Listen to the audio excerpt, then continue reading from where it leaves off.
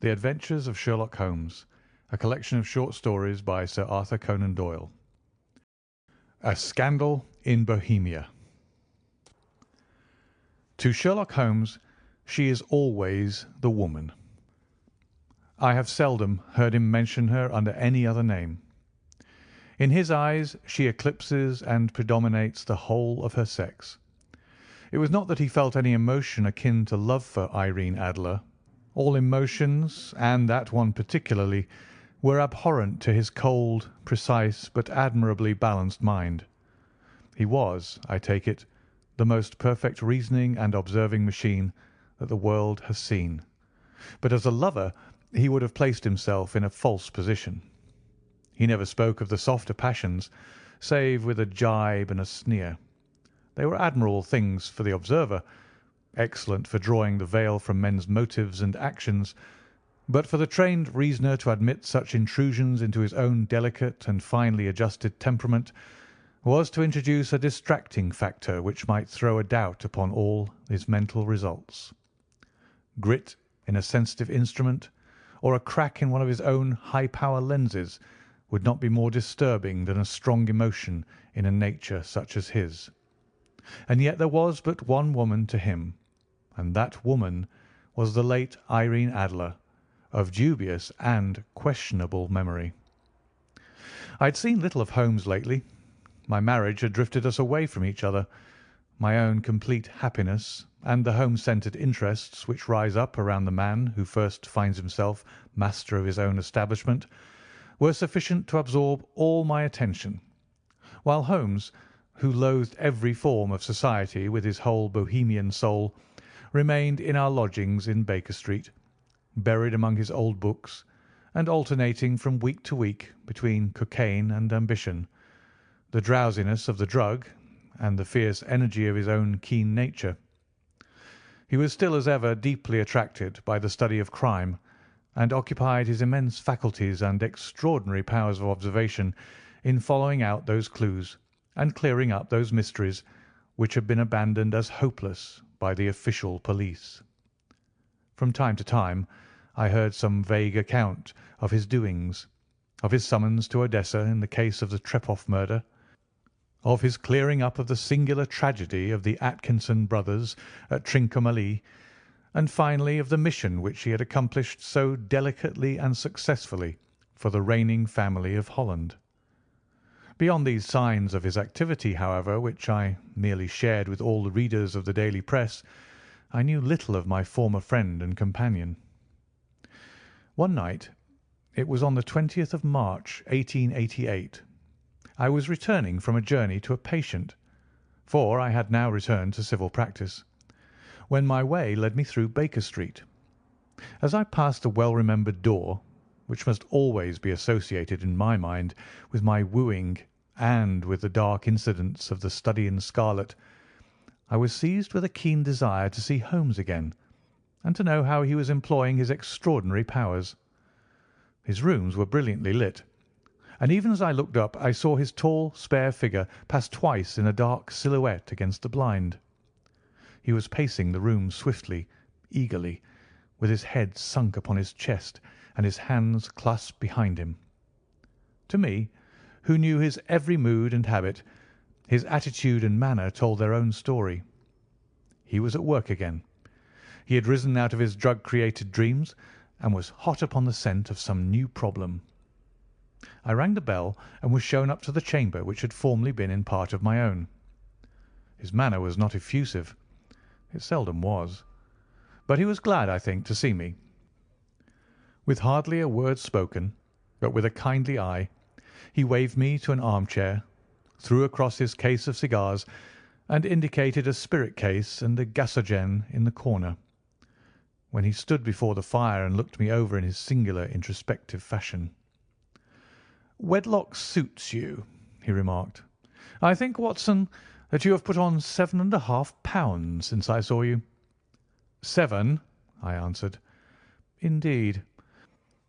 I should have thought a little more, I fancy, Watson. And in practice again, I observe. You did not tell me that you intended to go into harness." "Then how do you know?" "I see it. I deduce it. How do I know that you have been getting yourself very wet lately, and that you have a most clumsy and careless servant girl?" "My dear Holmes," said I, "this is too much. You would certainly have been burned had you lived a few centuries ago. It is true that I had a country walk on Thursday and came home in a dreadful mess, but as I have changed my clothes, I can't imagine how you deduce it. As to Mary Jane, she is incorrigible, and my wife has given her notice, but there again I fail to see how you work it out." He chuckled to himself and rubbed his long, nervous hands together. "It is simplicity itself," said he. "My eyes tell me that on the inside of your left shoe, just where the firelight strikes it, the leather is scored by 6 almost parallel cuts. Obviously they have been caused by someone who has very carelessly scraped around the edges of the sole in order to remove crusted mud from it. Hence you see my double deduction that you had been out in vile weather, and that you had a particularly malignant boot-slitting specimen of the London slavey. As to your practice, if a gentleman walks into my rooms smelling of iodoform, with a black mark of nitrate of silver upon his right forefinger, and a bulge on the right side of his top hat to show where he has secreted his stethoscope, I must be dull indeed if I do not pronounce him to be an active member of the medical profession." I could not help laughing at the ease with which he explained his process of deduction. "When I hear you give your reasons," I remarked, "the thing always appears to me so ridiculously simple that I could easily do it myself, though at each successive instance of your reasoning I am baffled until you explain your process. And yet I believe that my eyes are as good as yours." "Quite so," he answered, lighting a cigarette and throwing himself down into an armchair. "You see, but you do not observe. The distinction is clear. For example, you have frequently seen the steps which lead up from the hall to this room?" "Frequently." "How often?" "Well, some hundreds of times." "Then how many are there?" "How many? I don't know." "Quite so. You have not observed, and yet you have seen. That is just my point.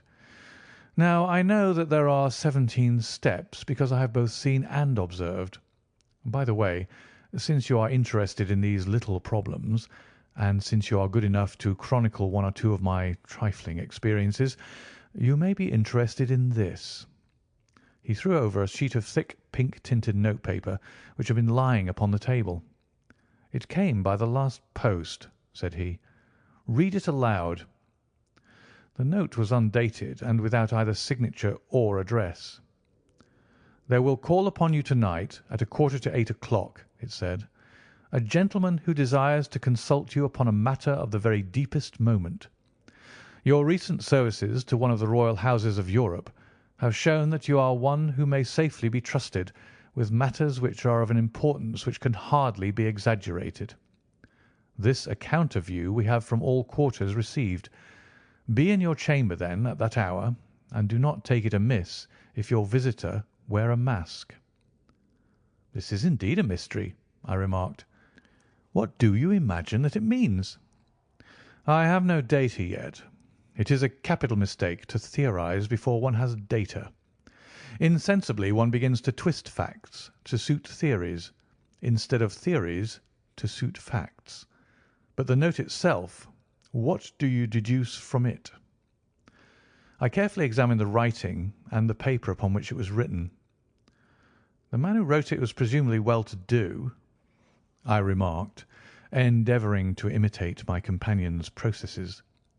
"Such paper could not be bought under £0.50 a packet. It is peculiarly strong and stiff." "Peculiar. That is the very word," said Holmes. "It is not an English paper at all. Hold it up to the light." I did so and saw a large E with a small g, a P and a large G with a small t woven into the texture of the paper. "What do you make of that?" asked Holmes. "The name of the maker, no doubt, or his monogram, rather?" "Not at all. The G with the small t stands for Gesellschaft, which is the German for company, It is a customary contraction, like our co. P, of course, stands for papier. Now for the E.G. Let us glance at our Continental Gazetteer. He took down a heavy brown volume from his shelves. Eglo, Eglonitz. Here we are. Egria. It is in a German-speaking country in Bohemia, not far from Carlsbad. Remarkable as being the scene of the death of Wallenstein, and for its numerous glass factories and paper mills. Aha, my boy, what do you make of that? His eyes sparkled, and he sent up a great blue triumphant cloud from his cigarette. The paper was made in Bohemia, I said. Precisely. And the man who wrote the note is a German. Do you note the peculiar construction of the sentence? This account of you we have from all quarters received.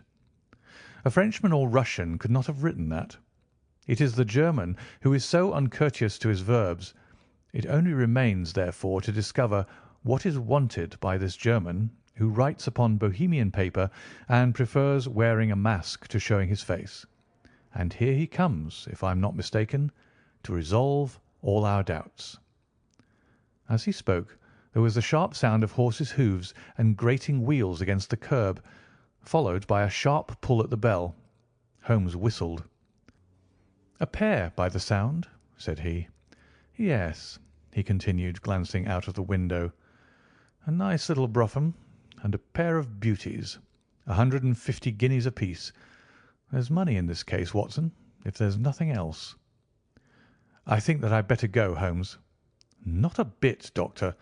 Stay where you are. I am lost without my Boswell, and this promises to be interesting. It would be a pity to miss it." "But your client?" "Never mind him. I may want your help, and so may he. Here he comes. Sit down in that armchair, Doctor, and give us your best attention." A slow and heavy step, which had been heard upon the stairs and in the passage, paused immediately outside the door. Then there was a loud and authoritative tap. "Come in," said Holmes. A man entered who could hardly have been less than 6 feet 6 inches in height, with the chest and limbs of a Hercules. His dress was rich, with a richness which would, in England, be looked upon as akin to bad taste. Heavy bands of astrakhan were slashed across the sleeves and fronts of his double-breasted coat, while the deep blue cloak, which was thrown over his shoulders, was lined with flame-coloured silk and secured at the neck with a brooch which consists of a single flaming beryl. Boots, which extended half-way up his calves, and which were trimmed at the tops with rich brown fur, completed the impression of barbaric opulence which was suggested by his whole appearance. He carried a broad-brimmed hat in his hand, while he wore across the upper part of his face, extending down past the cheekbones, a black vizard mask, which he had apparently adjusted that very moment, for his hand was still raised to it as he entered. From the lower part of the face he appeared to be a man of strong character, with a thick, hanging lip and a long, straight chin, suggestive of resolution pushed to the length of obstinacy. "You had my note?"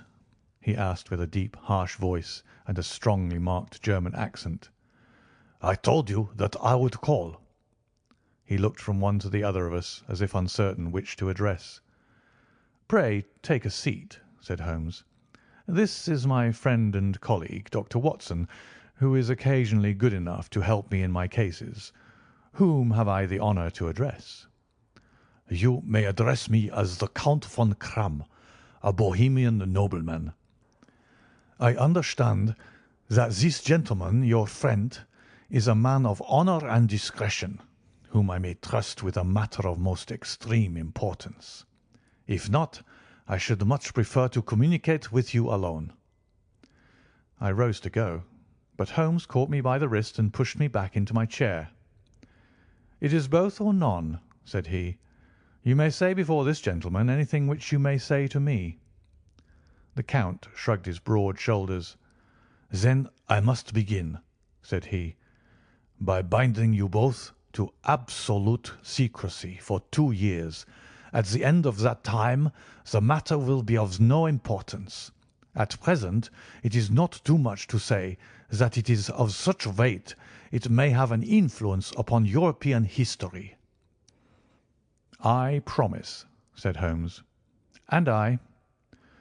"You will excuse this mask," continued our strange visitor. "The august person who employs me wishes his agent to be unknown to you, and I may confess at once that the title by which I have just called myself is not exactly my own." "I was aware of it," said Holmes dryly. "The circumstances are of great delicacy, and every precaution has to be taken to quench what might grow to be an immense scandal and seriously compromise one of the reigning families of Europe. To speak plainly, the matter implicates the great house of Ormstein, hereditary kings of Bohemia." "I was also aware of that," murmured Holmes, settling himself down in his armchair and closing his eyes. Our visitor glanced with some apparent surprise at the languid, lounging figure of the man who had been no doubt depicted to him as the most incisive reasoner and most energetic agent in Europe. Holmes slowly reopened his eyes and looked impatiently at his gigantic client. "If your Majesty would condescend to state your case," he remarked, "I should be better able to advise you." The man sprang from his chair and paced up and down the room in an uncontrollable agitation. Then, with a gesture of desperation, he tore the mask from his face and hurled it upon the ground. "You are right," he cried. "I am the king. Why should I attempt to conceal it?" "Why, indeed?" murmured Holmes. "Your Majesty had not spoken before I was aware that I was addressing Wilhelm Gottsreich Sigismund von Ormstein, Grand Duke of Cassel-Felstein and hereditary King of Bohemia." "But you can understand," said our strange visitor, sitting down once more and passing his hand over his high white forehead. "You can understand that I am not accustomed to doing such business in my own person. Yet the matter was so delicate that I could not confide it to an agent without putting myself in his power. I have come incognito from Prague for the purpose of consulting you." "Then pray consult," said Holmes, shutting his eyes once more. "The facts are briefly these. Some 5 years ago, during a lengthy visit to Warsaw, I made the acquaintance of the well-known adventuress Irene Adler. The name is no doubt familiar to you." "Kindly look her up in my index, Doctor," murmured Holmes, without opening his eyes. For many years he had adopted a system of docketing all paragraphs concerning men and things, so that it was difficult to name a subject or a person on which he could not at once furnish information. In this case I found her biography sandwiched in between that of a Hebrew rabbi and that of a staff commander who had written a monograph upon the deep-sea fishes. "Let me see," said Holmes. Born in New Jersey in the year 1858, contralto. La Scala. Prima donna Imperial Opera of Warsaw. Yes. Retired from operatic stage. Living in London. Quite so. Your Majesty, as I understand, became entangled with this young person, wrote her some compromising letters, and is now desirous of getting those letters back." "Precisely so. But how?" "Was there a secret marriage?" "None." "No legal papers or certificates?" "None." "Then I fail to follow your Majesty. If this young person should produce her letters for blackmailing or other purposes, how is she to prove their authenticity?" "There is the writing." "Poor forgery." "My private notepaper." "Stolen." "My own seal." "Imitated." "My photograph." "Bought." "We were both in the photograph." "Oh, dear. That is very bad. Your Majesty has indeed committed an indiscretion." "I was mad, insane." "You have compromised yourself seriously." "I was only Crown Prince then. I was young. I am but 30 now." "It must be recovered." "We have tried and failed." "Your Majesty must pay. It must be bought." "She will not sell." "Stolen, then?" 5 attempts have been made. Twice burglars in my pay ransacked her house. Once we diverted her luggage when she travelled. Twice she has been waylaid. There has been no result." "No sign of it?" "Absolutely none." Holmes laughed. "It is quite a pretty little problem," said he. "But a very serious one to me," returned the king reproachfully. "Very, indeed.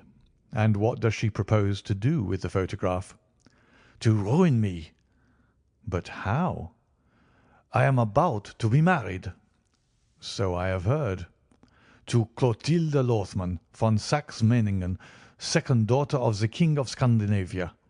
You may know the strict principles of her family. She is herself the very soul of delicacy. A shadow of a doubt as to my conduct would bring the matter to an end." "And Irene Adler?" "Threatens to send them the photograph. And she will do it. I know that she will do it. You do not know her, but she has a soul of steel. She has the face of the most beautiful of women and the mind of the most resolute of men. Rather than I should marry another woman, there are no lengths to which she would not go.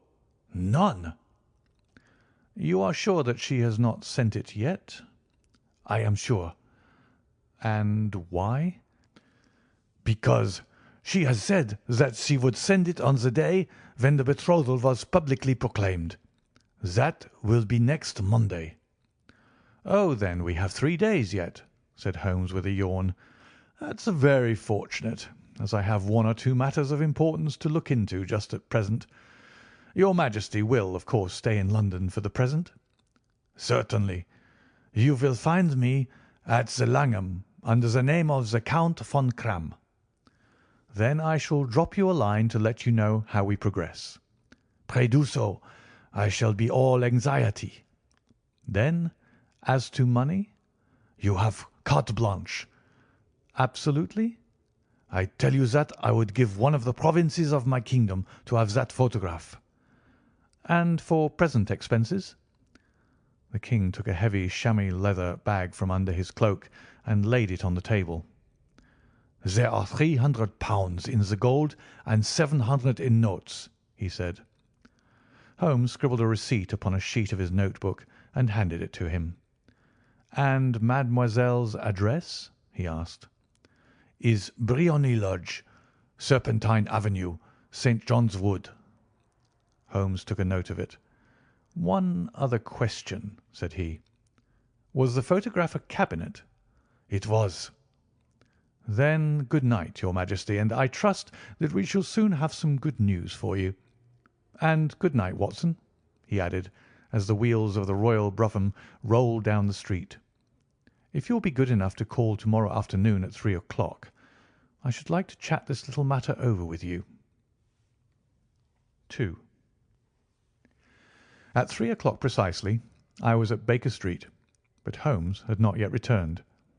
The landlady informed me that he had left the house shortly after 8 o'clock in the morning. I sat down beside the fire, however, with the intention of awaiting him, however long he might be. I was already deeply interested in his inquiry, for though it was surrounded by none of the grim and strange features which were associated with the 2 crimes which I had already recorded, still the nature of the case and the exalted station of his client gave it a character of its own.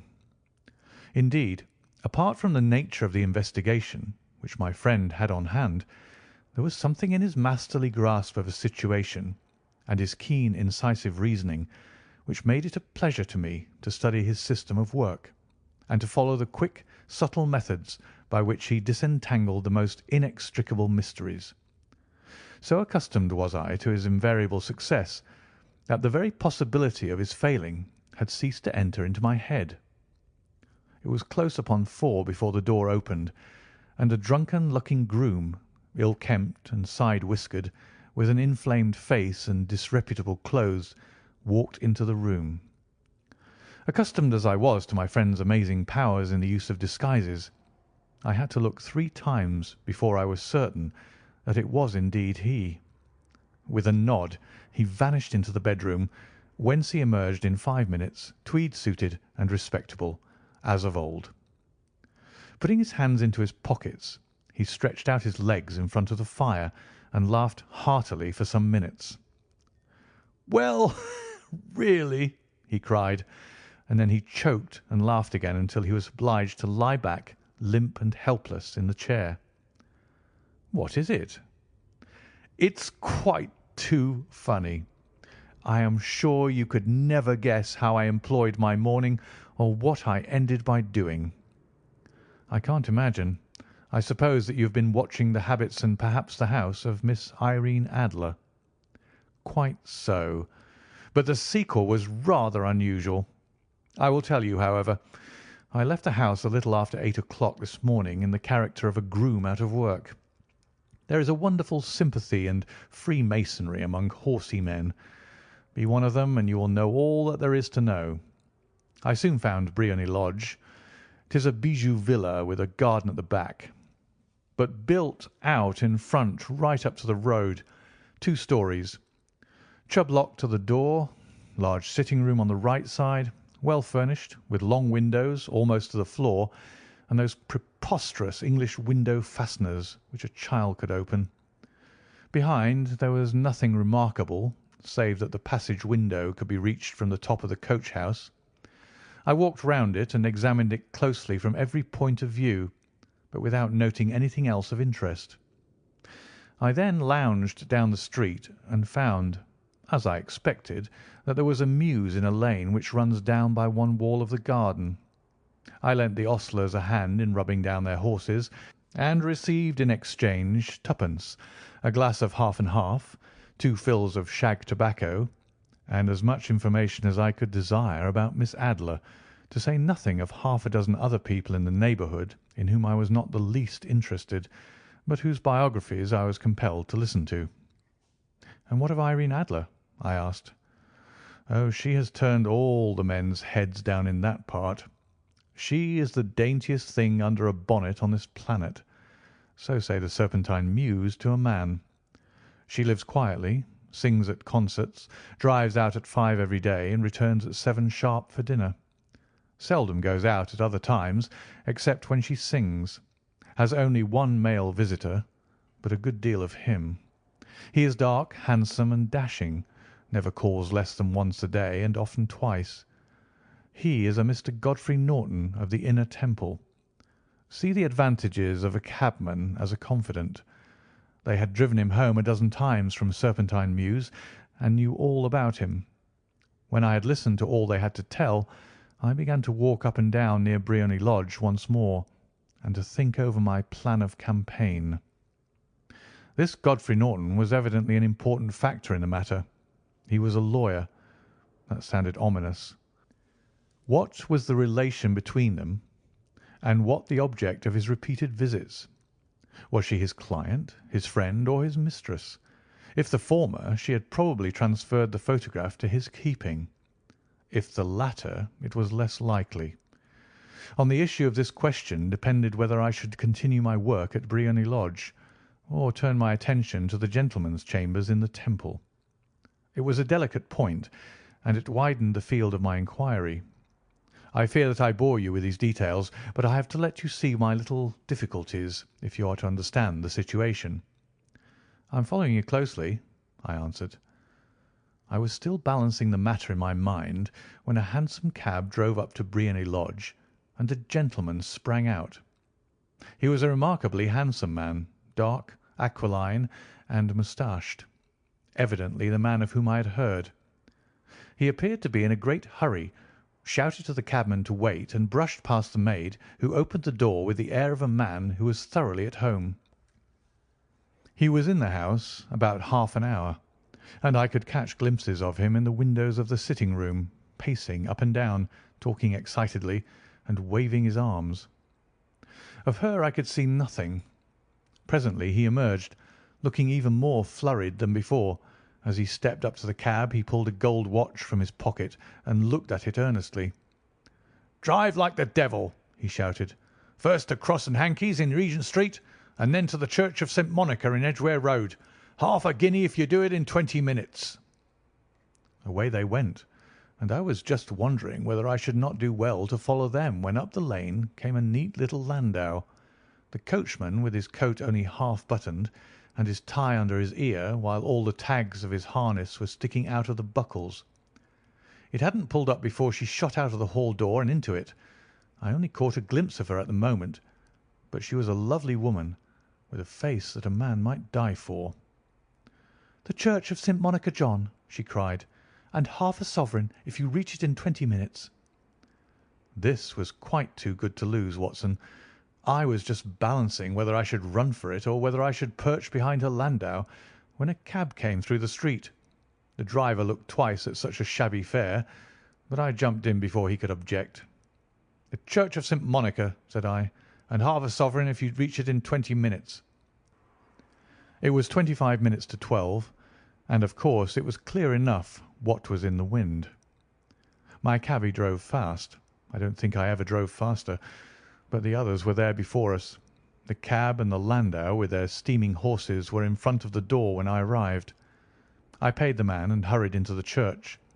There was not a soul there save the two whom I had followed and a surpliced clergyman who seemed to be expostulating with them. They were all three standing in a knot in front of the altar. I lounged up the side aisle like any other idler who has dropped into a church.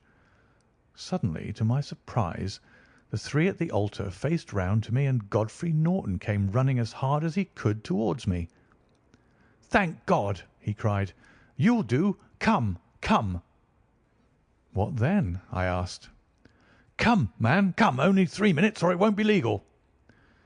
I was half dragged up to the altar, and before I knew where I was, I found myself mumbling responses which were whispered in my ear, and vouching for things of which I knew nothing, and generally assisting in the secure tying up of Irene Adler, spinster, to Godfrey Norton, bachelor. It was all done in an instant, and there was the gentleman thanking me on the one side, and the lady on the other, while the clergyman beamed on me in front. It was the most preposterous position in which I have ever found myself in my life, and it was the thought of it that started me laughing just now. It seems that there had been some informality about their licence, that the clergyman absolutely refused to marry them without a witness of some sort, and that my lucky appearance saved the bridegroom from having to sally out into the streets in search of a best man. The bride gave me a sovereign, and I mean to wear it on my watch chain in memory of the occasion. "This is a very unexpected turn of affairs," said I. "And what then?" "Well, I found my plans were seriously menaced. It looked as if the pair might take an immediate departure, and so necessitate very prompt and energetic measures on my part. At the church door, however, they separated, he driving back to the Temple, and she to her own house. "I shall drive out in the park at 5 as usual," she said as she left him. I heard no more. They drove away in different directions, and I went off to make my own arrangements. "Which are?" "Some cold beef and a glass of beer," he answered, ringing the bell. "I have been too busy to think of food, and I am likely to be busier still this evening. By the way, Doctor, I shall want your cooperation." "I shall be delighted." "You don't mind breaking the law?" "Not in the least." "Nor running a chance of arrest?" "Not in a good cause." "Oh, the cause is excellent." "Then I am your man." "I was sure that I might rely on you." "But what is it you wish?" "When Mrs. Turner has brought in the tray I will make it clear to you. Now," he said, as he turned hungrily on the simple fare that our landlady had provided, "I must discuss it while I eat, for I have not much time. It is nearly 5 now. In 2 hours we must be on the scene of action. Miss Irene, or Madam, rather, returns from her drive at 7. We must be at Briony Lodge to meet her." "And what then?" "You must leave that to me. I have already arranged what is to occur. There is only one point on which I must insist. You must not interfere. Come what may, you understand." I am to be neutral? To do nothing whatever. There will probably be some small unpleasantness. Do not join in it. It will end in my being conveyed into the house. 4 or 5 minutes afterwards the sitting-room window will open. You are to station yourself close to that open window. Yes. You are to watch me, for I will be visible to you. Yes. And when I raise my hand, so, you will throw into the room what I give you to throw, and will at the same time raise the cry of fire. You quite follow me? Entirely. It is nothing very formidable, he said, taking a long cigar-shaped roll from his pocket.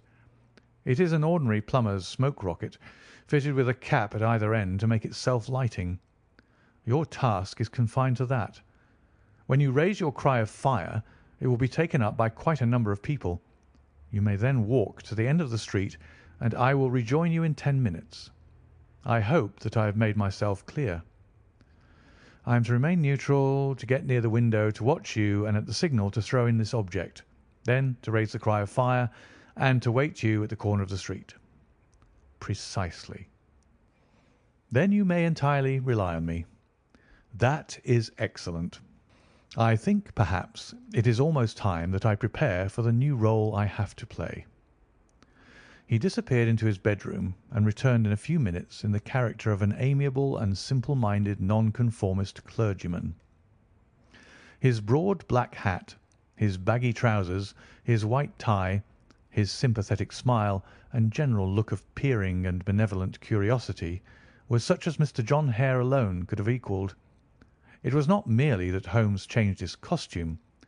His expression, his manner, his very soul seemed to vary with every fresh part that he assumed. The stage lost a fine actor, even as science lost an acute reasoner when he became a specialist in crime. It was 6:15 when we left Baker Street, and it still wanted 10 minutes to the hour when we found ourselves in Serpentine Avenue. It was already dusk, and the lamps were just being lighted as we paced up and down in front of Briony Lodge, waiting for the coming of its occupant. The house was just such as I had pictured it from Sherlock Holmes' succinct description, but the locality appeared to be less private than I expected. On the contrary, for a small street in a quiet neighbourhood, it was remarkably animated. There was a group of shabbily dressed men smoking and laughing in a corner, a scissors grinder with his wheel, 2 guardsmen who were flirting with a nurse girl, and several well-dressed young men who were lounging up and down with cigars in their mouths. "You see," remarked Holmes, as we paced to and fro in front of the house, "this marriage rather simplifies matters. The photograph becomes a double-edged weapon now. The chances are that she would be as averse to its being seen by Mr. Godfrey Norton as our client is to its coming to the eyes of his princess. Now the question is, where are we to find the photograph?" "Where indeed?" "It is most unlikely that she carries it about with her. It is cabinet size, too large for easy concealment about a woman's dress. She knows that the king is capable of having her waylaid and searched. 2 attempts of the sort have already been made. We may take it, then, that she does not carry it about with her." "Where, then?" "Her banker or her lawyer. There is that double possibility. But I am inclined to think neither. Women are naturally secretive, and they like to do their own secreting. Why should she hand it over to anyone else? She could trust her own guardianship, but she could not tell what indirect or political influence might be brought to bear upon a businessman. Besides, remember that she had resolved to use it within a few days. It must be where she can lay her hands upon it. It must be in her own house." "But it has twice been burgled." "They do not know how to look." "But how will you look?" "I will not look." "What then?" "I will get her to show me." "But she will refuse." "She will not be able to. But I hear the rumble of wheels. It is her carriage. Now carry out my orders to the letter." As he spoke, the gleam of the sidelights of a carriage came round the curve of the avenue. It was a smart little landau which rattled up to the door of Briony Lodge. As it pulled up, one of the loafing men at the corner dashed forward to open the door in the hope of earning a copper, but was elbowed away by another loafer who had rushed up with the same intention. A fierce quarrel broke out, which was increased by the two guardsmen who took sides with one of the loungers and by the scissors grinder who was equally hot upon the other side. A blow was struck, and in an instant the lady who had stepped from her carriage was the centre of a little knot of flushed and struggling men who struck savagely at each other with their fists and sticks. Holmes dashed into the crowd to protect the lady, but just as he reached her, he gave a cry and dropped to the ground with the blood running freely down his face.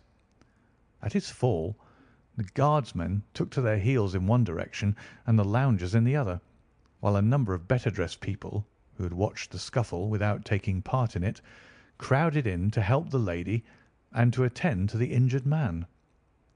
Irene Adler, as I will still call her, had hurried up the steps, but she stood at the top with her superb figure outlined against the lights of the hall, looking back into the street. "Is the poor gentleman much hurt?" she asked. "He is dead," cried several voices. "No, no, there's life in him," shouted another. "But he'll be gone before you can get him to hospital." "He's a brave fellow," said a woman. "They would have had the lady's purse and watch if it hadn't been for him. They were a gang, and a rough one, too. Ah, he's breathing now." "He can't lie in the street. May we bring him in, ma'am?" "Surely. Bring him into the sitting-room. There's a comfortable sofa. This way, please." Slowly and solemnly he was borne into Briony Lodge and laid out in the principal room, while I still observed the proceedings from my post by the window. The lamps had been lit, but the blinds had not been drawn, so that I could see Holmes as he lay upon the couch. I do not know whether he was seized with compunction at that point for the part he was playing, but I know that I never felt more heartily ashamed of myself in my life than when I saw the beautiful creature against whom I was conspiring, or the grace and kindliness with which she waited upon the injured man. And yet it would be the blackest treachery to Holmes to draw back now from the part which he had entrusted to me. I hardened my heart and took the smoke rocket from under my ulster. After all, I thought, we're not injuring her. We are but preventing her from injuring another. Holmes had sat upon the coach, and I saw him motion like a man who is in need of air. A maid rushed across and threw open the window. At the same instant I saw him raise his hand, and at the signal I tossed my rocket into the room with a cry of "Fire!" The word was no sooner out of my mouth than the whole crowd of spectators, well dressed and ill, gentlemen, ostlers, and servant maids, joined in a general shriek of "Fire!" Thick clouds of smoke curled through the room and out at the open window. I caught a glimpse of rushing figures, and a moment later the voice of Holmes from within, assuring them that it was a false alarm. Slipping through the shouting crowd, I made my way to the corner of the street, and in 10 minutes was rejoiced to find my friend's arm in mine, and to get away from the scene of uproar. He walked swiftly and in silence for some few minutes, until we had turned down one of the quiet streets which led towards the Edgware Road. "You did it very nicely, Doctor," he remarked. "Nothing could have been better. It is all right." "You have the photograph?" "I know where it is." "And how did you find out?" "She showed me, as I told you she would." "I'm still in the dark." "I do not wish to make a mystery," said he, laughing. "The matter was perfectly simple. You, of course, saw that everyone in the street was an accomplice. They were all engaged for the evening." "I guessed as much." "Then, when the row broke out, I had a little moist red paint in the palm of my hand. I rushed forward, fell down, clapped my hand to my face, and became a piteous spectacle. It is an old trick." "That also I could fathom." "Then they carried me in. She was bound to have me in. What else could she do? And into her sitting-room, which was the very room which I suspected. It lay between that and her bedroom, and I was determined to see which. They laid me on a couch. I motioned for air. They were compelled to open the window, and you had your chance." How did that help you?" "It was all important. When a woman thinks that her house is on fire, her instinct is at once to rush to the thing which she values most. It is a perfectly overpowering impulse, and I have more than once taken advantage of it. In the case of the Darlington substitution scandal, it was of use to me, and also in the Arnsworth Castle business. A married woman grabs at her baby, an unmarried one reaches for her jewel box. Now it was clear to me that our lady of to-day had nothing in the house more precious to her than what we are in quest of. She would rush to secure it. The alarm of fire was admirably done. The smoke and shouting were enough to shake nerves of steel. She responded beautifully. The photograph is in a recess behind a sliding panel just above the right bell pull. She was there in an instant, and I caught a glimpse of it as she half drew it out. When I cried out that it was a false alarm, she replaced it, glanced at the rocket, rushed from the room, and I have not seen her since. I rose, and making my excuses, escaped from the house. I hesitated whether to attempt to secure the photograph at once, but the coachman had come in, and as he was watching me narrowly, it seemed safer to wait. A little over-precipitance may ruin all. "And now?" I asked. "Our quest is practically finished. I shall call with the King to-morrow, and with you if you care to come with us. We will be shown into the sitting-room to wait for the lady, but it is probable that when she comes she may find neither of us nor the photograph. It might be a satisfaction to His Majesty to regain it with his own hands." "And when will you call?" "At 8 in the morning. She will not be up, so that we shall have a clear field. Besides, we must be prompt, for this marriage may mean a complete change in her life and habits. I must wire to the King without delay." We had reached Baker Street and had stopped at the door. He was searching his pockets for the key when someone passing said, "Good night, Mr. Sherlock Holmes." There were several people on the pavement at the time, but the greeting appeared to come from a slim youth in an ulster who had hurried by. "I've heard that voice before," said Holmes, staring down the dimly lit street. "Now I wonder who the deuce that could have been." 3. I slept at Baker Street that night, and we were engaged upon our toast and coffee in the morning when the King of Bohemia rushed into the room. "You have really got it?" he cried, grasping Sherlock Holmes by either shoulder and looking eagerly into his face. "Not yet." "But you have hopes?" "I have hopes." "Then come. I am all impatience to be gone." "We must have a cab." "No, my brougham is waiting." "Then that will simplify matters." We descended and started off once more for Briony Lodge.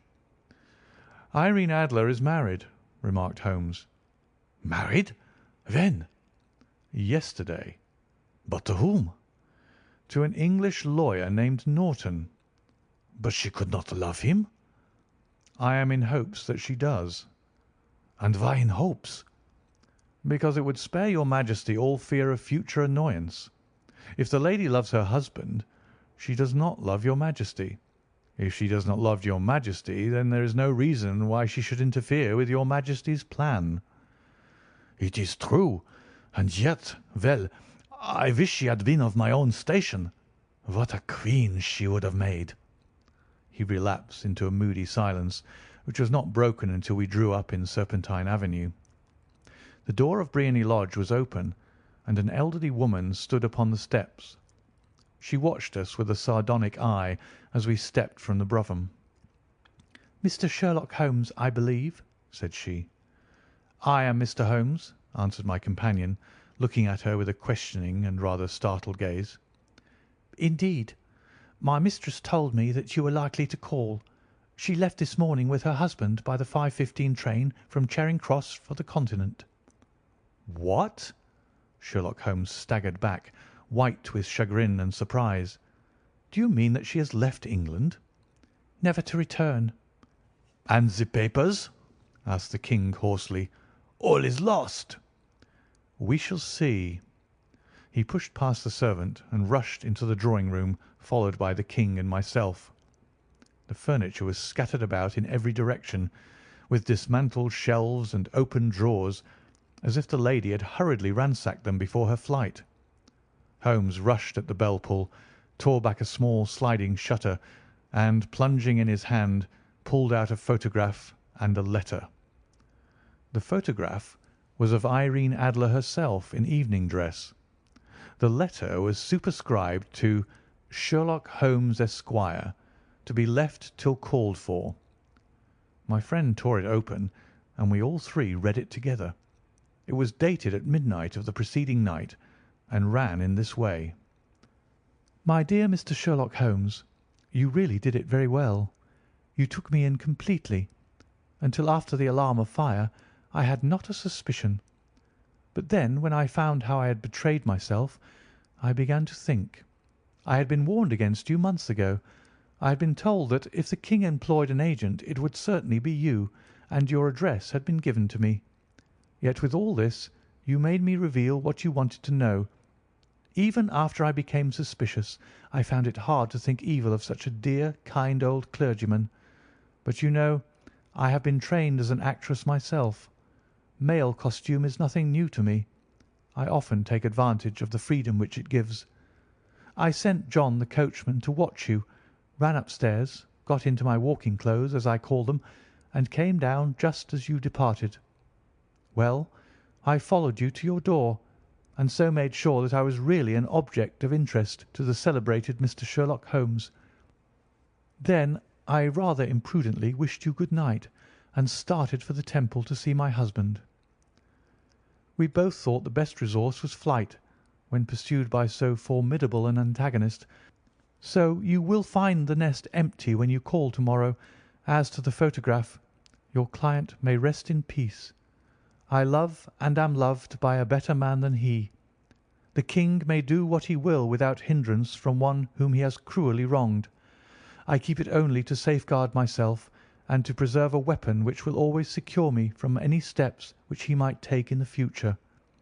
I leave a photograph which he might care to possess, and I remain, dear Mr. Sherlock Holmes, very truly yours, Irene Norton, née Adler." "What a woman! Oh, what a woman!" cried the King of Bohemia, when we had all three read this epistle. "Did I not tell you how quick and resolute she was? Would she not have made an admirable queen? Is it not a pity that she was not on my level?" "From what I have seen of the lady, she seems, indeed, to be on a very different level to your Majesty," said Holmes coldly. "I am sorry that I have not been able to bring your Majesty's business to a more successful conclusion." "On the contrary, my dear sir," cried the King, "nothing could be more successful. I know that her word is inviolate. The photograph is now as safe as if it were in the fire." "I am glad to hear your Majesty say so." "I am immensely indebted to you. Pray tell me in what way I can reward you. This ring?" He slipped an emerald snake ring from his finger and held it out upon the palm of his hand. "Your Majesty has something which I should value even more highly," said Holmes. "You have but to name it." "This photograph." The King stared at him in amazement. "Irene's photograph?" he cried. "Certainly, if you wish it." "I thank you, your Majesty. Then there is no more to be done in the matter. I have the honour to wish you a very good morning." He bowed, and turning away without observing the hand which the King had stretched out to him, he set off in my company for his chambers. And that was how a great scandal threatened to affect the kingdom of Bohemia, and how the best plans of Mr. Sherlock Holmes were beaten by a woman's wit. He used to make merry over the cleverness of women, but I have not heard him do it of late, and when he speaks of Irene Adler, or when he refers to her photograph, it is always under the honourable title of the woman. End of A Scandal in Bohemia. Story number 2 in the Adventures of Sherlock Holmes, The Red-Headed League. I had called upon my friend Mr. Sherlock Holmes one day in the autumn of last year, and found him in deep conversation with a very stout, florid-faced, elderly gentleman with fiery red hair. With an apology for my intrusion, I was about to withdraw when Holmes pulled me abruptly into the room and closed the door behind me. "You could not possibly have come at a better time, my dear Watson," he said cordially. "I was afraid that you were engaged." "So I am. Very much so." "Then I can wait in the next room." "Not at all. This gentleman, Mr. Wilson, has been my partner and helper in many of my most successful cases, and I have no doubt that he will be of the utmost use to me in yours also." The stout gentleman half rose from his chair and gave a bob of greeting, with a quick little questioning glance from his small, fat-encircled eyes. "Try the settee," said Holmes, relapsing into his armchair and putting his finger-tips together, as was his custom when in judicial moods. "I know, my dear Watson, that you share my love of all that is bizarre and outside the conventions and humdrum routine of everyday life. You have shown your relish for it by the enthusiasm which has prompted you to chronicle and, if you will excuse my saying so, somewhat to embellish so many of my own little adventures." "Your cases have indeed been one of the greatest interest to me," I observed. "You will remember that I remarked the other day, just before we went into the very simple problem presented by Miss Mary Sutherland, that for strange effects and extraordinary combinations we must go to life itself, which is always far more daring than any effort of the imagination." "A proposition which I took the liberty of doubting." "You did, Doctor. But none the less you must come round to my view, for otherwise I shall keep on piling fact upon fact on you, until your reason breaks down under them and acknowledges me to be right. Now, Mr. Jabez Wilson here has been good enough to call upon me this morning, and to begin a narrative which promises to be one of the most singular which I have listened to for some time. You have heard me remark that the strangest and most unique things are very often connected, not with the larger, but with the smaller crimes, and occasionally, indeed, where there is room for doubt whether any positive crime has been committed. As far as I have heard, it is impossible for me to say whether the present case is an instance of crime or not, but the course of events is certainly among the most singular that I have ever listened to. Perhaps, Mr. Wilson, you would have the great kindness to recommence your narrative. I ask you not merely because my friend Dr. Watson has not heard the opening part, but also because the peculiar nature of the story makes me anxious to have every possible detail from your lips. As a rule, when I have heard some slight indication of the course of events, I am able to guide myself by the thousands of other similar cases which occur to my memory. In the present instance, I am forced to admit that the facts are, to the best of my belief, unique."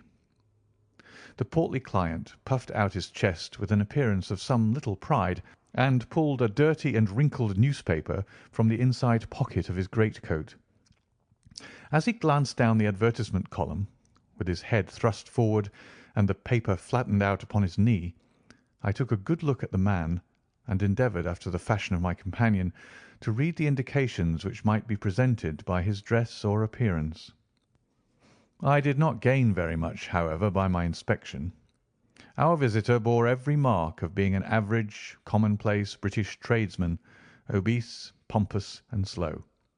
He wore rather baggy grey shepherd's check trousers, a not over-clean black frock-coat, unbuttoned in the front, and a drab waistcoat with a heavy brassy Albert chain, and a square pierced bit of metal dangling down as an ornament. A frayed top hat and a faded brown overcoat with a wrinkled velvet collar lay upon a chair beside him. Altogether, look as I would, there was nothing remarkable about the man save his blazing red head and the expression of extreme chagrin and discontent upon his features. Sherlock Holmes' quick eye took in my occupation, and he shook his head with a smile as he noticed my questioning glances. Beyond the obvious facts that he has at some time done manual labour, that he takes snuff, that he is a Freemason, that he has been in China, and that he has done a considerable amount of writing lately, I can deduce nothing else." Mr. Jabez Wilson started up in his chair with his forefinger upon the paper, but his eyes upon my companion. "How in the name of good fortune did you know all that, Mr. Holmes?" he asked. "How did you know, for example, that I did manual labour? It's as true as gospel, for I began as a ship's carpenter." "Your hands, my dear sir. Your right hand is quite a size larger than your left. You have worked with it, and the muscles are more developed." "Well, the snuff, then, and the Freemasonry." "I won't insult your intelligence by telling you how I read that, especially as, rather against the strict rules of your order, you use an arc and compass breastpin." "Ah, of course. I forgot that. But the writing?" "What else can be indicated by that right cuff, so very shiny for 5 inches, and the left one with the smooth patch near the elbow, where you rest it upon the desk?" "Well, but China?" "The fish that you have tattooed immediately above your right wrist could only have been done in China. I have made a small study of tattoo marks, and have even contributed to the literature of the subject. That trick of staining the fish's scales of a delicate pink is quite peculiar to China. When, in addition, I see a Chinese coin hanging from your watch chain, the matter becomes even more simple." Mr. Jabez Wilson laughed heavily. "Ha, ha! Well, I never!" said he. "I thought at first that you had done something clever, but I see that there was nothing in it after all." "I begin to think, Watson," said Holmes, "that I make a mistake in explaining. Omne ignotum pro magnifico, you know, and my poor little reputation, such as it is, will suffer shipwreck if I am so candid. Can you not find the advertisement, Mr. Wilson?"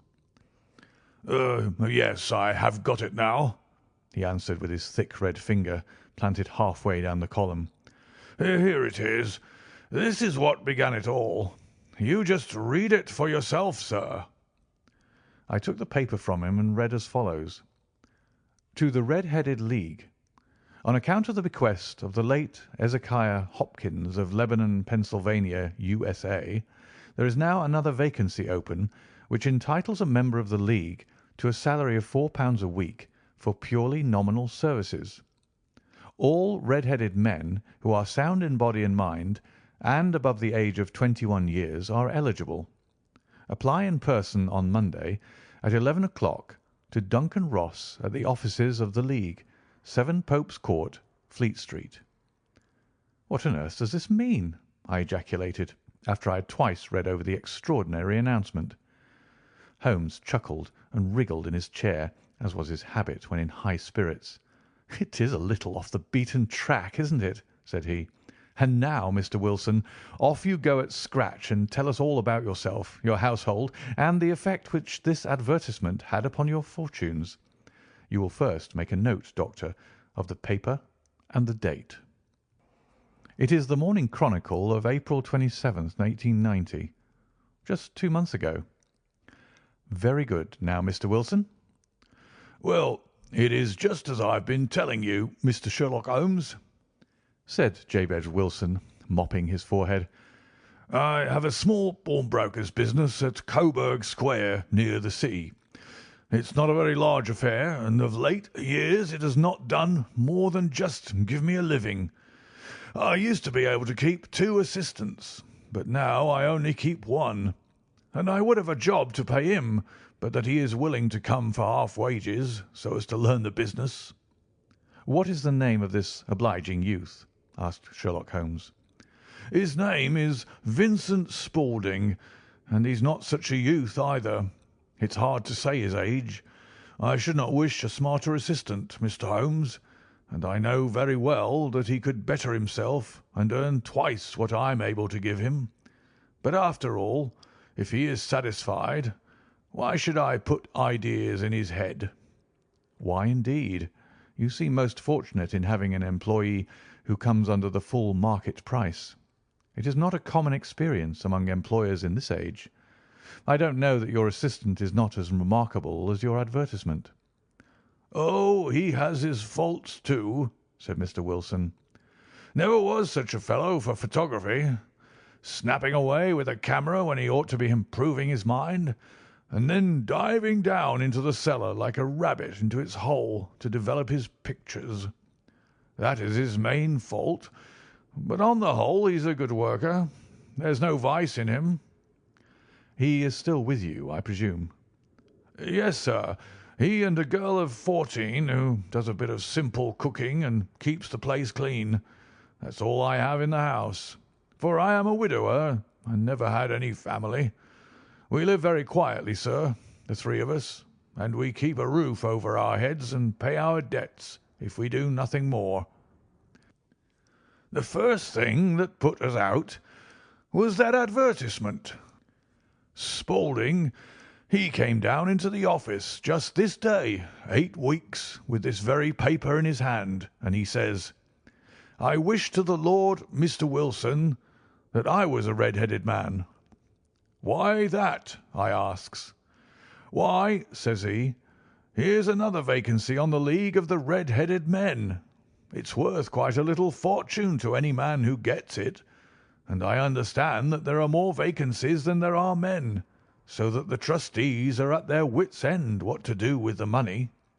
If my hair would only change colour, there's a nice little crib all ready for me to step into.'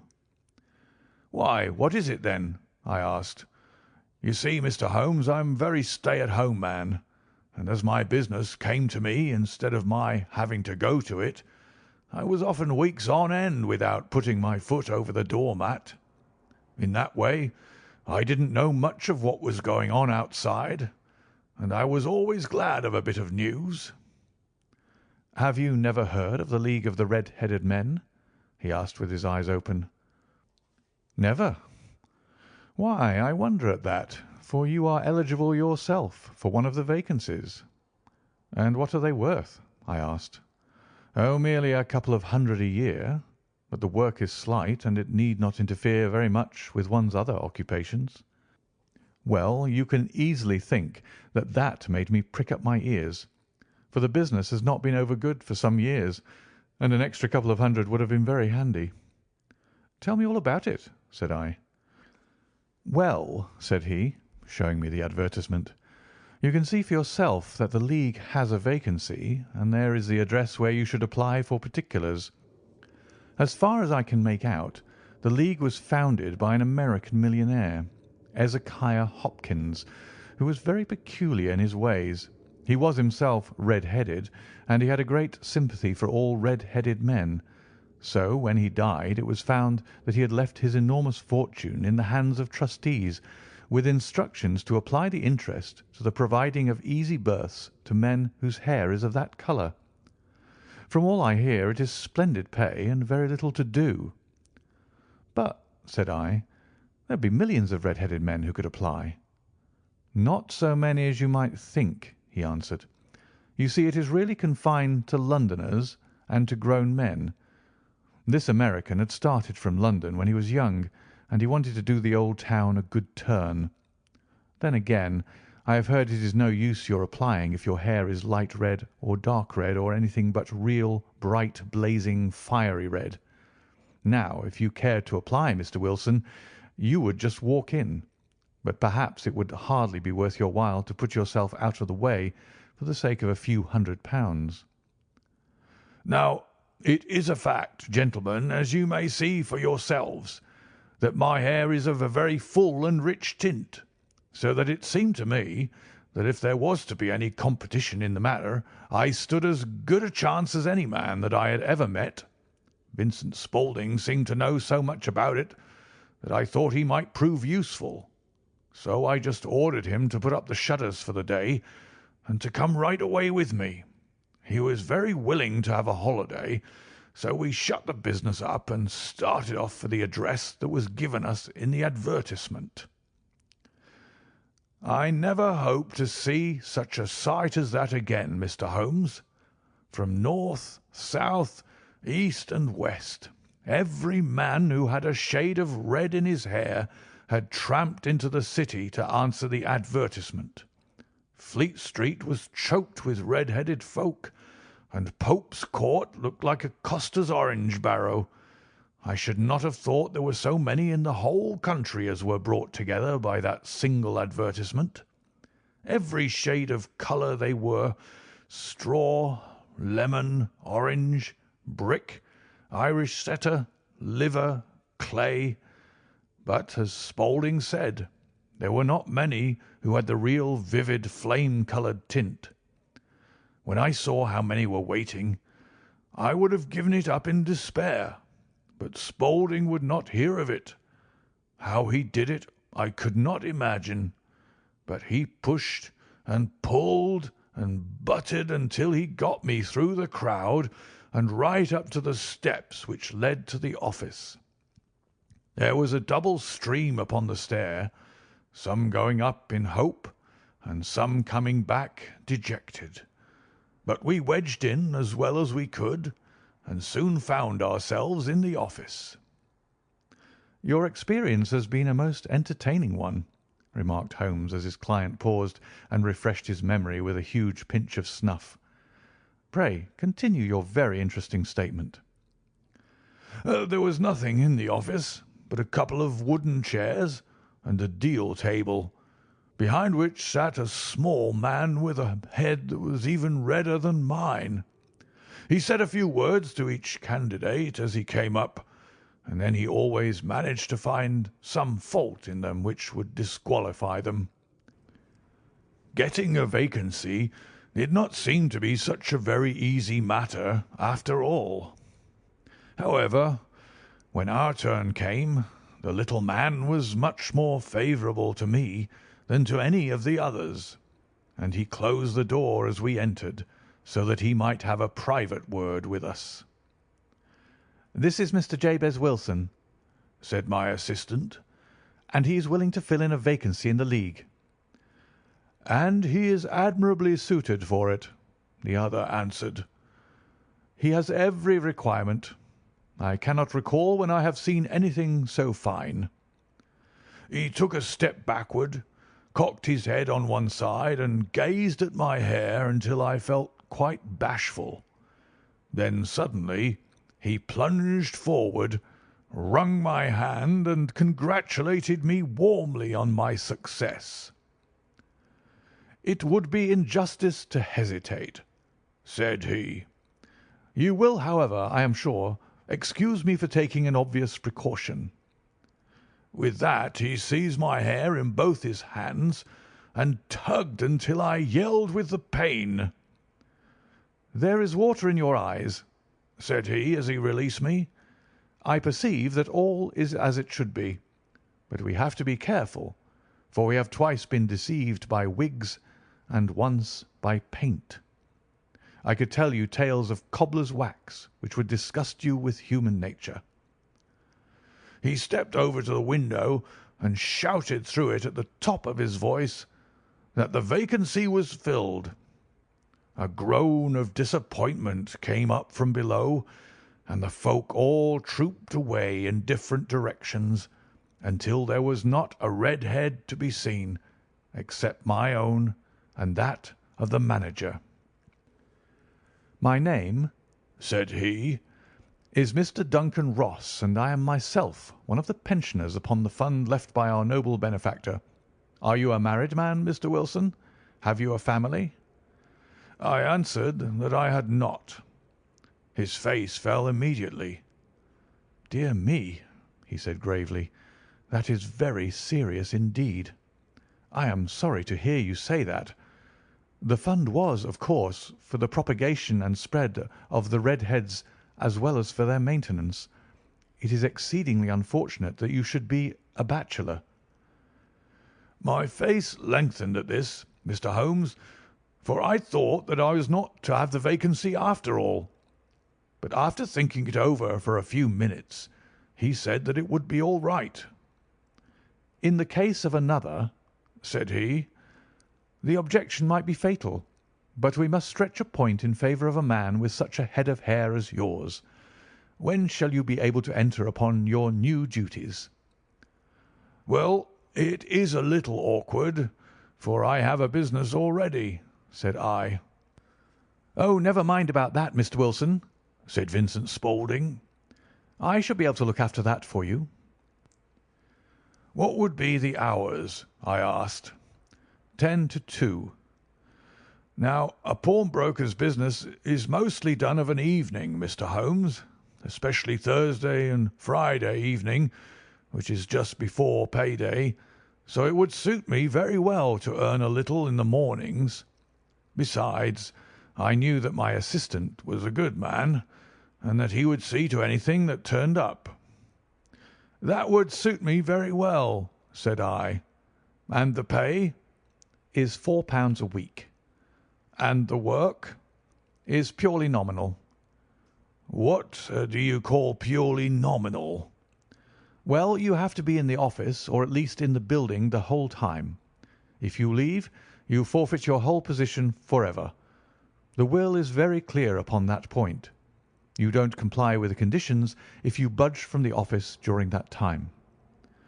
"It's only 4 hours a day, and I should not think of leaving," said I. "No excuse will avail," said Mr. Duncan Ross. "Neither sickness nor business nor anything else. There you must stay, or you lose your billet." "And the work?" "Is to copy out the Encyclopaedia Britannica. There is the first volume of it in that press. You must find your own ink, pens, and blotting paper, but we provide this table and chair. Will you be ready tomorrow?" "Certainly," I answered. "Then good-bye, Mr. Jabez Wilson, and let me congratulate you once more on the important position which you have been fortunate enough to gain." He bowed me out of the room, and I went home with my assistant, hardly knowing what to say or do, I was so pleased at my own good fortune. Well, I thought over the matter all day, and by evening I was in low spirits again, for I had quite persuaded myself that the whole affair must be some great hoax or fraud, though what its object might be I could not imagine. It seemed altogether past belief that anyone could make such a will, or that they should pay such a sum for doing anything so simple as copying out the Encyclopaedia Britannica. Vincent Spaulding did what he could do to cheer me up, but by bedtime I had reasoned myself out of the whole thing. However, in the morning I determined to have a look at it anyhow, so I bought a penny bottle of ink, and with a quill pen and 7 sheets of foolscap paper, I started off for Pope's Court. Well, to my surprise and delight, everything was as right as possible. The table was set out ready for me, and Mr. Duncan Ross was there to see that I got fairly to work. He started me off upon the letter A, and then he left me, but he would drop in from time to time to see that all was right with me. At 2 o'clock he bade me good day, complimented me upon the amount that I had written, and locked the door of the office after me. This went on day after day, Mr. Holmes, and on Saturday the manager came in and planked down 4 gold sovereigns for my week's work. It was the same next week, and the same the week after. Every morning I was there at 10, and every afternoon I left at 2. By degrees, Mr. Duncan Ross took to coming in only once of a morning, and then, after a time, he did not come in at all. Still, of course, I never dared to leave the room for an instant, for I was not sure when he might come, and the billet was such a good one and suited me so well that I would not risk the loss of it. 8 weeks passed away like this, and I had written about abbots and archery and armour and architecture and Attica, and hoped with diligence that I might get on to the B's before very long. It cost me something in foolscap, and I had pretty nearly filled a shelf with my writings, and then suddenly the whole business came to an end." "To an end?" "Yes, sir, and no later than this morning. I went to my work as usual at 10 o'clock, but the door was shut and locked with a little square of cardboard hammered onto the middle of the panel with a tack. Here it is, and you can read for yourself." He held up a piece of white cardboard about the size of a sheet of notepaper. It read in this fashion: "The Red-Headed League is dissolved. October 9th, 1890. Sherlock Holmes and I surveyed this curt announcement and the rueful face behind it until the comical side of the affair so completely overtopped every other consideration that we both burst out into a roar of laughter. "I cannot see that there is anything very funny," cried our client, flushing up to the roots of his flaming head. "If you can do nothing better than laugh at me, I can go elsewhere." "No, no," cried Holmes, shoving him back into the chair from which he had half risen. "I really wouldn't miss your case for the world. It is most refreshingly unusual, but there is, if you will excuse me saying so, something just a little funny about it. Pray, what steps did you take when you found the card upon the door?" "I was staggered, sir. I did not know what to do. Then I called at the offices round, but none of them seemed to know anything about it. Finally I went to the landlord, who is an accountant living on the ground floor, and I asked him if he could tell me what had become of the Red-Headed League.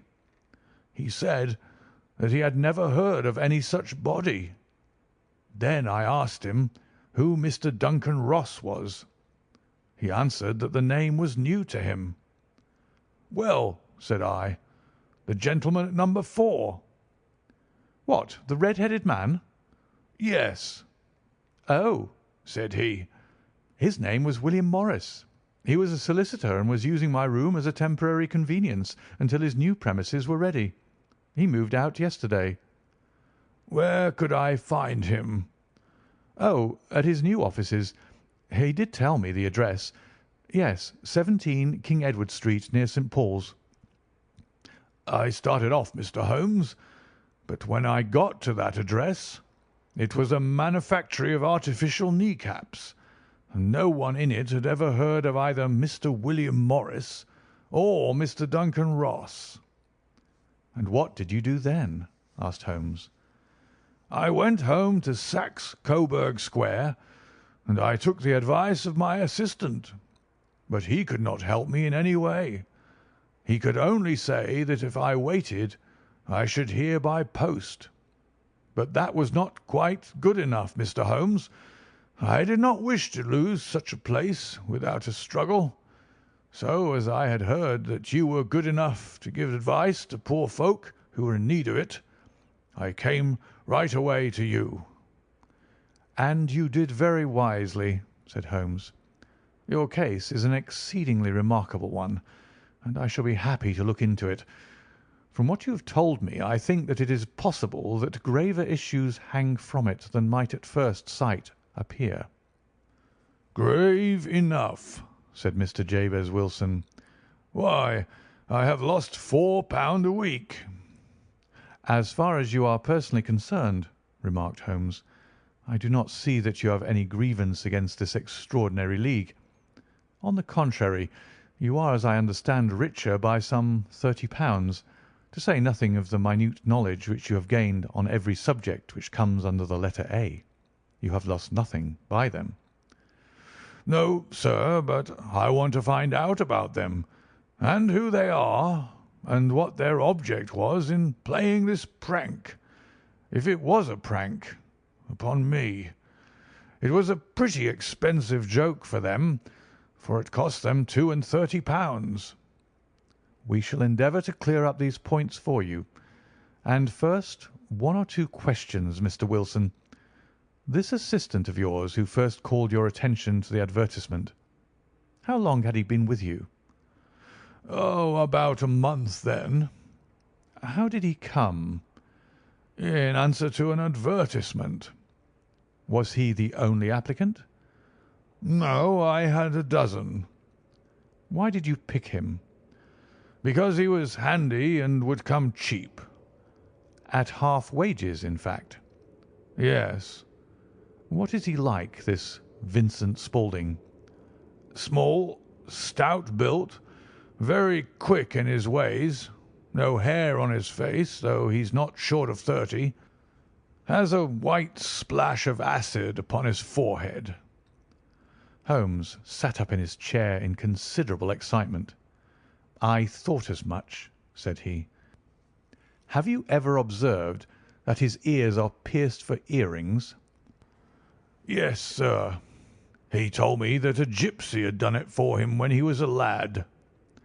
"Hmm," said Holmes, sinking back in deep thought. "He is still with you?" "Oh, yes, sir. I have only just left him." "And has your business been attended to in your absence?" "Nothing to complain of, sir. There's never very much to do of a morning." "That will do, Mr. Wilson. I shall be happy to give you an opinion upon the subject in the course of a day or two. To-day is Saturday, and I hope that by Monday we may come to a conclusion." "Well, Watson," said Holmes when our visitor had left us, "what do you make of it all?" "I make nothing of it," I answered frankly. "It is a most mysterious business." "As a rule," said Holmes, "the more bizarre a thing is, the less mysterious it proves to be. It is your commonplace, featureless crimes which are really puzzling, just as a commonplace face is the most difficult to identify. But I must be prompt over this matter." "What are you going to do, then?" I asked. "To smoke," he answered. "It is quite a three-pipe problem, and I beg that you won't speak to me for 50 minutes." He curled himself up in his chair with his thin knees drawn up to his hawk-like nose, and there he sat with his eyes closed and his black clay pipe thrusting out like the bill of some strange bird. I had come to the conclusion that he had dropped asleep, and indeed was nodding myself, when he suddenly sprang out of his chair with the gesture of a man who has made up his mind and put his pipe down upon the mantelpiece. "Sarasate plays at the St. James's Hall this afternoon," he remarked. "What do you think, Watson? Could your patient spare you for a few hours?" "I have nothing to do to-day. My practice is never very absorbing." "Then put on your hat and come. I am going through the city first, and we can have some lunch on the way. I observe that there is a good deal of German music on the programme, which is rather more to my taste than Italian or French. It is introspective, and I want to introspect. Come along." We travelled by the Underground as far as Aldersgate, and a short walk took us to the Saxe Coburg Square, the scene of the singular story which we had listened to in the morning. It was a poky, little, shabby, genteel place where 4 lines of dingy, 2-storied brick houses looked out into a small, railed-in enclosure, where a lawn of weedy grass and a few clumps of faded laurel bushes made a hard fight against a smoke-laden and uncongenial atmosphere. 3 gilt balls and a brown board with Jabez Wilson in white letters upon a corner house announced the place where our red-headed client carried on his business. Sherlock Holmes stopped in front of it with his head on one side and looked it all over with his eyes shining brightly between puckered lids. Then he walked slowly up the street and then down again to the corner, still looking keenly at the houses. Finally he returned to the pawnbroker's, and having thumped vigorously upon the pavement with his stick 2 or 3 times, he went up to the door and knocked. It was instantly opened by a bright-looking, clean-shaven young fellow, who asked him to step in. "Thank you," said Holmes. "I only wish to ask you how you would go from here to the Strand." "Third right and 4th left," answered the assistant promptly, closing the door. "Smart fellow, that," observed Holmes as we walked away. "He is, in my judgment, the 4th smartest man in London, and for daring I am not sure that he has not a claim to be 3rd. I have known something of him before." "Evidently," said I. "Mr. Wilson's assistant counts for a good deal in the mystery of the Red-headed League. I am sure that you inquired your way merely in order that you might see him." "Not him." "What then?" "The knees of his trousers." "And what did you see?" "What I expected to see." "Why did you beat the pavement?" "My dear Doctor, this is a time for observation, not for talk. We are spies in an enemy's country. We know something of Saxe Coburg Square. Let us now explore the parts which lie behind it." The road in which we found ourselves as we turned round the corner from the retired Saxe Coburg Square presented as great a contrast to it as the front of a picture does to the back. It was one of the main arteries which conveyed the traffic of the city to the north and west.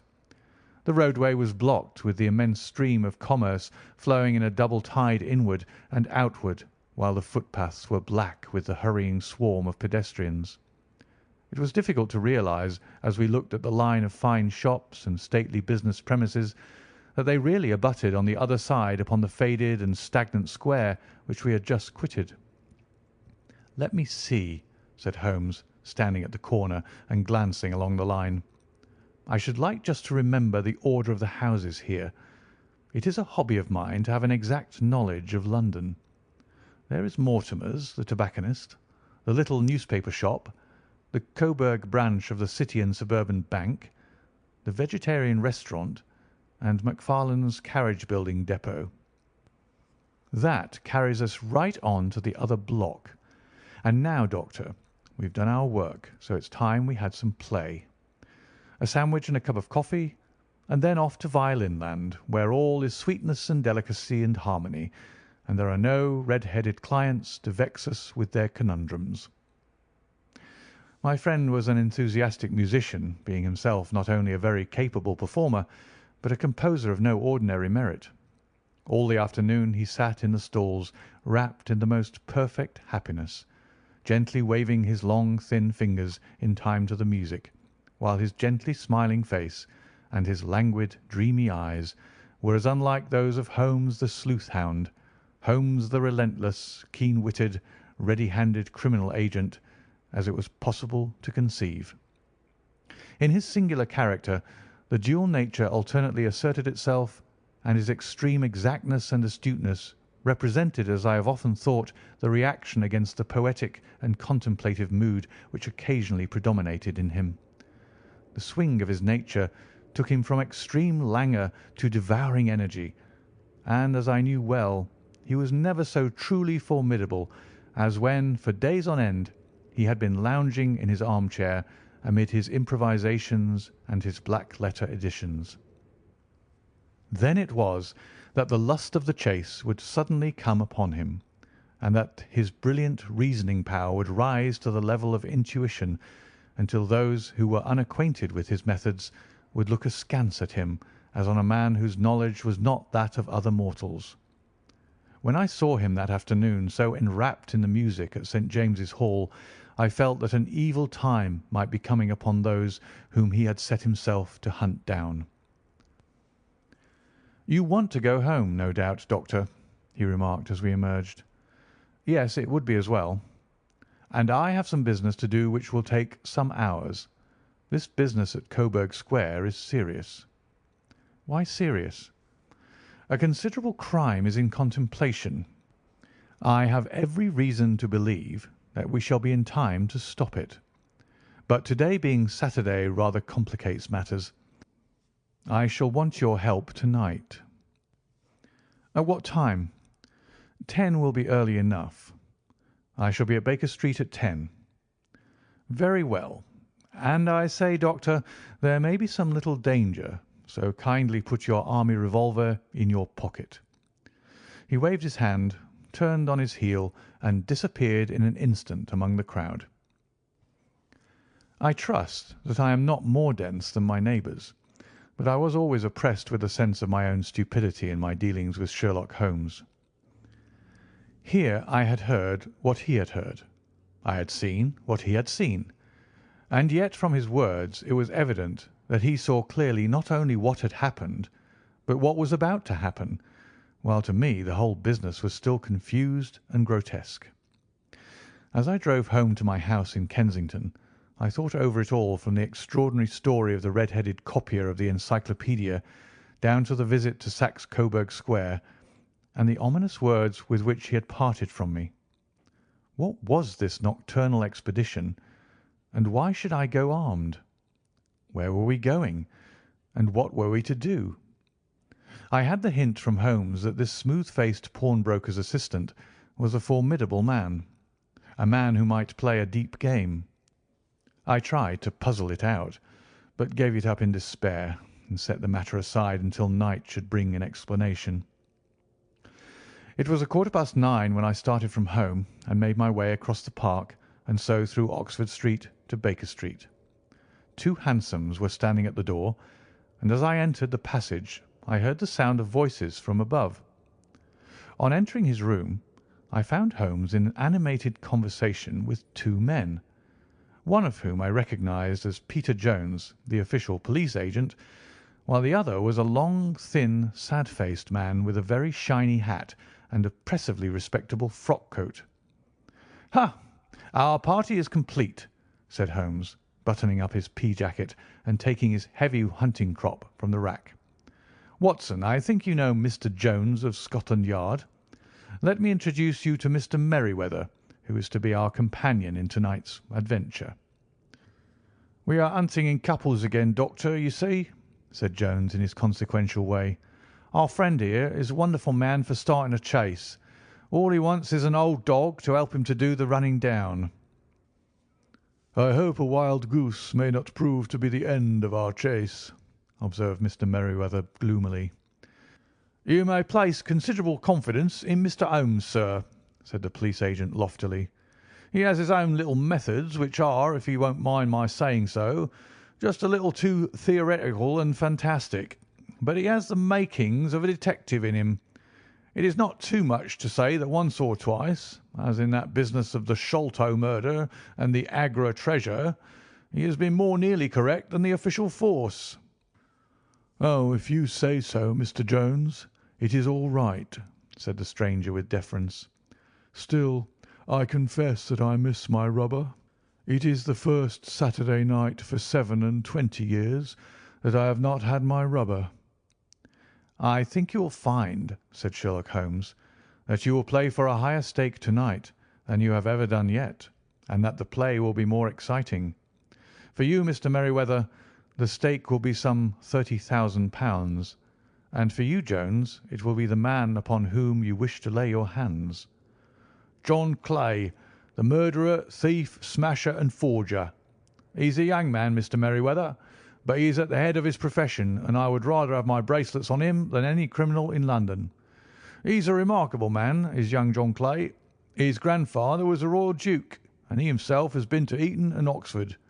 His brain is as cunning as his fingers, and though we might meet signs of him at every turn, we never know where to find the man himself. He'll crack a crib in Scotland one week, and be raising money to build an orphanage in Cornwall the next. I've been on his track for years, and have never set eyes on him yet." "I hope that I might have the pleasure of introducing you tonight."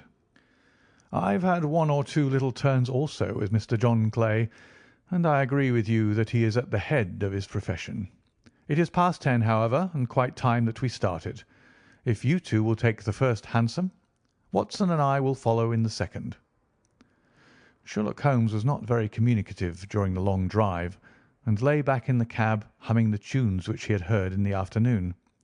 We rattled through an endless labyrinth of gaslit streets until we emerged into Farrington Street. "We are close there now," my friend remarked. "This fellow Merryweather is a bank director, and personally interested in the matter. I thought it as well to have Jones with us also. He's not a bad fellow, though an absolute imbecile in his profession. He has one positive virtue. He's as brave as a bulldog and as tenacious as a lobster if he gets his claws upon anyone. Here we are, and they are waiting for us." We had reached the same crowded thoroughfare in which we had found ourselves in the morning. Our cabs were dismissed, and following the guidance of Mr. Merryweather, we passed down a narrow passage and through a side door which he opened for us. Within there was a small corridor which ended in a very massive iron gate. This also was opened, and led down a flight of winding stone steps, which terminated at another formidable gate. Mr. Merryweather stopped to light a lantern, and then conducted us down a dark, earth-smelling passage, and so, after opening a third door into a huge vault or cellar, which was piled all round with crates and massive boxes. "You are not very vulnerable from above," Holmes remarked, as he held up the lantern and gazed about him. "Nor from below," said Mr. Merryweather, striking his stick upon the flags which lined the floor. "Why, dear me, it sounds quite hollow," he remarked, looking up in surprise. "I must really ask you to be a little more quiet," said Holmes severely. "You have already imperilled the whole success of our expedition. Might I beg that you would have the goodness to sit down upon one of these boxes, and not to interfere?" The solemn Mr. Merryweather perched himself upon a crate, with a very injured expression upon his face, while Holmes fell upon his knees upon the floor, and with the lantern and a magnifying lens began to examine minutely the cracks between the stones. A few seconds sufficed to satisfy him, for he sprang to his feet again and put his glass in his pocket. "We have at least an hour before us," he remarked, "for they can hardly take any steps until the good pawnbroker is safely in bed. Then they will not lose a minute, for the sooner they do their work, the longer time they will have for their escape.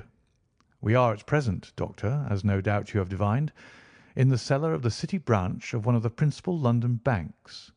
Mr. Merryweather is the chairman of directors, and he will explain to you that there are reasons why the more daring criminals of London should take a considerable interest in this cellar at present."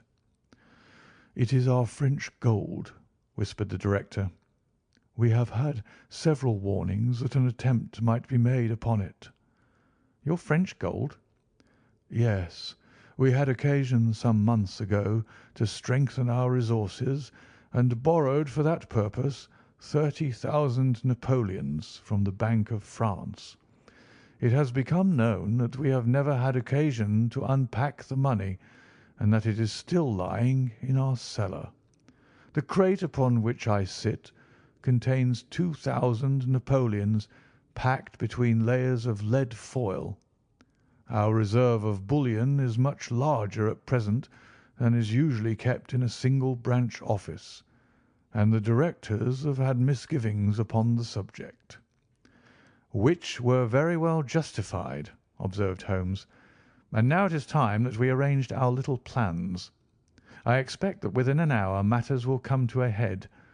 In the meantime, Mr. Merryweather, we must put that screen over that dark lantern."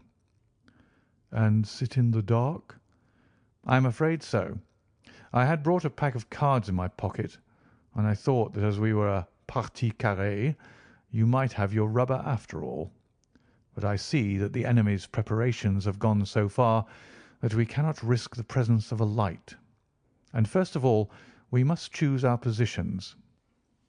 These are daring men, and though we shall take them at a disadvantage, they may do us some harm unless we are careful.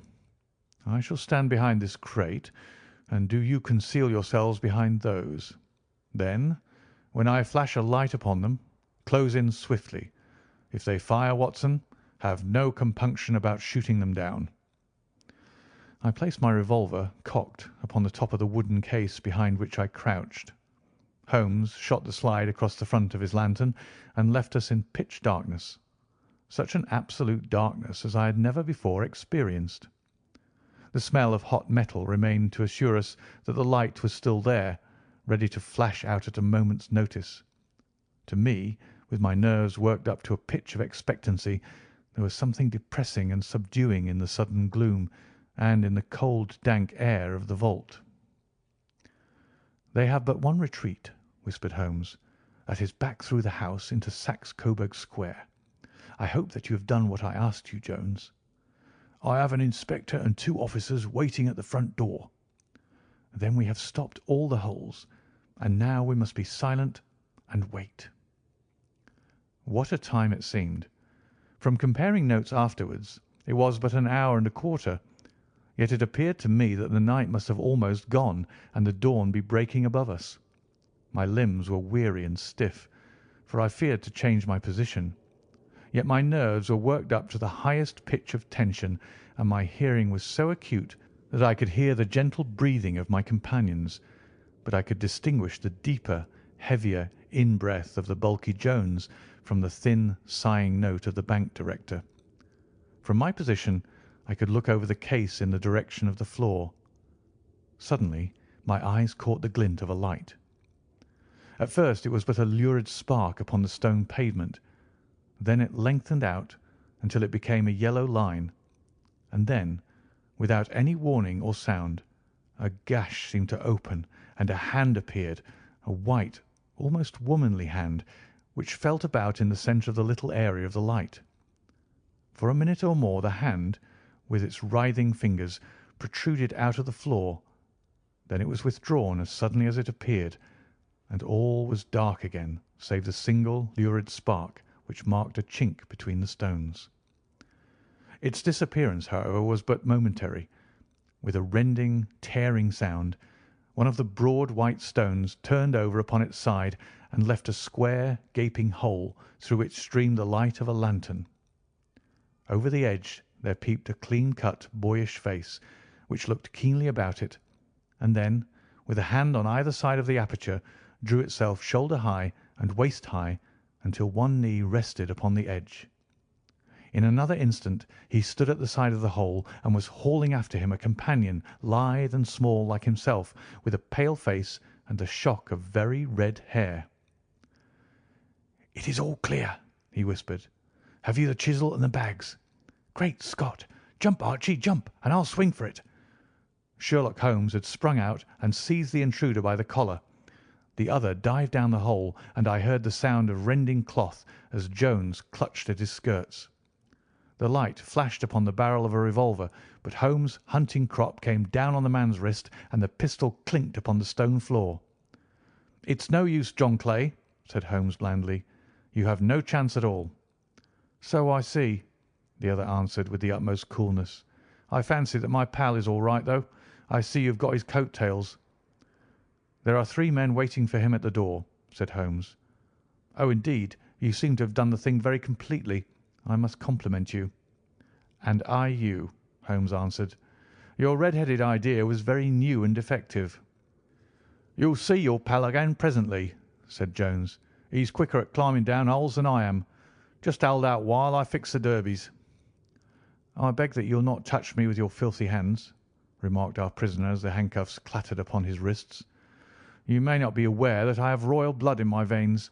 Have the goodness also, when you address me, always to say 'sir' and 'please.'" "All right," said Jones with a stare and a snigger. "Well, would you please, sir, march upstairs, where we can get a cab to carry your highness to the police station?" "That is better," said John Clay serenely. He made a sweeping bow to the 3 of us and walked quietly off in the custody of the detective. "Really, Mr. Holmes," said Mr. Merryweather as we followed them from the cellar, "I do not know how the bank can thank you or repay you. There is no doubt that you have detected and defeated in the most complete manner one of the most determined attempts at bank robbery that have ever come within my experience." "I have had 1 or 2 little scores of my own to settle with Mr. John Clay," said Holmes. "I have been at some small expense over this matter, which I shall expect the bank to refund. But beyond that I am amply repaid by having had an experience which is in many ways unique, and by hearing the very remarkable narrative of the Red-Headed League. You see, Watson," he explained in the early hours of the morning as we sat over a glass of whisky and soda in Baker Street, "it was perfectly obvious from the first that the only possible object of this rather fantastic business of the advertisement of the League and the copying of the encyclopaedia must be to get this not over-bright pawnbroker out of the way for a number of hours every day. It was a curious way of managing it, but really it would be difficult to suggest a better. The method was no doubt suggested to Clay's ingenious mind by the colour of his accomplice's hair. The £4 a week was a lure which must draw him, and what was it to them who were playing for thousands? They put in the advertisement, One rogue has the temporary office, the other rogue incites the man to apply for it, and together they manage to secure his absence every morning in the week. From the time that I heard of the assistant having come for half wages, it was obvious to me that he had some strong motive for securing the situation. But how could you guess what the motive was? Had there been women in the house, I should have suspected a mere vulgar intrigue. That, however, was out of the question. The man's business was a small one, and there was nothing in his house which could account for such elaborate preparations and such an expenditure as they were at. It must then be something out of the house. What could it be? I thought of the assistant's fondness for photography and his trick of vanishing into the cellar. The cellar. There was the end of this tangled clue. Then I made inquiries as to this mysterious assistant, and found that I had to deal with one of the coolest and most daring criminals in London. He was doing something in the cellar, something which took many hours a day for months on end. What could it be once more? I could think of nothing save that he was running a tunnel to some other building. So far I had got when we went to visit the scene of action. I surprised you by beating upon the pavement with my stick. I was ascertaining whether the cellar stretched out in front or behind. It was not in front. Then I rang the bell, and, as I hoped, the assistant answered it. We have had some skirmishes, but we had never set eyes upon each other before. I hardly looked at his face. His knees were what I wished to see. You must yourself have remarked how worn, wrinkled, and stained they were. They spoke of those hours of burrowing. The only remaining point was what they were burrowing for. I walked round the corner, saw the City and Suburban Bank abutted on our friend's premises, and felt that I had solved my problem. When you drove home after the concert, I called upon Scotland Yard and upon the chairman of the bank directors, with the result that you have seen. And how could you tell that they would make their attempt tonight? I asked. Well, when they closed their League offices, that was a sign that they cared no longer about Mr. Jabez Wilson's presence. In other words, that they had completed their tunnel. But it was essential that they should use it soon, as it might be discovered or the bullion might be removed. Saturday would suit them better than any other day, as it would give them 2 days for their escape. For all these reasons, I expected them to come tonight. You reasoned it out beautifully, I exclaimed in unfeigned admiration. It is so long a chain, and yet every link rings true. It saved me from ennui, he answered, yawning. Alas, I already feel it closing in upon me.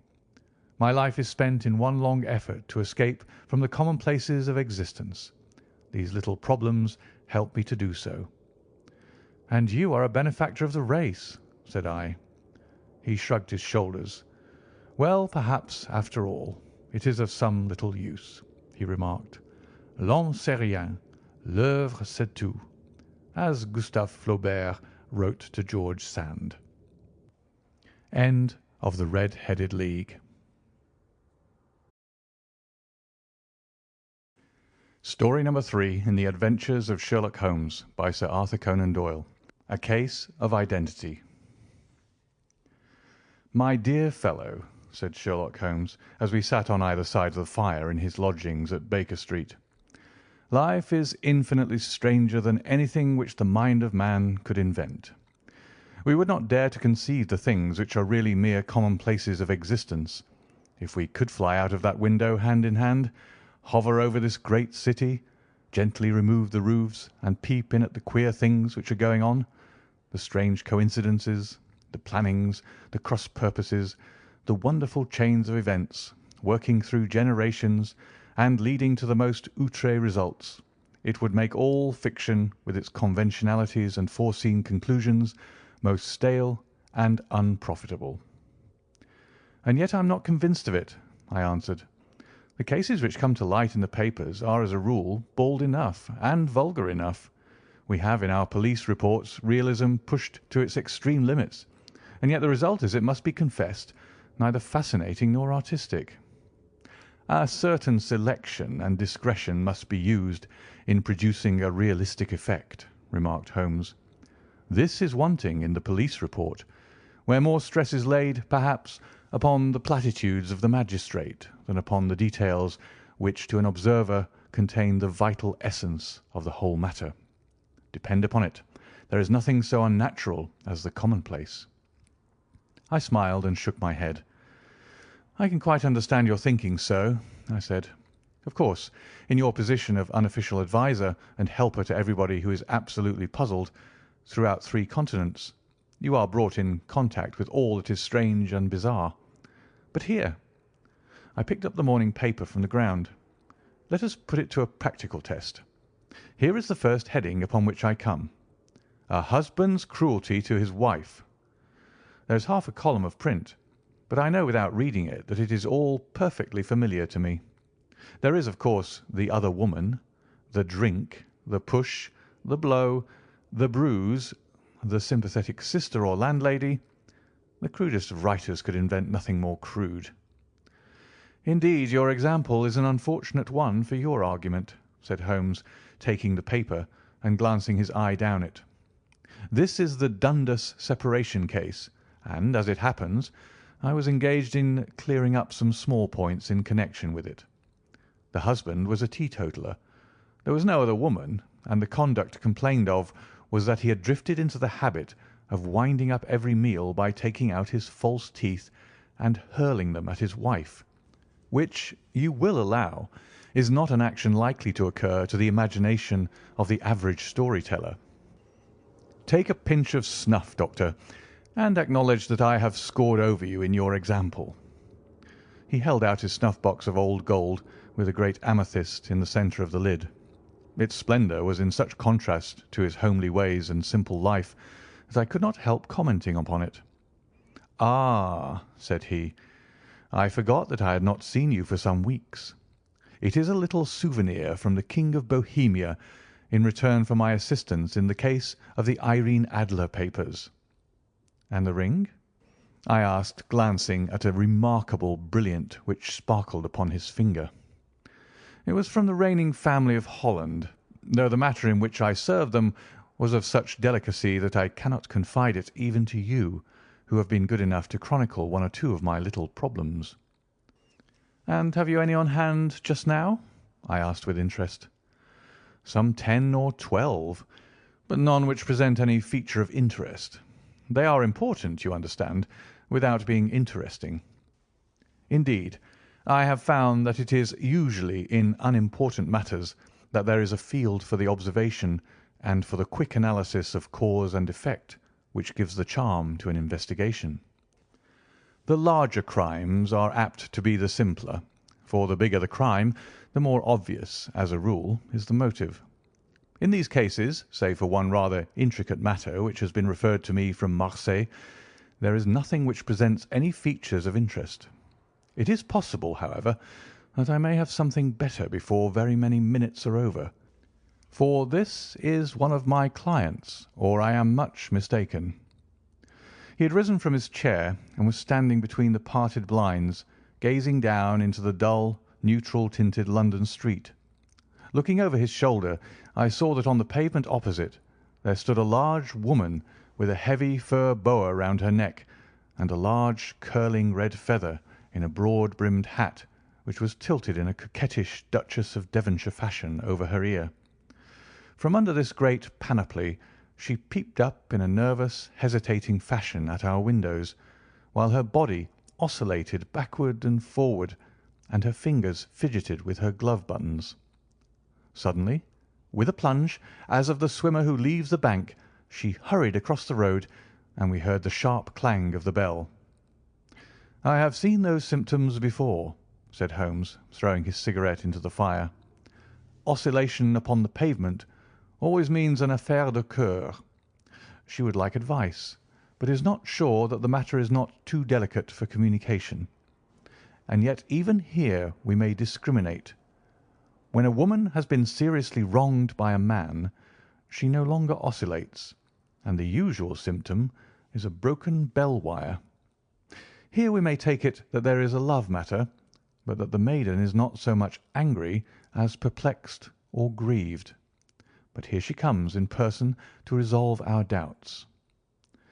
As he spoke there was a tap at the door, and the boy in buttons entered to announce Miss Mary Sutherland, while the lady herself loomed behind his small black figure like a full-sailed merchantman behind a tiny pilot-boat. Sherlock Holmes welcomed her with the easy courtesy for which he was remarkable, and having closed the door and bowed her into an armchair, he looked her over in the minute and yet abstracted fashion which was peculiar to him. "Do you not find," he said, "that with your short sight it is a little trying to do so much typewriting?" "I did at first," she answered, "but now I know where the letters are without looking." Then suddenly, realizing the full purport of his words, she gave a violent start and looked up with fear and astonishment upon her broad, good-humoured face. "You've heard about me, Mr. Holmes," she cried, "else how could you know all that?" "Never mind," said Holmes, laughing. "It is my business to know things. Perhaps I've trained myself to see what others overlook. If not, why should you come to consult me?" "I came to you, sir, because I heard of you from Mrs. Etheridge, whose husband you found so easy when the police and everyone had given him up for dead. Oh, Mr. Holmes, I wish you would do as much for me. I'm not rich, but still I have 100 a year in my own right, besides the little that I make by the machine, and I would give it all to know what has become of Mr. Hosmer Angel." "Why did you come away to consult me in such a hurry?" asked Sherlock Holmes, with his finger-tips together and his eyes to the ceiling. Again a startled look came over the somewhat vacuous face of Miss Mary Sutherland. "Yes, I did bang out of the house," she said, "for it made me angry to see the easy way in which Mr. Windibank, that is, my father, took it all. He would not go to the police, and he would not go to you, and so at last, as he would do nothing and kept on saying that there was no harm done, it made me mad, and I just on with my things and came right away to you." "Your father?" said Holmes. "Your stepfather, surely, since the name is different." "Yes, my stepfather. I call him father, though it sounds funny too, for he is only 5 years and 2 months older than myself." "And your mother is alive?" "Oh, yes, mother is alive and well. I wasn't best pleased, Mr. Holmes, when she married again so soon after father's death, and a man who was nearly 15 years younger than herself. Father was a plumber in the Tottenham Court Road, and he left a tidy business behind him, which mother carried on with Mr. Hardy, the foreman. But when Mr. Windibank came, he made her sell the business, for he was very superior, being a traveller in wines. They got £4,700 for the goodwill and interest, which wasn't near as much as father could have got if he had been alive."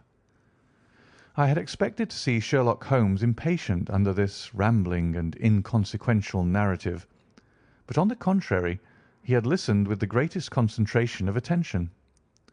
"Your own little income," he asked, "does it come out of the business?" "Oh, no, sir. It is quite separate, and was left me by my Uncle Ned in Auckland. It is in New Zealand stock, paying 4.5%. £2,500 was the amount, but I can only touch the interest." "You interest me extremely," said Holmes, "and since you draw so large a sum as 100 a year, with what you earn into the bargain, you no doubt travel a little and indulge yourself in every way. I believe that a single lady can get on very nicely upon an income of about £60.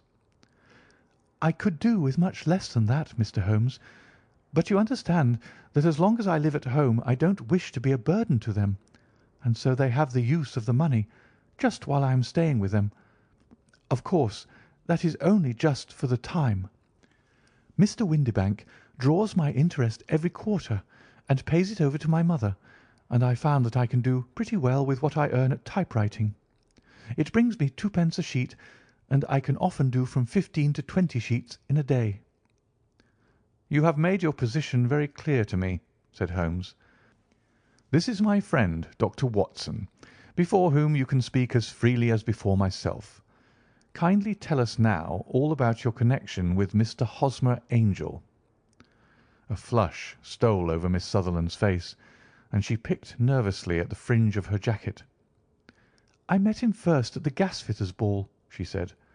"They used to send father tickets when he was alive, and then afterwards they remembered us and sent them to mother. Mr. Windibank did not wish us to go. He never did wish us to go anywhere. He would get quite mad if I wanted so much as to join a Sunday school treat. But this time I was set on going, and I would go, for what right had he to prevent?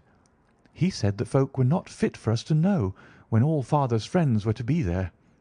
And he said that I had nothing fit to wear, when I had my purple plush that I had never so much as taken out of the drawer. At last, when nothing else would do, he went off to France upon the business of the firm.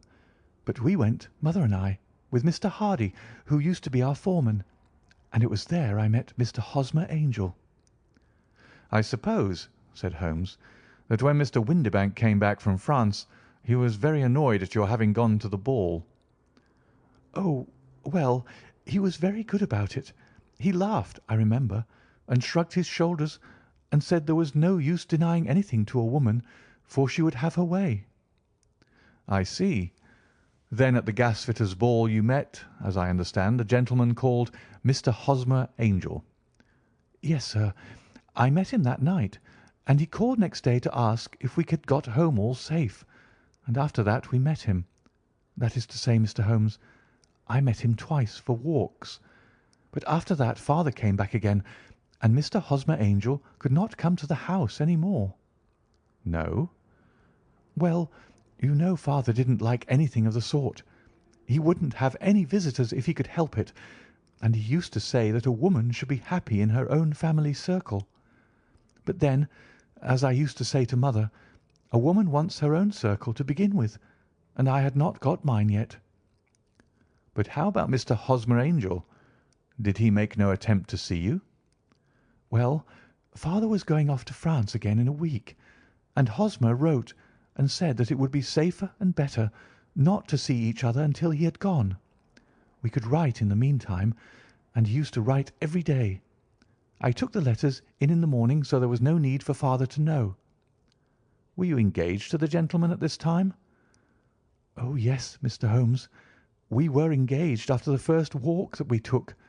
Hosmer, Mr. Angel, was a cashier in an office in Leadenhall Street, and—" "What office?" "That's the worst of it, Mr. Holmes. I don't know." "Where did he live, then?" "He slept on the premises." "And you don't know his address?" "No, except that it was Leadenhall Street." "Where did you address your letters, then?" "To the Leadenhall Street post office, to be left till called for. He said that if they were sent to the office he would be chaffed by all the other clerks about having letters from a lady. So I offered to typewrite them, like he did his, but he wouldn't have that, for he said that when I wrote them they seemed to come from me, but when they were typewritten he always felt that the machine had come between us. That will just show you how fond he was of me, Mr. Holmes, and the little things that he would think of." "It was most suggestive," said Holmes. "It has long been an axiom of mine that the little things are infinitely the most important. Can you remember any other little things about Mr. Hosmer Angel?" "He was a very shy man, Mr. Holmes. He would rather walk with me in the evening than in the daylight, for he said that he hated to be conspicuous. Very retiring and gentlemanly he was. Even his voice was gentle. He'd had the quinsy and swollen glands when he was young, he told me, and it had left him with a weak throat and a hesitating, whispering fashion of speech. He was always well dressed, very neat and plain, but his eyes were weak, just as mine are, and he wore tinted glasses against the glare." "Well, and what happened when Mr. Windibank, your stepfather, returned to France?" "Mr. Hosmer Angel came to the house again and proposed that we should marry before father came back. He was in dreadful earnest, and made me swear with my hands on the Testament that whatever happened I would always be true to him. Mother said he was quite right to make me swear, and that it was a sign of his passion. Mother was all in his favour from the first, and was even fonder of him than I was. Then, when they talked of marrying within the week, I began to ask about father, but they both said never mind about father, but just to tell him afterwards, and mother said she would make it all right with him. I didn't quite like that, Mr. Holmes. It seemed funny that I should ask his leave, as he was only a few years older than me. But I didn't want to do anything on the sly, so I wrote to father at Bordeaux, where the company has its French offices. But the letter came back to me on the very morning of the wedding." "It missed him, then?" "Yes, sir, for he had started to England just before it arrived." "Ha! That was unfortunate. Your wedding was arranged, then, for the Friday. Was it to be in church?" "Yes, sir, but very quietly. It was to be at St. Saviour's, near King's Cross, and we were to have breakfast afterwards at the St. Pancras Hotel. Hosmer came for us in a hansom, but as there were two of us, he put us both into it and stepped himself into a four-wheeler, which happened to be the only other cab in the street. We got to the church first, and when the four-wheeler drove up we waited for him to step out, but he never did, and when the cabman got down from the box and looked, there was no one there. The cabman said he could not imagine what had become of him, for he had seen him get in with his own eyes.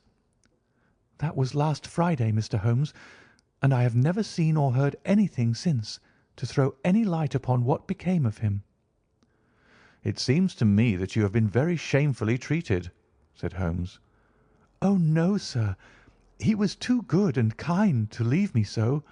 Why, all the morning he was saying to me that whatever happened, it was to be true, and that even if something quite unforeseen occurred to separate us, I was always to remember that I was pledged to him and that he would claim his pledge sooner or later.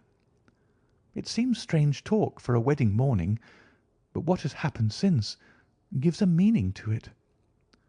"Most certainly it does. Your own opinion is, then, that some unforeseen catastrophe has occurred to him?" "Yes, sir. I believe that he foresaw some danger, or else he would not have talked so, and then I think that what he foresaw happened." "But you have no notion as to what it could have been?" "None." "One more question. How did your mother take the matter?" "She was angry, and said that I was never to speak of the matter again." "And your father? Did you tell him?" "Yes, and he seemed to think with me that something had happened, and that I should hear of Hosmer again. As he said, what interest could anyone have in bringing me to the doors of the church and then leaving me? Now, if he had borrowed my money, or if he had married me and got my money settled on him, there might be some reason. But Hosmer was very independent about money, and never would look at a shilling of mine. And yet, what could have happened, and why could he not write?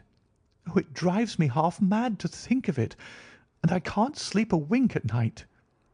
She pulled a little handkerchief out of her muff and began to sob heavily into it. "I shall glance into the case for you," said Holmes, rising, "and I have no doubt that we shall reach some definite result. Let the weight of the matter rest upon me now, and do not let your mind dwell upon it further. Above all, try to let Mr. Hosmer Angel vanish from your memory, as he has done from your life." "Then you don't think I'll see him again?" "I fear not." "Then what has happened to him?" "You will leave that question in my hands. I should like an accurate description of him, and any letters of his which you can spare." "I advertised for him in last Saturday's Chronicle," said she. "Here is the slip, and here are 4 letters from him." "Thank you. And your address?" "No. 31 Lion Place, Camberwell." "Mr. Angel's address you never had, I understand. Where is your father's place of business?" "He travels for Westhouse and Marbank, the great claret importers of Fenchurch Street." "Thank you. You have made your statement very clearly. You will leave the papers here, and remember the advice which I have given you. Let the whole incident be a sealed book, and do not allow it to affect your life." "You are very kind, Mr. Holmes, but I cannot do that. I shall be true to Hosmer. He shall find me ready when he comes back." For all the preposterous hat and the vacuous face, there was something noble in the simple faith of our visitor which compelled our respect. She laid her little bundle of papers upon the table and went her way, with a promise to come again whenever she might be summoned. Sherlock Holmes sat silent for a few minutes with his finger-tips still pressed together, his legs stretched out in front of him, and his gaze directed upward to the ceiling.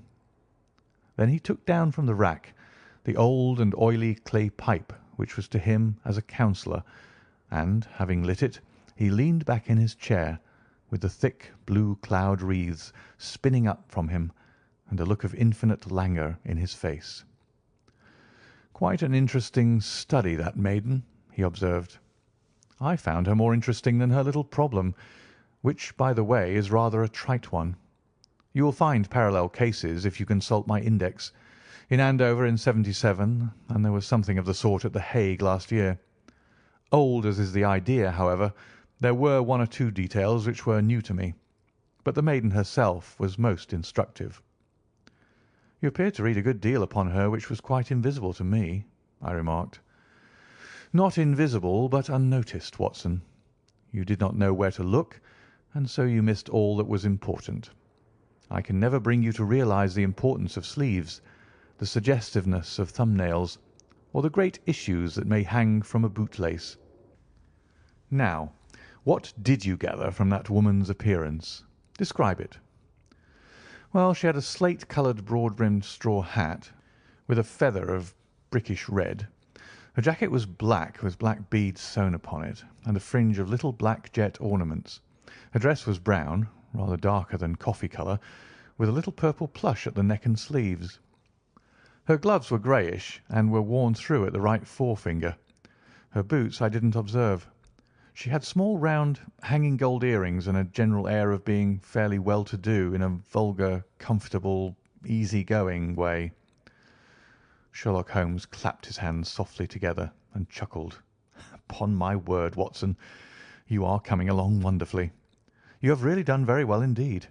It is true that you have missed everything of importance, but you have hit upon the method, and you have a quick eye for colour.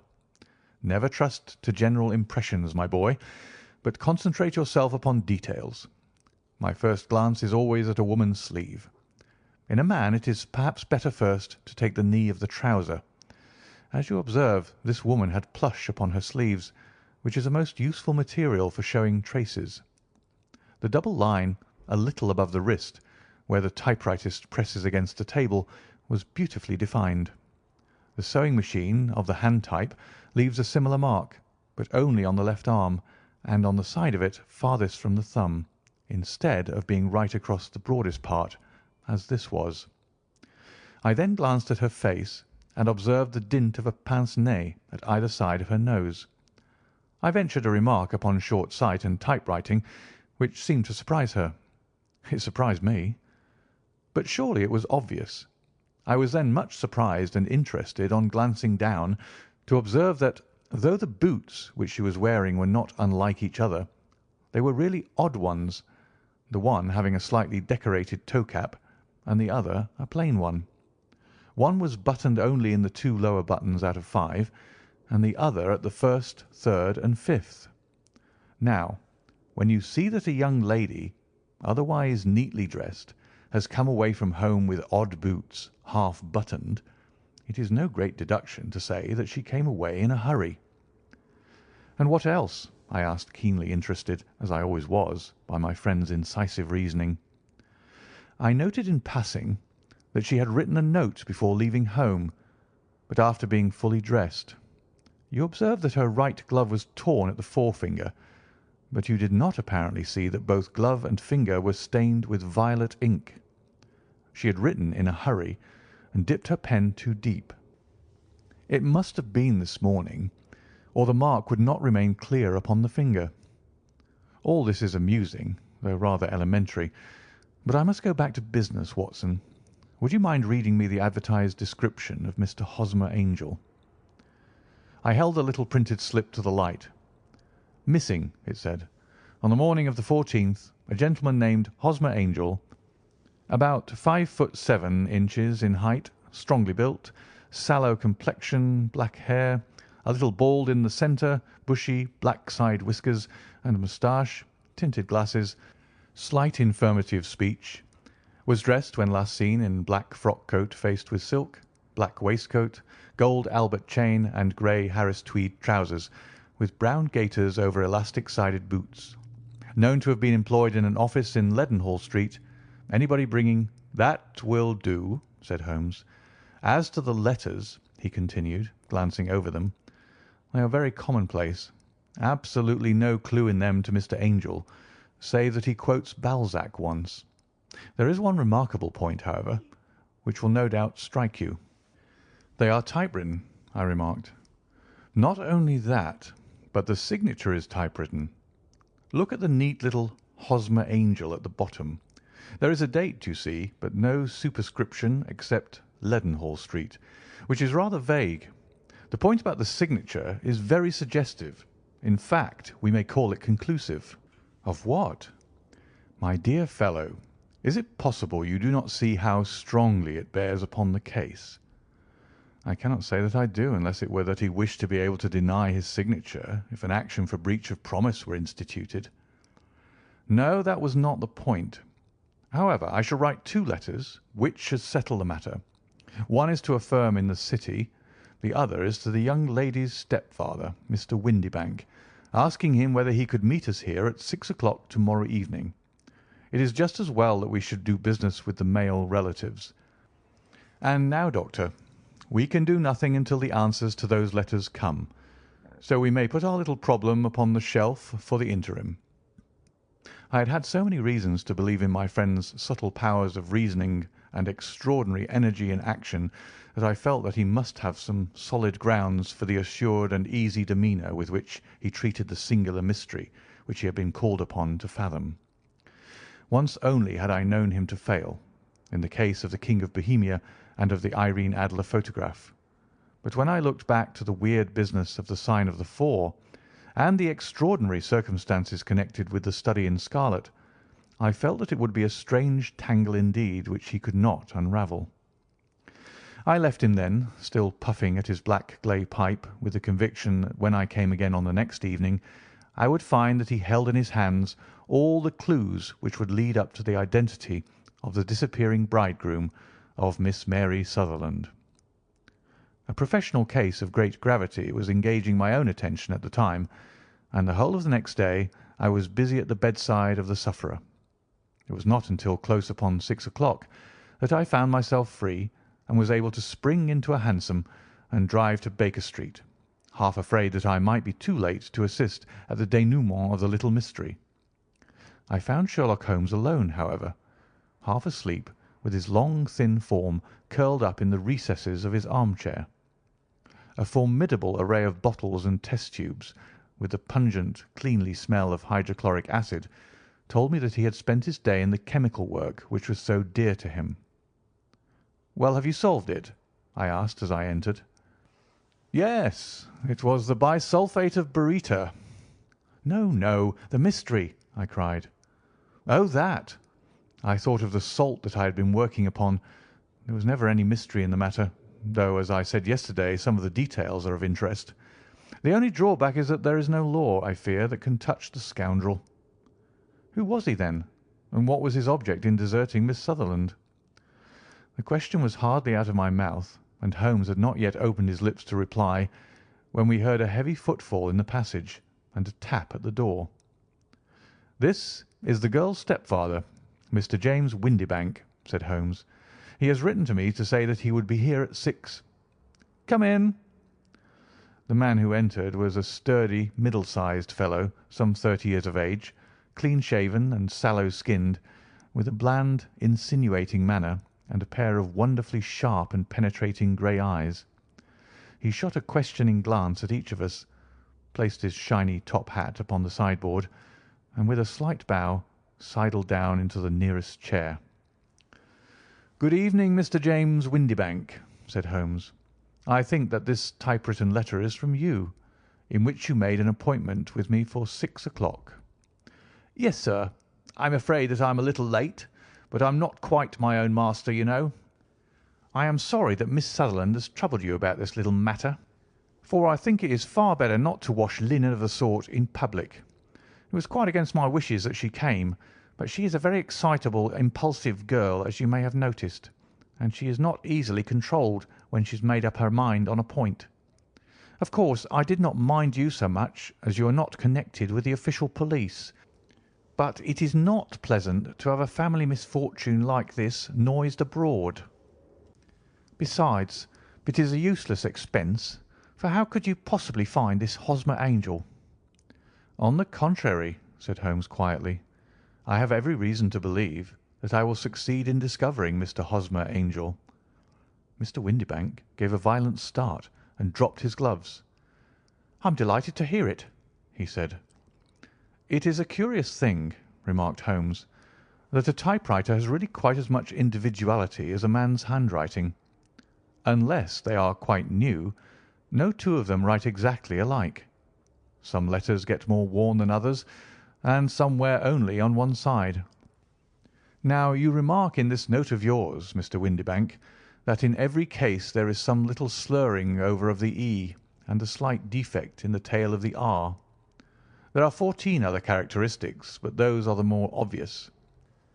We do all our correspondence with this machine at the office, and no doubt it is a little worn," our visitor answered, glancing keenly at Holmes with his bright little eyes. "And now I will show you what is really a very interesting study, Mr. Windibank," Holmes continued. "I think of writing another little monograph some of these days on the typewriter and its relation to crime. It is a subject to which I have devoted some little attention. I have here 4 letters which purport to come from the missing man. They are all typewritten. In each case not only are the E's slurred and the R's tailless, but you will observe, if you care to use my magnifying lens, that the 14 other characteristics to which I have alluded are there as well." Mr. Windibank sprang out of his chair and picked up his hat. "I cannot waste time over this sort of fantastic talk, Mr. Holmes," he said. "If you can catch the man, catch him, and let me know when you have done it." "Certainly," said Holmes, stepping over and turning the key in the door.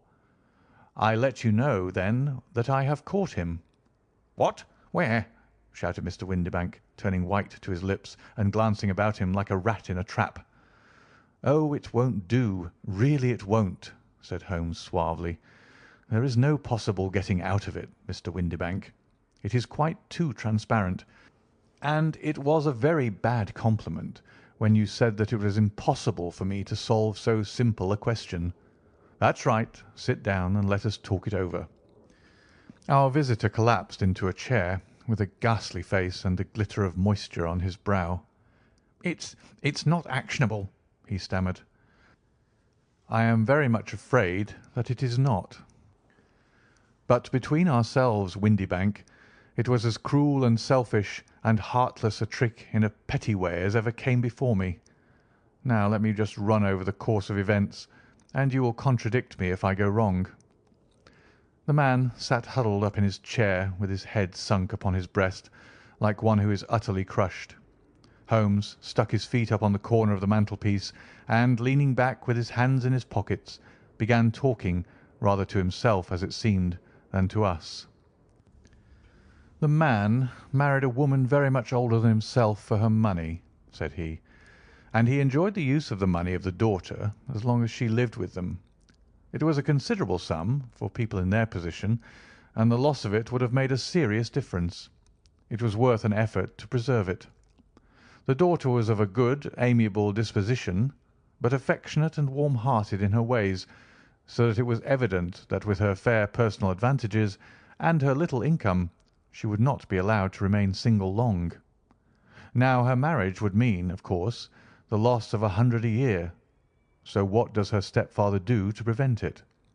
He takes the obvious course of keeping her at home and forbidding her to seek the company of people of her own age. But soon he found that they would not answer for ever. she became restive, insisted upon her rights, and finally announced her positive intention of going to a certain ball. What does her clever stepfather do then? He conceives an idea more creditable to his head than to his heart. With the connivance and assistance of his wife, he disguised himself, covered those keen eyes with tinted glasses, masked the face with a moustache and a pair of bushy whiskers, sunk that clear voice into an insinuating whisper, and doubly secure on account of the girl's short sight, he appears as Mr. Hosmer Angel, and keeps off other lovers by making love himself. "It was only a joke at first," groaned our visitor. "We never thought that she would have been so carried away." "Very likely not. However that may be, the young lady was very decidedly carried away, and having quite made up her mind that her stepfather was in France, the suspicion of treachery never for an instant entered her mind. She was flattered by the gentleman's attentions, and the effect was increased by the loudly expressed admiration of her mother.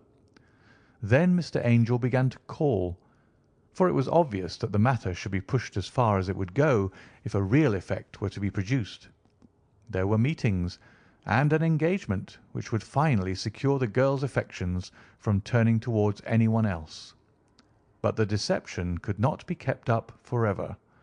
These pretended journeys to France were rather cumbrous. The thing to do was clearly to bring the business to an end in such a dramatic manner that it would leave a permanent impression upon the young lady's mind, and prevent her from looking upon any other suitor for some time to come. Hence those vows of fidelity exacted upon a testament, and hence also the allusions to a possibility of something happening on the very morning of the wedding. James Windibank wished Miss Sutherland to be so bound to Hosmer Angel, and so uncertain as to his fate, that for 10 years to come, at any rate, she would not listen to another man. As far as the church door he brought her, and then, as he could go no farther, he conveniently vanished away by the old trick of stepping in at one door of a four-wheeler and out at the other. I think that was the chain of events, Mr. Windibank." Our visitor had recovered something of his assurance while Holmes had been talking, and he rose from his chair now with a cold sneer upon his pale face. "It may be so, or it may not, Mr. Holmes," said he. "But if you are so very sharp, you ought to be sharp enough to know that it is you who are breaking the law now, and not me. I have done nothing actionable from the first, but as long as you keep that door locked, you lay yourself open to an action for assault and illegal constraint." "The law cannot, as you say, touch you," said Holmes, unlocking and throwing open the door. "Yet there never was a man who deserved punishment more. If the young lady has a brother or a friend, he ought to lay a whip across your shoulders, by Jove," he continued, flushing up at the sight of the bitter sneer upon the man's face. "It is not part of my duties to my client, but here's a hunting crop handy, and I think I shall just treat myself to—" He took 2 swift steps to the whip, but before he could grasp it there was a wild clatter of steps upon the stairs, the heavy hall door banged, and from the window we could see Mr. James Windibank running at the top of his speed down the road. "There's a cold-blooded scoundrel," said Holmes, laughing as he threw himself down into his chair once more. "That fellow will rise from crime to crime until he does something very bad and ends on a gallows. The case has, in some respects, been not entirely devoid of interest." "I cannot now entirely see all the steps of your reasoning," I remarked. "Well, of course, it was obvious from the first that this Mr. Hosmer Angel must have some strong object for his curious conduct, and it was equally clear that the only man who really profited by the incident, as far as we could see, was the stepfather. Then the fact that the 2 men were never together, but that the one always appeared when the other was away, was suggestive. So were the tinted spectacles and the curious voice, which both hinted at a disguise, as did the bushy whiskers. My suspicions were all confirmed by his peculiar action in typewriting his signature, which of course inferred that his handwriting was so familiar to her that she would recognize even the smallest sample of it. You see, all these isolated facts, together with many minor ones, all pointed in the same direction. And how did you verify them? Having once spotted my man, it was easy to get corroboration. I knew the firm for which this man worked. Having taken the printed description, I eliminated everything from it which could be the result of a disguise, the whiskers, the glasses, the voice, and I sent it to the firm with a request that they would inform me whether it answered to the description of any of their travellers. I had already noticed the peculiarities of the typewriter, and I wrote to the man himself at his business address, asking him if he would come here. As I expected, his reply was typewritten and revealed the same trivial but characteristic defects. The same post brought me a letter from Westhouse and Marbank of Fenchurch Street to say that the description tallied in every respect with that of their employee, James Windibank. And Miss Sutherland? If I tell her, she will not believe me. You may remember the old Persian saying, "There is danger for him who taketh the tiger cub, and danger also for whoso snatches a delusion from a woman." There is as much sense in Hafiz as in Horace, and as much knowledge of the world. End of A Case of Identity.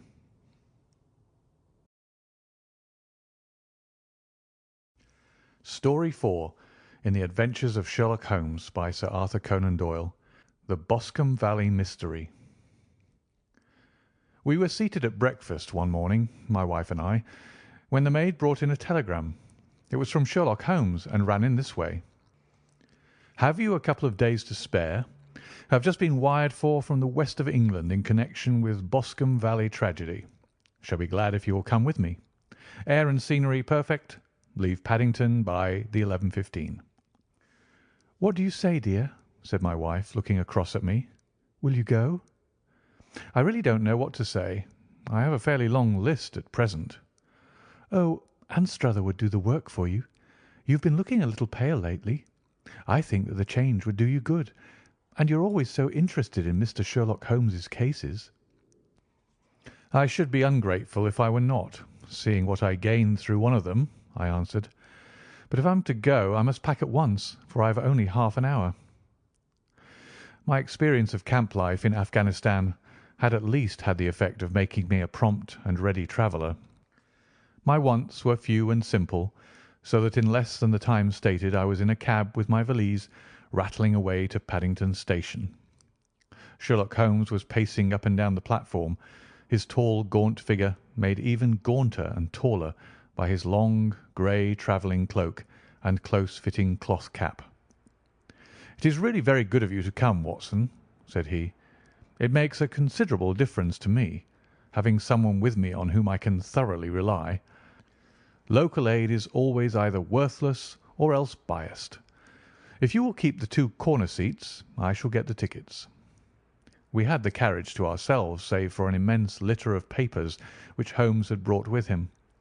Among these he rummaged and read, with intervals of note-taking and of meditation, until we were past Reading. Then he suddenly rolled them all into a gigantic ball and tossed them up onto the rack.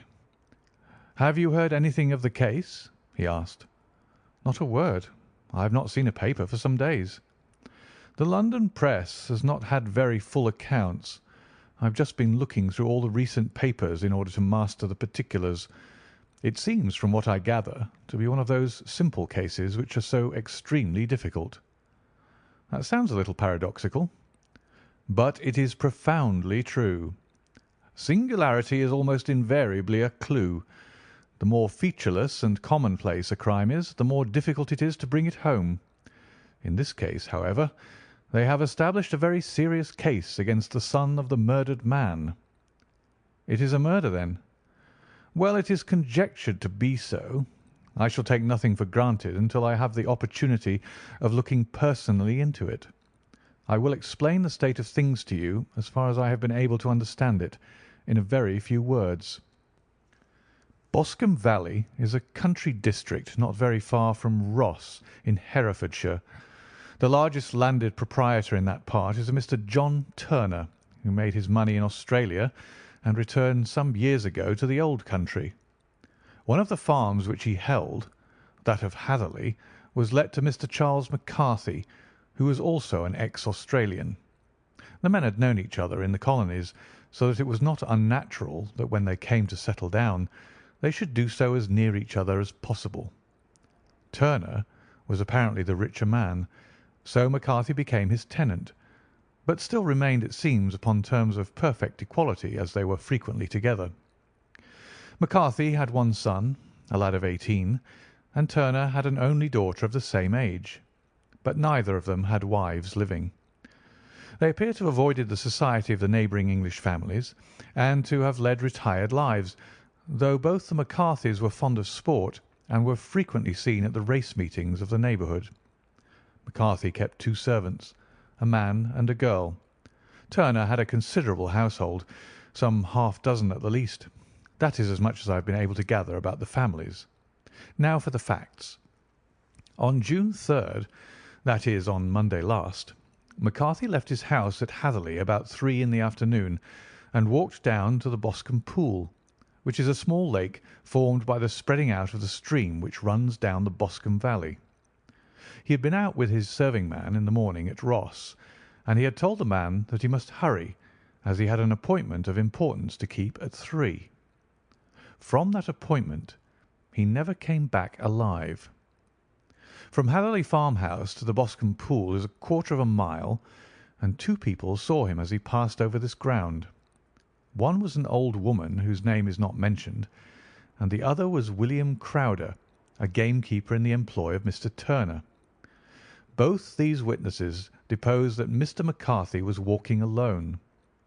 The gamekeeper adds that within a few minutes of his seeing Mr. McCarthy pass, he had seen his son Mr. James McCarthy going the same way, with a gun under his arm. To the best of his belief, the father was actually in sight at the time, and the son was following him. He thought no more of the matter until he heard in the evening of the tragedy that had occurred. The 2 McCarthys were seen after the time when Michael Crowder, the gamekeeper, lost sight of them. The Boscombe pool is thickly wooded round with just a fringe of grass and of reeds round the edge. A girl of 14, Patience Moran, who is the daughter of the lodge-keeper of the Boscombe Valley estate, was in one of the woods picking flowers. She states that while she was there she saw, at the border of the wood and close by the lake, Mr. McCarthy and his son, and that they appeared to be having a violent quarrel. She heard Mr. McCarthy the elder using very strong language to his son, and she saw the latter raise up his hand as if to strike his father. She was so frightened by their violence that she ran away and told her mother when she reached home that she had left the 2 McCarthys quarrelling near Boscombe pool, and that she was afraid that they were going to fight. She had hardly said the words when young Mr. McCarthy came running up to the lodge to say that he had found his father dead in the wood, and to ask for the help of the lodge-keeper. He was much excited, without either his gun or his hat, and his right hand and sleeve were observed to be stained with fresh blood. On following him they found the dead body stretched out upon the grass beside the pool. The head had been beaten in by repeated blows of some heavy and blunt weapon. The injuries were such as might very well have been inflicted by the butt end of his son's gun, which was found lying on the grass within a few paces of the body. Under these circumstances the young man was instantly arrested, and a verdict of wilful murder having been returned at the inquest on Tuesday, he was on Wednesday brought before the magistrates at Ross, who have referred the case to the next assizes. Those are the main facts of the case as they came out before the coroner and the police court. "I could hardly imagine a more damning case," I remarked. "If ever circumstantial evidence pointed to a criminal, it does so here." "Circumstantial evidence is a very tricky thing," answered Holmes thoughtfully. "It may seem to point very straight to one thing, but if you shift your own point of view a little, you may find it pointing in an equally uncompromising manner to something entirely different." It must be confessed, however, that the case looks exceedingly grave against the young man, and it is very possible that he is indeed the culprit. There are several people in the neighbourhood, however, and among them Miss Turner, the daughter of the neighbouring landowner, who believe in his innocence, and who have retained Lestrade, whom you may recollect in connection with the study in scarlet, to work out the case in his interest. Lestrade, being rather puzzled, has referred the case to me, and hence it is that two middle-aged gentlemen are flying westward at 50 miles an hour instead of quietly digesting their breakfasts at home. "I'm afraid," said I, "that the facts are so obvious that you'll find little credit to be gained out of this case." "There is nothing more deceptive than an obvious fact," he answered, laughing. "Besides, we may chance to hit upon some other obvious facts which may have been by no means obvious to Mr. Lestrade. You know me too well to think that I am boasting when I say that I shall either confirm or destroy his theory by means which he is quite incapable of employing, or even of understanding. To take the first example to hand, I very clearly perceive that in your bedroom the window is upon the right-hand side, and yet I question whether Mr. Lestrade would have noted even so self-evident a thing as that. How on earth? My dear fellow, I know you well. I know the military neatness which characterises you. You shave every morning, and in this season you shave by the sunlight. But since your shaving is less and less complete as we go farther back on the left side, until it becomes positively slovenly as we get round the angle of the jaw, it is surely very clear that that side is less illuminated than the other. I could not imagine a man of your habits looking at himself in an equal light and being satisfied with such a result. I only quote this as a trivial example of observation and inference. Therein lies my métier, and it is just possible that it may be of some service in the investigation which lies before us. There are one or two minor points which were brought out in the inquest, and which are worth considering. What are they?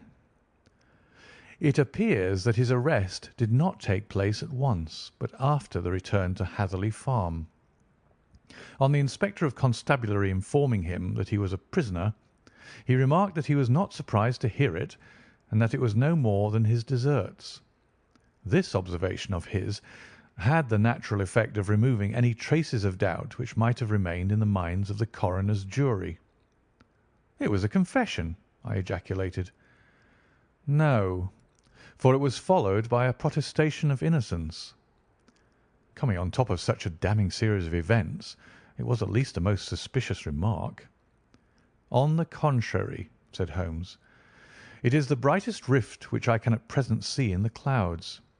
However innocent he might be, he could not be such an absolute imbecile as not to see that the circumstances were very black against him. Had he appeared surprised at his own arrest, or feigned indignation at it, I should have looked upon it as highly suspicious, because such surprise or anger would not be natural under the circumstances, and yet might appear to be the best policy to a scheming man. His frank acceptance of the situation marks him either an innocent man, or else as a man of considerable self-restraint and firmness. As to his remark about his deserts, it was also not unnatural if you consider that he stood beside the dead body of his father, and that there is no doubt that he had that very day so far forgotten his filial duty as to bandy words with him, and even, according to the little girl whose evidence is so important, to raise his hand as if to strike him. The self-reproach and contrition which are displayed in his remark appear to me to be the signs of a healthy mind rather than of a guilty one. I shook my head. "Many men have been hanged on far slighter evidence," I remarked. "So they have, and many men have been wrongfully hanged. What is the young man's own account of the matter?" "It is, I am afraid, not very encouraging to his supporters, though there are one or two points in it which are suggestive. You will find it here, and may read it for yourself. He picked out from his bundle a copy of the local Herefordshire paper, and having turned down the sheet, he pointed out the paragraph in which the unfortunate young man had given his own statement of what had occurred. I settled myself down in the corner of the carriage and read it very carefully. It ran in this way: Mr. James McCarthy, the only son of the deceased, was then called and gave evidence as follows. I had been away from home for 3 days at Bristol, and had only just returned upon the morning of last Monday, the 3rd. My father was absent from home at the time of my arrival, and I was informed by the maid that he had driven over to Ross with John Cobb, the groom. Shortly after my return, I heard the wheels of his trap in the yard, and, looking out of my window, I saw him get out and walk rapidly out of the yard, though I was not aware in which direction he was going. I then took my gun and strolled out in the direction of the Boscombe pool, with the intention of visiting the rabbit warren, which is upon the other side. On my way, I saw William Crowder, the gamekeeper, as he had stated in his evidence, but he is mistaken in thinking that I was following my father. I had no idea that he was in front of me. When about 100 yards from the pool, I heard a cry of "Cooey," which was the usual signal between my father and myself. I then hurried forward and found him standing by the pool. He appeared to be much surprised at seeing me and asked me rather roughly what I was doing. A conversation ensued which led to high words and almost to blows, for my father was a man of a very violent temper. Seeing that his passion was becoming ungovernable, I left him and returned towards Hatherley Farm. I had not gone more than 150 yards, however, when I heard a hideous outcry behind me, which caused me to run back again. I found my father expiring upon the ground with his head terribly injured. I dropped my gun and held him in my arms, but he almost instantly expired. I knelt beside him for some minutes, and then made my way to Mr. Turner's lodge-keeper, his house being the nearest, to ask for assistance. I saw no one near my father when I returned, and I have no idea how he came by his injuries. He was not a popular man, being somewhat cold and forbidding in his manners, but he had, as far as I know, no active enemies. I know nothing further of the matter. The Coroner: Did your father make any statement to you before he died? Witness: He mumbled a few words, but I could only catch some allusion to a rat. The Coroner: What did you understand by that? Witness: It conveyed no meaning to me. I thought that he was delirious. The Coroner: What was the point upon which you and your father had this final quarrel? Witness: I should prefer not to answer. The Coroner: I am afraid that I must press it. Witness: It is really impossible for me to tell you. I can assure you that it has nothing to do with the sad tragedy which followed. The Coroner: That is for the court to decide. I need not point out to you that your refusal to answer will prejudice your case considerably in any future proceedings which may arise. Witness: I must still refuse. The Coroner: I understand that the cry of "Cooey" was a common signal between you and your father. Witness: It was. The Coroner: How was it, then, that he uttered it before he saw you, and before he even knew that you had returned from Bristol? Witness, with considerable confusion: I don't know.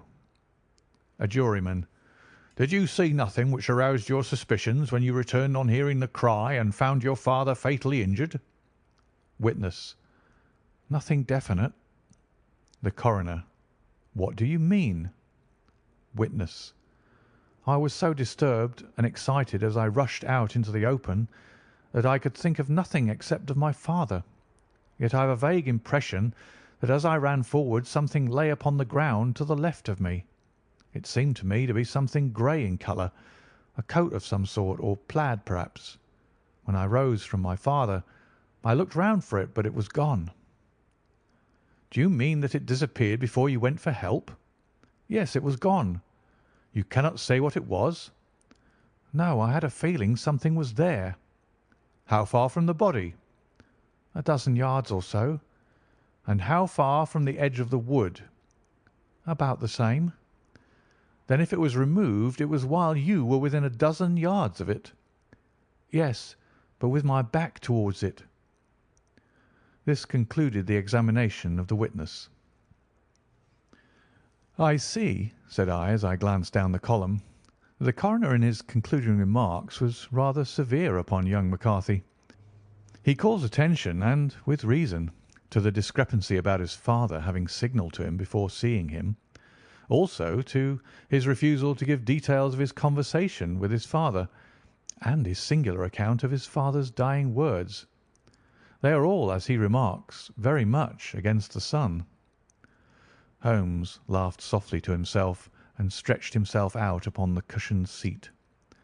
"Both you and the coroner have been at some pains," said he, "to single out the very strongest points in the young man's favour. Don't you see that you alternately give him credit for having too much imagination and too little? Too little if he could not invent a cause of quarrel which would give him the sympathy of the jury; too much if he evolved from his own inner consciousness anything so outré as a dying reference to a rat and the incident of the vanishing cloth. No, sir, I shall approach this case from the point of view that what this young man says is true, and we shall see whither that hypothesis will lead us. And now here is my pocket Petrarch, and not another word shall I say of this case until we are on the scene of action. We lunch at Swindon, and I see that we shall be there in 20 minutes." It was nearly 4 o'clock when we at last, having passed through the beautiful Stroud Valley and over the broad gleaming Severn, found ourselves at the pretty little country town of Ross. A lean, ferret-like man, furtive and sly-looking, was waiting for us upon the platform. In spite of the light brown dust-coat and leather leggings which he wore in deference to his rustic surroundings, I had no difficulty in recognising Lestrade of Scotland Yard. With him we drove to the Hereford Arms, where a room had already been engaged for us. "I have ordered a carriage," said Lestrade as we sat over a cup of tea. "I knew your energetic nature, and that you would not be happy until you had been on the scene of the crime." "It was very nice and complimentary of you," Holmes answered. "It is entirely a question of barometric pressure." Lestrade looked startled. "I do not quite follow," he said. "How is the glass?" 29, I see. No wind, and not a cloud in the sky. I have a caseful of cigarettes here which need smoking, and the sofa is very much superior to the usual country hotel abomination. I do not think that it is probable that I shall use the carriage to-night." Lestrade laughed indulgently. "You have no doubt already formed your conclusions from the newspapers," he said. "The case is as plain as a pikestaff, and the more one goes into it the plainer it becomes. Still, of course, one can't refuse a lady, and such a very positive one. She has heard of you, and would have your opinion, though I repeatedly told her that there was nothing which you could do which I had not already done. Why, bless my soul, here is her carriage at the door." He had hardly spoken before there rushed into the room one of the most lovely young women that I have ever seen in my life. Her violet eyes shining, her lips parted, a pink flush upon her cheeks, all thought of her natural reserve lost in her overpowering excitement and concern.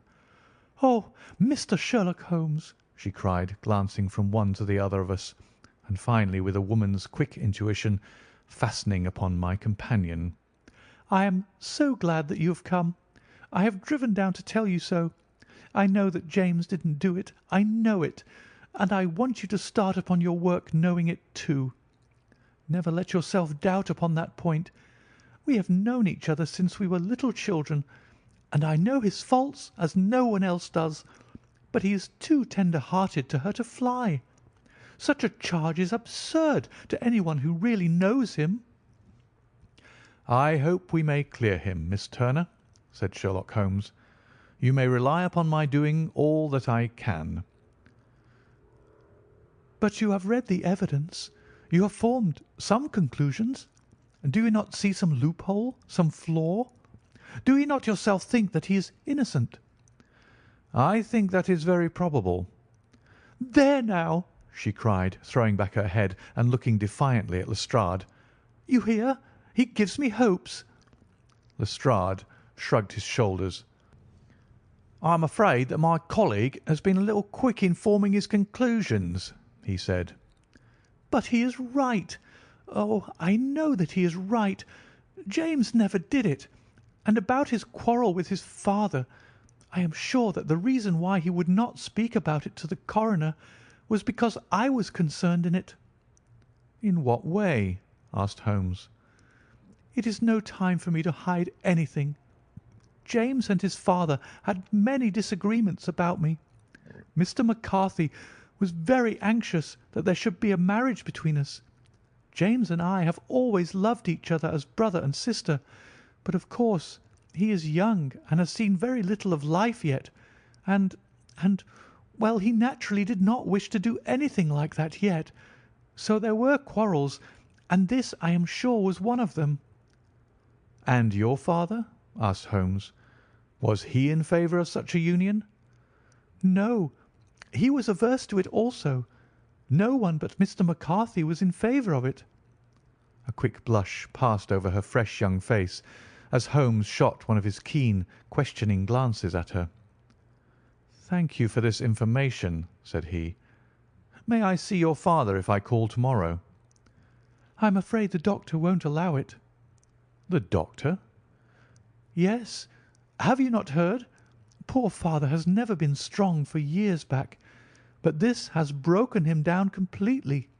He has taken to his bed, and Dr. Willows says that he is a wreck and that his nervous system is shattered. Mr. McCarthy was the only man alive who had known Dad in the old days in Victoria." "Ha! In Victoria. That is important." "Yes, at the mines." "Quite so. At the gold mines, where, as I understand, Mr. Turner made his money." "Yes, certainly." "Thank you, Miss Turner. You have been of material assistance to me." "You will tell me if you have any news to-morrow. No doubt you will go to the prison to see James. Oh, if you do, Mr. Holmes, do tell him that I know him to be innocent." "I will, Miss Turner." "I must go home now, for Dad is very ill, and he misses me so if I leave him. Good-bye, and God help you in your undertaking." She hurried from the room as impulsively as she had entered, and we heard the wheels of her carriage rattle off down the street. "I'm ashamed of you, Holmes," said Lestrade with dignity after a few minutes' silence. "Why should you raise up hopes which you are bound to disappoint? I am not over tender of heart, but I call it cruel." "I think that I see my way to clearing James McCarthy," said Holmes. "Have you an order to see him in prison?" "Yes, but only for you and me." "Then I shall reconsider my resolution about going out. We have still time to take a train to Hereford and see him to-night?" "Ample." "Then let us do so. Watson, I fear that you will find it very slow, but I shall only be away a couple of hours." I walked down to the station with them, and then wandered through the streets of the little town, finally returning to the hotel, where I lay upon the sofa and tried to interest myself in a yellow-backed novel. The puny plot of the story was so thin, however, when compared to the deep mystery through which we were groping, and I found my attention wander so continually from the action to the fact, that I at last flung it across the room and gave myself entirely to a consideration of the events of the day. Supposing that this unhappy young man's story were absolutely true, then what hellish thing, what absolutely unforeseen and extraordinary calamity could have occurred between the time when he parted from his father and the moment when, drawn back by his screams, he rushed into the glade?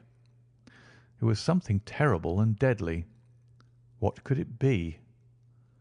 Might not the nature of the injuries reveal something to my medical instincts?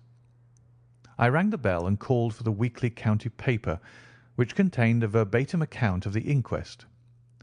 In the surgeon's deposition it was stated that the posterior third of the left parietal bone and the left half of the occipital bone had been shattered by a heavy blow from a blunt weapon.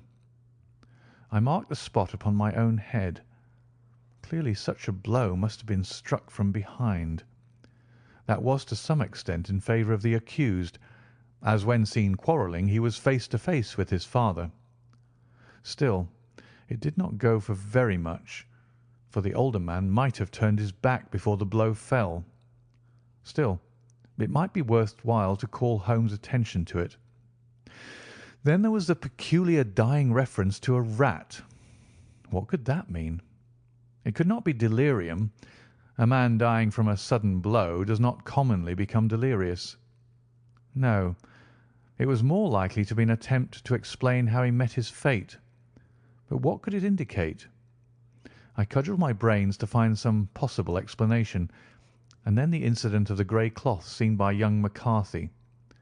If that were true, the murderer must have dropped some part of his dress, presumably his overcoat, in his flight, and must have had the hardihood to return and to carry it away at the instant when the son was kneeling with his back turned, not a dozen paces off. What a tissue of mysteries and improbabilities the whole thing was! I did not wonder at Lestrade's opinion, and yet I had so much faith in Sherlock Holmes' insight that I could not lose hope as long as every fresh fact seemed to strengthen his conviction of young McCarthy's innocence. It was late before Sherlock Holmes returned. He came back alone, for Lestrade was staying in lodgings in the town.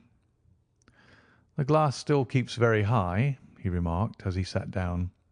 "It is of importance that it should not rain before we are able to go over the ground. On the other hand, a man should be at his very best and keenest for such nice work as that, and I did not wish to do it when fagged by a long journey. I have seen young McCarthy." "And what did you learn from him?" "Nothing." "Could he throw no light?" "None at all. I was inclined to think at one time that he knew who had done it and was screening him or her, but I am convinced now that he is as puzzled as everyone else. He is not a very quick-witted youth, though comely to look at, and I should think sound at heart." "I cannot admire his taste," I remarked, "if it is indeed a fact that he was averse to a marriage with so charming a young lady as this Miss Turner." "Ah, thereby hangs a rather painful tale. This fellow is madly, insanely in love with her, but some 2 years ago, when he was only a lad and before he really knew her, for she had been away 5 years at a boarding school, what does the idiot do but get into the clutches of a barmaid in Bristol and marry her at a registry office? No one knows a word of the matter, but you can imagine how maddening it must be to him to be upbraided for not doing what he would give his very eyes to do, but what he knows to be absolutely impossible. It was sheer frenzy of this sort which made him throw his hands up into the air when his father, at their last interview, was goading him on to propose to Miss Turner. On the other hand, he had no means of supporting himself, and his father, who was by all accounts a very hard man, would have thrown him over utterly had he known the truth. It was with his barmaid wife that he had spent the last 3 days in Bristol, and his father did not know where he was. Mark that point. It is of importance. Good has come out of evil, however, for the barmaid, finding from the papers that he is in serious trouble and likely to be hanged, has thrown him over utterly, and has written to him to say that she has a husband already in the Bermuda dockyard, so that there is really no tie between them. I think that that bit of news has consoled young McCarthy for all that he has suffered. But if he's innocent, who has done it? Ah, who? I would call your attention very particularly to 2 points. One is that the murdered man had an appointment with someone at the pool, and that the someone could not have been his son, for his son was away, and he did not know when he would return. The second is that the murdered man was heard to cry "Cooee" before he knew that his son had returned. Those are the crucial points upon which the case depends. And now let us talk about George Meredith, if you please, and we shall leave all minor matters until tomorrow. There was no rain, as Holmes had foretold, and the morning broke bright and cloudless. At 9 o'clock Lestrade called for us with the carriage, and we set off for Hatherley Farm and the Boscombe Pool. "There's a serious news this morning," Lestrade observed. "It is said that Mr. Turner of the Hall is so ill that his life is despaired of." "An elderly man, I presume," said Holmes. "About 60, but his constitution has been shattered by his life abroad, and he has been in failing health for some time. This business has had a very bad effect upon him. He was an old friend of McCarthy's, and, I may add, a great benefactor to him, for I have learned that he gave him Hatherley Farm rent-free." "Indeed, that is interesting," said Holmes. "Oh, yes. In 100 other ways he has helped him. Everybody about here speaks of his kindness to him." "Really?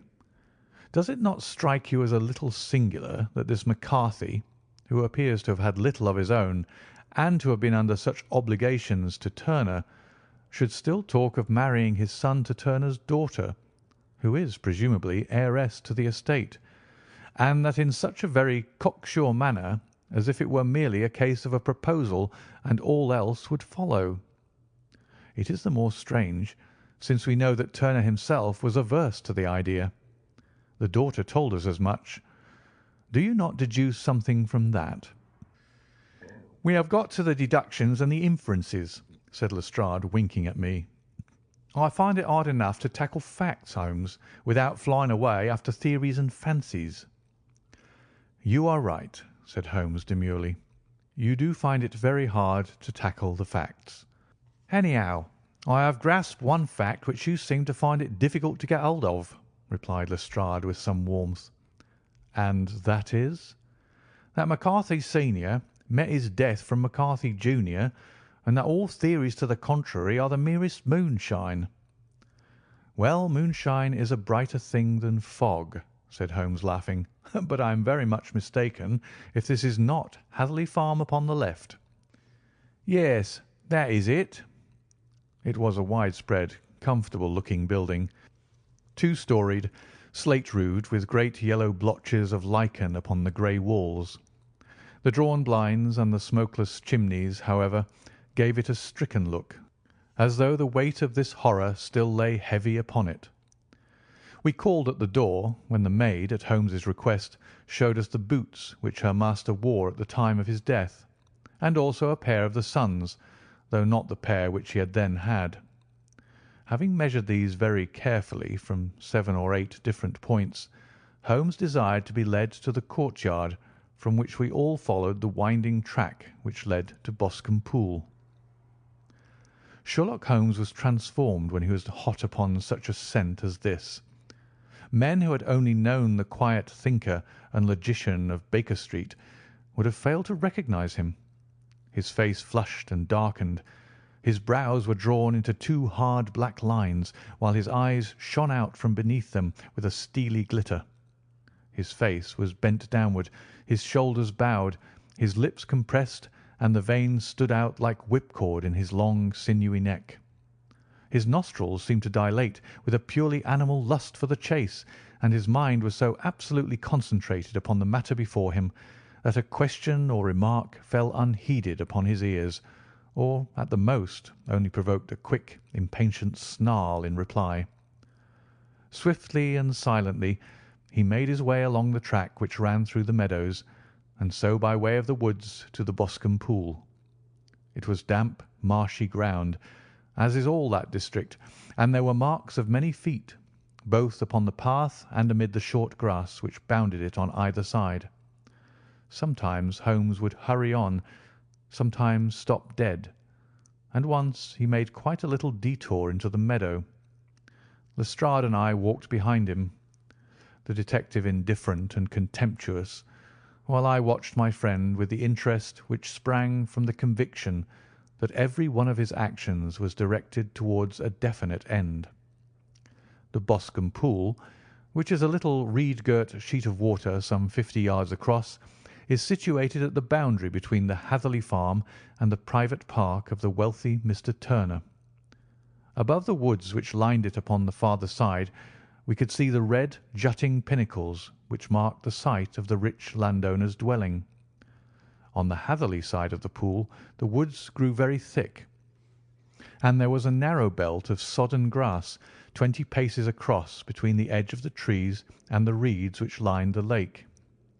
Lestrade showed us the exact spot at which the body had been found, and indeed so moist was the ground that I could plainly see the traces which had been left by the fall of the stricken man. To Holmes, as I could see by his eager face and peering eyes, very many other things were to be read upon the trampled grass.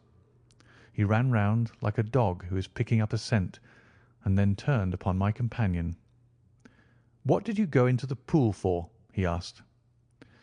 "I fished about with a rake. I thought there might be some weapon or other trace. But how on earth—" "Oh, tut, tut! I have no time.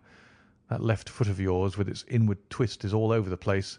A mole could trace it, and there it vanishes among the reeds. Oh, how simple it would all have been had I been here before they came like a herd of buffalo and wallowed all over it. Here is where the party with the lodge-keeper came, and they have covered all tracks for 6 or 8 feet round the body. But here are 3 separate tracks of the same feet." He drew out a lens and lay down upon his waterproof to have a better view, talking all the time, rather to himself than to us. "These are young McCarthy's feet. Twice he was walking, and once he ran swiftly, so that the soles are deeply marked and the heels hardly visible. That bears out his story. He ran when he saw his father on the ground. Then here are the father's feet as he paced up and down. What is this, then? It is the butt end of the gun as the son stood listening. And this? Ha! Ha! What have we here? Tiptoes? Tiptoes? Square, too, quite unusual boots. They come, they go, they come again. Of course, that was for the cloak. Now, where did they come from?" He ran up and down, sometimes losing, sometimes finding the track, until we were well within the edge of the wood and under the shadow of a great beech, the largest tree in the neighbourhood. Holmes traced his way to the farthest side of this and lay down once more upon his face with a little cry of satisfaction. For a long time he remained there, turning over the leaves and dried sticks, gathering up what seemed to me to be dust into an envelope, and examining with his lens not only the ground but even the bark of the tree as far as he could reach. A jagged stone was lying among the moss, and this also he carefully examined and retained. Then he followed a pathway through the wood until he came to the highroad where all traces were lost. "It has been a case of considerable interest," he remarked, returning to his natural manner. "I fancy that this grey house on the right must be the lodge. I think that I will go in and have a word with Moran, and perhaps write a little note. Having done that, we may drive back to our luncheon. You may walk to the cab, and I shall be with you presently." It was about 10 minutes before we regained our cab and drove back into Ross, Holmes still carrying with him the stone which he had picked up in the wood. "This may interest you, Lestrade," he remarked, holding it out. "The murder was done with it." "I see no marks." "There are none." "How do you know, then?" "The grass was growing under it. It had only lain there a few days. There was no sign of a place whence it had been taken. It corresponds with the injuries. There is no sign of any other weapon." "And the murderer?" "Is a tall man, left-handed, limps with the right leg, wears thick-soled shooting boots and a grey cloak, smokes Indian cigars, uses a cigar holder, and carries a blunt penknife in his pocket. There are several other indications, but these may be enough to aid us in our search." Lestrade laughed. "I am afraid that I am still a sceptic," he said. "Theories are all very well, but we have to deal with a hard-headed British jury." "Nous verrons," answered Holmes calmly. "You work your own method, and I shall work mine. I shall be busy this afternoon, and shall probably return to London by the evening train." "And leave your case unfinished?" "No, finished." "But the mystery?" "It is solved." "Who was the criminal, then?" "The gentleman I describe." "But who is he?" "Surely it would not be difficult to find out. This is not such a populous neighbourhood." Lestrade shrugged his shoulders. "I am a practical man," he said, "and I really cannot undertake to go about the country looking for a left-handed gentleman with a gammy leg. I should become the laughing-stock of Scotland Yard." "All right," said Holmes quietly. "I have given you the chance. Here are your lodgings. Good-bye. I shall drop you a line before I leave." Having left Lestrade at his rooms, we drove to our hotel, where we found lunch upon the table. Holmes was silent and buried in thought, with a pained expression upon his face, as one who finds himself in a perplexing position. "Look here, Watson," he said when the cloth was cleared. "Just sit down in the chair and let me preach to you for a little. I don't know quite what to do, and I should value your advice. Light a cigar and let me expound." "Pray do so." "Well, now, in considering this case there are 2 points about young McCarthy's narrative which struck us both instantly, although they impressed me in his favour and you against him. One was the fact that his father should, according to his account, cry cooee before seeing him. The other was his singular dying reference to a rat. He mumbled several words, you understand, but that was all that caught the son's ear. Now, from this double point our research must commence, and we will begin it by presuming that what the lad says is absolutely true." "What of this cooee, then?"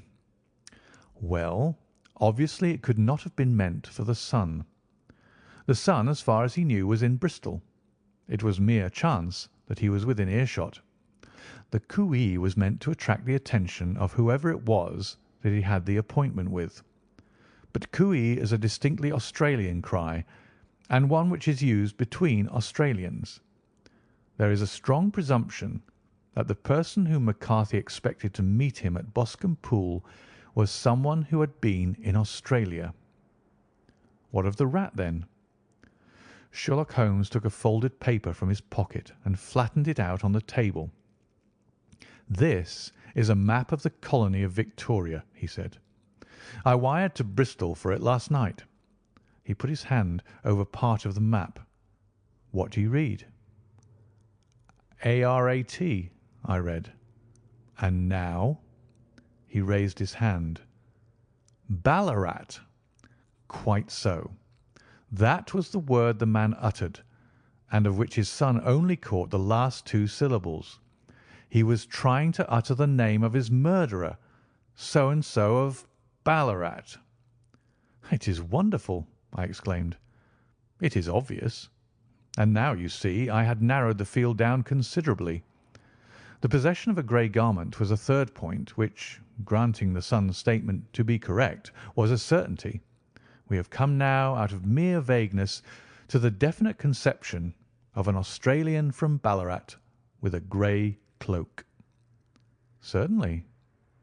"And one who was at home in the district, for the pool can only be approached by the farm or by the estate, where strangers could hardly wander." "Quite so. Then comes our expedition of to-day. By an examination of the ground I gained the trifling details which I gave to that imbecile Lestrade as to the personality of the criminal." "But how did you gain them?" "You know my method. It is founded upon the observation of trifles. His height I know that you might roughly judge from the length of his stride. His boots, too, might be told from their traces." "Yes, they were peculiar boots." "But his lameness?" "The impression of his right foot was always less distinct than his left. He put less weight upon it. Why? Because he limped. He was lame." but his left-handedness. You were yourself struck by the nature of the injury as recorded by the surgeon at the inquest. The blow was struck from immediately behind, and yet was upon the left side. Now, how can that be unless it were by a left-handed man? He had stood behind that tree during the interview between the father and son. He had even smoked there. I found the ash of a cigar, which my special knowledge of tobacco ashes enables me to pronounce as an Indian cigar. I have, as you know, devoted some attention to this, and written a little monograph on the ashes of 140 different varieties of pipe, cigar, and cigarette tobacco. Having found the ash, I then looked round and discovered the stump among the moss, where he had tossed it. It was an Indian cigar of the variety which are rolled in Rotterdam. And the cigar-holder? I could see that the end had not been in his mouth. Therefore he used a holder. The tip had been cut off, not bitten off, but the cut was not a clean one, so I deduced a blunt penknife. "Holmes," I said, "you have drawn a net round this man from which he cannot escape, and you have saved an innocent human life as truly as if you had cut the cord which was hanging him. I see the direction in which all this points.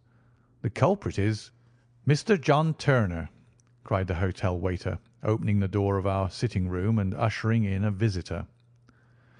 The man who entered was a strange and impressive figure.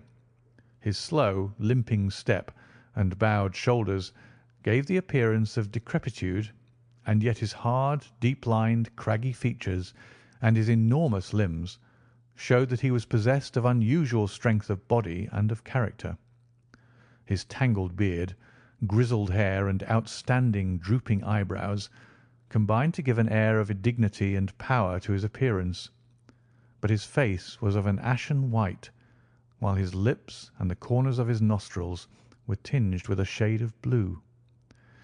It was clear to me at a glance that he was in the grip of some deadly and chronic disease. "Pray sit down on the sofa," said Holmes gently. "You had my note?" "Yes. The lodge-keeper brought it up. You said that you wished to see me here to avoid scandal." "I thought people would talk if I went to the hall." "And why did you wish to see me?" He looked across at my companion with despair in his weary eyes, as though his question was already answered. "Yes," said Holmes, answering the look rather than the words. "It is so. I know all about McCarthy." The old man sank his face in his hands. "God help me!" he cried. "But I would not have let the young man come to harm. I give you my word that I would have spoken out if it went against him at the assizes." "I am glad to hear you say so," said Holmes gravely. "I would have spoken now had it not been for my dear girl. It would break her heart. It will break her heart when she hears what I am arrested." "It may not come to that," said Holmes. "What?" "I am no official agent. I understand that it was your daughter who required my presence here, and I am acting in her interests. Young McCarthy must be got off, however." "I am a dying man," said old Turner. "I have had diabetes for years. My doctor says it is a question whether I shall live a month. Yet I would rather die under my own roof than in a jail." Holmes rose and sat down at the table with his pen in his hand and a bundle of paper before him. "Just tell us the truth," he said. "I shall jot down the facts. You will sign it, and Watson here can witness it. Then I could produce your confession at the last extremity to save young McCarthy. I promise you that I shall not use it unless it is absolutely needed." "It is as well," said the old man. "It's a question whether I shall live to the assizes, so it matters little to me. But I should wish to spare Alice the shock, and now I will make the thing clear to you. It has been a long time in the acting, but will not take me long to tell. You didn't know this dead man, McCarthy. He was the devil incarnate. I tell you that. God keep you out of the clutches of such a man as he. His grip has been upon me these 20 years, and he has blasted my life. I'll tell you first how I came to be in his power." It was in the early 60s at the diggings. I was a young chap then, hot-blooded and reckless, ready to turn my hand at anything. I got among bad companions, took to drink, had no luck with my claim, took to the bush, and, in a word, became what you call over here a highway robber. There were 6 of us, and we had a wild, free life of it, sticking up a station from time to time or stooping the wagons on the road to the diggings. Black Jack of Ballarat was the name I went under, and our party is still remembered in the colony as the Ballarat Gang. One day a gold convoy came down from Ballarat to Melbourne, and we lay in wait for it and attacked it. There were 6 troopers and 6 of us, so it was a close thing, but we emptied 4 of their saddles at the first volley. 3 of our boys were killed, however, before we got the swag. I put my pistol to the head of the wagon driver, who was this very man McCarthy. I wished to the Lord that I had shot him then, but I spared him, though I saw his wicked little eyes fixed on my face, as though to remember every feature. We got away with the gold, became wealthy men, and made our way over to England without being suspected. There I parted from my old pals and determined to settle down to a quiet and respectable life. I bought this estate, which chanced to be in the market, and I set myself to do a little good with my money, to make up for the way in which I had earned it. I married too, and though my wife died young, she left me my dear little Alice. Even when she was just a baby, her wee hands seemed to lead me down the right path as nothing else has ever done. In a word, I turned over a new leaf and did my best to make up for the past. All was going well when McCarthy laid his grip upon me. I had gone up to town about an investment, and I met him in Regent Street with hardly a coat to his back or a boot to his foot. "Here we are, Jack," says he, touching me on the arm. "We'll be as good as a family to you. There's 2 of us, me and my son, and you can have the keeping of us. If you don't, it's a fine, law-abiding country is England, and there's always a policeman within hail." Well, down they came to the West Country. There was no shaking them off, and there they have lived rent-free on my best land ever since. There was no rest for me, no peace, no forgetfulness. Turn where I would, there was this cunning, grinning face at my elbow. It grew worse as Alice grew up, for he soon saw I was more afraid of her knowing my past than of the police. Whatever he wanted he must have, and whatever it was I gave him without question. Land, money, houses, until at last he asked a thing which I could not give. He asked for Alice.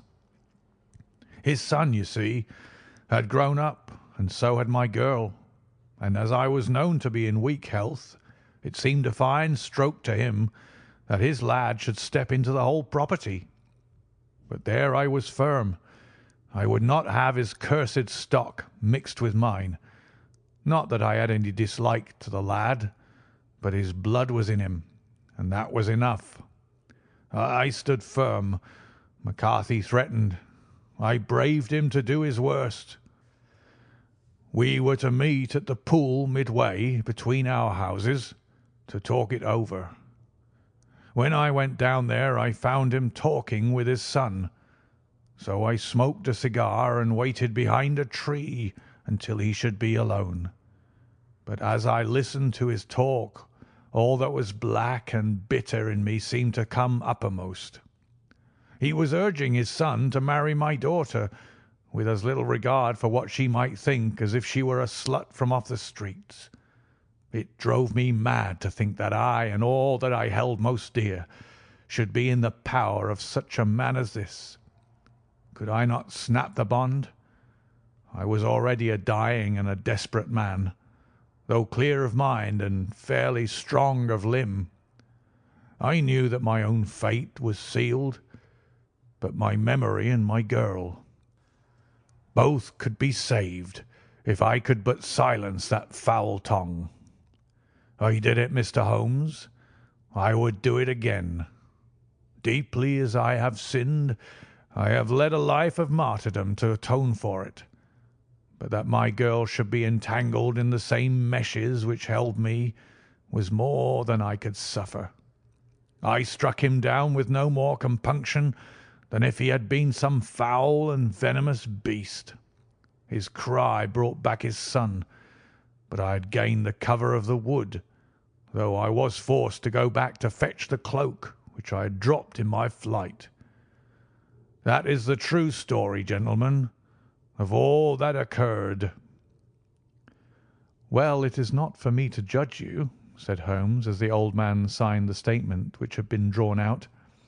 "I pray that we may never be exposed to such temptation." "I pray not, sir. And what do you intend to do?"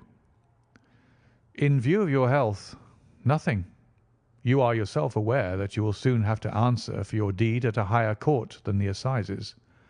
I will keep your confession, and if McCarthy is condemned, I shall be forced to use it. If not, it shall never be seen by mortal eye, and your secret, whether you be alive or dead, shall be safe with us." "Farewell, then," said the old man solemnly.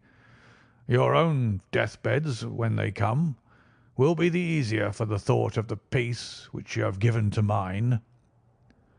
Tottering and shaking in all his giant frame, he stumbled slowly from the room. "God help us," said Holmes after a long silence. "Why does fate play such tricks with poor helpless worms? I never hear of such a case as this that I do not think of Baxter's words and say, 'There but for the grace of God goes Sherlock Holmes.'" James McCarthy was acquitted at the assizes on the strength of a number of objections which had been drawn out by Holmes and submitted to the defending counsel. Old Turner lived for 7 months after our interview, but he is now dead, and there is every prospect that the son and daughter may come to live happily together in ignorance of the black cloud which rests upon their past. End of the Boscombe Valley Mystery. Story 5 in the Adventures of Sherlock Holmes by Sir Arthur Conan Doyle. The 5 Orange Pips. When I glance over my notes and records of the Sherlock Holmes cases between the years 82 and 90, I am faced by so many which present strange and interesting features that it is no easy matter to know which to choose and which to leave. Some, however, have already gained publicity through the papers, and others have not offered a field for those peculiar qualities which my friend possessed in so high a degree, and which it is the object of these papers to illustrate.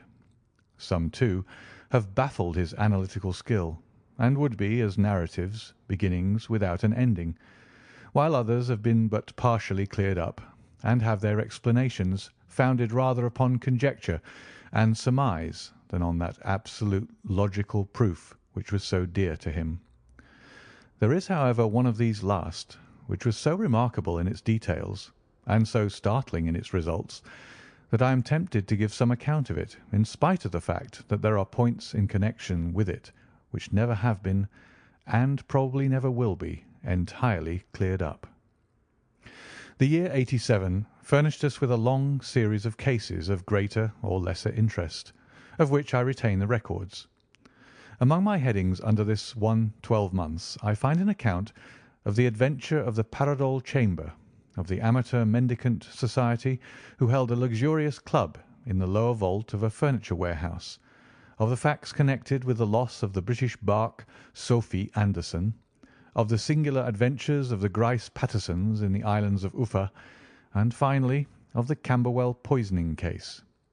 In the latter, as may be remembered, Sherlock Holmes was able, by winding up the dead man's watch, to prove that it had been wound up 2 hours before, and that therefore the deceased had gone to bed within that time, a deduction which was of the greatest importance in clearing up the case. All these I may sketch out at some future date, but none of them present such singular features as the strange train of circumstances which I have now taken up my pen to describe. It was in the latter days of September, and the equinoctial gales had set in with exceptional violence. All day the wind had screamed and the rain had beaten against the windows, so that even here in the heart of great, handmade London, we were forced to raise our minds for the instant from the routine of life and to recognise the presence of those great elemental forces which shriek at mankind through the bars of his civilization like untamed beasts in a cage. As evening drew in, the storm grew higher and louder, and the wind cried and sobbed like a child in the chimney. Sherlock Holmes sat moodily at one side of the fireplace, cross-indexing his records of crime, while I at the other was deep in one of Clark Russell's fine sea stories, until the howl of the gale from without seemed to blend with the text, and the splash of the rain to lengthen out into the long swash of the sea waves. My wife was on a visit to her mother's, and for a few days I was a dweller once more in my old quarters at Baker Street. "Why?" said I, glancing up at my companion. "That was surely the bell. Who could come to-night? Some friend of yours, perhaps?"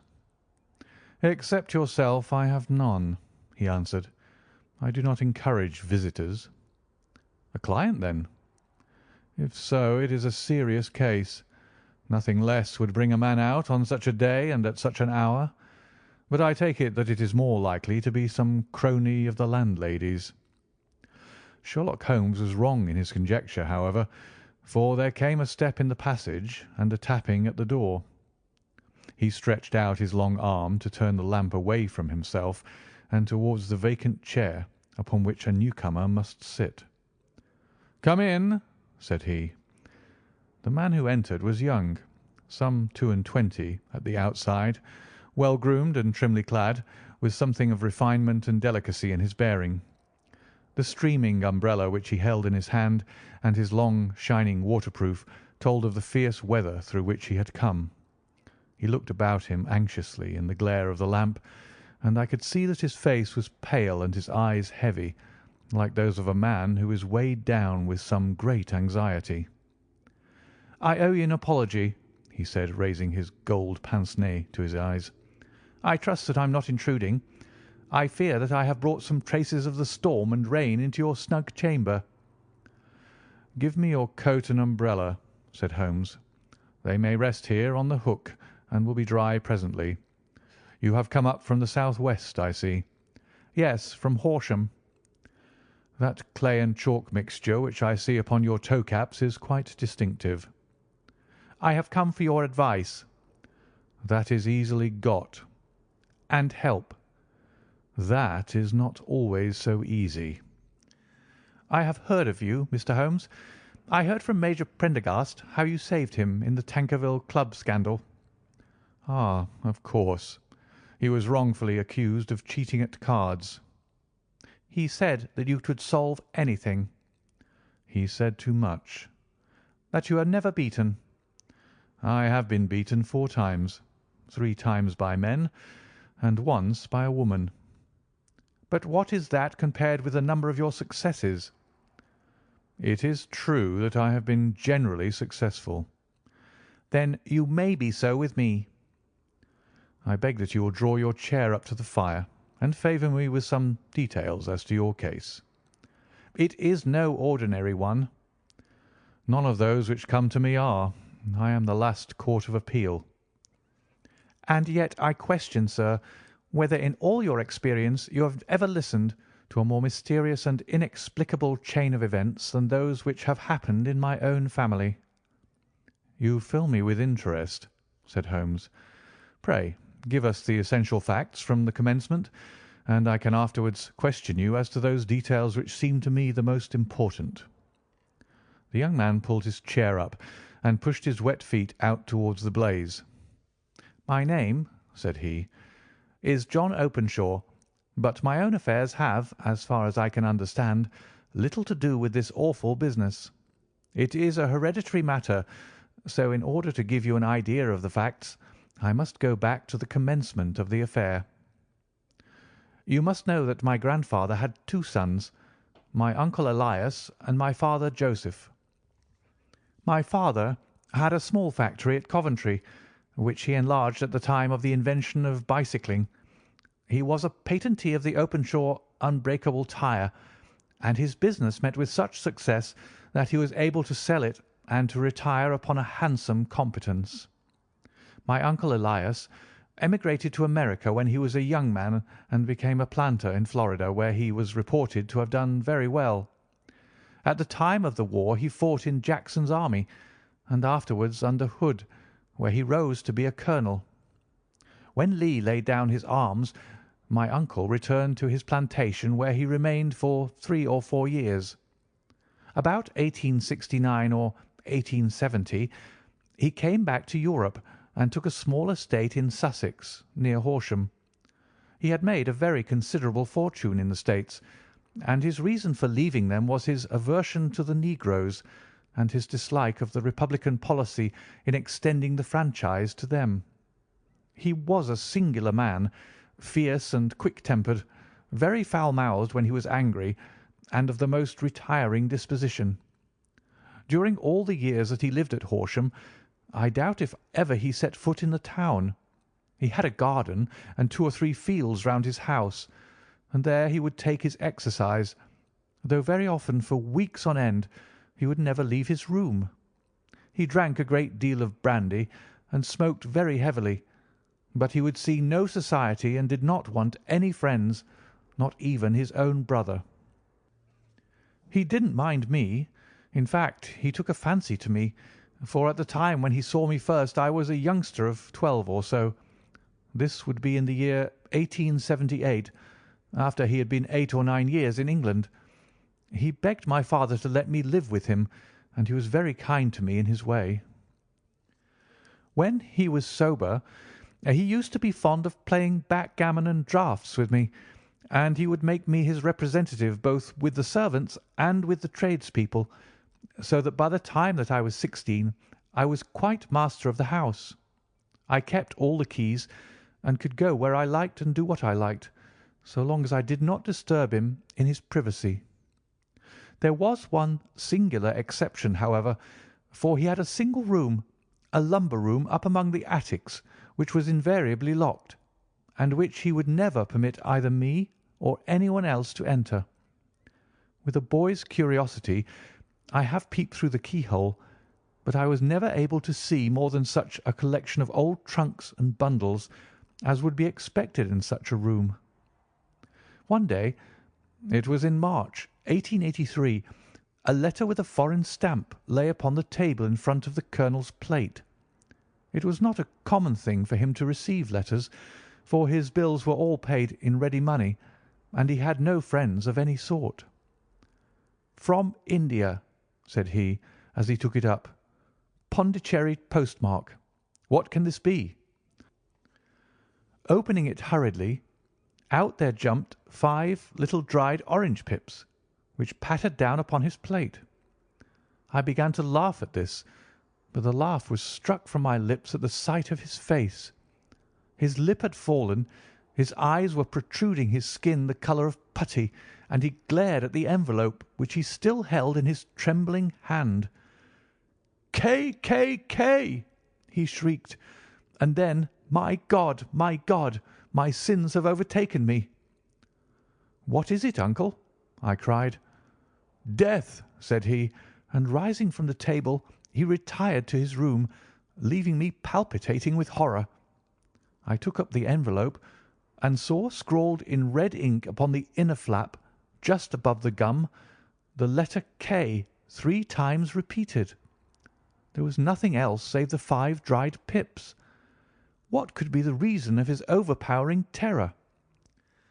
I left the breakfast table, and as I ascended the stair I met him coming down with an old rusty key which must have belonged to the attic in one hand, and a small brass box like a cash box in the other. "They may do what they like, but I'll checkmate them still," said he with an oath. "Tell Mary that I shall want a fire in my room to-day, and send down to Fordham the Horsham lawyer." I did as he ordered, and when the lawyer arrived I was asked to step up to the room. The fire was burning brightly, and in the grate there was a mass of black fluffy ashes as of burned paper, while the brass box stood open and empty beside it. As I glanced at the box I noticed with a start that upon the lid was printed the treble K which I had read in the morning upon the envelope. "I wish you, John," said my uncle, "to witness my will. I leave my estate, with all its advantages and all its disadvantages, to my brother, your father, whence it will no doubt descend to you. If you can enjoy it in peace, well and good. If you find you cannot, take my advice, my boy, and leave it to your deadliest enemy. I am sorry to give you such a two-edged thing, but I can't say what turn things are going to take. Kindly sign the paper where Mr. Fordham shows you." I signed the paper as directed, and the lawyer took it away with him. The singular incident made, as you may think, the deepest impression upon me, and I pondered over it and turned it every way in my mind without being able to make anything of it. Yet I could not shake off the vague feeling of dread which it left behind, though the sensation grew less keen as the weeks passed and nothing happened to disturb the usual routine of our lives. I could see a change in my uncle, however. He drank more than ever, and he was less inclined for any sort of society. Most of his time he would spend in his room, with the door locked upon the inside, but sometimes he would emerge in a sort of drunken frenzy, and would burst out of the house and tear about the garden with a revolver in his hand, screaming out that he was afraid of no man, and that he was not to be cooped up like a sheep in a pen by man or devil. When these hot fits were over, however, he would rush tumultuously in at the door and lock and bar it behind him, like a man who can brazen it out no longer against the terror which lies at the roots of his soul. At such times I have seen his face, even on a cold day, glisten with moisture, as though it were new raised from a basin. Well, to come to an end of the matter, Mr. Holmes, and not to abuse your patience, there came a night when he made one of those drunken sallies from which he never came back. We found him, when we went to search for him, face downward in a little green-scummed pool which lay at the foot of the garden. There was no sign of any violence, and the water was but 2 feet deep, so that the jury, having regard to his known eccentricity, brought in a verdict of suicide. But I, who knew how he winced from the very thought of death, had much ado to persuade myself that he had gone out of his way to meet it. The matter passed, however, and my father entered into possession of the estate, and of some £14,000 which lay to his credit at the bank. "One moment," Holmes interposed. "Your statement is, I foresee, one of the most remarkable to which I have ever listened. Let me have the date of the reception by your uncle of the letter, and the date of his supposed suicide." "The letter arrived on March 10th, 1883. His death was 7 weeks later, upon the night of May 2nd. "Thank you. Pray proceed." "When my father took over the Horsham property, he, at my request, made a careful examination of the attic, which had been always locked up. We found the brass box there, although its contents had been destroyed. On the inside of the cover was a paper label with the initials of K.K.K. repeated upon it, and letters, memoranda, receipts, and a register written beneath. These, we presume, indicated the nature of the papers which had been destroyed by Colonel Openshaw. For the rest, there was nothing of much importance in the attic, save a great many scattered papers and notebooks bearing upon my uncle's life in America. Some of them were of the war time, and showed that he had done his duty well, and had borne the repute of a brave soldier. Others were of a date during the reconstruction of the Southern States, and were mostly concerned with politics, for he had evidently taken a strong part in opposing the carpet-bag politicians who had been sent down from the north. Well, it was the beginning of '84 when my father came to live at Horsham, and all went as well as possible with us until the January of '85. On the fourth day after the New Year, I heard my father give a sharp cry of surprise as we sat together at the breakfast table. There he was, sitting with a newly opened envelope in one hand and 5 dried orange pips in the outstretched palm of the other one. He had always laughed at what he called my cock and bull story about the colonel, but he looked very scared and puzzled now that the same thing had come upon himself. "Why, what on earth does this mean, John?" he stammered. My heart had turned to lead. "It is K, K, K," said I. He looked inside the envelope. "So it is," he cried. "Here are the very letters. But what is this written above them?" "Put the papers on the sundial," I read, peeping over his shoulder. "What papers? What sundial?" he asked. "The sundial in the garden. There is no other," said I. "But the papers must be those that are destroyed." "Pooh!" said he, gripping hard at his courage. "We are in a civilized land here, and we can't have tomfoolery of this kind. Where does the thing come from?" "From Dundee," I answered, glancing at the postmark. "Some preposterous practical joke," said he. "What have I to do with sundials and papers? I shall take no notice of such nonsense." "I should certainly speak to the police," I said. "And be laughed at for my pains? Nothing of the sort." "Then let me do so." "No, I forbid you. I won't have a fuss made about such nonsense." It was in vain to argue with him, for he was a very obstinate man. I went about, however, with a heart which was full of forebodings. On the third day after the coming of the letter, my father went from home to visit an old friend of his, Major Freebody, who is in command of one of the forts upon Portsdown Hill. I was glad that he should go, for it seemed to me that he was farther from danger when he was away from home. In that, however, I was in error. Upon the second day of his absence, I received a telegram from the Major imploring me to come at once. My father had fallen over one of the deep chalk pits which abound in the neighbourhood, and was lying senseless with a shattered skull. I hurried to him, but he passed away without having ever recovered his consciousness. He had, as it appears, been returning from Fareham in the twilight, and as the country was unknown to him and the chalk pit unfenced, the jury had no hesitation in bringing in a verdict of death from accidental causes. Carefully, as I examined every fact connected with his death, I was unable to find anything which could suggest the idea of murder.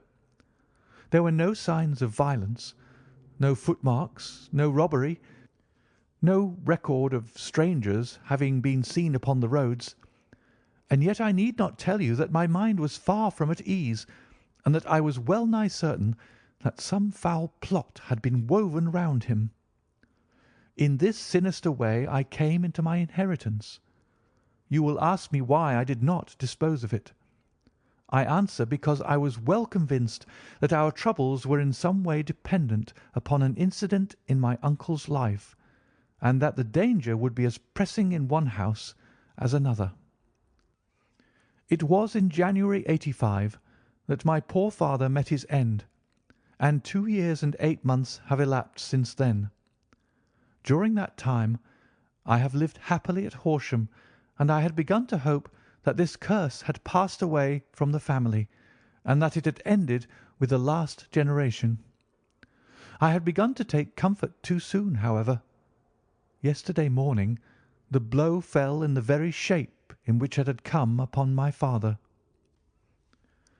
The young man took from his waistcoat a crumpled envelope, and turning to the table he shook out upon it 5 little dried orange pips. "This is the envelope," he continued. "The postmark is London, Eastern Division. Within are the very words which were upon my father's last message. K, K, K. And then put the papers on the sundial." "What have you done?" asked Holmes. "Nothing." "Nothing?" "To tell the truth," he sank his face into his thin white hands, "I have felt helpless. I have felt like one of those poor rabbits when the snake is writhing towards it. I seem to be in the grasp of some resistless, inexorable evil which no foresight and no precautions can guard against." "Tut, tut!" cried Sherlock Holmes. "You must act man, or you are lost. Nothing but energy can save you. This is no time for despair." "I have seen the police." "Ah!" "But they listened to my story with a smile.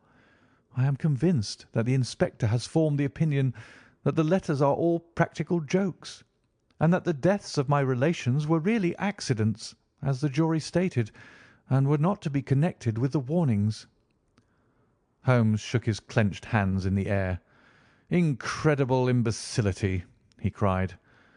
"They have, however, allowed me a policeman, who may remain in the house with me." "Has he come with you to-night?" "No, his orders were to stay in the house." Again Holmes raved in the air. "Why did you come to me?" he cried. "And above all, why did you not come at once?" "I did not know. It was only to-day that I spoke to Major Prendergast about my troubles, and was advised by him to come to you." "It is really 2 days since you had the letter. We should have acted before this.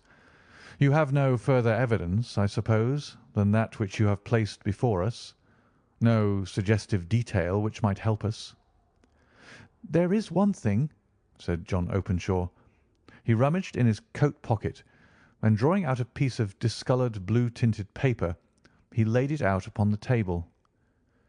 "I have some remembrance," said he, "that on the day when my uncle burned the papers, I observed that the small unburned margins which lay amid the ashes were of this particular colour. I found this single sheet upon the floor of his room, and I am inclined to think that it may be one of the papers which has, perhaps, fluttered out from among the others, and in that way has escaped destruction. Beyond the mention of pips, I do not see that it helps us much. I think myself that it is a page from some private diary. The writing is undoubtedly my uncle's." Holmes moved the lamp, and we both bent over the sheet of paper, which showed by its ragged edge that it had indeed been torn from a book. It was headed March, 1869, and beneath were the following enigmatical notices: 4th, Hudson came, same old platform. 7th, set the pips on Macaulay, Paramore, and John Swain of St. Augustine. 9th, Macaulay cleared.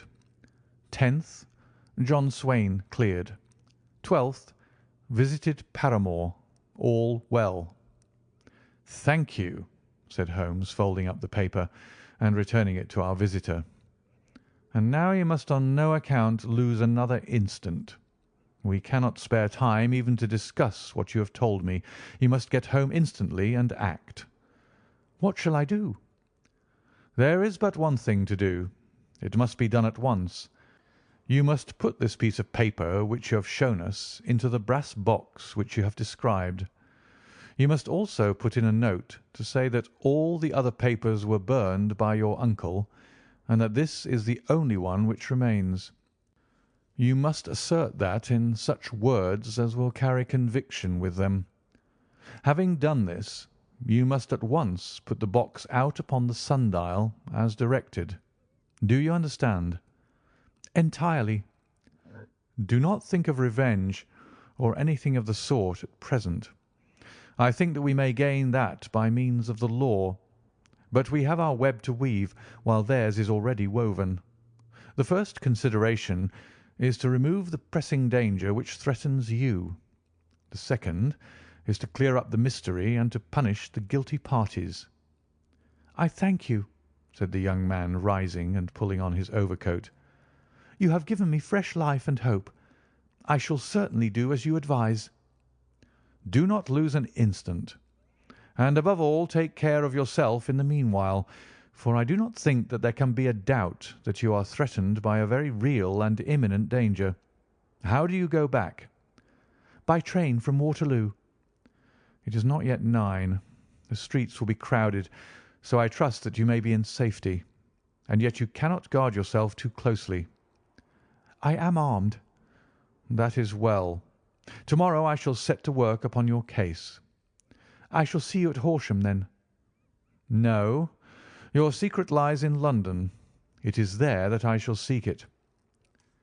"Then I shall call upon you in a day or in 2 days with news as to the box and the papers.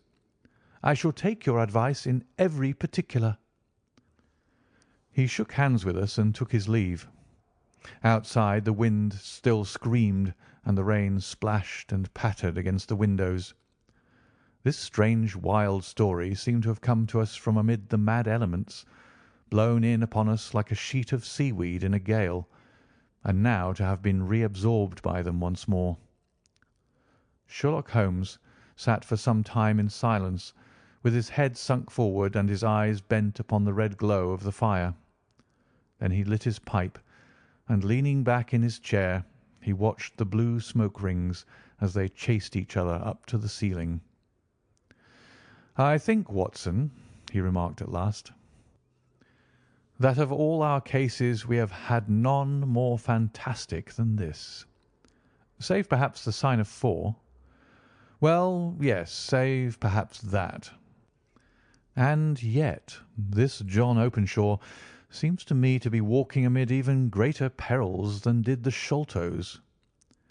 "But have you," I asked, "formed any definite conception as to what these perils are?" "There can be no question as to their nature," he answered. "Then what are they? Who is this K., and why does he pursue this unhappy family?" Sherlock Holmes closed his eyes and placed his elbows upon the arms of his chair with his finger-tips together. "The ideal reasoner," he remarked, "would, when he had once been shown a single fact in all its bearings, deduce from it not only the chain of events which led up to it, but also all the results which would follow from it. As Cuvier could correctly describe a whole animal by the contemplation of a single bone, so the observer, who has thoroughly understood one link in a series of incidents, should be able to accurately state all the other ones, both before and after. We have not yet grasped the results which the reason alone can attain to. Problems may be solved in the study which have baffled all those who have sought a solution by the aid of their senses. To carry the art, however, to its highest pitch, it is necessary that the reasoner should be able to utilize all the facts which have come to his knowledge, and this in itself implies, as you will readily see, a possession of all knowledge, which, even in these days of free education and encyclopedias, is a somewhat rare accomplishment.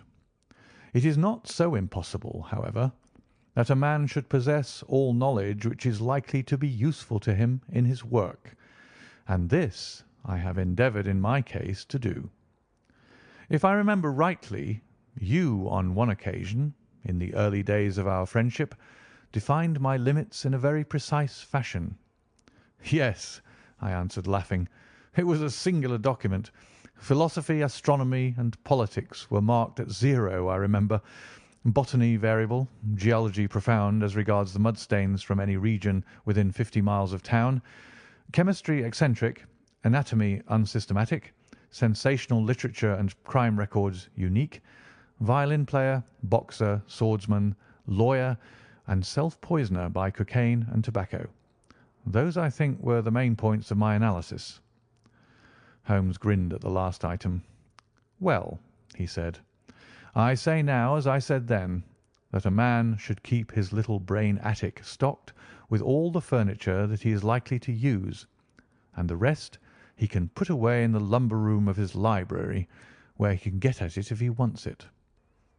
Now, for such a case as the one which has been submitted to us tonight, we need certainly to muster all our resources. Kindly hand me down the letter K of the American Encyclopedia, which stands upon the shelf beside you.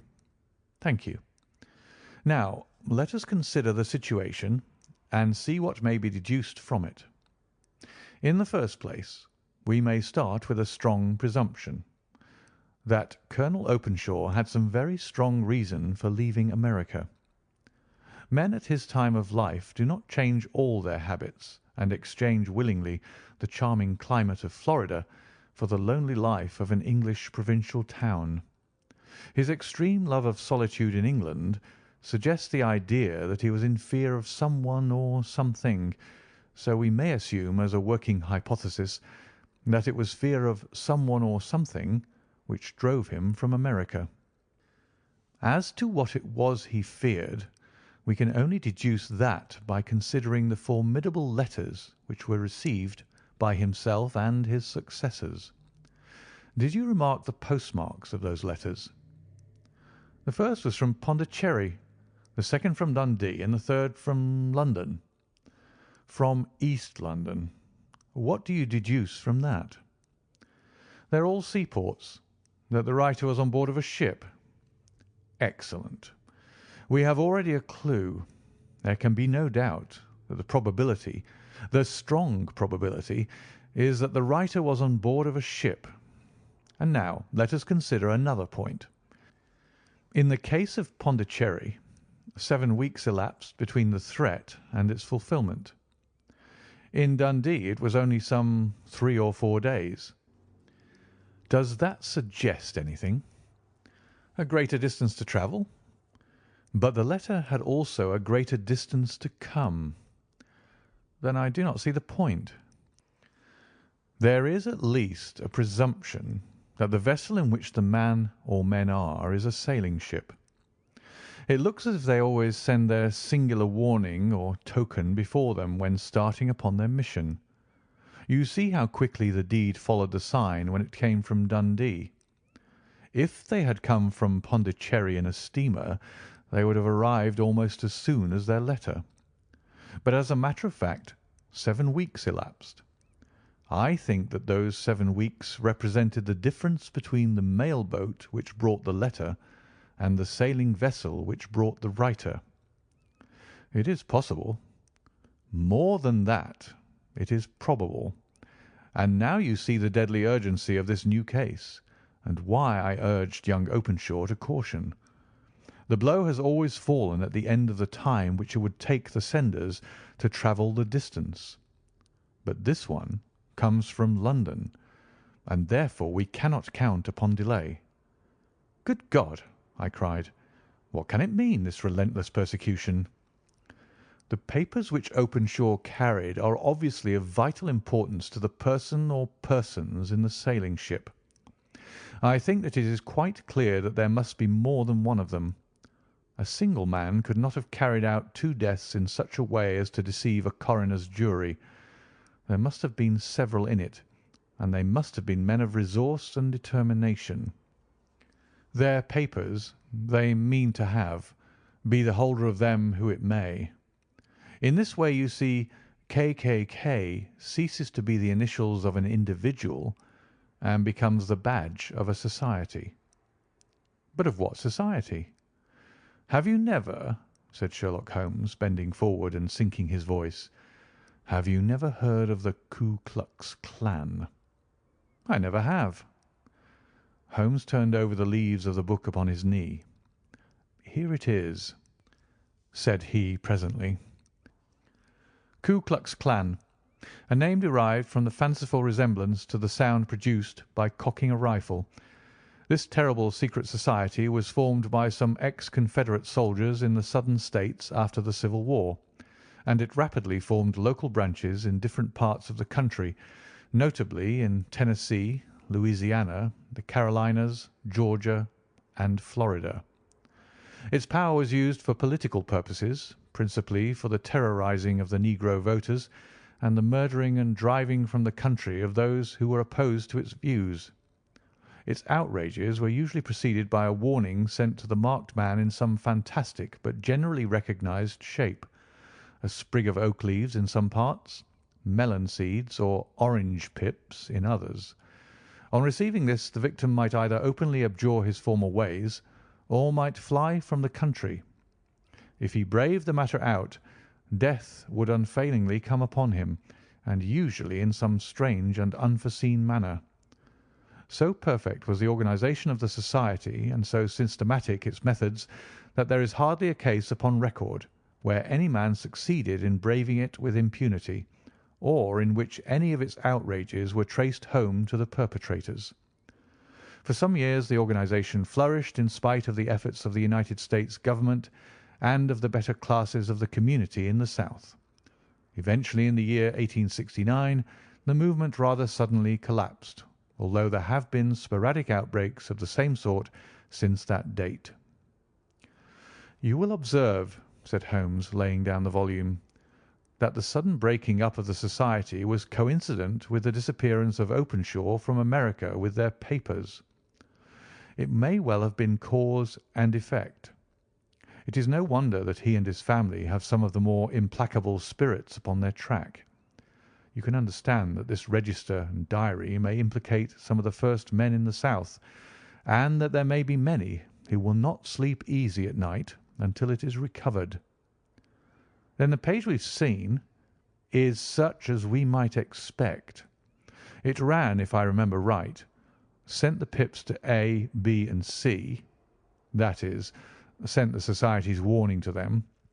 Then there are successive entries that A and B cleared or left the country, and finally that C was visited with, I fear, a sinister result for C. Well, I think, Doctor, that we may let some light into this dark place, and I believe that the only chance young Openshaw has in the meantime is to do what I have told him. There is nothing more to be said or to be done to-night, so hand me over my violin, and let us try to forget for half an hour the miserable weather and the still more miserable ways of our fellow men." It had cleared in the morning, and the sun was shining with a subdued brightness through the dim veil which hangs over the great city. Sherlock Holmes was already at breakfast when I came down. "You will excuse me for not waiting for you," said he. "I have, I foresee, a very busy day before me in looking into this case of young Openshaw's." "What steps will you take?" I asked. "It will very much depend upon the results of my first inquiries. I may have to go down to Horsham after all." "You will not go there first?" "No, I shall commence with the city. Just ring the bell, and the maid will bring up your coffee." As I waited, I lifted the unopened newspaper from the table and glanced my eye over it. It rested upon a heading which sent a chill to my heart. "Holmes," I cried, "you are too late." "Ah," said he, laying down his cup, "I feared as much. How was it done?" He spoke calmly, but I could see that he was deeply moved. "My eye caught the name of Openshaw and the heading 'Tragedy near Waterloo Bridge.'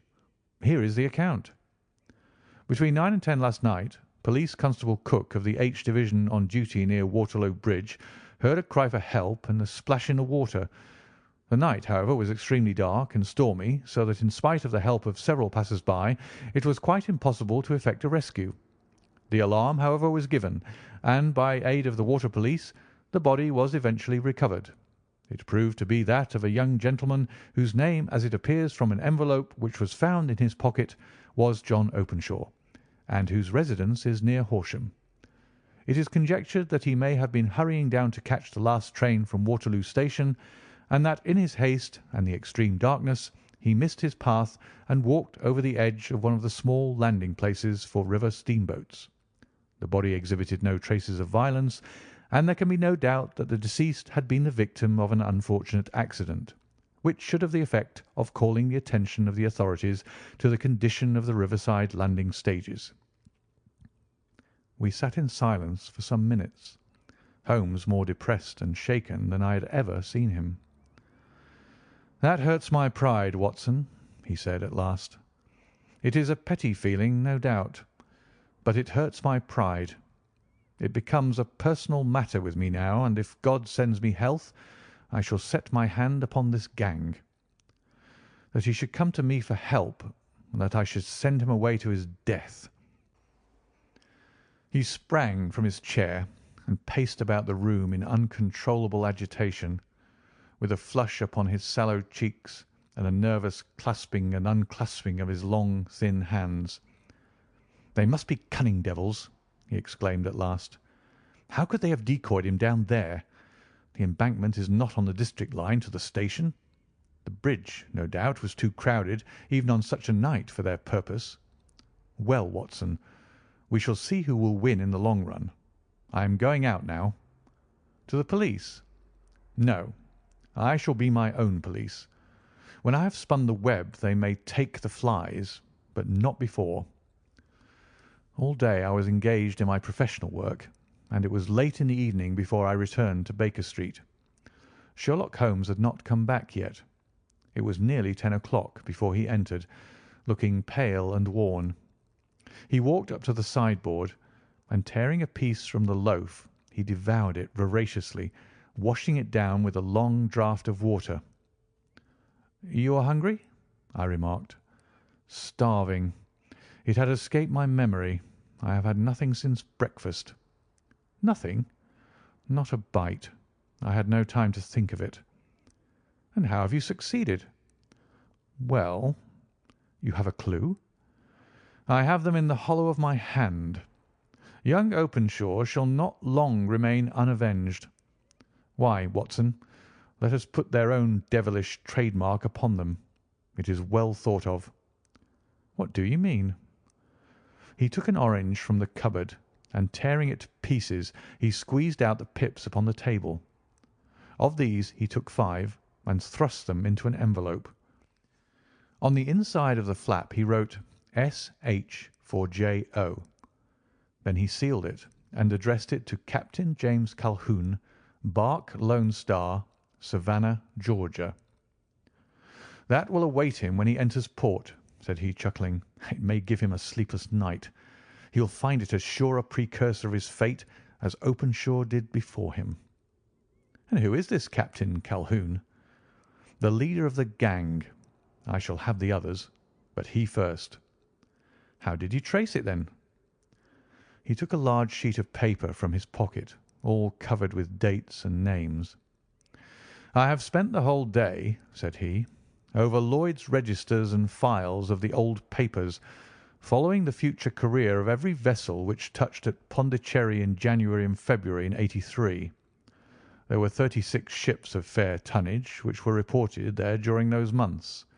Of these, one, the Lone Star, instantly attracted my attention, since, although it was reported as having cleared from London, the name is that which is given to one of the states of the Union.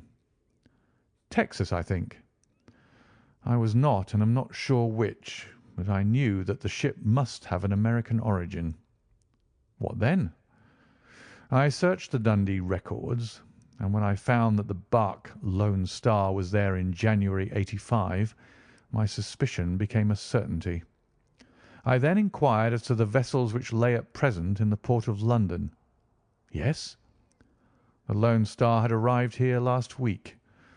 I went down to the Albert Dock and found that she had been taken down the river by the early tide this morning, homeward bound to Savannah.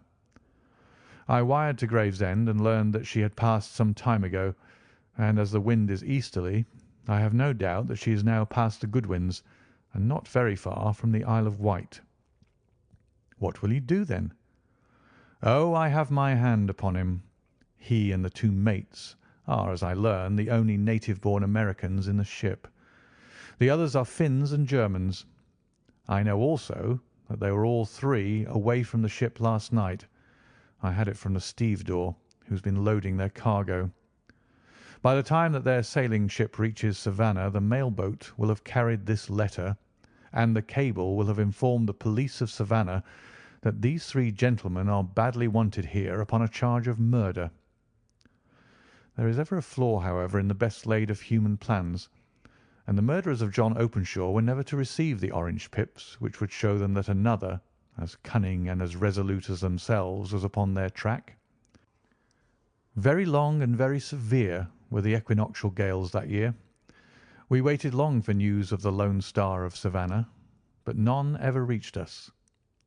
We did at last hear that somewhere, far out in the Atlantic, a shattered stern post of a boat was seen swinging in the trough of a wave, with the letters L.S. carved upon it.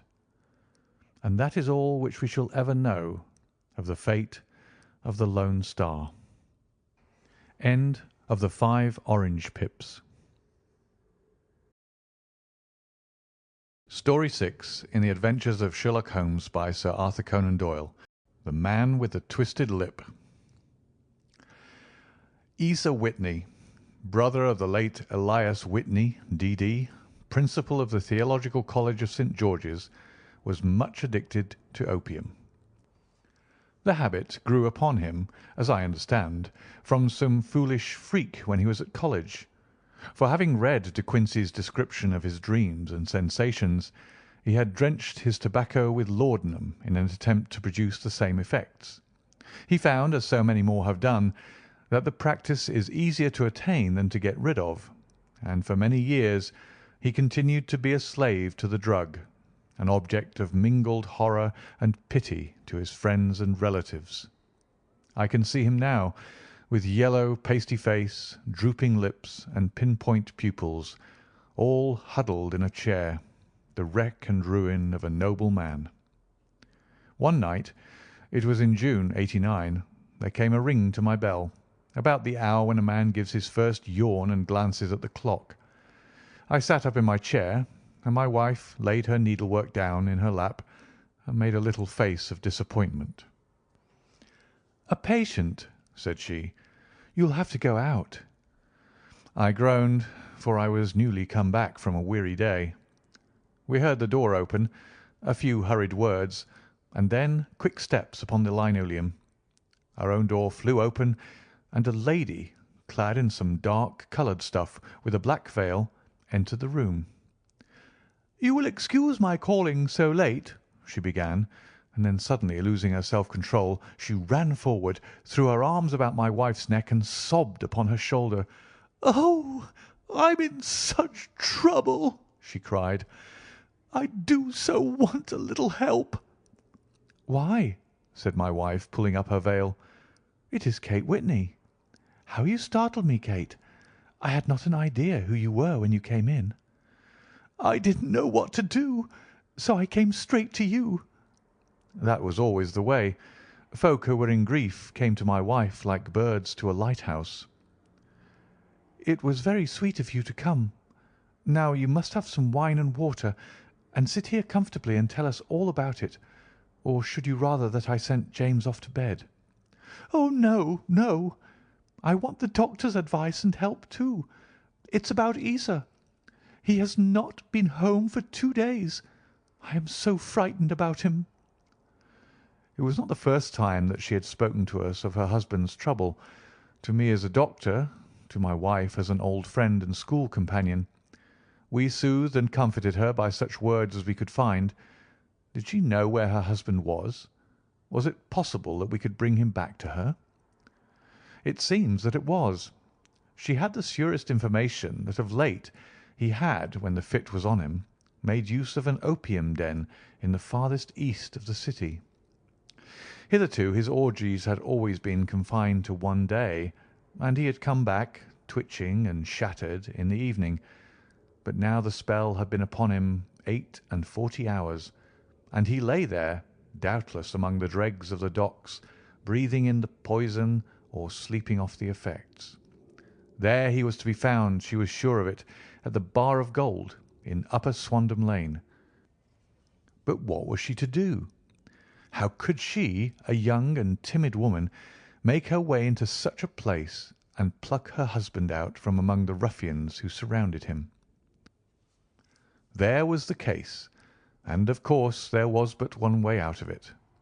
Might I not escort her to this place? And then, as a second thought, why should she come at all?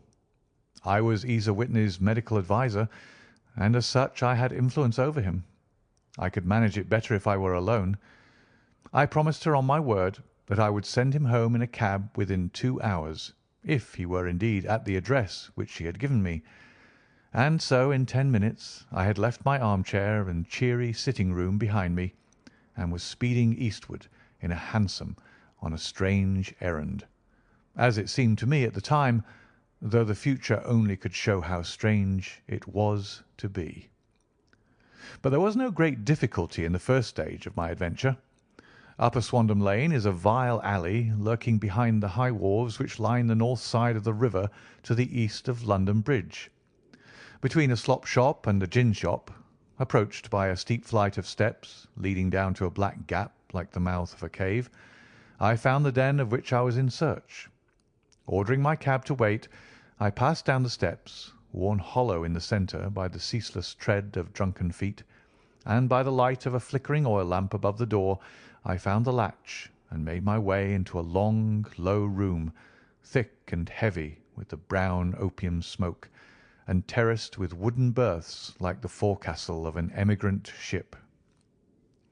Through the gloom one could dimly catch a glimpse of bodies lying in strange, fantastic poses, bowed shoulders, bent knees, heads thrown back and chins pointing upward, with here and there a dark, lack-lustre eye turned upon the newcomer. Out of the black shadows there glimmered little red circles of light, now bright, now faint, as the burning poison waxed or waned in the bowls of the metal pipes.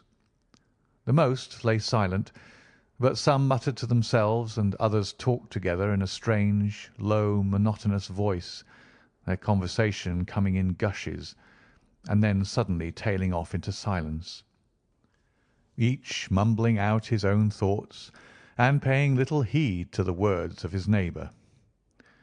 At the farther end was a small brazier of burning charcoal, beside which, on a three-legged wooden stool, there sat a tall, thin old man, with his jaw resting upon his two fists and his elbows upon his knees, staring into the fire.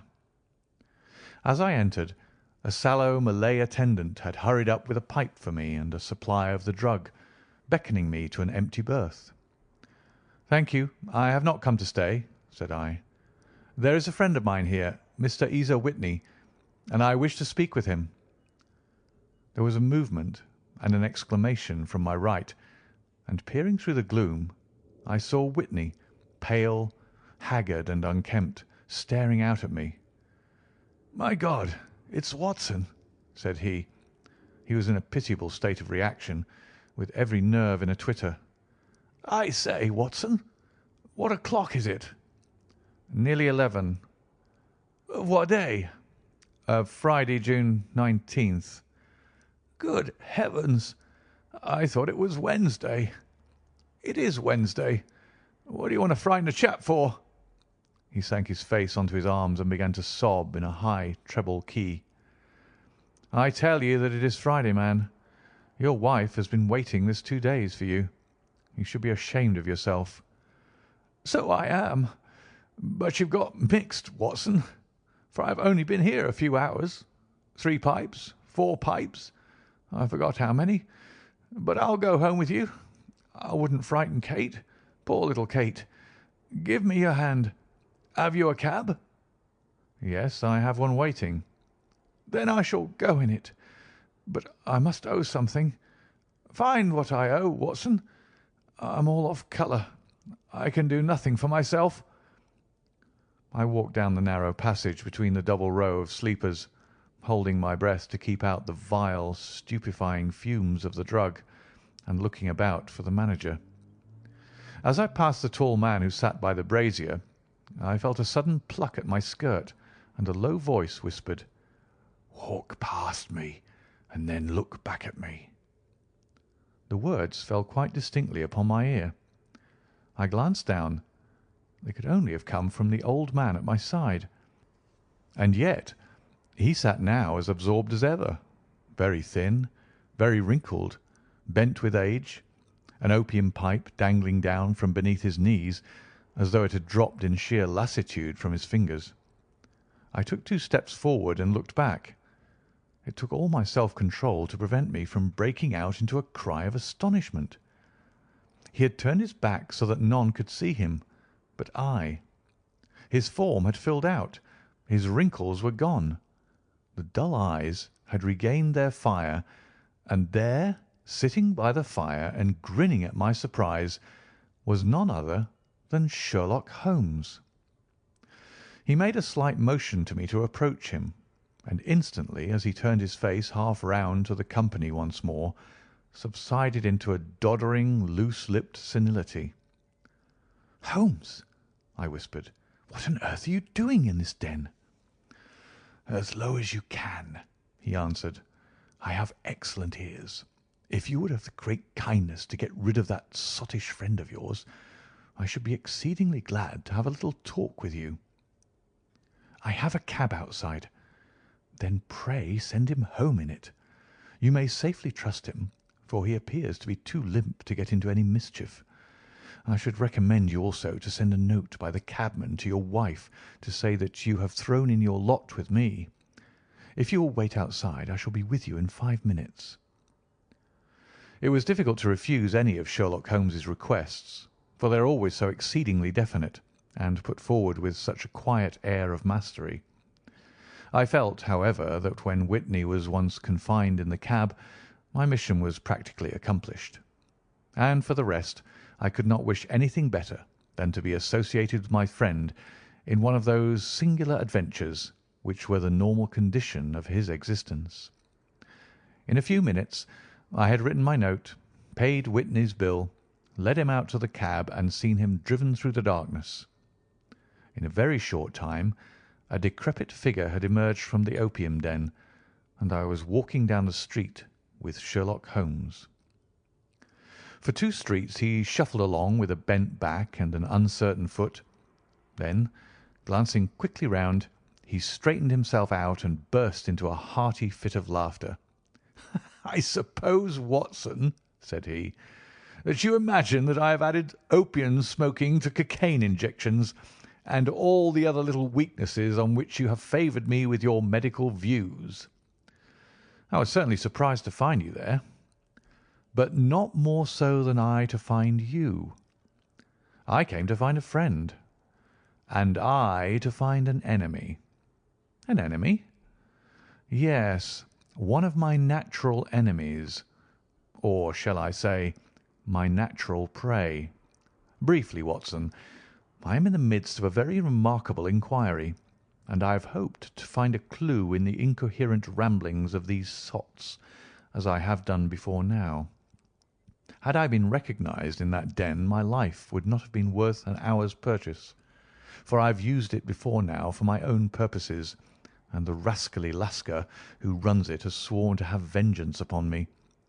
There is a trapdoor at the back of that building near the corner of Paul's Wharf, which could tell some strange tales of what has passed through it upon the moonless nights."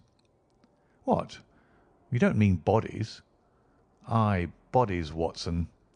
We should be rich men if we had £1,000 for every poor devil who's been done to death in that den. It is the vilest murder trap on the whole riverside, and I fear that Neville St. Clair has entered it never to leave it more. But our trap should be here."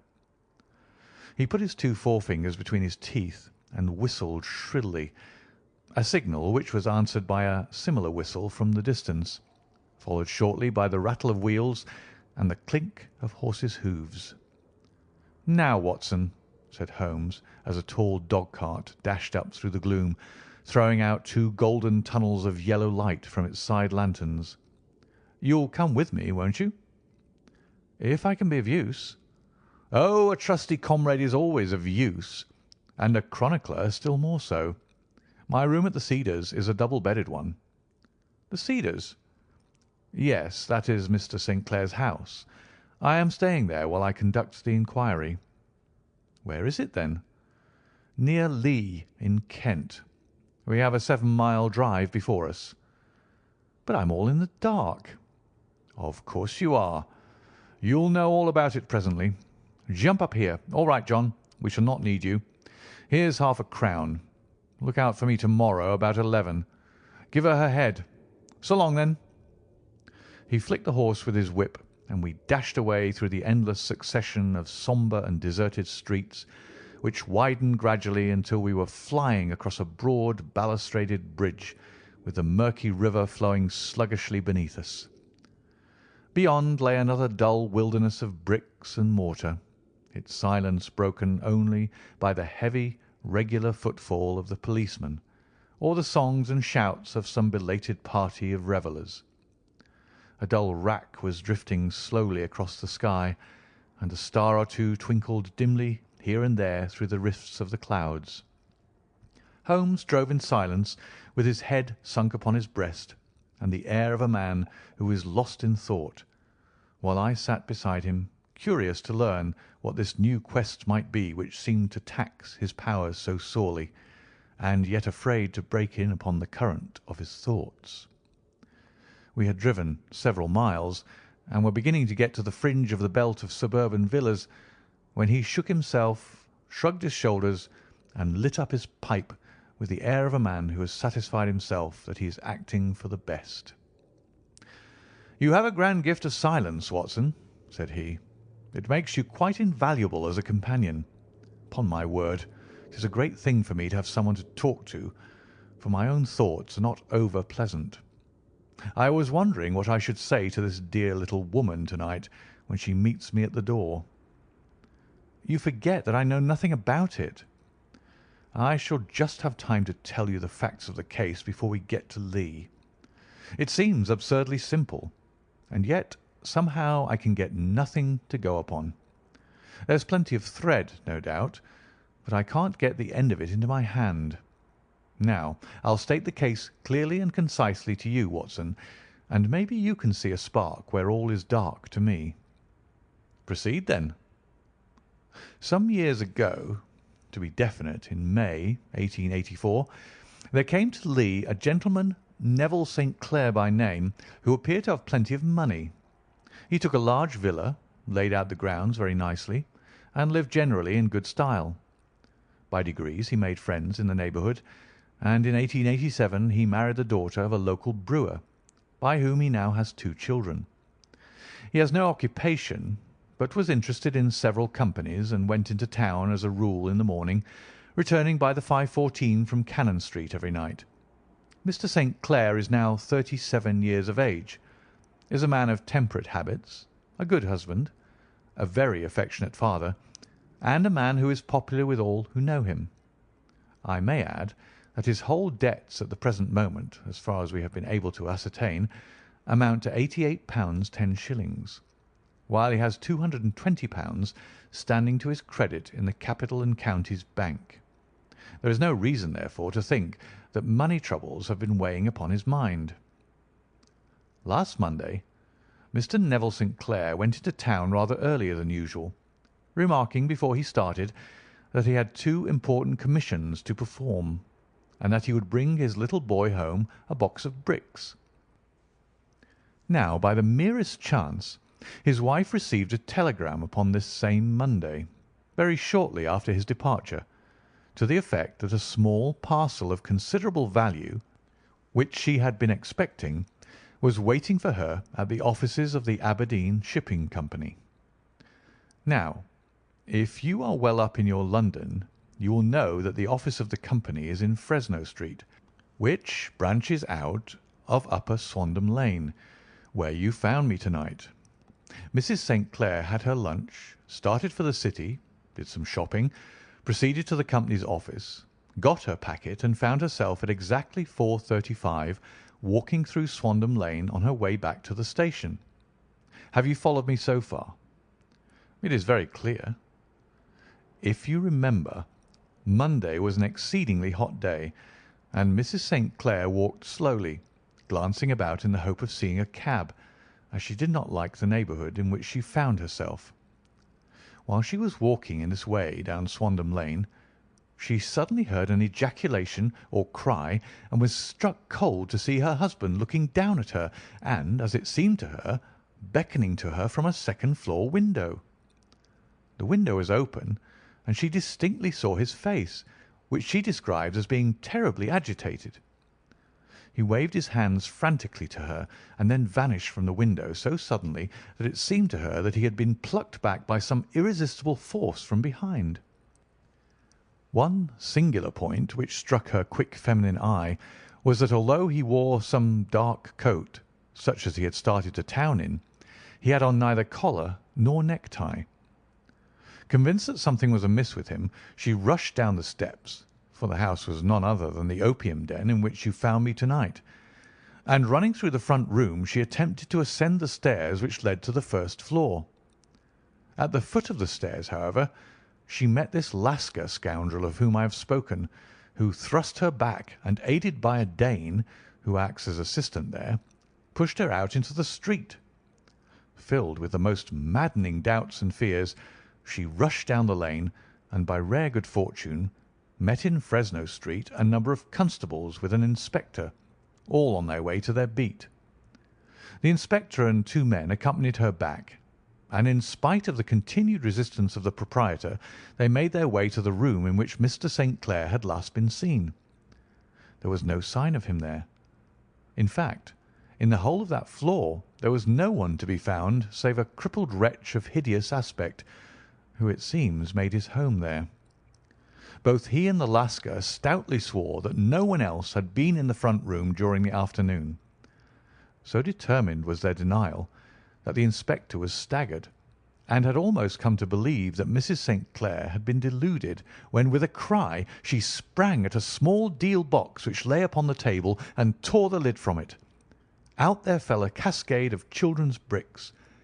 It was the toy which he had promised to bring home. This discovery, and the evident confusion which the cripple showed, made the inspector realize that the matter was serious. The rooms were carefully examined, and results all pointed to an abominable crime. The front room was plainly furnished as a sitting-room, and led into a small bedroom which looked out upon the back of one of the wharves.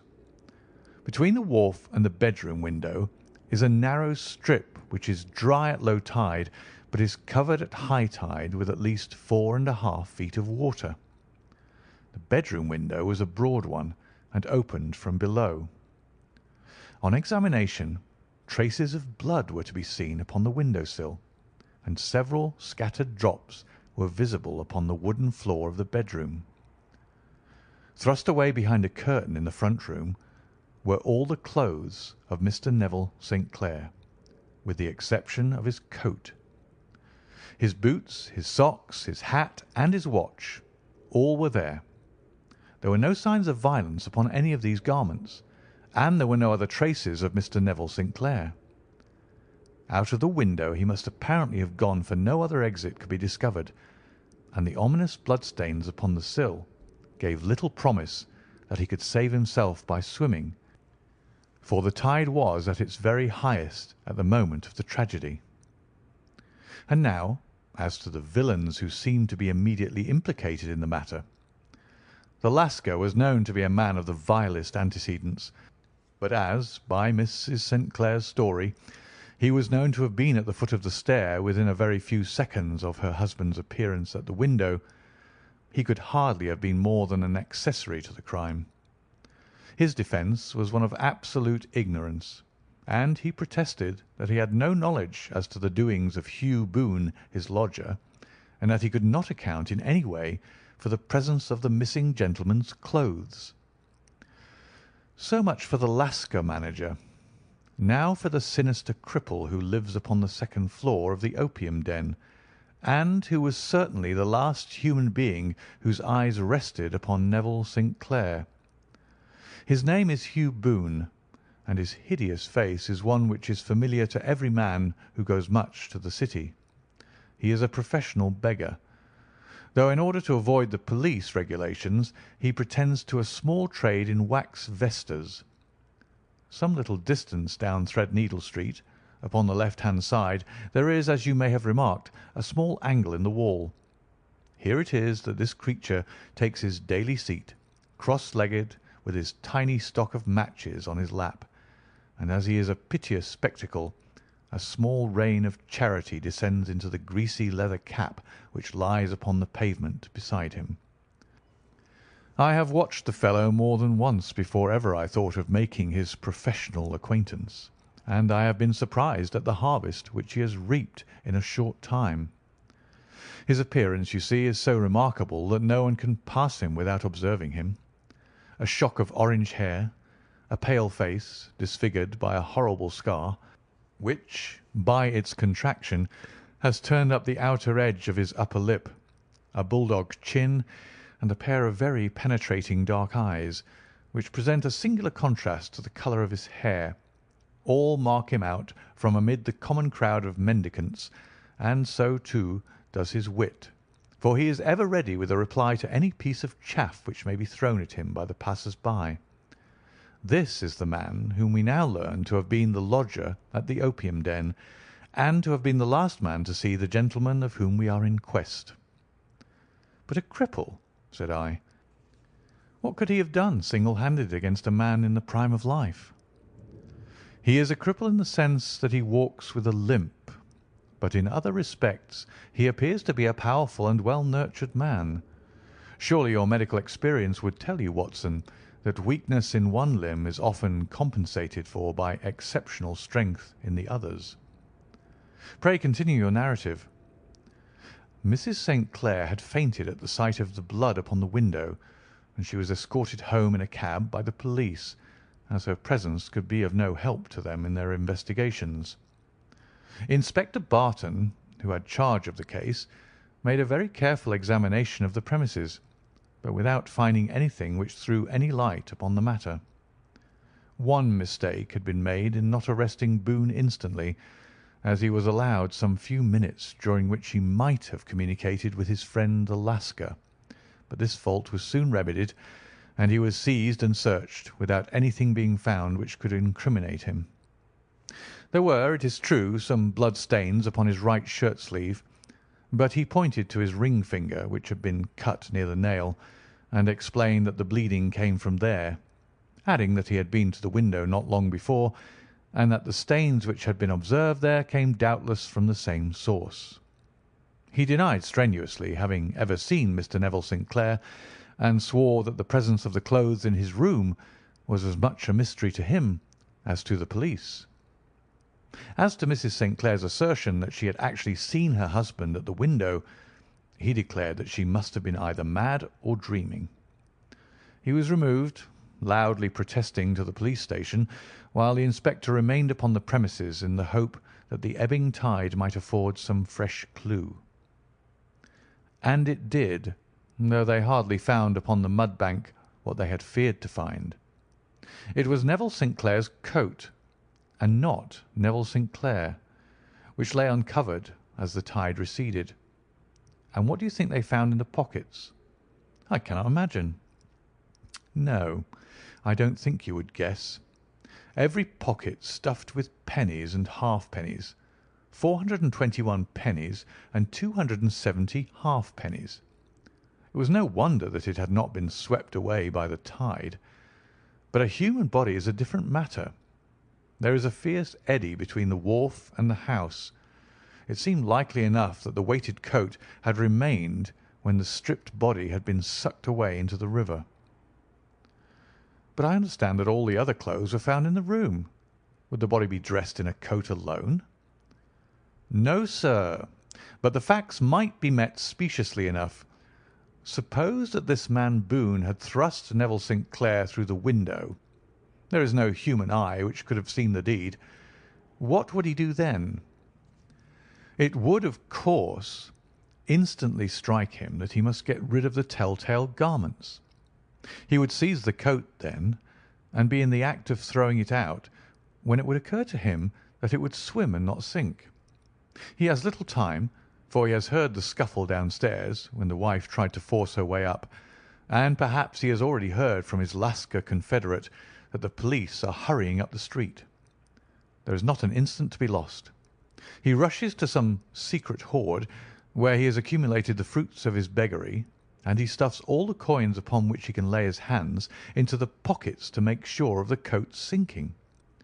He throws it out, and would have done the same with the other garments, had not he heard the rush of steps below, and only just had time to close the window when the police appeared. It certainly sounds feasible. Well, we will take it as a working hypothesis for want of a better. Boone, as I have told you, was arrested and taken to the station, but it could not be shown that there had ever before been anything against him. He had for years been known as a professional beggar, but his life appeared to have been a very quiet and innocent one. There the matter stands at present, and the questions which have to be solved, what Neville St. Clair was doing in the opium den, what happened to him when there, where is he now, and what Hugh Boone had to do with his disappearance, are all as far from a solution as ever. I confess that I cannot recall any case within my experience which looked at the first glance so simple, and yet which presented such difficulties. While Sherlock Holmes had been detailing this singular series of events, we had been whirling through the outskirts of the great town until the last straggling houses had been left behind, and we rattled along with a country hedge upon either side of us. Just as he finished, however, we drove through two scattered villages, where a few lights still glimmered in the windows. "We are on the outskirts of Lee," said my companion. "We have touched on 3 English counties in our short drive, starting in Middlesex, passing over an angle of Surrey, and ending in Kent. See that light among the trees? That is the Cedars, and beside that lamp sits a woman whose anxious ears have already, I have little doubt, caught the clink of our horses' feet." "But why are you not conducting the case from Baker Street?" I asked. "Because there are many inquiries which must be made out here. Mrs. St. Clair has most kindly put 2 rooms at my disposal, and you may rest assured that she will have nothing but a welcome for my friend and colleague. I hate to meet her, Watson, when I have no news of her husband. Here we are. Whoa there! Whoa!" We had pulled up in front of a large villa which stood within its own grounds. A stable boy had run out to the horse's head, and springing down, I followed Holmes up the small, winding gravel drive which led to the house. As we approached, the door flew open, and a little blonde woman stood in the opening, clad in some sort of light mousseline de soie, with a touch of fluffy pink chiffon at her neck and wrists. She stood with her figure outlined against the flood of light, one hand upon the door, one half raised in her eagerness, her body slightly bent, her head and face protruded, with eager eyes and parted lips, a standing question. "Well," she cried, "well!" And then, seeing that there were 2 of us, she gave a cry of hope which sank into a groan as she saw that my companion shook his head and shrugged his shoulders. "No good news?" "None." "No bad?" "No." "Thank God for that. But come in. You must be weary, for you have had a long day." "This is my friend Dr. Watson. He has been of most vital use to me in several of my cases, and a lucky chance has made it possible for me to bring him out and associate him with this investigation." "I am delighted to see you," said she, pressing my hand warmly. "You will, I am sure, forgive anything that you may be wanting in our arrangements when you consider the blow which has come so suddenly upon us." "My dear madam," said I am an old campaigner, and if I were not, I can very well see that no apology is needed. If I can be of any assistance, either to you or to my friend here, I shall be indeed happy." "Now, Mr. Sherlock Holmes," said the lady as we entered a well-lit dining-room, upon the table of which a cold supper had been laid out, "I should very much like to ask you 1 or 2 plain questions, to which I beg that you will give a plain answer." "Certainly, madam." "Do not trouble about my feelings. I am not hysterical, nor given to fainting. I simply wish to hear your real opinion." "Upon what point?" "In your heart of hearts, do you think that Neville is alive?" Sherlock Holmes seemed to be embarrassed by the question. "Frankly now," she repeated, standing upon the rug and looking keenly down at him as he leaned back in a basket chair. "Frankly, then, madam, I do not." "You think that he is dead?" "I do." "Murdered?" "I don't say that. Perhaps." And on what day did he meet his death?" "On Monday." "Then perhaps, Mr. Holmes, you will be good enough to explain how it is that I have received a letter from him to-day." Sherlock Holmes sprang out of his chair as if he had been galvanized. "What?" he roared. "Yes, to-day." She stood smiling, holding up a little slip of paper in the air. "May I see it?" "Certainly." He snatched it from her in his eagerness, and smoothing it out upon the table, he drew over the lamp and examined it intently. I had left my chair and was gazing at it over his shoulder. The envelope was a very coarse one, and was stamped with the Gravesend postmark, and with the date of that very day, or rather of the day before, for it was considerably after midnight. "Coarse writing," murmured Holmes. "Surely this is not your husband's writing, madam?" "No, but the enclosure is." "I perceive also that whoever addressed the envelope had to go and inquire as to the address." "How can you tell that?" "The name, you see, is in perfectly black ink, which has dried itself. The rest is of the greyish colour, which shows that blotting paper had been used. If it had been written straight off and then blotted, none would be of a deep black shade. This man has written the name, and there has then been a pause before he wrote the address, which can only mean that he was not familiar with it. It is, of course, a trifle, but there is nothing so important as trifles. Let us now see the letter. Ha! There has been an enclosure here." "Yes, there was a ring, his signet ring." "And you are sure that this is your husband's hand?" "One of his hands." "One?" "His hand when he wrote hurriedly. It is very unlike his usual writing, and yet I know it well." "Dearest, do not be frightened. All will come well. There is a huge error which it may take some little time to rectify. Wait in patience. Neville." Written in pencil upon the fly-leaf of a book, octavo size, no watermark. Posted to-day in Gravesend by a man with a dirty thumb. Ha! And the flap has been gummed, if I am not very much in error, by a person who had been chewing tobacco. "And you have no doubt that it is your husband's hand, madam?" "None. Neville wrote those words." "And they were posted to-day at Gravesend. Well, Mrs. St. Clair, the clouds lighten, though I should not venture to say that the danger is over." "But he must be alive, Mr. Holmes." "Unless this is a clever forgery to put us on the wrong scent. The ring, after all, proves nothing. It may have been taken from him." "No, no, it is his very own writing." "Very well. It may, however, have been written on Monday and only posted to-day." "That is possible." "If so, much may have happened between." "Oh, you must not discourage me, Mr. Holmes. I know that all is well with him. There is so keen a sympathy between us that I should know if evil came upon him.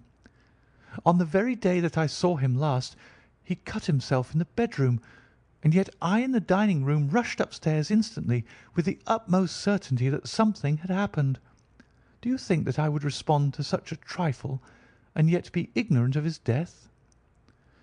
"I have seen too much to know that the impression of a woman may be more valuable than the conclusion of an analytical reasoner. And in this letter you certainly have a very strong piece of evidence to corroborate your view. But if your husband is alive and able to write letters, why should he remain away from you?" "I cannot imagine. It is unthinkable." "And on Monday he made no remarks before leaving you?" "No." "And you were surprised to see him in Swandam Lane?" "Very much so." "Was the window open?" "Yes." "Then he might have called to you?" "He might." "He only, as I understand, gave an inarticulate cry?" "Yes." "A call for help, you thought?" "Yes, he waved his hands." "But it might have been a cry of surprise. Astonishment at the unexpected sight of you might cause him to throw up his hands." "It is possible." "And you thought he was pulled back?" "He disappeared so suddenly." He might have leapt back. You did not see anyone else in the room." "No, but this horrible man confessed to having been there, and the Lascar was at the foot of the stairs." "Quite so. Your husband, as far as you could see, had his ordinary clothes on." "But without his collar or tie. I distinctly saw his bare throat." "Had he ever spoken of Swandam Lane?" "Never." "Had he ever showed any signs of having taken opium?" "Never." "Thank you, Mrs. St. Clair. Those are the principal points about which I wish to be absolutely clear. We shall now have a little supper and then retire, for we may have a very busy day to-morrow." A large and comfortable double-bedded room had been placed at our disposal, and I was quickly between the sheets, for I was weary after my night of adventure. Sherlock Holmes was a man, however, who, when he had an unsolved problem upon his mind, would go for days and even a week without rest, turning it over, rearranging his facts, looking at it from every point of view until he had either fathomed it or convinced himself that his data were insufficient. It was soon evident to me that he was now preparing for an all-night sitting. He took off his coat and waistcoat, put on a large blue dressing-gown, and then wandered about the room collecting pillows from his bed and cushions from the sofa and armchairs. With these he constructed a sort of Eastern divan, upon which he perched himself cross-legged, with an ounce of shag tobacco and a box of matches laid out in front of him. In the dim light of the lamp I saw him sitting there, an old briar pipe between his lips, his eyes fixed vacantly upon the corner of the ceiling, the blue smoke curling up from him, silent, motionless, with the light shining upon his strong-set aquiline features. So he sat as I dropped off to sleep, and so he sat when a sudden ejaculation caused me to wake up, and I found the summer sun shining into the apartment. The pipe was still between his lips, the smoke still curled upward, and the room was full of a dense tobacco haze, but nothing remained of the heap of shag which I had seen upon the previous night. "Awake, Watson?" he asked. "Yes." "Game for a morning drive?" "Certainly." "Then dress. No one is stirring yet, but I know where the stable boy sleeps, and we shall soon have the trap out." He chuckled to himself as he spoke, his eyes twinkled, and he seemed a different man to the sombre thinker of the previous night. As I dressed I glanced at my watch. It was no wonder that no one was stirring. It was 25 minutes past 4. I had hardly finished when Holmes returned with the news that the boy was putting in the horse. "I want to test a little theory of mine," said he, pulling on his boots. "I think, Watson, that you are now standing in the presence of one of the most absolute fools in Europe. I deserve to be kicked from here to Charing Cross, but I think I have the key of the affair now." "And where is it?" I asked, smiling. "In the bathroom," he answered. "Oh, yes, I am not joking," he continued, seeing my look of incredulity. "I have just been there, and I have taken it out, and I have got it in this Gladstone bag. Come on, my boy, and we shall see whether it will not fit the lock." We made our way downstairs as quietly as possible and out into the bright morning sunshine. In the road stood our horse and trap, with the half-clad stable boy waiting at the head. We both sprang in, and away we dashed down the London road. A few country carts were stirring, bearing in vegetables to the metropolis, but the lines of villas on either side were as silent and lifeless as some city in a dream. "It has been in some points a singular case," said Holmes, flicking the horse on into a gallop. "I confess that I have been as blind as a mole, but it is better to learn wisdom late than never to learn it at all." In town the earliest risers were just beginning to look sleepily from their windows as we drove through the streets of the Surrey side. Passing down the Waterloo Bridge Road, we crossed over the river, and dashing up Wellington Street, wheeled sharply to the right and found ourselves in Bow Street. Sherlock Holmes was well known to the force, and the two constables at the door saluted him.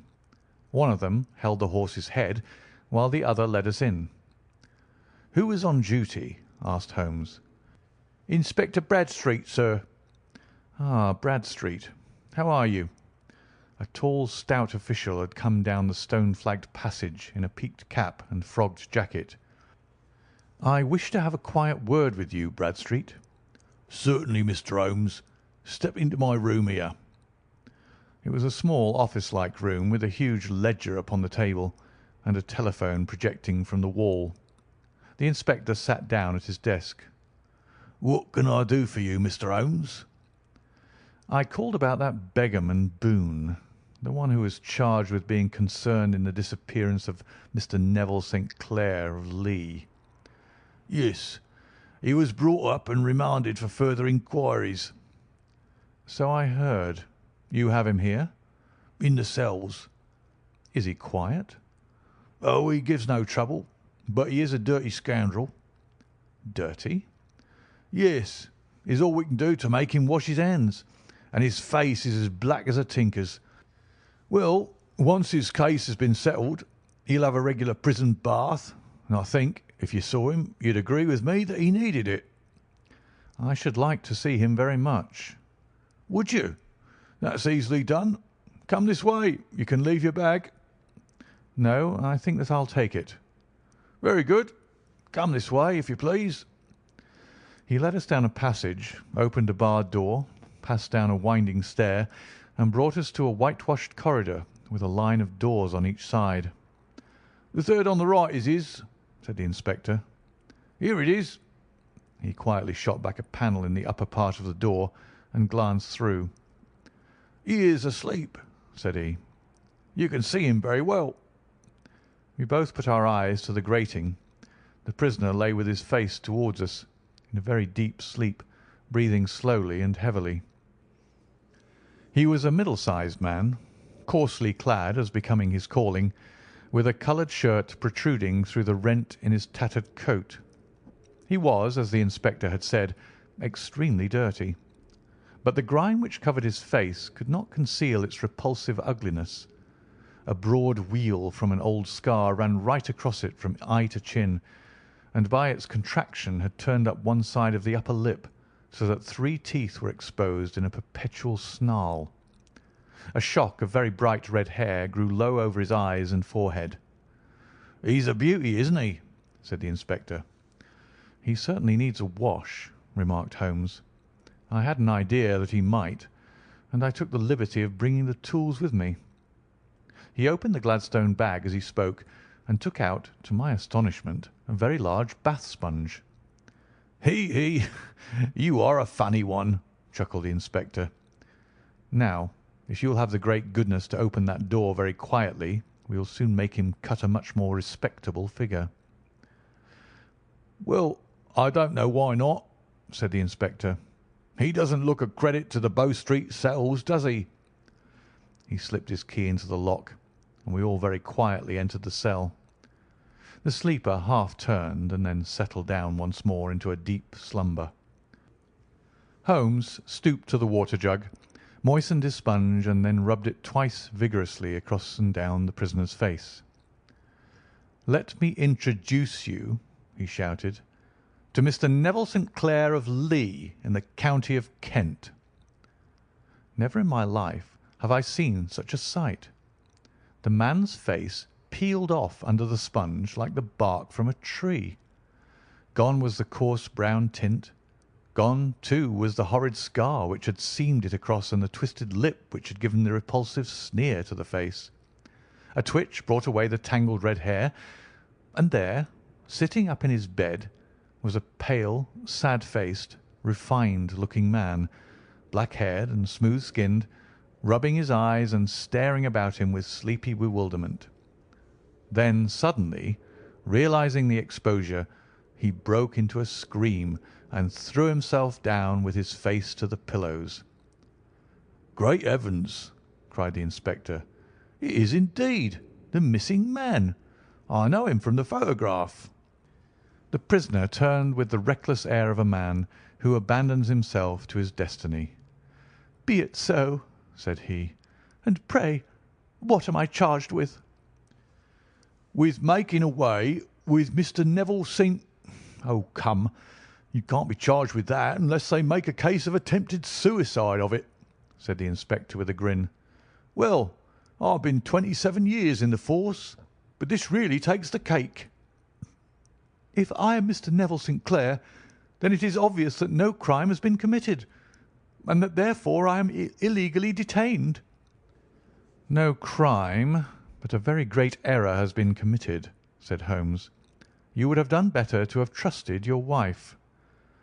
"It was not the wife, it was the children," groaned the prisoner. "God help me! I would not have had them ashamed of their father. My God, what an exposure! What can I do?" Sherlock Holmes sat down beside him on the couch and patted him kindly on the shoulder. "If you leave it to a court of law to clear the matter up," said he, "of course you can hardly avoid publicity.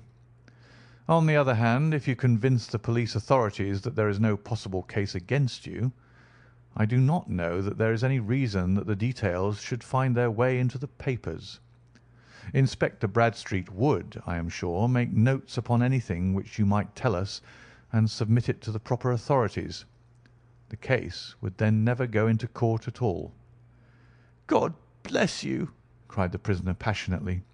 "I would have endured imprisonment, aye, even execution, rather than have left my miserable secret as a family blot to my children."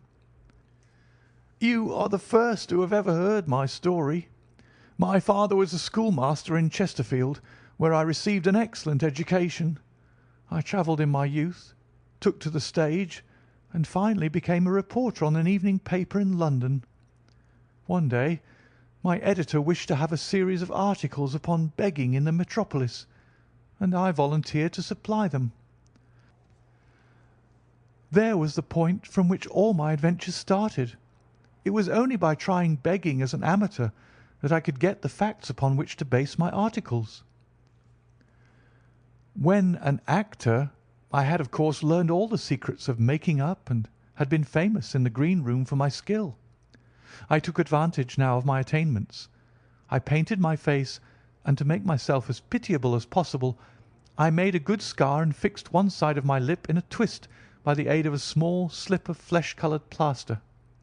Then, with a red head of hair and an appropriate dress, I took my station in the business part of the city, ostensibly as a match-seller, but really as a beggar.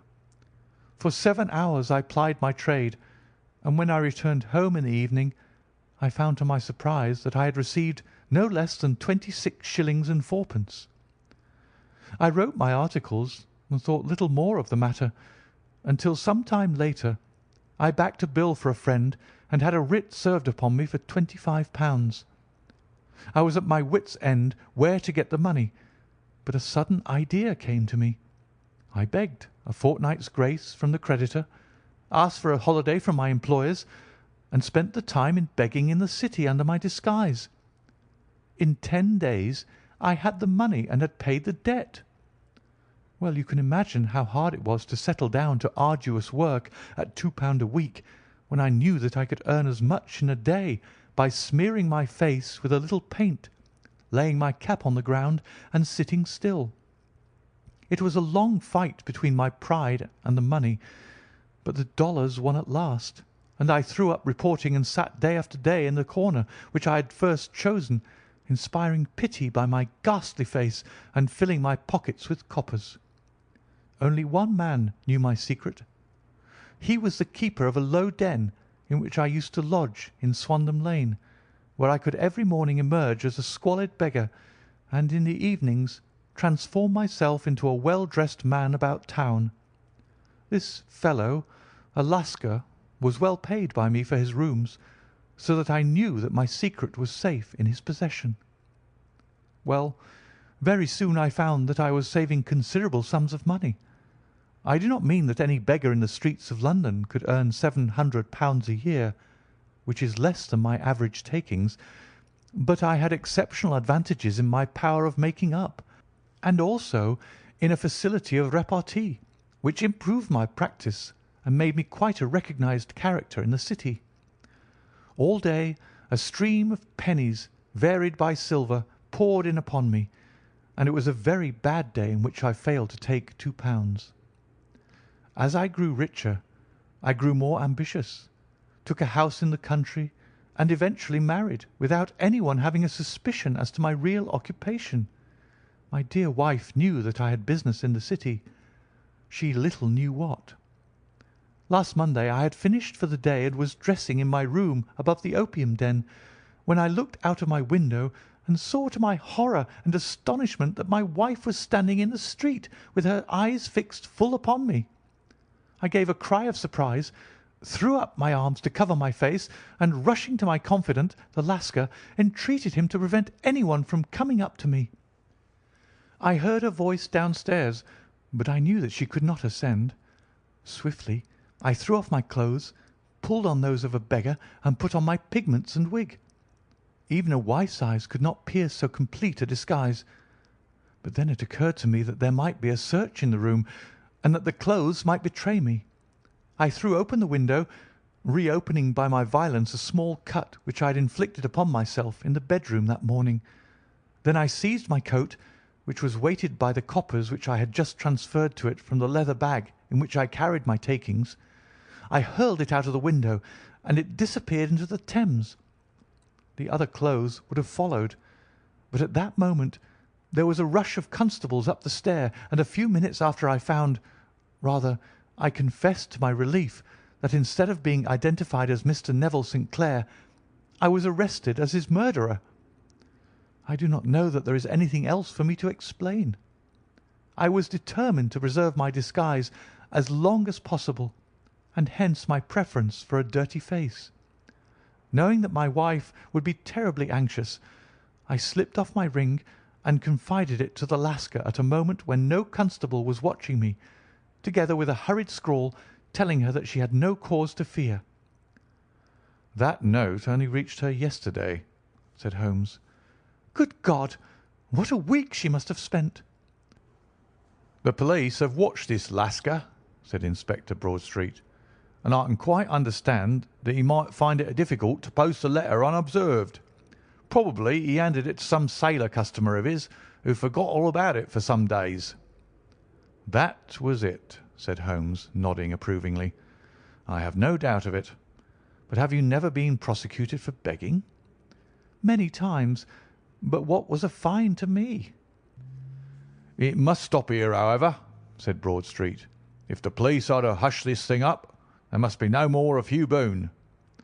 I have sworn it by the most solemn oaths which a man can take. "In that case, I think that it is probable that no further steps may be taken. But if you are found again, then all must come out. I am sure, Mr. Holmes, that we are very much indebted to you for having cleared the matter up. I wish I knew how you reached your results." "I reached this one," said my friend, "by sitting upon 5 pillows and consuming an ounce of shag. I think, Watson, that if we drive to Baker Street, we shall just be in time for breakfast." End of The Man with the Twisted Lip. Story 7 in the Adventures of Sherlock Holmes by Sir Arthur Conan Doyle. The Adventure of the Blue Carbuncle. I had called upon my friend Sherlock Holmes upon the second morning after Christmas, with the intention of wishing him the compliments of the season. He was lounging upon the sofa in a purple dressing-gown, a pipe-rack within his reach upon the right, and a pile of crumpled morning papers, evidently newly studied, near at hand.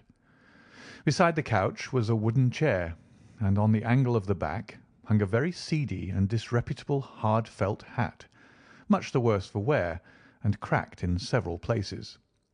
A lens and a forceps lying upon the seat of the chair suggested that the hat had been suspended in this manner for the purpose of examination. "You are engaged," said I. "Perhaps I interrupt you." "Not at all. I am glad to have a friend with whom I can discuss my results. The matter is a perfectly trivial one." He jerked his thumb in the direction of the old hat. "But there are points in connection with it which are not entirely devoid of interest and even of instruction." I seated myself in his armchair and warmed my hands before his crackling fire, for a sharp frost had set in, and the windows were thick with the ice crystals. "I suppose," I remarked, "that, homely as it looks, this thing has some deadly story linked on to it, that it is the clue which will guide you in the solution of some mystery and the punishment of some crime." "No, no, no crime," said Sherlock Holmes, laughing. "Only one of those whimsical little incidents which will happen when you have 4,000,000 human beings all jostling each other within the space of a few square miles. Amid the action and reaction of so dense a swarm of humanity, every possible combination of events may be expected to take place, and many a little problem will be presented which may be striking and bizarre without being criminal. We have already had experience of such." "So much so," I remarked, "that of the last 6 cases which I have added to my notes, 3 have been entirely free of any legal crime." "Precisely. You allude to my attempt to recover the Irene Adler papers, to the singular case of Miss Mary Sutherland, and to the adventure of the man with the twisted lip. Well, I have no doubt that this small matter will fall into the same innocent category. You know Peterson, the commissionaire?" "Yes." "It is to him that this trophy belongs." "It is his hat." "No, no. He found it. Its owner is unknown. I beg that you will look upon it, not as a battered billycock, but as an intellectual problem. And first, as to how it came here. It arrived upon Christmas morning in company with a good fat goose, which is, I have no doubt, roasting at this moment in front of Peterson's fire. The facts are these. About 4 o'clock on Christmas morning, Peterson, who, as you know, is a very honest fellow, was returning from some small jollification, and was making his way homeward down Tottenham Court Road. In front of him he saw, in the gaslight, a tallish man walking with a slight stagger and carrying a white goose slung over his shoulder.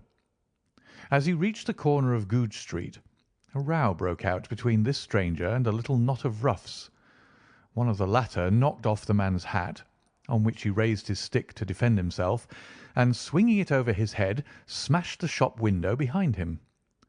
Peterson had rushed forward to protect the stranger from his assailants, but the man, shocked at having broken the window, and seeing an official-looking person in uniform rushing towards him, dropped his goose, took to his heels, and vanished amid the labyrinth of small streets which lie at the back of Tottenham Court Road. The roughs had also fled at the appearance of Peterson, so that he was left in possession of the field of battle, and also of the spoils of victory, in the shape of this battered hat and a most unimpeachable Christmas goose, which surely he restored to their owner. My dear fellow, there lies the problem. It is true that "For Mrs. Henry Baker" was printed upon a small card which was tied to the bird's left leg, and it is also true that the initials H.B. are legible upon the lining of this hat.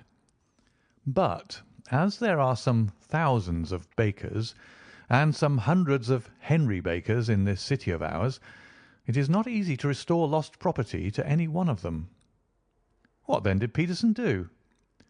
He brought round both hat and goose to me on Christmas morning, knowing that even the smallest problems are of interest to me. The goose we retained until this morning, when there were signs that, in spite of the slight frost, it would be well that it should be eaten without unnecessary delay. Its finder has carried it off, therefore, to fulfil the ultimate destiny of a goose, while I continue to retain the hat of the unknown gentleman who lost his Christmas dinner. Did he not advertise? No. Then what clue could you have as to his identity? Only as much as we can deduce. From this hat? Precisely. But you're joking. What can you gather from this old battered felt? Here is my lens. You know my methods. What can you gather yourself as to the individuality of the man who has worn this article? I took the tattered object in my hands and turned it over rather ruefully. It was a very ordinary black hat of the usual round shape, hard and much the worse for wear. The lining had been of red silk, but was a good deal discoloured. There was no maker's name, but as Holmes had remarked, the initials H.B. were scrawled upon one side. It was pierced in the brim for a hat securer, but the elastic was missing. For the rest it was cracked, exceedingly dusty, and spotted in several places, although there seemed to have been some attempt to hide the discoloured patches by smearing them with ink. "I can see nothing," said I, handing it back to my friend. "On the contrary, Watson, you can see everything. You fail, however, to reason from what you see. You are too timid in drawing your inferences." "Then pray tell me what it is that you can infer from this hat." He picked it up and gazed at it in the peculiar introspective fashion which was characteristic of him. "It is perhaps less suggestive than it might have been," he remarked, "and yet there are a few inferences which are very distinct, and a few others which represent at least a strong balance of probability. That the man was highly intellectual is of course obvious upon the face of it, and also that he was fairly well to do within the last 3 years, although he has now fallen upon evil days. He had foresight, but has less now than formerly, pointing to a moral retrogression which, when taken with the decline of his fortunes, seems to indicate that some evil influence, probably drink, at work upon him. This may account also for the obvious fact that his wife has ceased to love him." "My dear Holmes!"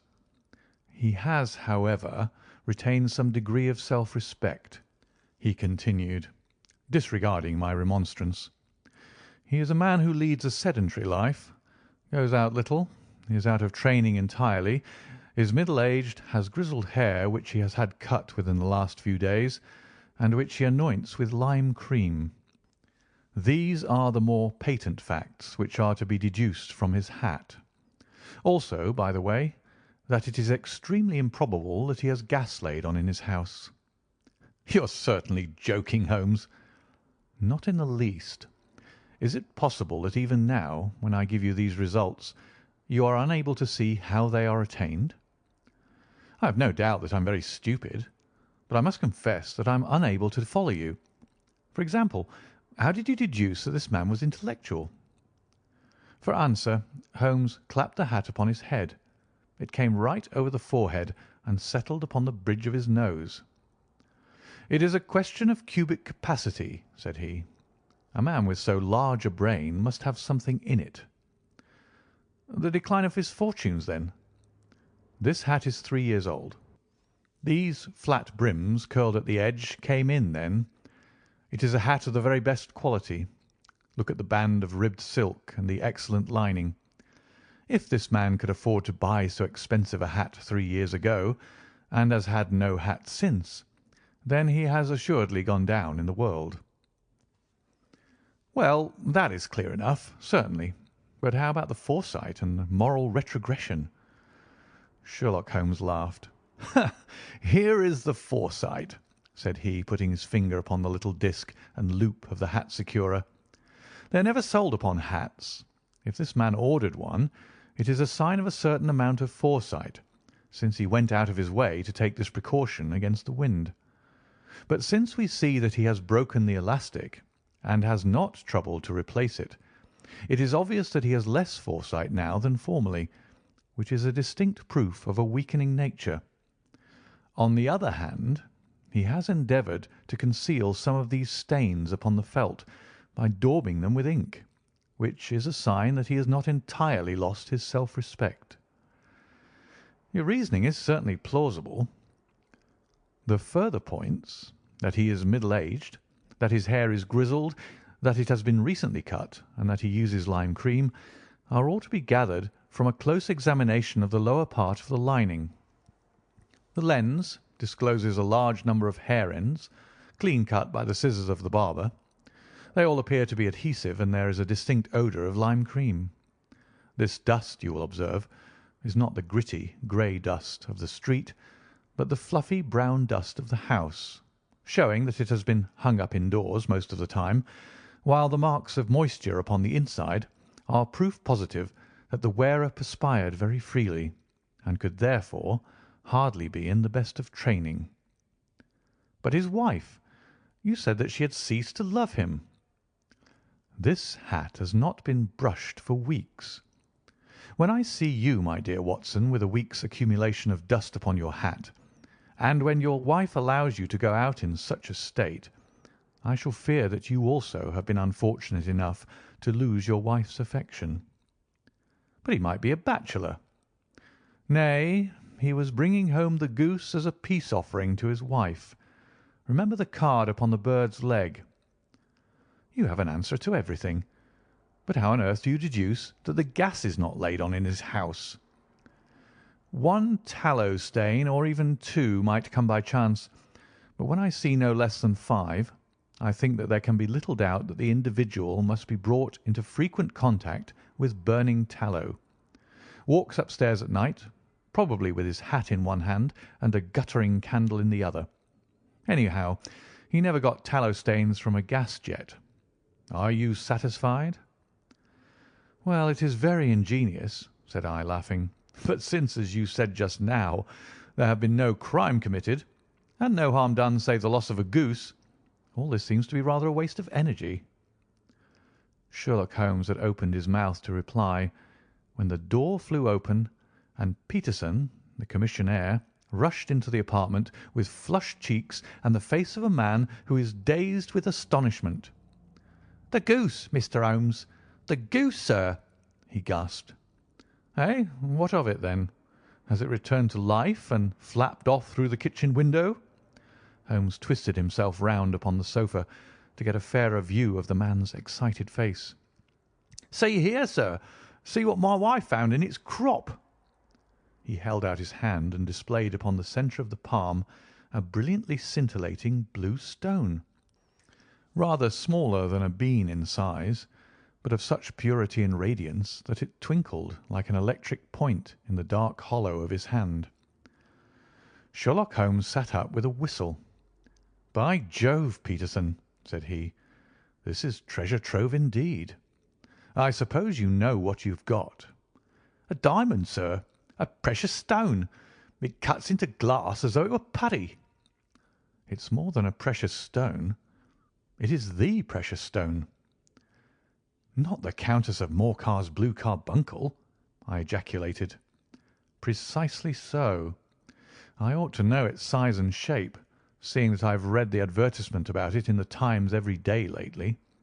It is absolutely unique, and its value can only be conjectured, but the reward offered of £1,000 is certainly not within a 20th part of the market price."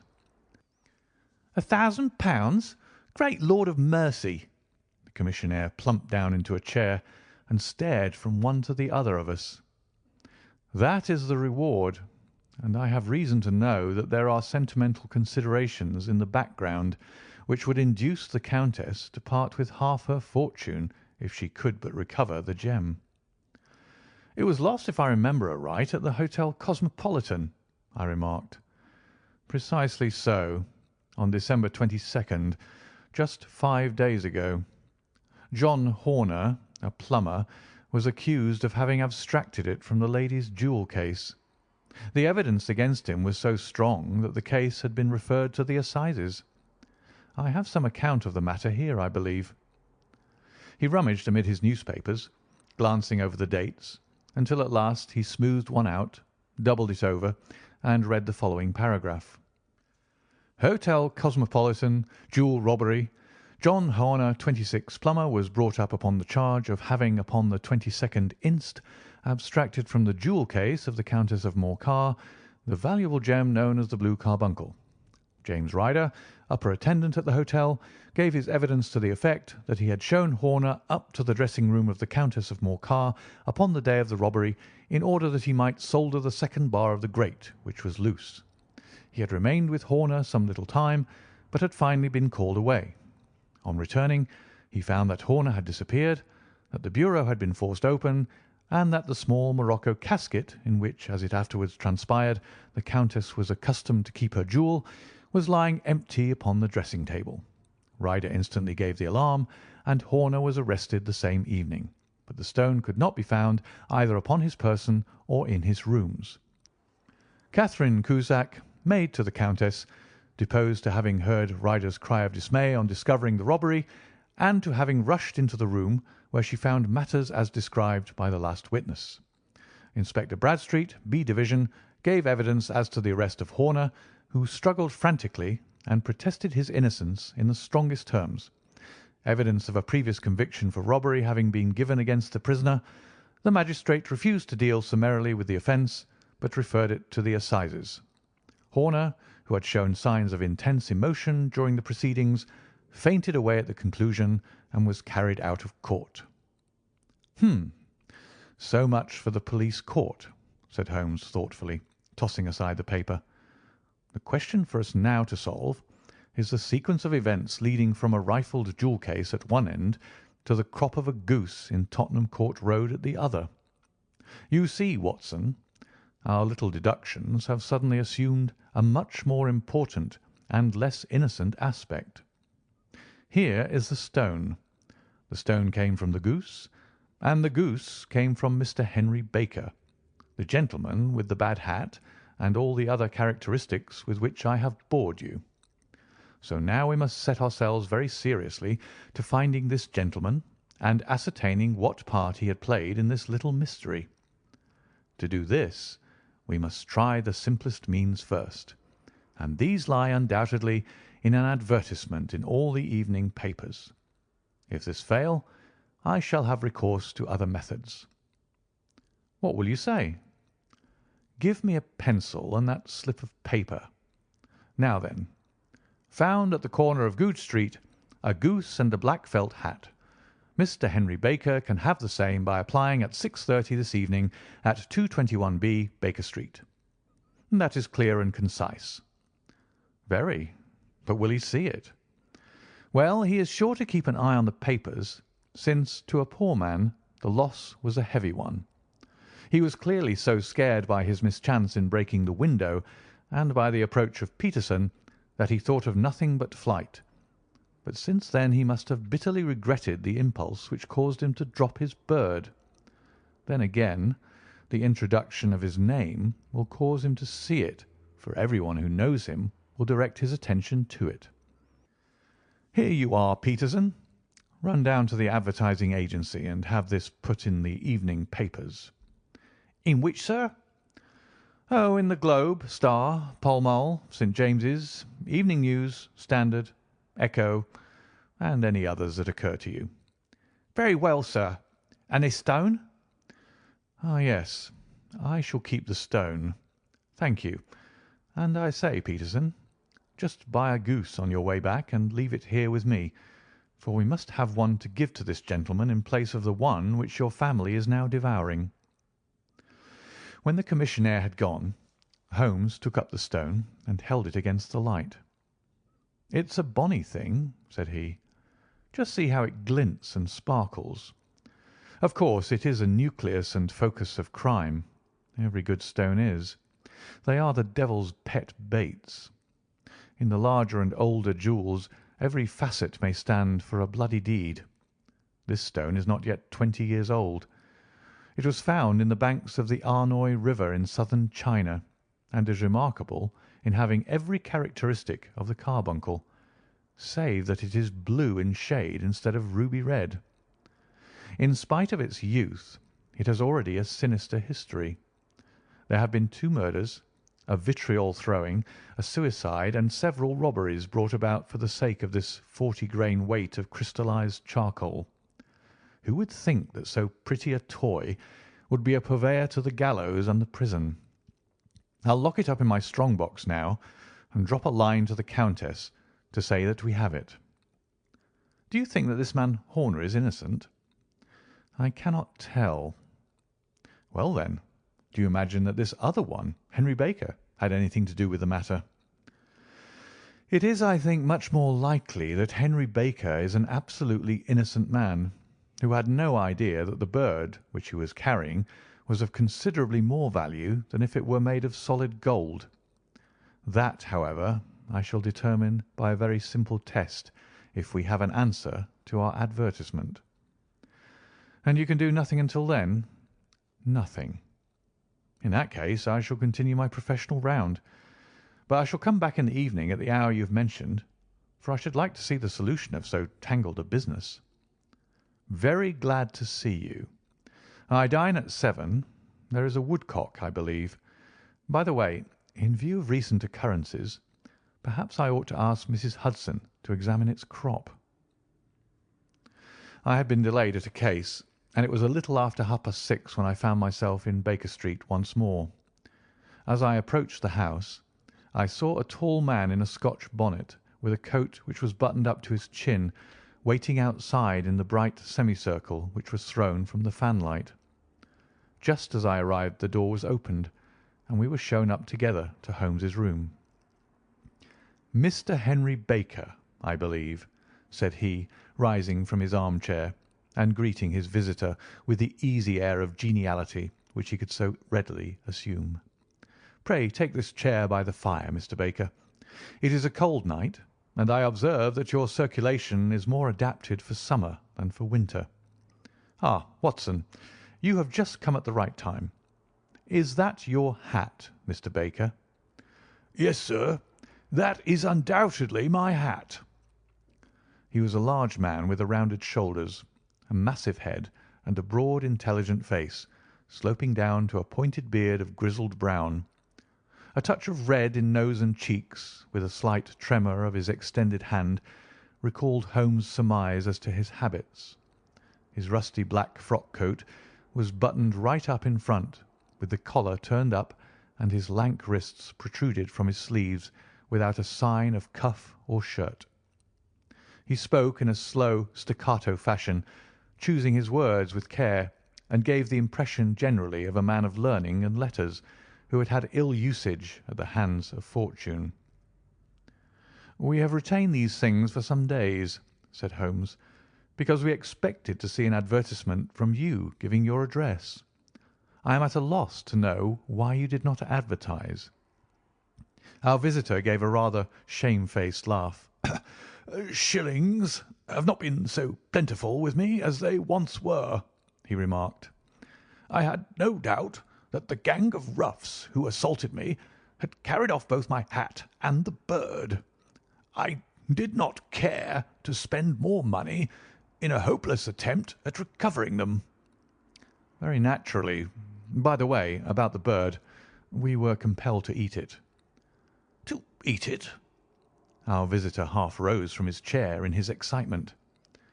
"Yes, it would have been of no use to anyone had we not done so. But I presume that this other goose upon the sideboard, which is about the same weight and perfectly fresh, will answer your purpose equally well." "Oh, certainly, certainly," answered Mr. Baker with a sigh of relief. "Of course, we still have the feathers, legs, crop, and so on of your own bird, so if you wish—" The man burst into a hearty laugh. "They might be useful to me as relics of my adventure," said he, "but beyond that I can hardly see what use the disjecta membra of my late acquaintance are going to be to me. No, sir, I think that, with your permission, I will confine my attentions to the excellent bird which I perceive upon the sideboard." Sherlock Holmes glanced sharply across at me with a slight shrug of his shoulders. "There is your hat, then, and there your bird," said he.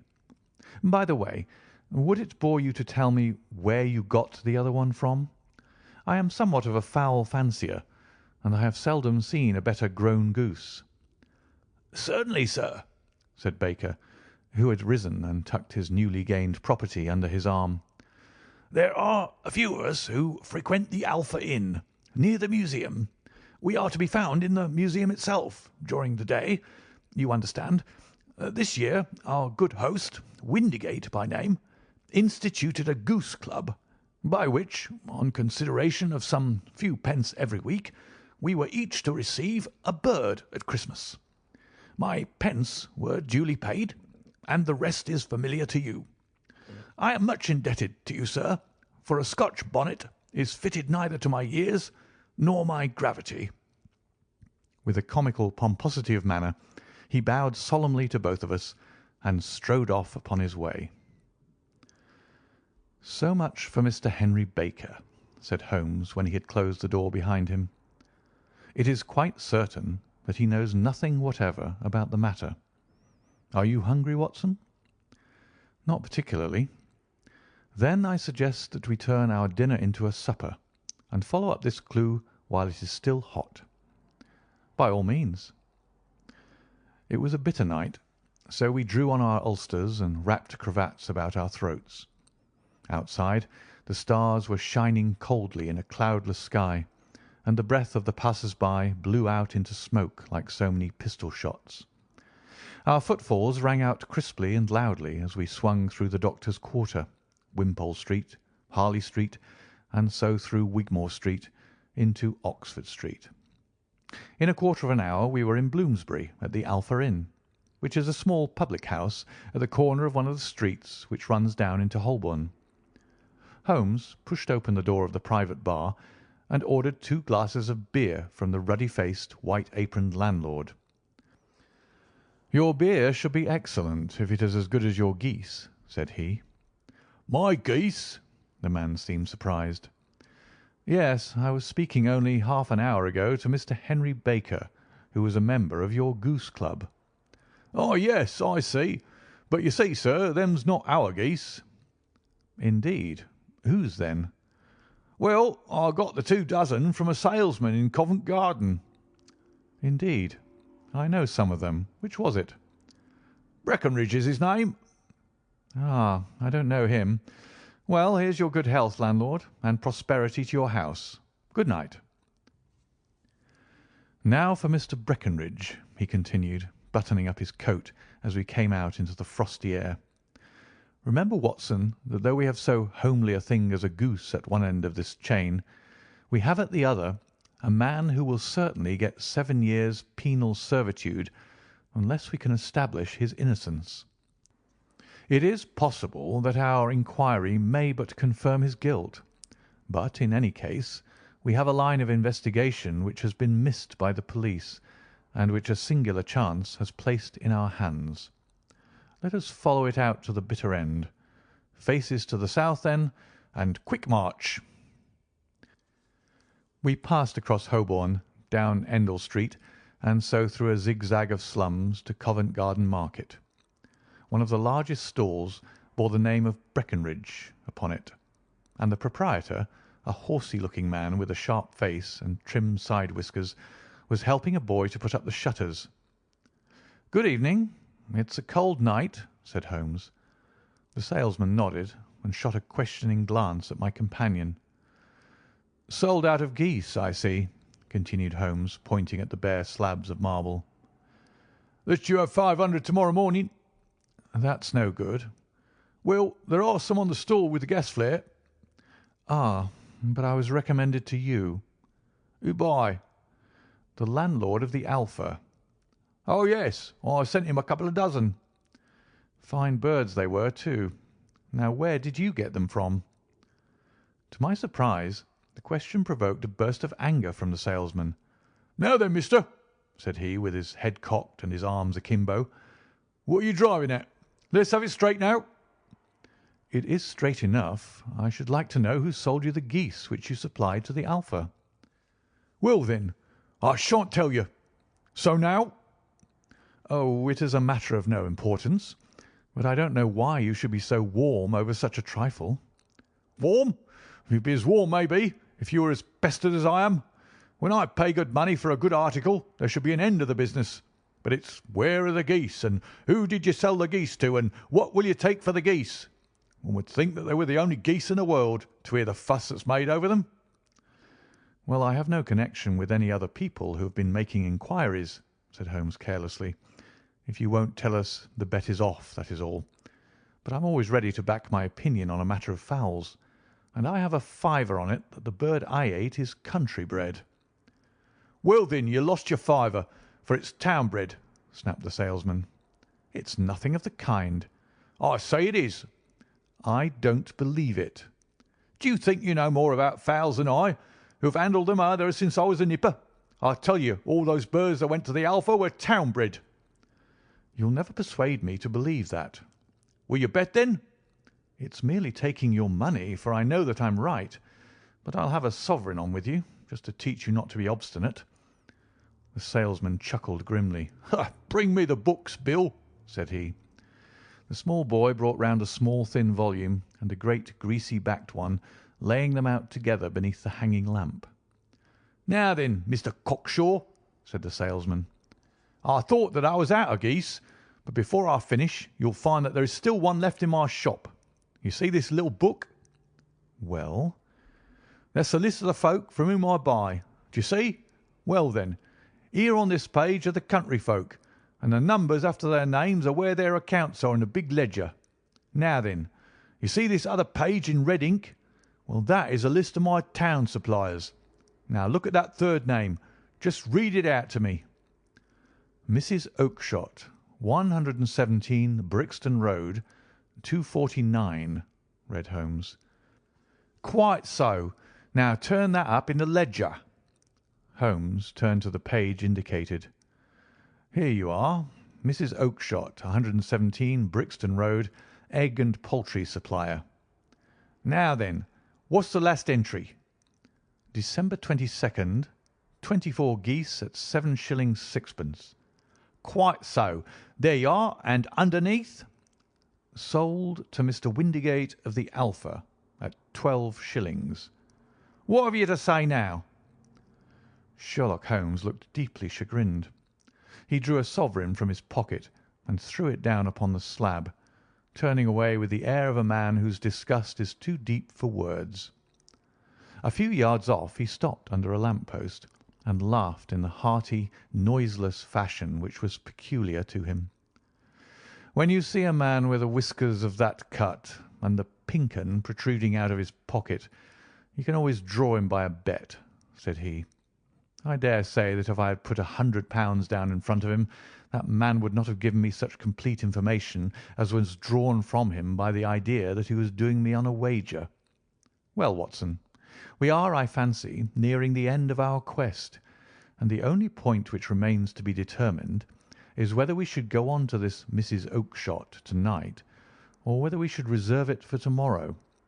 It is clear from what the surly fellow said that there are others besides ourselves who are anxious about the matter, and I should—" His remarks were suddenly cut short by a loud hubbub which broke out from the stall which we had just left. Turning round, we saw a little rat-faced fellow standing in the centre of the circle of yellow light which was thrown by the swinging lamp, while Breckinridge, the salesman, framed in the door of his stall, was shaking his fists fiercely at the cringing figure. "I've had enough of you and your geese," he shouted. "I wish you were all at the devil together. If you come pestering me any more with your silly talk, I'll set the dog at you. You bring Mrs. Oakshott here and I'll answer her. But what have you got to do with it? Did I buy the geese off you?" "No, but one of them was mine all the same," whined the little man. "Well, then, ask Mrs. Oakshott for it." "She told me to ask you." "Well, you can ask the King of Prussia for all I care. I've had enough of it. Get out of this." He rushed fiercely forward, and the inquirer flitted away into the darkness. "Ha! This may save us a visit to Brixton Road," whispered Holmes. "Come with me, and we will see what is to be made of this fellow." Striding through the scattered knots of people who lounged round the flaring stalls, my companion speedily overtook the little man and touched him upon the shoulder. He sprang round, and I could see in the gaslight that every vestige of colour had been driven from his face. "Who are you, then? What do you want?" he asked in a quavering voice. "You will excuse me," said Holmes blandly, "but I could not help overhearing the questions which you put to the salesman just now. I think that I could be of assistance to you." "You? Who are you? How could you know anything of the matter?" "My name is Sherlock Holmes. It is my business to know what other people don't know." "But you could know nothing of this." "Excuse me. I know everything of it. You are endeavouring to trace some geese which were sold by Mrs. Oakshott of Brixton Road to a salesman named Breckinridge. by him in turn to Mr. Windigate of the Alpha, and by him to his club, of which Mr. Henry Baker is a member." "Oh, sir, you are the very man whom I've longed to meet," cried the little fellow with the outstretched hands and quivering fingers. "I can hardly explain to you how interested I am in this matter." Sherlock Holmes hailed a four-wheeler which was passing. "In that case we had better discuss it in a cosy room rather than in this wind-swept market-place," said he. "But pray tell me, before we go farther, who it is that I have the pleasure of assisting." The man hesitated for an instant. "My name is John Robinson," he answered with a sidelong glance. "No, no, the real name," said Holmes sweetly. "It is always awkward doing business with an alias." A flush sprang to the white cheeks of the stranger. "Well, then," said he, "my real name is James Ryder." "Precisely so. Head attendant at the Hotel Cosmopolitan. Pray step into the cab, and I shall soon be able to tell you everything which you would wish to know." The little man stood glancing from one to the other of us with half frightened, half hopeful eyes, as one who is not sure whether he is on the verge of a windfall or of a catastrophe. Then he stepped into the cab, and in half an hour we were back in the sitting-room at Baker Street. Nothing had been said during our drive, but the high, thin breathing of our new companion and the claspings and unclaspings of his hands spoke of the nervous tension within him. "Here we are," said Holmes cheerily as we filed into the room. "The fire looks very seasonable in this weather. You look cold, Mr. Ryder. Pray take the basket chair. I will just put on my slippers before we settle this little matter of yours. Now then, you want to know what became of those geese?" "Yes, sir." "Or rather, I fancy, of that goose. It was one bird, I imagine, in which you were interested. White with a black bar across the tail?" Ryder quivered with emotion. "Oh, sir," he cried, "can you tell me where it went to?" "It came here." "Here?" "Yes, and a most remarkable bird it proved. I don't wonder that you should take an interest in it. It laid an egg after it was dead, the bonniest, brightest little blue egg that ever was seen. I have it here in my museum." Our visitor staggered to his feet and clutched the mantelpiece with his right hand. Holmes unlocked his strong-box and held up the blue carbuncle, which shone out like a star with a cold, brilliant, many-pointed radiance. Ryder stood glaring with a drawn face, uncertain whether to claim or to disown it. "The game's up, Ryder," said Holmes quietly. "Hold up, man, or you'll be into the fire. Give him an arm back into his chair, Watson. He's not got blood enough to go in for felony with impunity. Give him a dash of brandy. So, now he looks a little more human. What a shrimp it is, to be sure." For a moment he had staggered and nearly fallen, but the brandy brought a tinge of colour into his cheeks, and he sat staring with frightened eyes at his accuser. "I have almost every link in my hands and all the proofs which I could possibly need, so there is little which you need to tell me.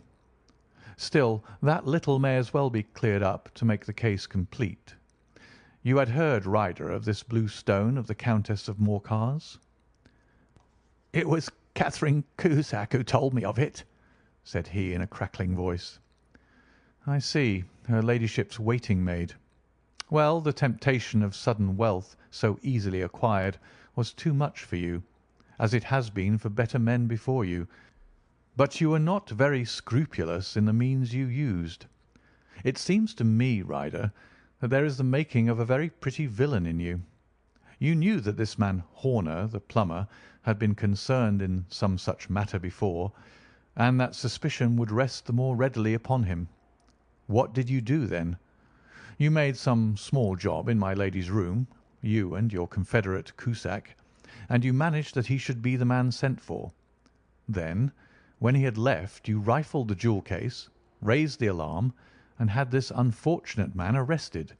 You then—" Ryder threw himself down suddenly upon the rug and clutched at my companion's knees. For God's sake, have mercy!" he shrieked. "Think of my father, of my mother. It would break their hearts. I never went wrong before. I never will again. I swear it. I'll swear it on a Bible. Oh, don't bring it into court. For Christ's sake, don't." "Get back in your chair," said Holmes sternly. "It is very well to cringe and crawl now, but you thought little enough of this poor Horner in the dock for a crime of which he knew nothing." "I will fly, Mr. Holmes. I will leave the country, sir. Then the charge against him will break down." "Hum! We will talk about that. And now let us hear a true account of the next act. How came the stone into the goose? And how came the goose into the open market? Tell us the truth, for there lies your only hope of safety." Ryder passed his tongue over his parched lips. "I will tell you it just as it happened, sir," said he. "When Horner had been arrested, it seemed to me that it would be best for me to get away with the stone at once, for I did not know at what moment the police might not take it into their heads to search me in my room. There was no place about the hotel where it would be safe. I went out, as if on some commission, and I made for my sister's house. She had married a man named Oakshott, and lived in Brixton Road, where she fattened fowls for the market. All the way there every man I met seemed to me to be a policeman or a detective, and for all that it was a cold night, the sweat was pouring down my face before I came to the Brixton Road. My sister asked me what was the matter and why I was so pale, but I told her that I had been upset by the jewel robbery at the hotel. Then I went into the backyard and smoked a pipe and wondered what it would be best to do. I had a friend once called Maudsley, who went to the bad, and had just been serving his time in Pentonville. One day he had met me and fell into talking about the ways of thieves and how they could get rid of what they stole. I knew that he would be true to me, for I knew one or two things about him, so I made up my mind to go right on to Kilburn, where he lived, and take him into my confidence. He would show me how to turn the stone into money. But how to get to him in safety? I thought of the agonies I had gone through in coming from the hotel. I might at any moment be seized and searched, and there would be the stone in my waistcoat pocket. I was leaning against the wall at the time and looked at the geese which were waddling about round my feet, and suddenly an idea came into my head which showed me how I could beat the best detective that ever lived.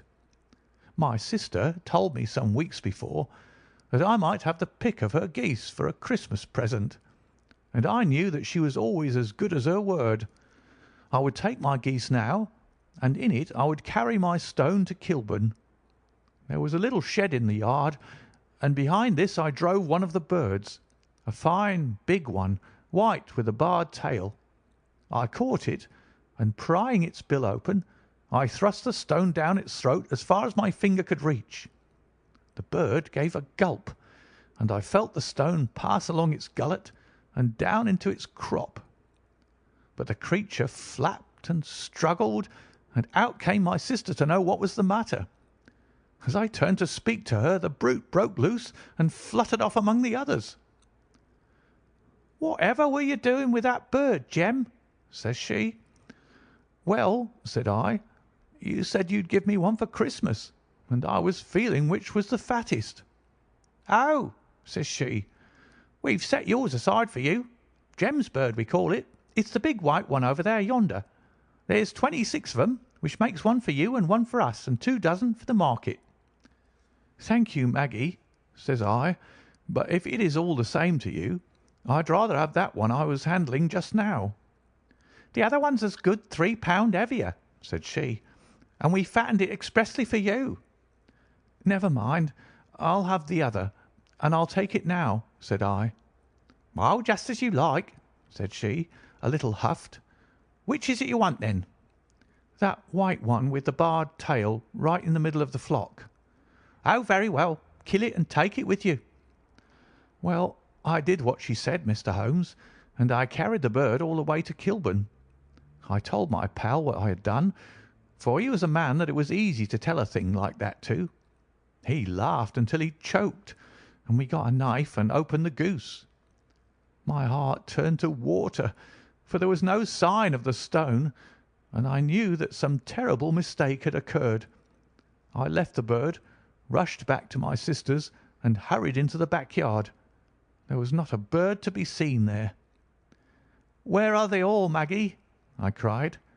"Gone to the dealer's, Jem." "Which dealer's?" "Breckenridge of Covent Garden." "But was there another with a barred tail?" I asked, "the same as the one I chose?" "Yes, Jem. There were two barred tails once, and I could never tell them apart." Well, then, of course, I saw it all, and I ran off as hard as my feet would carry me to this man Breckenridge, but he had sold the lot at once, and not one word would he tell me as to where they had gone. You heard him yourselves to-night. Well, he has always answered me like that. My sister thinks that I am going mad. Sometimes I think that I am myself, and now I am myself a branded thief, without ever having touched the wealth for which I sold my character. God help me! God help me!" He burst into convulsive sobbing, with his face buried in his hands. There was a long silence, broken only by his heavy breathing and by the measured tapping of Sherlock Holmes's fingertips upon the edge of the table. Then my friend rose and threw open the door. "Get out," said he. "What, sir? Oh, heaven bless you!" "No more words. Get out." And no more words were needed. There was a rush, a clatter upon the stairs, the bang of a door, and the crisp rattle of running footfalls from the street. "After all, Watson," said Holmes, reaching up his hand for his clay pipe, "I am not retained by the police to supply their deficiencies. If Horner were in danger it would be another thing, but this fellow will not appear against him, and the case must collapse. I suppose that I am commuting a felony, but it is just possible that I am saving a soul. This fellow will not go wrong again. He is too terribly frightened. Send him to jail now, and you make him a jail bird for life. Besides, it is the season of forgiveness. Chance has put in our way a most singular and whimsical problem, and its solution is its own reward. If you will have the goodness to touch the bell, Doctor, we will begin another investigation, in which also a bird will be the chief feature." End of The Adventure of the Blue Carbuncle. Story number 8 in The Adventures of Sherlock Holmes by Sir Arthur Conan Doyle. The Adventure of the Speckled Band. On glancing over my notes of the 70-odd cases in which I have during the last 8 years studied the methods of my friend Sherlock Holmes, I find many tragic, some comic, a large number merely strange, but none commonplace, for working as he did rather for the love of his art than for the acquirement of wealth, he refused to associate himself with any investigation which did not tend towards the unusual and even the fantastic. Of all these varied cases, however, I cannot recall any which presented more singular features than that which was associated with the well-known Surrey family of the Roylots of Stoke Moran. The events in question occurred in the early days of my association with Holmes, when we were sharing rooms as bachelors in Baker Street. It is possible that I might have placed them upon record before, but a promise of secrecy was made at the time, from which I have only been freed during the last month by the untimely death of the lady to whom the pledge was given. It is perhaps as well that the facts should now come to light, for I have reasons to know that there are widespread rumours as to the death of Dr. Grimsby Roylott, which tend to make the matter even more terrible than the truth. It was early in April in the year '83 that I woke one morning to find Sherlock Holmes standing fully dressed by the side of my bed. He was a late riser, as a rule, and as the clock on the mantelpiece showed me that it was only 7:15, I blinked up at him in some surprise, and perhaps just a little resentment, for I was myself regular in my habits. "Very sorry to knock you up, Watson," said he, "but it's the common lot this morning. Mrs. Hudson has been knocked up. She retorted upon me, and I on you." "What is it, then? A fire?" "No, a client. It seems that a young lady has arrived in a considerable state of excitement, who insists upon seeing me. She is waiting now in the sitting-room. Now, when young ladies wander about the metropolis at this hour of the morning and knock sleepy people up out of their beds, I presume that it is something very pressing which they should have to communicate. Should it prove to be an interesting case, you would, I am sure, wish to follow it from the outset. I thought at any rate that I should call you and give you the chance. My dear fellow, I would not miss it for anything. I had no keener pleasure than in following Holmes in his professional investigations, and in admiring the rapid deductions, as swift as intuitions, and yet always founded on a logical basis with which he unravelled the problems which were submitted to him. I rapidly threw on my clothes, and was ready in a few minutes to accompany my friend down to the sitting-room. A lady dressed in black and heavily veiled, who had been sitting in the window, rose as we entered. "Good morning, madam," said Holmes cheerily. "My name is Sherlock Holmes. This is my intimate friend and associate, Dr. Watson, before whom you can speak as freely as before myself. Ha! I am glad to see that Mrs. Hudson has had the good sense to light the fire.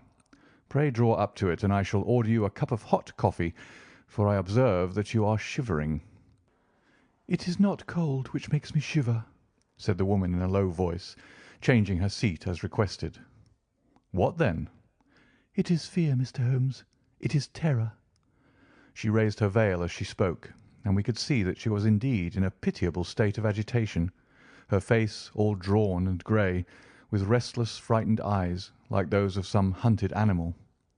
Her features and figure were those of a woman of 30, but her hair was shot with premature grey, and her expression was weary and haggard.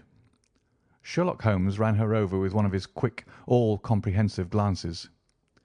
"You must not fear," said he soothingly, bending forward and patting her forearm. "We shall soon set matters right, I have no doubt. You have come in by train this morning, I see?" "You know me, then?" "No, but I observed the second half of a return ticket in the palm of your left glove. You must have started early, and yet you had a good drive in a dog-cart along heavy roads before you reached the station."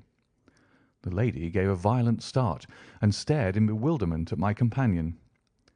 "There is no mystery, my dear madam," said he, smiling. "The left arm of your jacket is spattered with mud in no less than 7 places. The marks are perfectly fresh. There is no vehicle save a dog-cart which throws up mud in that way, and then only when you sit on the left-hand side of the driver." "Whatever your reasons may be, you are perfectly correct," said she. "I started from home before 6, reached Leatherhead at 20 past, and came in by the first train to Waterloo. Sir, I can stand this strain no longer. I shall go mad if it continues. I have no one to turn to, none, save only one who cares for me, and he, poor fellow, can be of little aid. I have heard of you, Mr. Holmes. I have heard of you from Mrs. Farintosh, whom you helped in the hour of her sore need. It was from her that I had your address. Oh, sir, do you not think that you could help me too, and at least throw a little light through the dense darkness which surrounds me? At present it is out of my power to reward you for your services, but in a month or 6 weeks I shall be married, with the control of my own income, and then at least you shall not find me ungrateful." Holmes turned to his desk, and unlocking it, drew out a small case-book which he consulted. "Farintosh," said he. "Ah, yes, I recall the case. It was concerned with an opal tiara. I think it was before your time, Watson. I can only say, madam, that I shall be happy to devote the same care to your case as I did to that of your friend. As to reward, my profession is its own reward, but you are at liberty to defray whatever expenses I may be put to at the time which suits you best. And now I beg that you will lay before us everything that may help us in forming an opinion upon the matter." "Alas!" replied our visitor, "the very horror of my situation lies in the fact that my fears are so vague and my suspicions depend so entirely upon small points, which might seem trivial to another, that even he to whom of all others I have a right to look for help and advice looks upon all that I tell him about it as the fancies of a nervous woman. He does not say so, but I can read it from his soothing answers and averted eyes. But I have heard, Mr. Holmes, that you can see deeply into the manifold wickedness of the human heart. You may advise me how to walk amid the dangers which encompass me." "I am all attention, madam." "My name is Helen Stoner, and I am living with my stepfather, who is the last survivor of one of the oldest Saxon families in England, the Roylotts of Stoke Moran, on the western border of Surrey." Holmes nodded his head. "The name is familiar to me," said he. "The family was at one time among the richest in England, and the estates extended over the borders into Berkshire in the north and Hampshire in the west. In the last century, however, 4 successive heirs were of a dissolute and wasteful disposition, and the family ruin was eventually completed by a gambler in the days of the Regency. Nothing was left save a few acres of ground and the 200-year-old house, which is itself crushed under a heavy mortgage. The last squire dragged out his existence there, living the horrible life of an aristocratic pauper. But his only son, my stepfather, seeing that he must adapt himself to the new conditions, obtained an advance from a relative, which enabled him to take a medical degree, and went out to Calcutta, where by his professional skill and his force of character he established a large practice. In a fit of anger, however, caused by some robberies which had been perpetrated in the house, he beat his native butler to death, and narrowly escaped a capital sentence. As it was, he suffered a long term of imprisonment, and afterwards returned to England a morose and disappointed man. When Dr. Roylott was in India, he married my mother, Mrs. Stoner, the young widow of Major General Stoner, of the Bengal Artillery. My sister Julia and I were twins, and we were only 2 years old at the time of my mother's remarriage. She had a considerable sum of money, not less than £1,000 a year, and this she bequeathed to Dr. Roylott entirely while we resided with him, with a provision that a certain annual sum should be allowed to each of us in the event of our marriage. Shortly after our return to England, my mother died. She was killed 8 years ago in a railway accident near Crewe. Dr. Roylott then abandoned his attempts to establish himself in practice in London, and took us to live with him in the old ancestral house at Stoke Moran. The money which my mother had left was enough for all our wants, and there seemed to be no obstacle to our happiness. But a terrible change came over our stepfather about this time. Instead of making friends and exchanging visits with our neighbours, who had at first been overjoyed to see a Roylott of Stoke Moran back in the old family seat, he shut himself up in his house and seldom came out, save to indulge in ferocious quarrels with whoever might cross his path. Violence of temper, approaching to mania, has been hereditary in the men of the family, and in my stepfather's case it had, I believe, been intensified by his long residence in the tropics. A series of disgraceful brawls took place, 2 of which ended in the police court, until at last he became the terror of the village, and the folks would fly at his approach, for he is a man of immense strength and absolutely uncontrollable in his anger. Last week he hurled the local blacksmith over a parapet into a stream, and it was only by paying over all the money which I could gather together that I was able to avert another public exposure. He had no friends at all save the wandering gipsies, and he would give these vagabonds leave to encamp upon the few acres of bramble-covered land which represent the family estate, and would accept in return the hospitality of their tents, wandering away with them sometimes for weeks on end. He has a passion also for Indian animals, which are sent over to him by a correspondent, and he has at this moment a cheetah and a baboon which wander freely over his grounds, and are feared by the villagers almost as much as their master. You can imagine from what I say that my poor sister Julia and I had no great pleasure in our lives. No servant would stay with us, and for a long time we did all the work of the house. She was but 30 at the time of her death, and yet her hair had already begun to whiten, even as mine has." "Your sister is dead, then?" "She died just 2 years ago, and it is of her death that I wish to speak to you. You can understand that, living the life which I have described, we were little likely to see anyone of our own age and position. We had, however, an aunt, my mother's maiden sister, Miss Honoria Westphale, who lives near Harrow, and we were occasionally allowed to pay short visits at this lady's house. Julia went there at Christmas 2 years ago, and met there a half-pay major of marines, to whom she became engaged.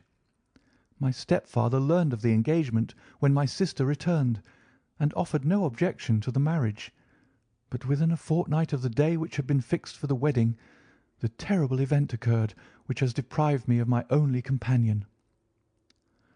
Sherlock Holmes had been leaning back in his chair, with his eyes closed and his head sunk in a cushion, but he half opened his lids now and glanced across at his visitor.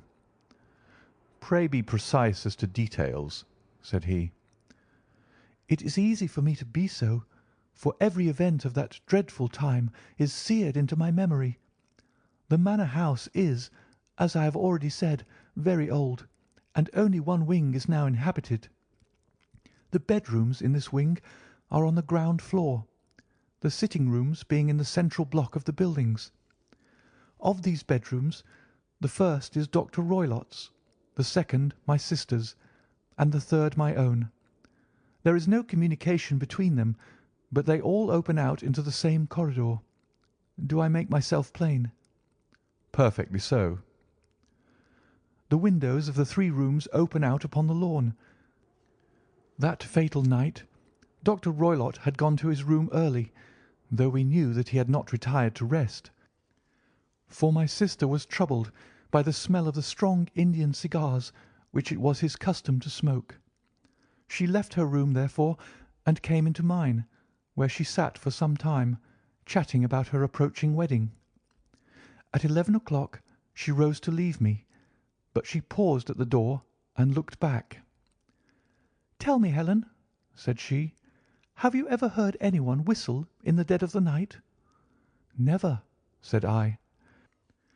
"I suppose that you could not possibly whistle yourself in your sleep?" "Certainly not. But why?"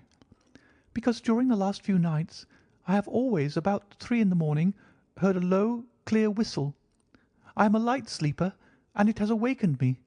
I cannot tell where it came from, perhaps from the next room, perhaps from the lawn. I thought that I would just ask you whether you had heard it." "No, I have not. It must be those wretched gipsies in the plantation."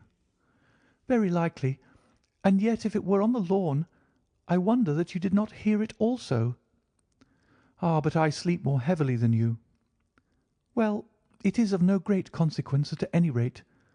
She smiled back at me, closed my door, and a few moments later I heard her key turn in the lock.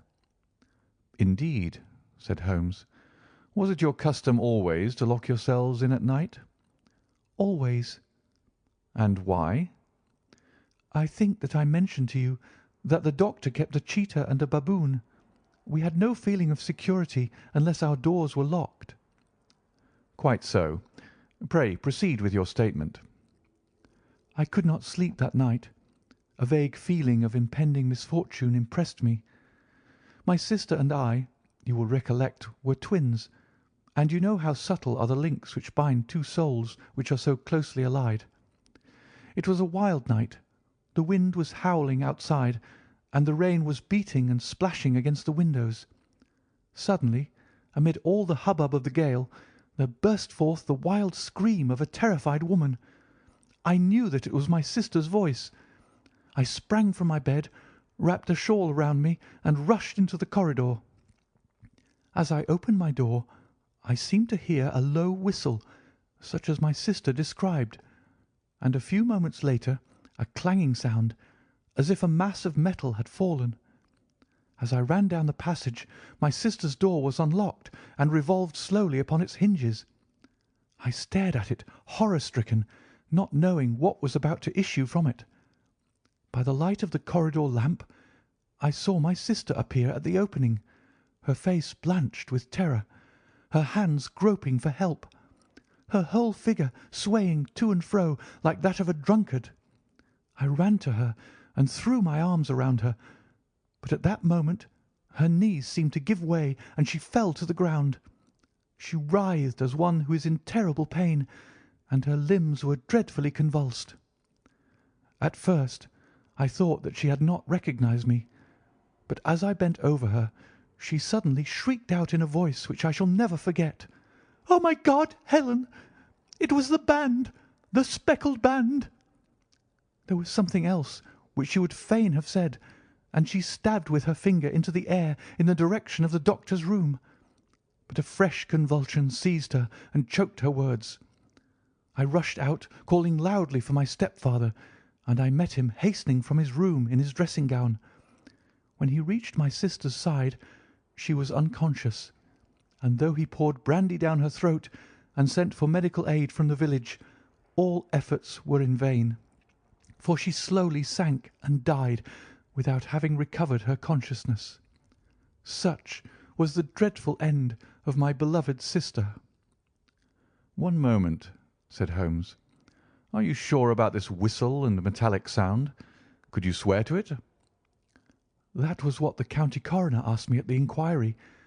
It is my strong impression that I heard it, and yet, among the crash of the gale and the creaking of the old house, I may possibly have been deceived. Was your sister dressed? No, she was in her nightdress. In her right hand was found the charred stump of a match, and in her left a matchbox. Showing that she had struck a light and looked about her when the alarm took place. That is important. And what conclusions did the coroner come to? He investigated the case with great care, for Dr. Roylott's conduct had long been notorious in the county, but he was unable to find any satisfactory cause of death. My evidence showed that the door had been fastened upon the inner side, and the windows were blocked by old-fashioned shutters with broad iron bars, which were secured every night. The walls were carefully sounded, and were shown to be quite solid all round, and the flooring was also thoroughly examined, with the same result. The chimney is wide, but is barred up by 4 large staples. It is certain, therefore, that my sister was quite alone when she met her end. Besides, there were no marks of any violence upon her. How about poison? The doctors examined her for it, but without success. What do you think that this unfortunate lady died of, then? It is my belief that she died of pure fear and nervous shock, though what it was that frightened her I cannot imagine. Were there gipsies in the plantation at the time? Yes, there are nearly always some there. Ah, and what did you gather from this allusion to a band, a speckled band? Sometimes I have thought that it was merely the wild talk of delirium, sometimes that it may have referred to some band of people, perhaps to these very gipsies in the plantation. I do not know whether the spotted handkerchiefs which so many of them wear over their heads might have suggested the strange adjective which she used. Holmes shook his head like a man who is far from being satisfied. "These are very deep waters," said he. "Pray go on with your narrative." 2 years have passed since then, and my life has been until lately lonelier than ever. A month ago, however, a dear friend whom I have known for many years has done me the honour to ask my hand in marriage. His name is Armitage, Percy Armitage, the second son of Mr. Armitage of Crane Water, near Reading. My stepfather has offered no opposition to the match, and we are to be married in the course of the spring. 2 days ago some repairs were started in the west wing of the building, and my bedroom wall has been pierced, so that I have had to move into the chamber in which my sister died, and to sleep in the very bed in which she slept. Imagine, then, my thrill of terror when last night, as I lay awake thinking over her terrible fate, I suddenly heard in the silence of the night the low whistle which had been the herald of her own death. I sprang up and lit the lamp, but nothing was to be seen in the room. I was too shaken to go to bed again, however, so I dressed, and as soon as it was daylight I slipped down, got a dog-cart at the Crown Inn, which is opposite, and drove to Leatherhead, from whence I have come on this morning with the one object of seeing you and asking your advice." "You have done wisely," said my friend. "But have you told me all?" "Yes, all." "Miss Roylott, you have not. You are screening your stepfather." "Why? What do you mean?" For answer, Holmes pushed back the frill of black lace which fringed the hand that lay upon our visitor's knee. 5 little livid spots, the marks of 4 fingers and a thumb, were printed upon the white wrist. "You have been cruelly used," said Holmes. The lady coloured deeply and covered over her injured wrist. "He is a hard man," she said, "and perhaps he hardly knows his own strength." There was a long silence, during which Holmes leaned his chin upon his hands and stared into the crackling fire. "This is a very deep business," he said at last. "There are 1,000 details which I should desire to know before I decide upon our course of action. Yet we have not a moment to lose. If we were to come to Stoke Moran to-day, would it be possible for us to see over these rooms without the knowledge of your stepfather?" "As it happens, he spoke of coming into town to-day upon some most important business. It is probable that he will be away all day, and that there would be nothing to disturb you. We have a housekeeper now, but she is old and foolish, and I could easily get her out of the way." "Excellent. You are not averse to this trip, Watson?" "By no means." "Then we shall both come. What are you going to do yourself?" "I have 1 or 2 things which I would wish to do now that I am in town, but I shall return by the 12 o'clock train, so as to be there in time for your coming." "And you may expect us early in the afternoon. I have myself some small business matters to attend to. Will you not wait and breakfast?" "No, I must go. My heart is lightened already since I have confided my trouble to you. I shall look forward to seeing you again this afternoon." She dropped her thick black veil over her face and glided from the room. "And what do you think of it all, Watson?" asked Sherlock Holmes, leaning back in his chair. "It seems to me to be a most dark and sinister business." "Dark enough and sinister enough. Yet if the lady is correct in saying that the flooring and walls are sound, and that the door, window, and chimney are impassable, then her sister must have been undoubtedly alone when she met her mysterious end. What becomes, then, of these nocturnal whistles, and what of the very peculiar words of the dying woman? I cannot think. When you combine the ideas of whistles at night, the presence of a band of gipsies who are on intimate terms with this old doctor, the fact that we have every reason to believe that the doctor has an interest in preventing his stepdaughter's marriage, the dying allusion to a band, and finally the fact that Miss Helen Stoner heard a metallic clang, which might have been caused by one of those metal bars that secured the shutters falling back into its place, I think that there is good ground to think that the mystery may be cleared along those lines. But what then did the gipsies do? I cannot imagine. I see many objections to any such theory. And so do I. It is precisely for that reason that we are going to Stoke Moran this day. I want to see whether the objections are fatal, or if they may be explained away." "But what in the name of the devil—" The ejaculation had been drawn from my companion by the fact that our door had been suddenly dashed open, and that a huge man had framed himself in the aperture. His costume was a peculiar mixture of the professional and of the agricultural, having a black top hat, a long frock coat, and a pair of high gaiters, with a hunting crop swinging in his hand. So tall was he that his hat actually brushed the crossbar of the doorway, and his breadth seemed to span it across from side to side. A large face, seared with 1,000 wrinkles, burned yellow with the sun, and marked with every evil passion, was turned from one to the other of us, while his deep-set, bile-shot eyes and his high, thin, fleshless nose gave him somewhat the resemblance to a fierce old bird of prey. "Which of you is Holmes?" asked this apparition. "My name, sir, but you have the advantage of me," said my companion quietly. "I am Dr. Grimsby Roylott, of Stoke Moran." "Indeed, doctor," said Holmes blandly. "Pray take a seat." "I will do nothing of the kind. My stepdaughter has been here. I have traced her. What has she been saying to you?"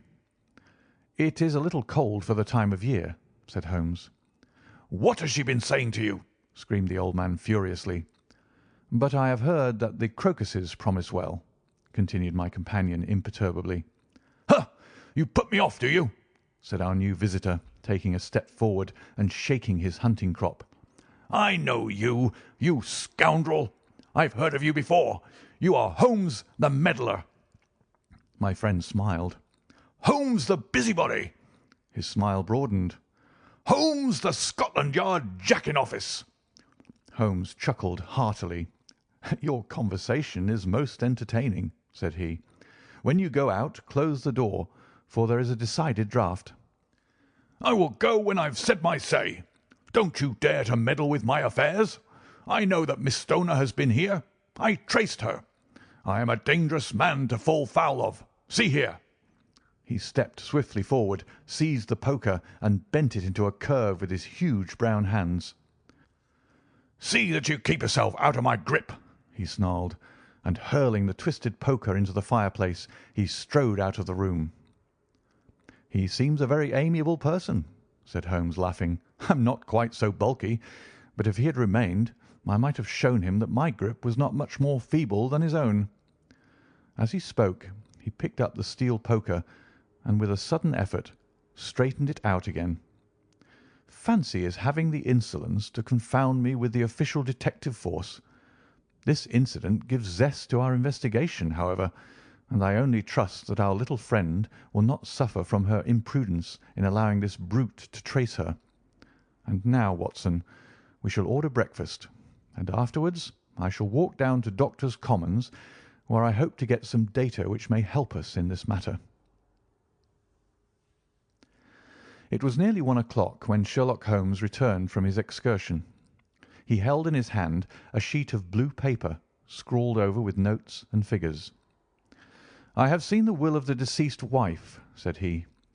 "To determine its exact meaning, I have been obliged to work out the present prices of the investments with which it is concerned. The total income, which at the time of the wife's death was little short of £1,100, is now, through the fall of agricultural prices, not more than £750. Each daughter can claim an income of £250 in case of marriage. It is evident, therefore, that if both girls had married, this beauty would have had a mere pittance, while even one of them would cripple him to a very serious extent. My morning's work has not been wasted, since it has proved that he has the very strongest motives for standing in the way of anything of the sort. And now, Watson, this is too serious for dawdling, especially as the old man is aware that we are interesting ourselves in his affairs. So, if you are ready, we shall call a cab and drive to Waterloo. I should be very much obliged if you would slip your revolver into your pocket. An Ely's No. 2 is in an excellent argument with gentlemen who can twist steel pokers into knots. That and a toothbrush are, I think, all that we need." At Waterloo we were fortunate in catching a train for Leatherhead, where we hired a trap at the station inn and drove for 4 or 5 miles through the lovely Surrey lanes. It was a perfect day, with a bright sun and a few fleecy clouds in the heavens. The trees and wayside hedges were just throwing out their first green shoots, and the air was full of a pleasant smell of the moist earth. To me, at least, there was a strange contrast between the sweet promise of the spring and this sinister quest upon which we were engaged. My companion sat in the front of the trap, his arms folded, his hat pulled down over his eyes, and his chin sunk upon his breast, buried in the deepest thought. Suddenly, however, he started, tapped me on the shoulder, and pointed over the meadows. "Look there," said he. A heavily timbered park stretched up in a gentle slope, thickening into a grove at the highest point. From amid the branches there jutted out the grey gables and high roof tree of a very old mansion. "Stoke Moran?" said he. "Yes, sir, that be the house of Dr. Grimsby Roylott," remarked the driver. "There is some building going on there," said Holmes. "That is where we are going." "There's the village," said the driver, pointing to a cluster of roofs some distance to the left. "But if you want to get to the house, you'll find it shorter to get over this stile, and so by the footpath over the fields. There it is, where the lady is walking." "And the lady, I fancy, is Miss Stoner," observed Holmes, shading his eyes. "Yes, I think we had better do as you suggest." We got off, paid our fare, and the trap rattled back on its way to Leatherhead. "I thought it as well," said Holmes as we climbed the stile, "that this fellow should think we had come here as architects, or on some definite business. It may stop his gossip. Good afternoon, Miss Stoner. You see that we had been as good as our word." Our client of the morning had hurried forward to meet us with a face which spoke her joy. "I have been waiting so eagerly for you," she cried, shaking hands with us warmly. "All has turned out splendidly. Dr. Roylott has gone to town, and it is unlikely that he will be back before evening." "We have had the pleasure of making the doctor's acquaintance," said Holmes, and in a few words he sketched out what had occurred. Miss Stoner turned white to the lips as she listened. "Good heavens!" she cried. "He has followed me, then?" "So it appears." "He is so cunning that I never know when I am safe from him. What will he say when he returns?" "He must guard himself, for he may find that there is someone more cunning than himself upon his track. You must lock yourself up from him to-night. If he is violent, we shall take you away to your aunt's at Harrow. Now, we must make the best use of our time, so kindly take us at once to the rooms which we are to examine." The building was of grey, lichen-blotched stone, with a high central portion and two curving wings, like the claws of a crab, thrown out on each side. In one of these wings the windows were broken and blocked with wooden boards, while the roof was partly caved in, a picture of ruin. The central portion was in little better repair, but the right-hand block was comparatively modern, and the blinds in the windows, with the blue smoke curling up from the chimneys, showed that this was where the family resided. Some scaffolding had been erected against the end wall, and the stonework had been broken into, but there were no signs of any workmen at the moment of our visit. Holmes walked slowly up and down the ill-trimmed lawn, and examined with deep attention the outsides of the windows. "This, I take it, belongs to the room in which you used to sleep, the centre one to your sister's, and the one next to the main building to Dr. Roylott's chamber." "Exactly so, but I am now sleeping in the middle one." "Pending the alterations, as I understand. By the way, there does not seem to be any very pressing need for repairs at that end wall." "There were none. I believe that it was an excuse to move me from my room." "Ah, that is suggestive. Now, on the other side of this narrow wing runs the corridor from which these three rooms open. There are windows in it, of course?" "Yes, but very small ones, too narrow for anyone to pass through." "As you both locked your doors at night, your rooms were unapproachable from that side. Now, would you have the kindness to go into your room and bar your shutters?" Miss Stoner did so, and Holmes, after a careful examination through the open window, endeavoured in every way to force the shutter open, but without success. There was no slit through which a knife could be passed to raise the bar. Then with his lens he tested the hinges, but they were of solid iron, built firmly into the massive masonry. "Hum," said he, scratching his chin in some perplexity. "My theory certainly presents some difficulties. No one could pass these shutters if they were bolted. Well, we shall see if the inside throws any light upon the matter." A small side door led into the whitewashed corridor from which the three bedrooms opened. Holmes refused to examine the third chamber, so we passed at once to the second, that in which Miss Stoner was now sleeping, and in which her sister had met with her fate.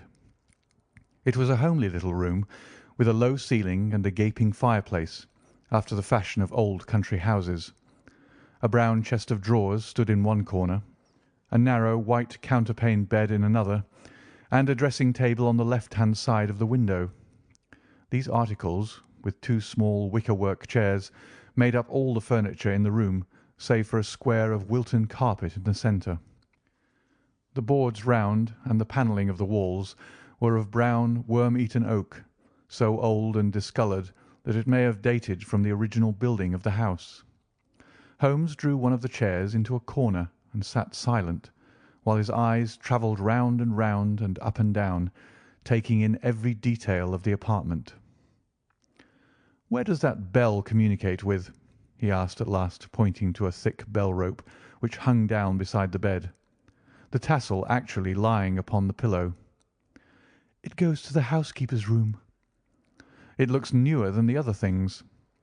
"Yes, it was only put there a couple of years ago." "Your sister asked for it, I suppose?" "No, I never heard of her using it. We used always to get what we wanted for ourselves." "Indeed. It seemed unnecessary to put so nice a bell-pull there. You will excuse me for a few minutes while I satisfy myself as to this floor." He threw himself down upon his face with his lens in his hand and crawled swiftly backward and forward, examining minutely the cracks between the boards. Then he did the same with the woodwork with which the chamber was panelled. Finally, he walked over to the bed and spent some time in staring at it and in running his eye up and down the wall. Finally, he took the bell rope in his hand and gave it a brisk tug. "Why, it's a dummy," said he. "Won't it ring?" "No, it is not even attached to a wire. This is very interesting. You can see now that it is fastened to a hook just above where the little opening for the ventilator is." "How very absurd! I never noticed that before." "Very strange," muttered Holmes, pulling at the rope. "There are one or two very singular points about this room. For example, what a fool a builder must be to open a ventilator into another room when, with the same trouble, he might have communicated with the outside, sir." "That is also quite modern," said the lady. "Done about the same time as the bell rope?" remarked Holmes. "Yes, there were several little changes carried out about that time." "They seem to have been of a most interesting character. Dummy bell ropes and ventilators which do not ventilate. With your permission, Miss Stoner, we shall now carry our researches into the inner apartment." Dr. Grimesby Roylott's chamber was larger than that of his stepdaughter, but was as plainly furnished. A camp bed, a small wooden shelf full of books, mostly of a technical character, an armchair beside the bed, a plain wooden chair against the wall, a round table, and a large iron safe were the principal things which met the eye. Holmes walked slowly round and examined each and all of them with the keenest interest. "What's in here?" he asked, tapping the safe. "My stepfather's business papers." "Oh, you have been inside, then?" "Only once, some years ago. I remember that it was full of papers." "There isn't a cat in it, for example?" "No. What a strange idea." "Well, look at this." He took up a small saucer of milk which stood on top of it. "No, we don't keep a cat, but there is a cheetah and a baboon." "Ah, yes, of course. Well, a cheetah is just a big cat, and yet a saucer of milk does not go very far in satisfying its wants, I dare say. There is one point which I should wish to determine." He squatted down in front of the wooden chair and examined the seat of it with the greatest attention. "Thank you. That is quite settled," said he, rising and putting his lens in his pocket. "Hullo! There is something interesting." The object which had caught his eye was a small dog lash hung on one corner of the bed. The lash, however, was curled upon itself and tied so as to make a loop of whipcord. "What do you make of that, Watson?" "It's a common enough lash, but I don't know why it should be tied." "That is not quite so common, is it? Ah me, it's a wicked world, and when a clever man turns his brains to crime, it is the worst of all. I think that I have seen enough now, Miss Stoner. and with your permission we shall walk out upon the lawn." I had never seen my friend's face so grim or his brow so dark as it was when we turned from the scene of this investigation. We had walked several times up and down the lawn, neither Miss Stoner nor myself liking to break in upon his thoughts before he roused himself from his reverie. "It is very essential, Miss Stoner," said he, "that you should absolutely follow my advice in every respect." "I shall most certainly do so." "The matter is too serious for any hesitation. Your life may depend upon your compliance." "I assure you that I am in your hands." "In the first place, both my friend and I must spend the night in your room." Both Miss Stoner and I gazed at him in astonishment. "Yes, it must be so. Let me explain. I believe that this is the village inn over there." "Yes, that is the Crown." "Very good. Your windows will be visible from there." "Certainly." "You must confine yourself to your room on pretence of a headache when your stepfather comes back. Then when you hear him retire for the night, you must open the shutters of your window, undo the hasp, put your lamp there as a signal to us, and then withdraw quietly with everything which you are likely to want into the room which you used to occupy. I have no doubt that, in spite of the repairs, you could manage there for one night." "Oh, yes, easily." "The rest you will leave in our hands." "But what will you do?" "We shall spend the night in your room, and we shall investigate the cause of this noise which has disturbed you." "I believe, Mr. Holmes, that you have already made up your mind," said Miss Stoner, laying her hand upon my companion's sleeve. "Perhaps I have." "Then, for pity's sake, tell me what was the cause of my sister's death." "I should prefer to have clearer proofs before I speak." "You can at least tell me whether my own thought is correct, and if she died from some sudden fright." "No, I do not think so. I think that there was probably some more tangible cause. And now, Miss Stoner, we must leave you, for if Dr. Roylott returned and saw us, our journey would be in vain. Good-bye, and be brave, for if you will do what I have told you, you may rest assured that we shall soon drive away the dangers that threaten you." Sherlock Holmes and I had no difficulty in engaging a bedroom and sitting-room at the Crown Inn. They were on the upper floor, and from our window we could command a view of the avenue gate and of the inhabited wing of Stoke Moran Manor House. At dusk we saw Dr. Grimesby Roylott drive past, his huge form looming up beside the little figure of the lad who drove him. The boy had some slight difficulty in undoing the heavy iron gates, and we heard the hoarse roar of the doctor's voice and saw the fury with which he shook his clinched fists at him. The trap drove on, and a few minutes later we saw a sudden light spring up among the trees as the lamp was lit in one of the sitting-rooms. "Do you know, Watson," said Holmes as we sat together in the gathering darkness, "I have really some scruples as to taking you to-night. There is a distinct element of danger. Can I be of assistance? Your presence might be invaluable. Then I shall certainly come. It is very kind of you. You speak of danger. You've evidently seen more in these rooms than was visible to me." "No, but I fancy that I may have deduced a little more. I imagine that you saw all that I did." "I saw nothing remarkable save the bell rope, and what purpose that could answer, I confess, is more than I imagine." "You saw the ventilator too?" "Yes, but I don't think that it's such a very unusual thing to have a small opening between two rooms. It was so small that a rat could hardly pass through." "I knew that we should find a ventilator before ever we came to Stoke Moran." "My dear Holmes." "Oh, yes, I did. You remember in her statement she said that her sister could smell Dr. Roylott's cigar. Now, of course, that suggested at once that there must be a communication between the two rooms. It could only be a small one, or it would have been remarked upon at the coroner's inquiry. I deduced a ventilator." "But what harm can there be in that?" "Well, there is at least a curious coincidence of dates. A ventilator is made, a cord is hung, and a lady who sleeps in the bed dies. Does not that strike you?" "I cannot as yet see any connection." "Did you observe anything very peculiar about that bed?" "No." "It was clamped to the floor. Did you ever see a bed fastened like that before?" "I can't say that I have." "The lady could not move her bed. It must always be in the same relative position to the ventilator and to the rope, or so we may call it, since it was clearly never meant for a bell pull." "Holmes," I cried, "I seem to see dimly what you are hinting at. We are only just in time to prevent some subtle and horrible crime." "Subtle enough and horrible enough. When a doctor does go wrong, he is the first of criminals. He has nerve and he has knowledge. Palmer and Pritchard were among the heads of their profession.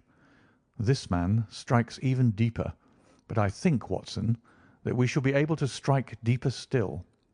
But we shall have horrors enough before the night is over. For goodness' sake, let us have a quiet pipe and turn our minds for a few hours to something more cheerful." About 9 o'clock the light among the trees was extinguished, and all was dark in the direction of the manor house.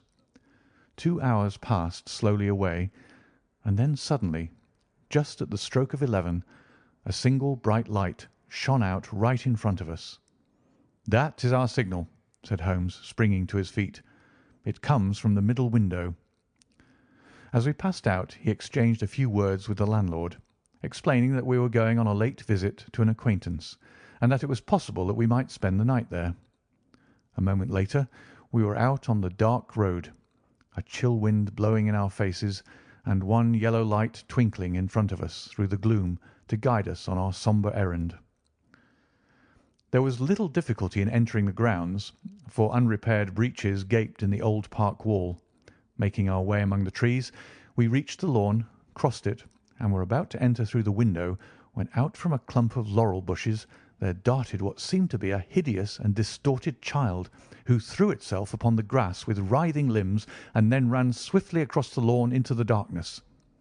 "My God!" I whispered. "Did you see it?"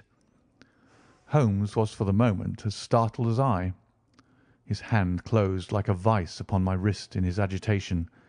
Then he broke into a low laugh and put his lips to my ear. "It is a nice household," he murmured. "That is the baboon." I had forgotten the strange pets which the doctor affected. There was a cheetah, too. Perhaps we might find it upon our shoulders at any moment. I confess that I felt easier in my mind when, after following Holmes's example and slipping off my shoes, I found myself inside the bedroom. My companion noiselessly closed the shutters, moved the lamp onto the table, and cast his eyes round the room. All was as we have seen it in the daytime. Then creeping up to me and making a trumpet of his hand, he whispered into my ear again so gently that it was all that I could do to distinguish the words. "The least sound would be fatal to our plans." I nodded to show that I had heard. "We must sit without light. He would see it through the ventilator." I nodded again. "Do not go asleep. Your very life may depend upon it. Have your pistol ready in case we should need it. I will sit on the side of the bed, and you in that chair." I took out my revolver and laid it on the corner of the table. Holmes had brought up a long, thin cane, and this he placed upon the bed beside him. By it he laid the box of matches and the stump of a candle. Then he turned down the lamp, and we were left in darkness. How shall I ever forget that dreadful vigil? I could not hear a sound, not even the drawing of a breath, and yet I knew that my companion sat open-eyed within a few feet of me, in the same state of nervous tension in which I was myself. The shutters cut off the least ray of light, and we waited in absolute darkness. From outside came the occasional cry of a night bird, and once at our very window a long-drawn cat-like whine, which told us that the cheetah was indeed at liberty. Far away we could hear the deep tones of the parish clock, which boomed out every quarter of an hour. How long they seemed, those quarters! 12 struck. And one, and two, and three, and still we sat waiting silently for whatever might befall. Suddenly there was the momentary gleam of a light up in the direction of the ventilator, which vanished immediately, but was succeeded by a strong smell of burning oil and heated metal. Someone in the next room had lit a dark lantern. I heard a gentle sound of movement, and then all was silent once more, though the smell grew stronger. For half an hour I sat with straining ears. Then suddenly another sound became audible, a very gentle, soothing sound, like that of a small jet of steam escaping continually from a kettle. The instant that we heard it, Holmes sprang from the bed, struck a match, and lashed furiously with his cane at the bell pull. "You see it, Watson?" he yelled. "You see it?" But I saw nothing. At the moment when Holmes struck the light, I heard a low, clear whistle, but the sudden glare flashing into my weary eyes made it impossible for me to tell what it was at which my friend lashed so savagely. I could, however, see that his face was deadly pale and filled with horror and loathing. He had ceased to strike, and was gazing up at the ventilator, when suddenly there broke from the silence of the night the most horrible cry to which I have ever listened. It swelled up louder and louder, a hoarse yell of pain and fear and anger, all mingled in the one dreadful shriek. They say that away down in the village, and even in the distant parsonage, that cry raised the sleepers from their beds. It struck cold to our hearts, and I stood gazing at Holmes and he at me, until the last echoes of it had died away into the silence from which it rose. "What can it mean?" I gasped. "It means that it is all over," Holmes answered, "and perhaps, after all, it is for the best. Take your pistol, and we will enter Dr. Roylott's room." With a grave face he lit the lamp and led the way down the corridor. Twice he struck at the chamber door without any reply from within. Then he turned the handle and entered, I at his heels with the cocked pistol in my hand.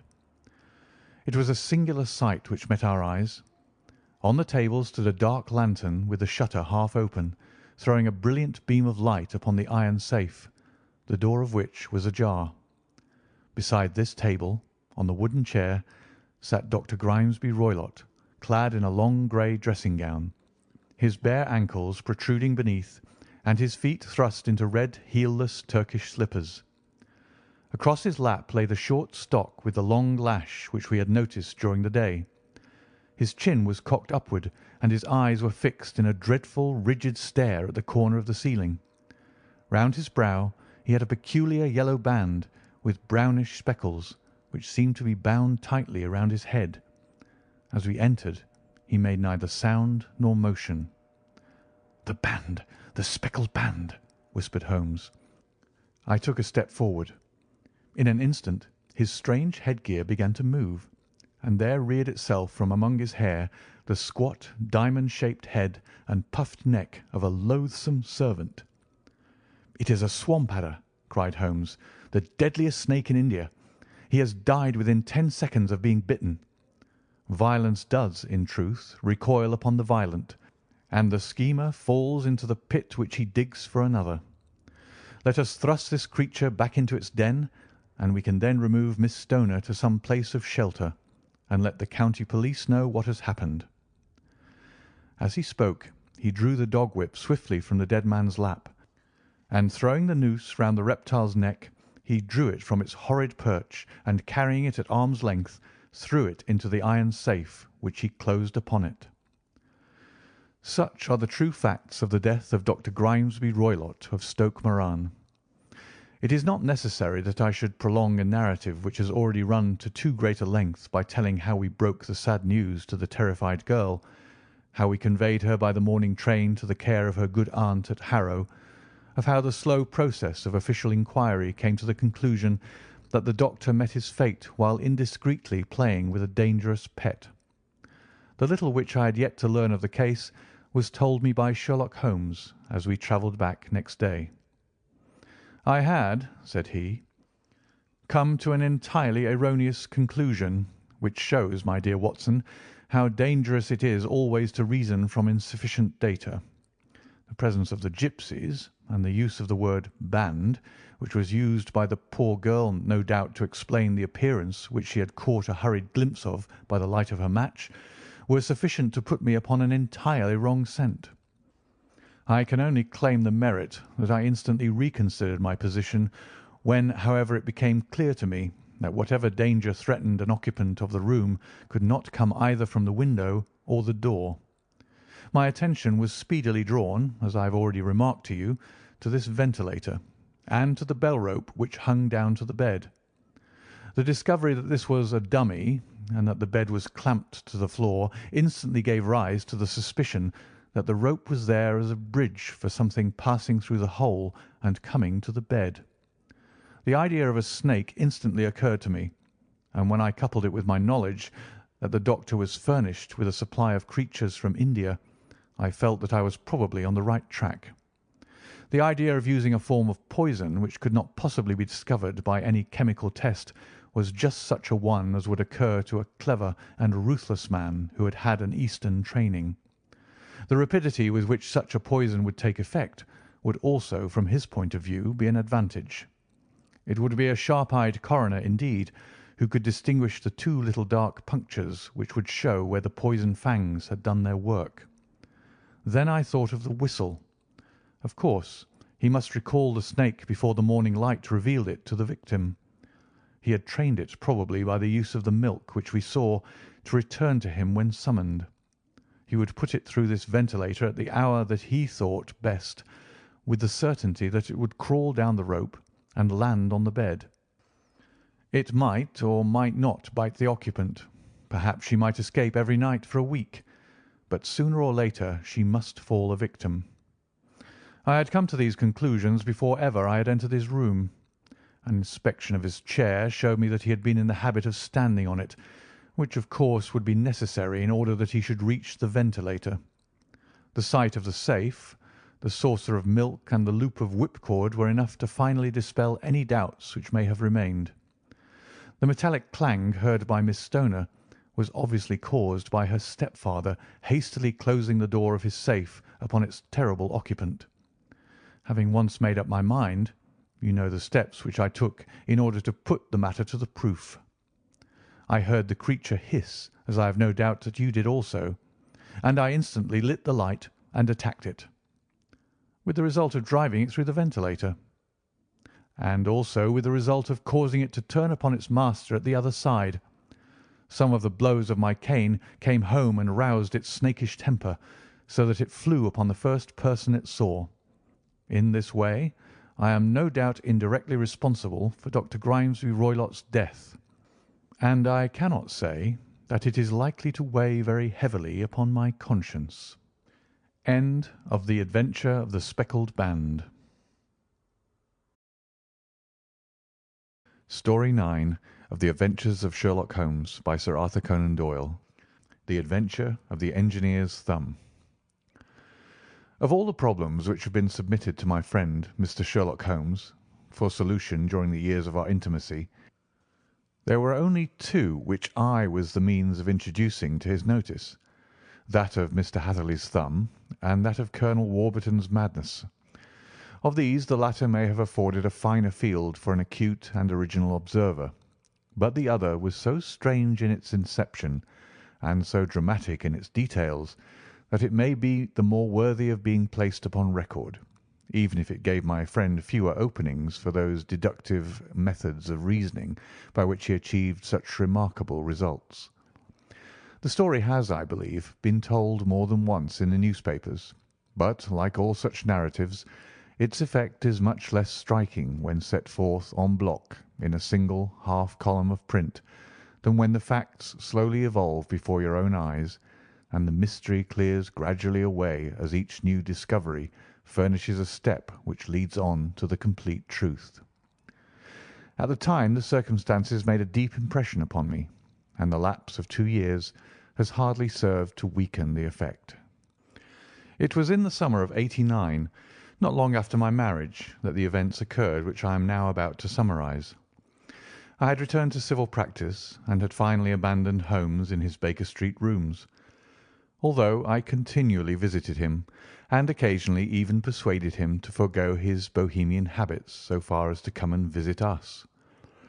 My practice had steadily increased, and as I happened to live at no very great distance from Paddington Station, I got a few patients from among the officials. One of these, whom I had cured of a painful and lingering disease, was never weary of advertising my virtues and of endeavouring to send me on every sufferer over whom he might have any influence. One morning at a little before 7 o'clock, I was awakened by the maid tapping at the door to announce that 2 men had come from Paddington and were waiting in the consulting room. I dressed hurriedly, for I knew by experience that railway cases were seldom trivial, and hastened downstairs.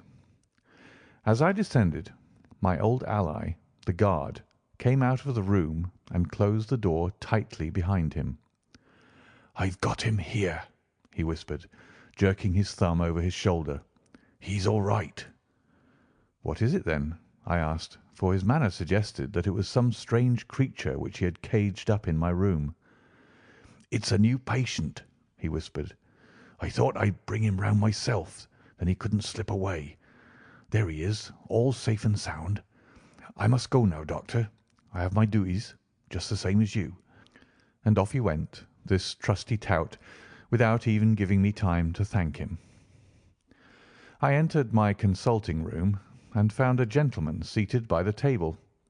He was quietly dressed in a suit of heather tweed with a soft cloth cap which he had laid down upon my books. Round one of his hands he had a handkerchief wrapped which was mottled all over with bloodstains. He was young, not more than 25, I would say, with a strong masculine face, but he was exceedingly pale and gave me the impression of a man who was suffering from some strong agitation which it took all his strength of mind to control. "I'm sorry to knock you up so early, Doctor," said he, "but I've had a very serious accident during the night. I came in by train this morning, and on inquiring at Paddington as to where I might find a doctor, a worthy fellow very kindly escorted me here. I gave the maid a card, but I see that she's left it upon the side table." I took it up and glanced at it. "Mr. Victor Hatherley, hydraulic engineer, 16A Victoria Street, 3rd floor." That was the name, style, and abode of my morning visitor. "I regret that I have kept you waiting," said I, sitting down in my library chair. "You are fresh from a night journey, I understand, which is in itself a monotonous occupation." "Oh, my night could not be called monotonous," said he, and laughed. He laughed very heartily, with a high, ringing note, leaning back in his chair and shaking his sides. All my medical instincts rose up against that laugh. "Stop it!" I cried. "Pull yourself together." And I poured out some water from a carafe. It was useless, however. He was off in one of those hysterical outbursts which come upon a strong nature when some great crisis is over and gone. Presently he came to himself once more, very weary and pale-looking. "I have been making a fool of myself," he gasped. "Not at all. Drink this." I dashed some brandy into the water, and the colour began to come back to his bloodless cheeks. "That's better," said he. "And now, Doctor, perhaps you would kindly attend to my thumb, or rather to the place where my thumb used to be." He unwound the handkerchief and held out his hand. It gave even my hardened nerves a shudder to look at it. There were 4 protruding fingers, and a horrid red spongy surface where the thumb should have been. It had been hacked or torn right out from the roots. "Good heavens!" I cried. "This is a terrible injury. It must have bled considerably." "Yes, it did. I fainted when it was done, and I think that I must have been senseless for a long time. When I came to, I found that it was still bleeding, so I tied one end of my handkerchief very tightly around the wrist and braced it up with a twig." "Excellent. You should have been a surgeon." "It is a question of hydraulics, you see, and came within my own province." "This has been done," said I, examining the wound, "by a very heavy and sharp instrument." "A thing like a cleaver," said he. "An accident, I presume?" "By no means." "What? A murderous attack?" "Very murderous indeed." "You horrify me." I sponged the wound, cleaned it, dressed it, and finally covered it over with cotton wadding and carbolized bandages. He lay back without wincing, though he bit his lip from time to time. "How is that?" I asked when I had finished. "Capital. Between your brandy and your bandage, I feel a new man. I was very weak, but I've had a good deal to go through." "Perhaps you had better not speak of the matter. It is evidently trying to your nerves." "Oh, no, not now. I shall have to tell my tale to the police. But, between ourselves, if it were not for the convincing evidence of this wound of mine, I should be surprised if they believe my statement, for it is a very extraordinary one, and I have not much in the way of proof with which to back it up. And even if they believe me, the clues which I can give them are so vague that it is a question whether justice will be done." "Ha!" cried I. "If it is anything in the nature of a problem which you desire to see solved, I should strongly recommend you to come to my friend, Mr. Sherlock Holmes, before you go to the official police." "Oh, I have heard of that fellow," answered my visitor, "and I should be very glad if he would take the matter up, though of course I must use the official police as well. Would you give me an introduction to him?" "I'll do better. I'll take you round to him myself." "I should be immensely obliged to you." "We'll call a cab and go together. We shall just be in time to have a little breakfast with him.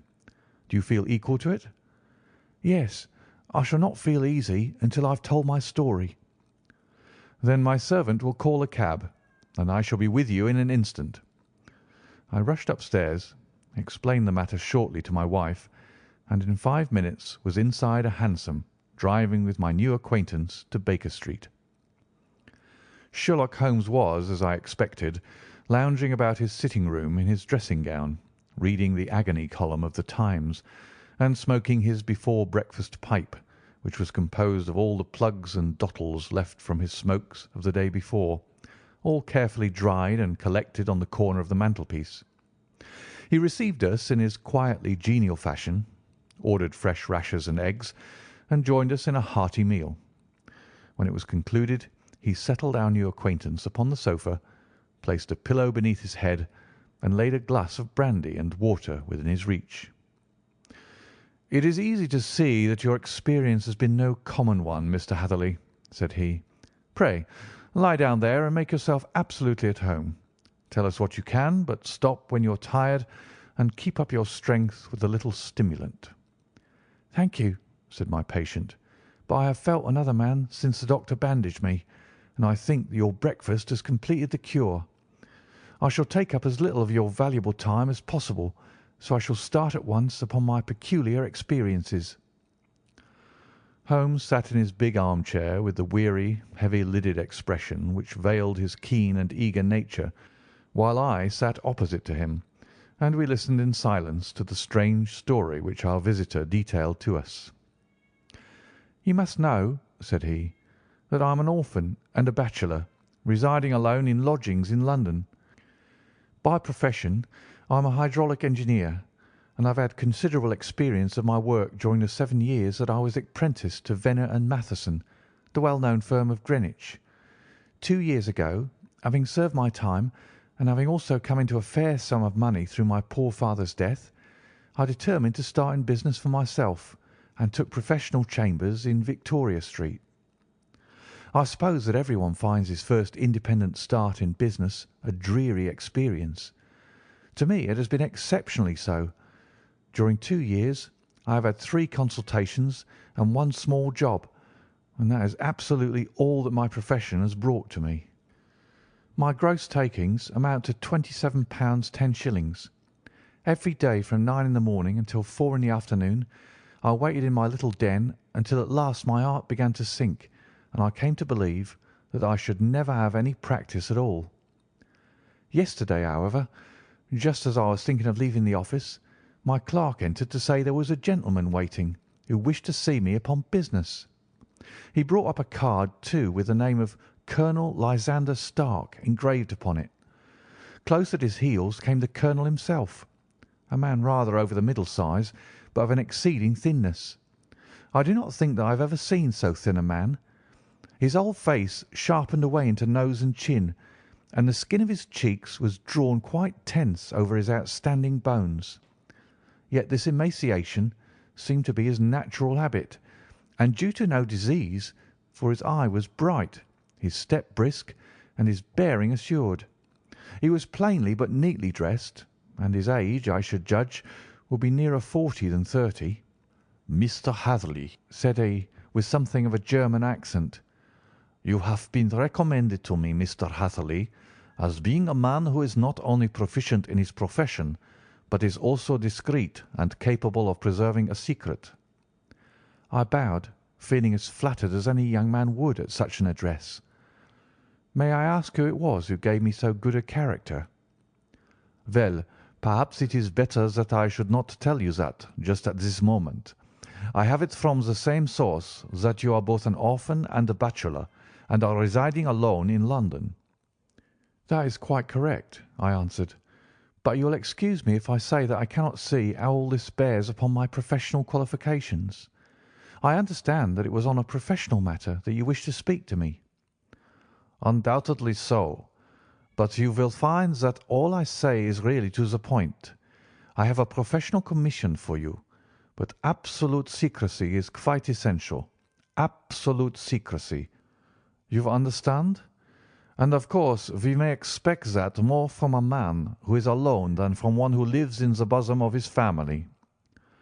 "If I promise to keep a secret," said I, "you may absolutely depend upon my doing so." He looked very hard at me as I spoke, and it seemed to me that I had never seen so suspicious and questioning an eye.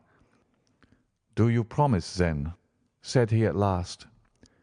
"Yes, I promise." "Absolute and complete silence before, during, and after.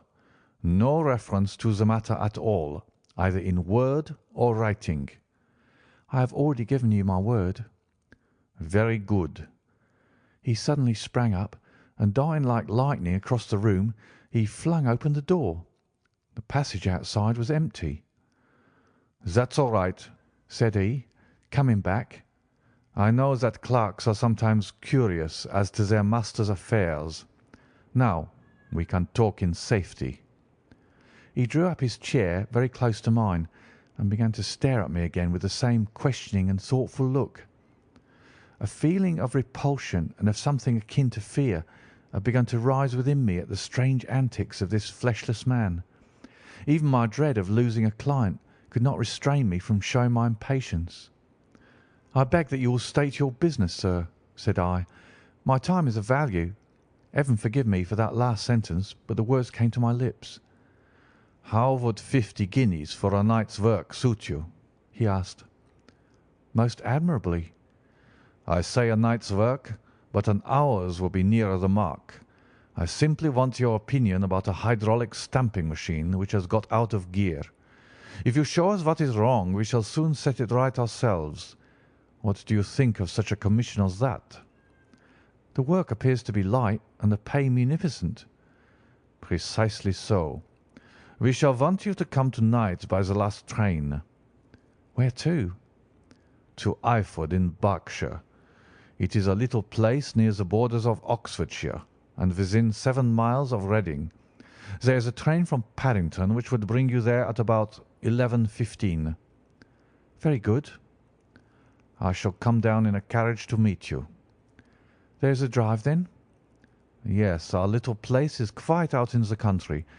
It is a good 7 miles from Eyford Station."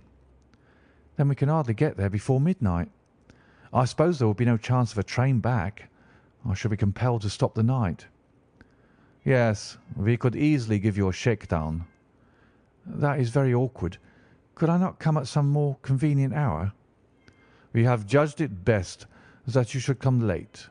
It is to recompense you for any inconvenience that we are paying to you, a young and unknown man, a fee which would buy an opinion from the very heads of your profession. Still, of course, if you would like to draw out of the business, there is plenty of time to do so." I thought of the 50 guineas, and how very useful that would be to me. "Not at all," said I. "I shall be very happy to accommodate myself to your wishes. I should like, however, to understand a little more clearly what it is that you wish me to do." "Quite so. It is very natural that the pledge of secrecy which we have exacted from you should have aroused your curiosity. I have no wish to commit you to anything without you having it all laid before you. I suppose that we are absolutely safe from eavesdroppers." "Entirely." "Then the matter stands thus. You are probably aware that Fuller's earth is a valuable product, and that it is only found in one or two places in England." "I have heard so." "Some little time ago I bought a small place, a very small place, within 10 miles of Reading. I was fortunate enough to discover that there was a deposit of Fuller's earth in one of my fields. On examining it, however, I found that this deposit was a comparatively small one, and that it formed a link between two very much larger ones upon the right and left, both of them, however, in the grounds of my neighbours. These good people are absolutely ignorant that their land contained that which was quite as valuable as a gold mine. Naturally, it was to my interest to buy their land before they discovered its true value. But unfortunately I had no capital by which I could do this. I took a few of my friends into the secret, however, and they suggested that we should quietly and secretly work our own little deposit, and that in this way we should earn the money which would enable us to buy the neighbouring fields. This we have now been doing for some time, and in order to help us in our operations we erected a hydraulic press. This press, as I have already explained, has got out of order, and we wish your advice upon the subject. We guard our secret very jealously, however, and if it once become known that we had hydraulic engineers coming to our little house, it would soon rouse inquiry, and then, if the facts came out, it would be good-bye to any chance of getting those fields and carrying out our plans. That is why I have made you promise me that you will not tell a human being that you are going to Eyford tonight. I hope that I make it all plain." "I quite follow you," said I. "The only point which I could not quite understand was what use you could make of a hydraulic press in excavating Fuller's earth, which, as I understand, is dug out like gravel from a pit." "Ah," said he carelessly, "we have our own process. We compress the earth into bricks, so as to remove them without revealing what they are. But that is a mere detail. I have taken you fully into my confidence now, Mr. Hatherley, and I have shown you how I trust you." He rose as he spoke. "I shall expect you, then, at Eyford at 11:15. "I shall certainly be there." "And not a word to a soul." He looked at me with a last long, questioning gaze, and then, pressing my hand in a cold, dank grasp, he hurried from the room. Well, when I came to think it all over in cool blood, I was very much astonished, as you may both think, at this sudden commission which has been entrusted to me.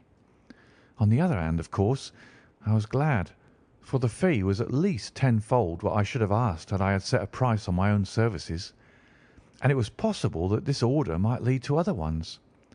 On the other hand, the face and manner of my patron had made an unpleasant impression upon me, and I could not think that his explanation of the Fuller's earth was sufficient to explain the necessity for my coming at midnight and his extreme anxiety lest I should tell anyone of my errand.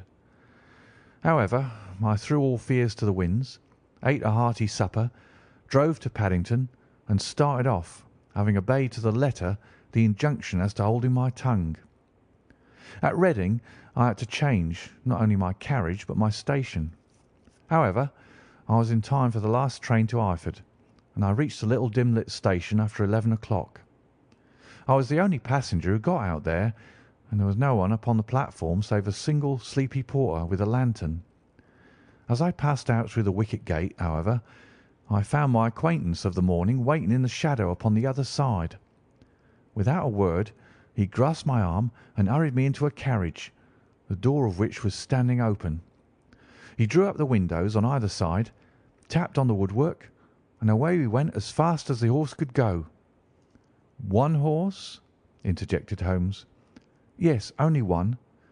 "Did you observe the colour?" "Yes, I saw it by the side lights when I was stepping into the carriage. It was a chestnut." "Tired looking or fresh?" "Oh, fresh and glossy." "Thank you. I am sorry to have interrupted you. Pray continue your most interesting statement." "Away we went then, and we drove for at least an hour. Colonel Lysander Stark had said that it was only 7 miles, but I should think, from the rate that we seemed to go, and from the time that we took, that it must have been nearer 12. He sat at my side in silence all the time, and I was aware more than once, when I glanced in his direction, that he was looking at me with great intensity. The country roads seemed to be not very good in that part of the world, for we lurched and jolted terribly. I tried to look out the window to see something of where we were, but they were made of frosted glass, and I could make out nothing save the occasional bright blur of a passing light. Now and then I hazarded some remark to break the monotony of the journey, but the colonel answered only in monosyllables, and the conversation soon flagged. At last, however, the bumping of the road was exchanged for the crisp smoothness of a gravel drive, and the carriage came to a stand. Colonel Lysander Stark sprang out, and as I followed after him, pulled me swiftly into a porch which gaped in front of us. We stepped, as it were, right out of the carriage and into the hall, so that I failed to catch the most fleeting glance of the front of the house. The instant that I had crossed the threshold, the door slammed heavily behind us, and I heard faintly the rattle of the wheels as the carriage drove away. It was pitch dark inside the house, and the colonel fumbled about looking for matches and muttering under his breath. Suddenly a door opened at the other end of the passage, and a long golden bar of light shot out in our direction. It grew broader, and a woman appeared with a lamp in her hand, which she held above her head, pushing her face forward and peering at us. I could see that she was pretty, and from the gloss with which the light shone upon her dark dress, I knew that it was a rich material. She spoke a few words in a foreign tongue, in a tone as though asking a question, and when my companion answered in a gruff monosyllable, she gave such a start that the lamp nearly fell from her hand. Colonel Stark went up to her, whispered something in her ear, and then, pushing her back into the room from whence she had come, he walked towards me again with the lamp in his hand. "Perhaps you will have the kindness to wait in this room for a few minutes," said he, throwing open another door. It was a quiet, little, plainly furnished room with a round table in the centre, on which several German books were scattered. Colonel Stark laid down the lamp on the top of a harmonium beside the door. "I shall not keep you waiting an instant," said he, and vanished into the darkness. I glanced at the books upon the table, and in spite of my ignorance of German, I could see that 2 of them were treatises on science, the others being volumes of poetry. Then I walked across to the window, hoping that I might catch some glimpse of the countryside, but an oak shutter, heavily barred, was folded across it. It was a wonderfully silent house. There was an old clock ticking loudly somewhere in the passage, but otherwise everything was deadly still. A vague feeling of uneasiness began to steal over me. Who were these German people, and what were they doing living in this strange out-of-the-way place? And where was the place? I was 10 miles or so from Eyford, that was all I knew, but whether north, south, east, or west I had no idea. For that matter, Reading and possibly other large towns were within that radius, so the place might not be so secluded after all. Yet it was quite certain, from the absolute stillness, that we were in the country. I paced up and down that room, humming a tune under my breath to keep up my spirits, and feeling that I was thoroughly earning my 50 guineas fee. Suddenly, without any preliminary sound in the midst of all the utter stillness, the door in my room swung slowly open. The woman was standing in the aperture, the darkness of the hall behind her, the yellow light from my lamp beating upon her eager and beautiful face. I could see at a glance that she was sick with fear, and the sight sent a chill to my own heart. She held up one shaking finger to warn me to be silent, and she shot a few whispered words of broken English at me, her eyes glancing back like those of a frightened horse into the gloom behind her. "I would go," said she, trying hard, as it seemed to me, to speak calmly. "I would go. I should not stay here. There is no good for you to do." "But, madam," said I have not yet done what I came for.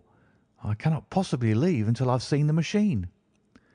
"It is not worth your while to wait," she went on. "You can pass through the door. No one hinders." And then, seeing that I smiled and shook my head, she suddenly threw aside her constraint and made a step forward with her hands wrung together. "For the love of heaven," she whispered, "get away from here before it is too late." But I'm somewhat headstrong by nature, and the more ready to engage in an affair when there's some obstacle in the way. I thought of my 50-guinea fee, of my wearisome journey, and of the unpleasant night which seemed to be before me. Was it all to go for nothing? Why should I slink away without having carried out my commission, and without the payment which was my due? This woman might, for all I know, be a monomaniac. With a stout bearing, therefore, though her manner had shaken me more than I cared to confess, I still shook my head and declared my intention of remaining where I was. She was about to renew her entreaties when a door slammed overhead and the sound of several footsteps were heard upon the stairs. She listened for an instant, threw up her hands with a despairing gesture, and vanished as suddenly and as noiselessly as she had come. The newcomers were Colonel Lysander Stark and a short, thick man with a chinchilla beard growing out of the creases of his double chin, who was introduced to me as Mr. Ferguson. "This is my secretary and manager," said the colonel. "By the way, I was under the impression that I left this door shut just now. I fear that you have felt the draught." "On the contrary," said I opened the door myself because I felt the room to be a little close." He shot one of his suspicious looks at me. "Perhaps we had better proceed to business then," said he.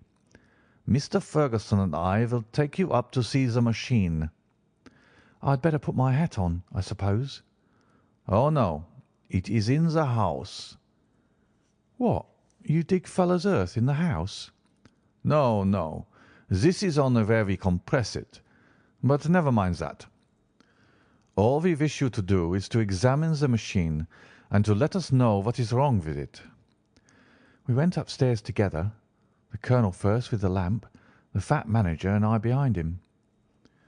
It was a labyrinth of an old house, with corridors, passages, narrow winding staircases, and little low doors, the thresholds of which were hollowed out by the generations who crossed them. There were no carpets and no signs of any furniture above the ground floor, while the plaster was peeling off the walls, and the damp was breaking through in green, unhealthy blotches. I tried to put on as unconcerned an air as possible, but I had not forgotten the warnings of the lady, even though I disregarded them, and I kept a keen eye upon my two companions. Ferguson appeared to be a morose and silent man, but I could see from the little that he said that he was at least a fellow countryman. Colonel Lysander Stark stopped at last before a low door, which he unlocked. Within was a small square room, in which the three of us could hardly get in one time. Ferguson remained outside, and the colonel ushered me in. "We are now," said he, "actually within the hydraulic press, and it would be a particularly unpleasant thing for us if anyone were to turn it on. The ceiling of this small chamber is really the end of the descending piston, and it comes down with the force of many tons upon this metal floor. There are small lateral columns of water outside which receive the force, and which transmit and multiply it in the manner which is familiar to you. The machine goes readily enough, but there is some stiffness in the working of it, and it has lost a little of its force. Perhaps you will have the goodness to look it over and to show us how we can set it right." I took the lamp from him, and I examined the machine very thoroughly. It was indeed a gigantic one, and capable of exercising enormous pressure. When I passed outside, however, and pressed down the levers which controlled it, I knew at once by the whishing sound that there was a slight leakage which allowed a regurgitation of water through one of the side cylinders. An examination showed that one of the india-rubber bands which was round the head of a driving rod had shrunk so as not quite to fill the socket along which it worked. This was clearly the cause of the loss of power, and I pointed it out to my companions, who followed my remarks very carefully and asked several practical questions as to how they should proceed to set it right. When I had made it clear to them, I returned to the main chamber of the machine and took a good look at it to satisfy my own curiosity. It was obvious at a glance that the story of the fuller's earth was the merest fabrication, for it would be absurd to suppose that so powerful an engine could be designed for so inadequate a purpose. The walls were of wood, but the floor consisted of a large iron trough, and when I came to examine it, I could see a crust of metallic deposit all over it. I had stooped and was scraping at this to see exactly what it was, when I heard a muttered exclamation in German and saw the cadaverous face of the colonel looking down at me. "What are you doing there?" he asked. I felt angry at having been tricked by so elaborate a story as that which he had told me. "I was admiring your fuller's earth," said I. "I think that I should be better able to advise you as to your machine if I knew what the exact purpose was for which it was used." The instant that I uttered the words, I regretted the rashness of my speech. His face set hard, and a baleful light sprang up in his grey eyes. "Very well," said he. "You shall know all about the machine." He took a step backward, slammed the little door, and turned the key in the lock. I rushed towards it and pulled at the handle, but it was quite secure and did not give in the least to my kicks and shoves. "Hullo!" I yelled. "Hullo, Colonel, let me out!"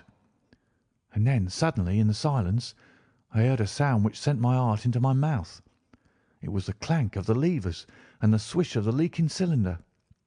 He had set the engine at work. The lamp still stood upon the floor where I had placed it when examining the trough. By its light I saw that the black ceiling was coming down upon me, slowly, jerkily, but as none knew better than myself, with a force which must within a minute grind me to a shapeless pulp. I threw myself screaming against the door and dragged with my nails at the lock. I implored the colonel to let me out, but the remorseless clanking of the levers drowned my cries. The ceiling was only a foot or two above my head, and with my hand upraised I could feel its hard, rough surface. Then it flashed through my mind that the pain of my death would depend very much upon the position in which I met it. If I lay on my face, the weight would come upon my spine, and I shuddered to think of that dreadful snap. Easier the other way, perhaps, and yet had I the nerve to lie and look up at that deadly black shadow wavering down upon me? Already I was unable to stand erect, when my eye caught something which brought a gush of hope back to my heart. I have said that though the floor and ceiling were of iron, the walls were of wood. As I gave a last hurried glance around, I saw a thin line of yellow light between two of the boards, which broadened and broadened as a small panel was pushed backward. For an instant I could hardly believe that there was indeed a door which led away from death. The next instant I threw myself through and lay half fainting upon the other side. The panel had closed again behind me, but the crash of the lamp and a few moments afterwards the clang of the two slabs of metal told me how narrow had been my escape. I was recalled to myself by a frantic plucking at my wrist, and I found myself lying upon the stone floor of a narrow corridor, while a woman bent over me and tugged at me with her left hand, while she held a candle in her right. It was the same good friend whose warning I had so foolishly rejected. "Come, come!" she cried breathlessly. "They will be here in a moment. They will see that you are not here. Oh, do not waste so precious time, but come." This time, at least, I did not scorn her advice. I staggered to my feet and ran with her along the corridor and down a winding stair. The latter led to another broad passage, and just as we reached it we heard the sound of running feet and the shouting of two voices, one answering the other from the floor on which we were and from the one beneath. My guide stopped and looked about her like the one who is at her wit's end. Then she threw open a door which led into a bedroom, through the window of which the moon was shining brightly. "It is your only chance," said she. "It is high, but it may be that you can jump it." As she spoke, a light sprang into view at the further end of the passage, and I saw the lean figure of Colonel Lysander Stark rushing forward with a lantern in one hand and a weapon like a butcher's cleaver in the other. I rushed across the bedroom, flung open the window, and looked out. How quiet and sweet and wholesome the garden looked in the moonlight, and it could not be more than 30 feet down. I clambered out upon the sill, but I hesitated to jump until I should have heard what passed between my saviour and the ruffian who pursued me. If she were ill used, then at any risks I was determined to go back to her assistance. The thought had hardly flashed through my mind before he was at the door, pushing his way past her, but she threw her arms around him and tried to hold him back. "Fritz, Fritz!" she cried in English. "Remember your promise after the last time. You said it should not be again. He will be silent. Oh, he will be silent." "You are mad, Elise," he shouted, struggling to break away from her. "You will be the ruin of us. He has seen too much. Let me pass, I say." He dashed her to one side, and rushing to the window, cut at me with his heavy weapon. I had let myself go, and was hanging by the hands to the sill, when his blow fell. I was conscious of a dull pain, my grip loosened, and I fell into the garden below. I was shaken, but not hurt by the fall, so I picked myself up and rushed off among the bushes as hard as I could run, for I understood that I was far from being out of danger yet. Suddenly, however, as I ran, a deadly dizziness and sickness came over me. I glanced down at my hand, which was throbbing painfully, and then for the first time saw that my thumb had been cut off and that the blood was pouring from my wound. I endeavoured to tie my handkerchief around it, but there came a sudden buzzing in my ears, and next moment I fell in a dead faint among the rose bushes. How long I remained unconscious I cannot tell. It must have been a very long time, for the moon had sunk and a bright morning was breaking when I came to myself. My clothes were all sodden with dew, and my coat sleeve was drenched with blood from my wounded thumb. The smarting of it recalled in an instant all the particulars of my night's adventure, and I sprang to my feet with the feeling that I might hardly yet be safe from my pursuers. But to my astonishment, when I came to look round me, neither house nor garden were to be seen. I had been lying in an angle of the hedge, close by the high road, and just a little lower down was a long building, which proved, upon my approaching it, to be the very station at which I had arrived upon the previous night. Were it not for the ugly wound upon my hand, all that had passed during those dreadful hours might have been an evil dream. Half dazed, I went into the station and asked about the morning train. There would be one to Reading in less than an hour. The same porter was on duty, I found, as had been there when I arrived. I inquired of him whether he had ever heard of Colonel Lysander Stark. The name was strange to him. Had he observed a carriage the night before waiting for me? No, he had not. Was there a police station anywhere near? There was one about 3 miles off. It was too far for me to go, weak and ill as I was. I determined to wait until I got back to town before telling my story to the police. It was a little past 6 when I arrived, so I went first to have my wound dressed, and then the doctor was kind enough to bring me along here. I put the case into your hands, and shall do exactly what you advise." We both sat in silence for some little time after listening to this extraordinary narrative. Then Sherlock Holmes pulled down from the shelf one of the ponderous commonplace books in which he placed his cuttings. "Here is an advertisement which will interest you," said he. "It appeared in all the papers about a year ago. Listen to this. 'Lost on the 9th inst. Mr. Jeremiah Hayling, aged 26, a hydraulic engineer, left his lodgings at 10 o'clock at night and has not been heard of since. Was dressed in, etc., etc. Ha! That represents the last time that the colonel needed to have his machine overhauled, I fancy." "Good heavens!" cried my patient. "Then that explains what the girl said." "Undoubtedly. It is quite clear that the colonel was a cool and desperate man who was absolutely determined that nothing should stand in the way of his little game, like those out-and-out pirates who will leave no survivor from a captured ship. Well, every moment now is precious, so if you feel equal to it we shall go down to Scotland Yard at once as a preliminary to starting for Eyford." Some 3 hours or so afterwards we were all in the train together, bound from Reading to the little Berkshire village. There were Sherlock Holmes, the hydraulic engineer, Inspector Bradstreet of Scotland Yard, a plainclothes man, and myself. Bradstreet had spread an ordnance map of the county out upon the seat, and was busy with his compasses drawing a circle with Eyford for its centre. "There you are," said he. "That circle is drawn at a radius of 10 miles from the village. The place we want must be somewhere near that line. You said 10 miles, I think, sir?" "It was an hour's good drive." "And you think that they brought you back all that way when you were unconscious?" "They must have done so. I have a confused memory, too, of having been lifted and conveyed somewhere."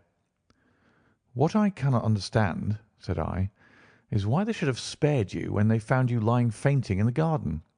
Perhaps the villain was softened by the woman's entreaties." "I hardly think that likely. I never saw a more inexorable face in my life." "Oh, we shall soon clear up all that," said Bradstreet. "Well, I've drawn my circle, and I only wish I knew at what point upon it the folk that we are in search of are to be found." "I think I could lay my finger on it," said Holmes quietly. "Really now," cried the inspector, "you have formed your opinion? Come now, we shall see who agrees with you. I say it's south, for the country is more deserted there." "And I say east," said my patient. "I am for the west," remarked the plainclothes man. "There are several quiet little villages up there." "And I am for the north," said I, "because there are no hills there, and our friend says that he did not notice the carriage go up any." "Come," cried the inspector, laughing, "it's a very pretty diversity of opinion. We've boxed the compass among us.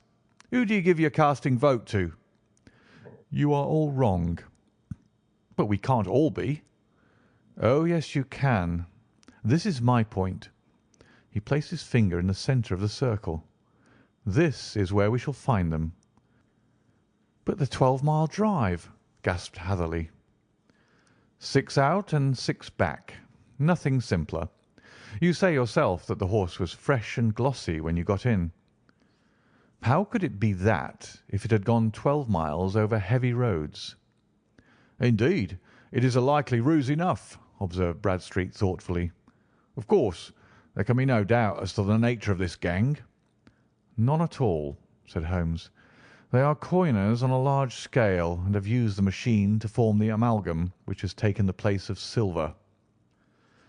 "We have known for some time that a clever gang was at work," said the inspector. "They've been turning out half-crowns by the thousand. We even traced them as far as Reading, but could get no farther, for they have covered their traces in a way that showed that they were very old hands. But now, thanks to this lucky chance, I think that we should have got them right enough." But the inspector was mistaken, for those criminals were not destined to fall into the hands of justice.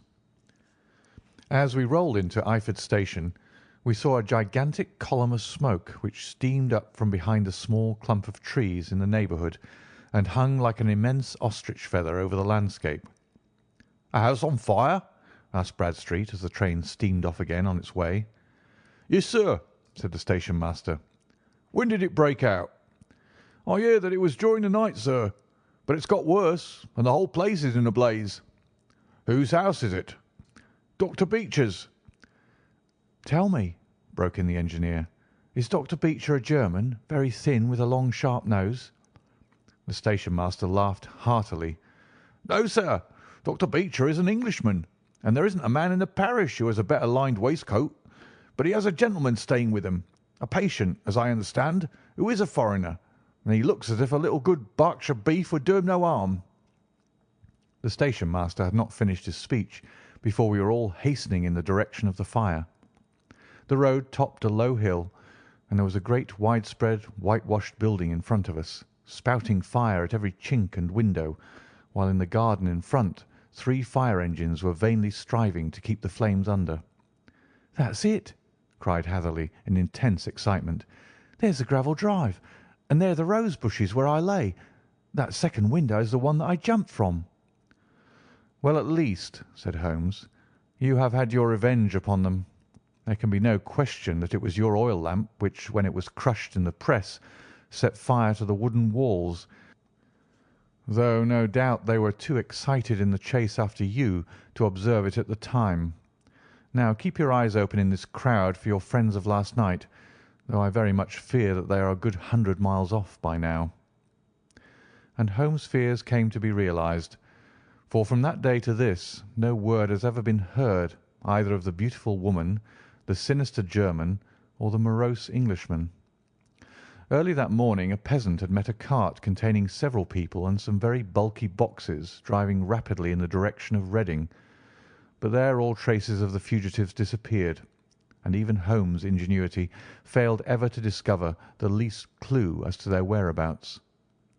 The firemen had been much perturbed at the strange arrangements which they had found within, and still more so by discovering a newly severed human thumb upon a window-sill of the second floor.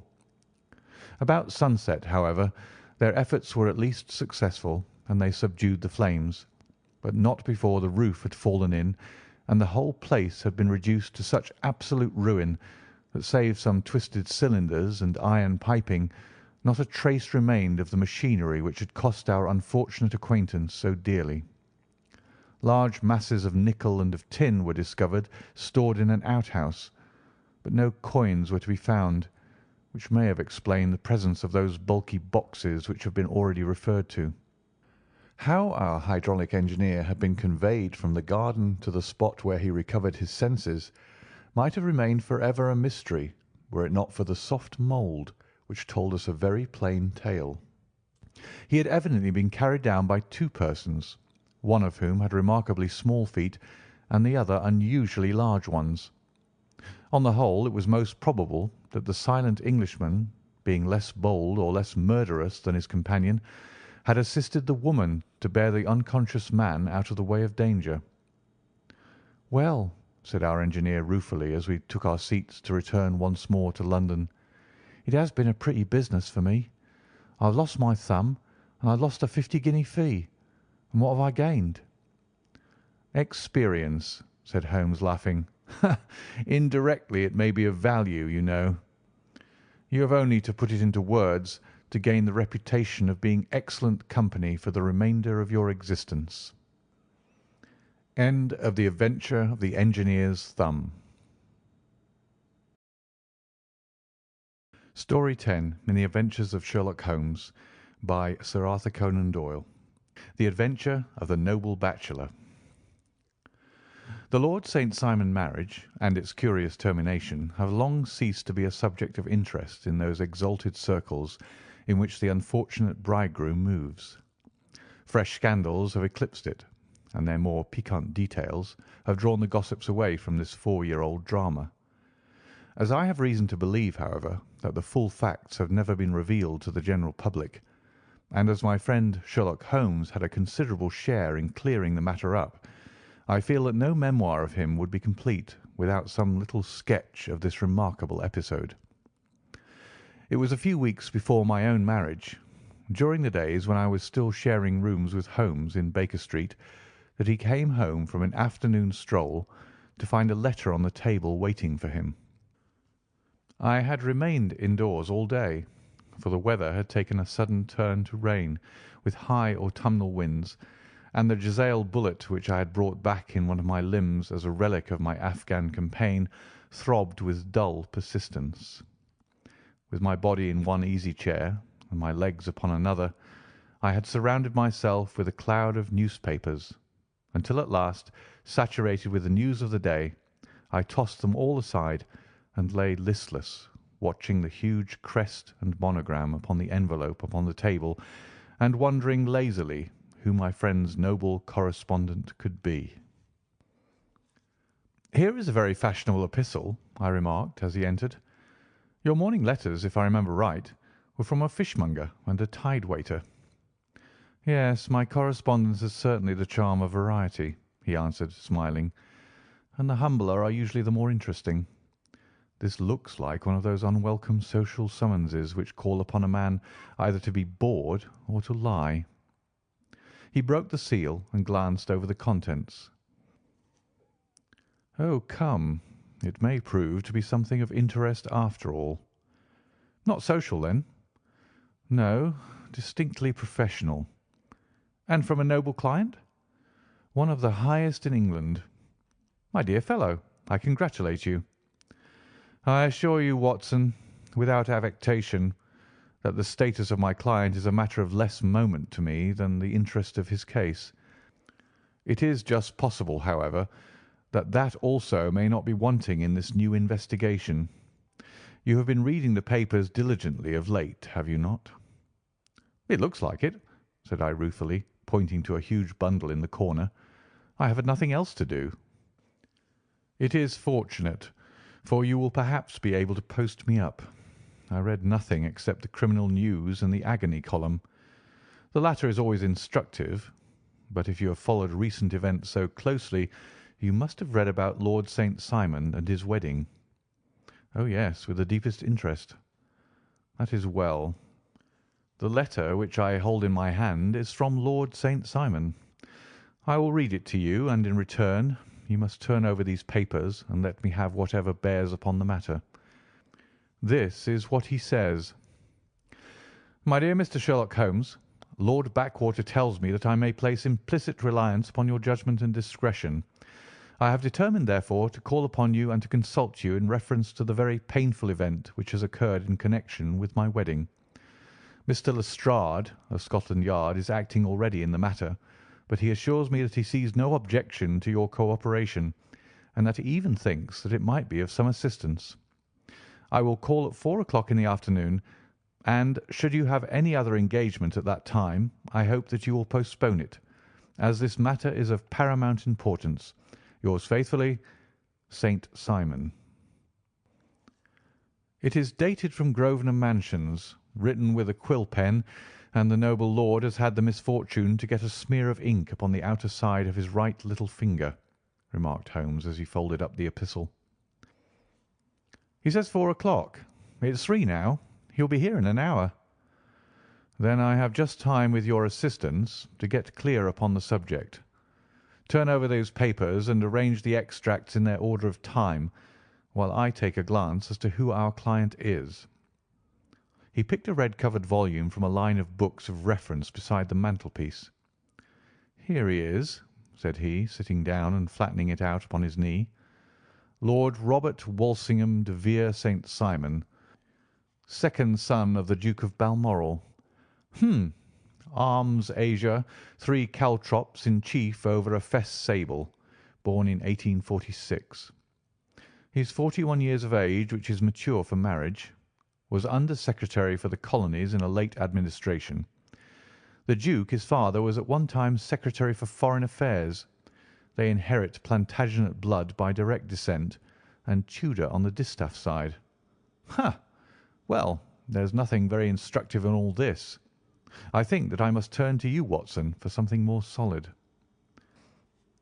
"I have very little difficulty in finding what I want," said I, "for the facts are quite recent, and the matter struck me as remarkable. I feared to refer them to you, however, as I knew that you had an inquiry on hand, and that you disliked the intrusion of other matters." "Oh, you mean the little problem of the Grosvenor Square furniture van. That is quite cleared up now, though. Indeed, it was obvious from the first. Pray, give me the results of your newspaper selections." "Here is the first notice which I can find.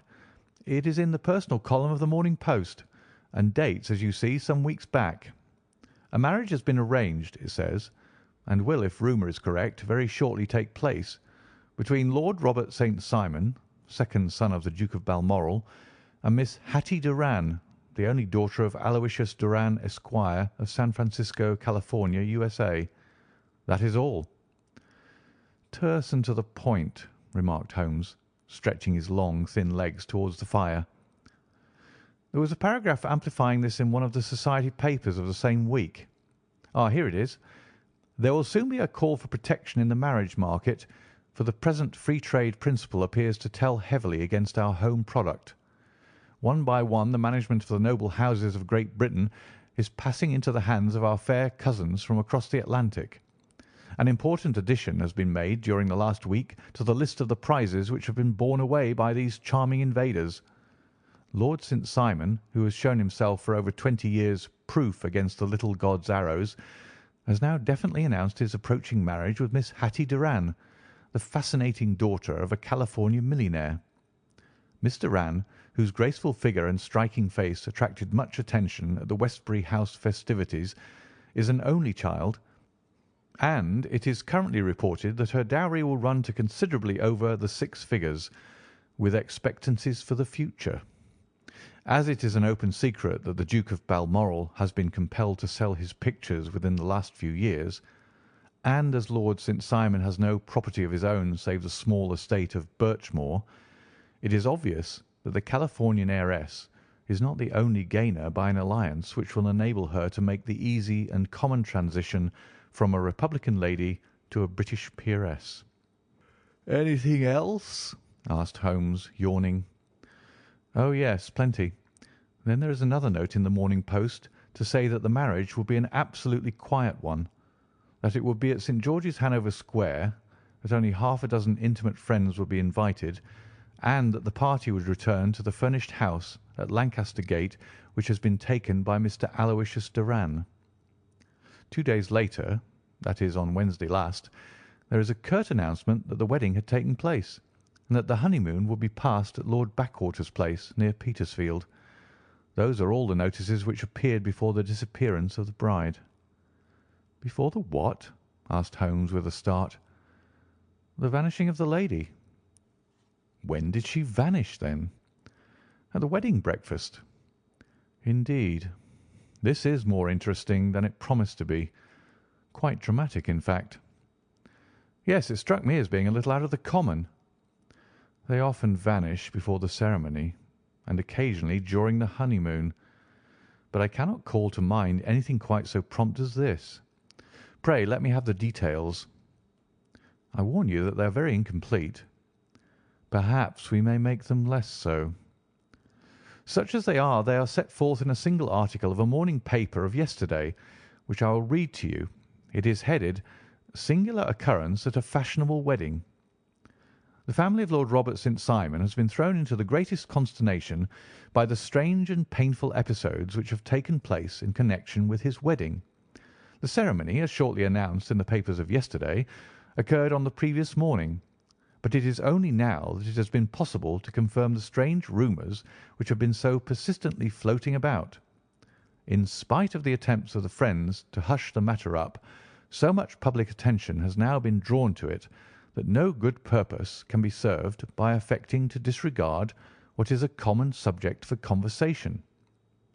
The ceremony, which was performed at St. George's, Hanover Square, was a very quiet one, no one being present save the father of the bride, Mr. Aloysius Doran, the Duchess of Balmoral, Lord Backwater, Lord Eustace, and Lady Clara St. Simon, the younger brother and sister of the bridegroom, and Lady Alicia Whittington. The whole party proceeded afterwards to the house of Mr. Aloysius Doran at Lancaster Gate, where breakfast had been prepared.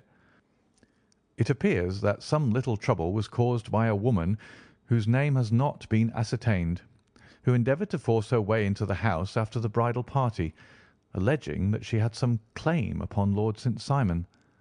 It was only after a painful and prolonged scene that she was ejected by the butler and the footman.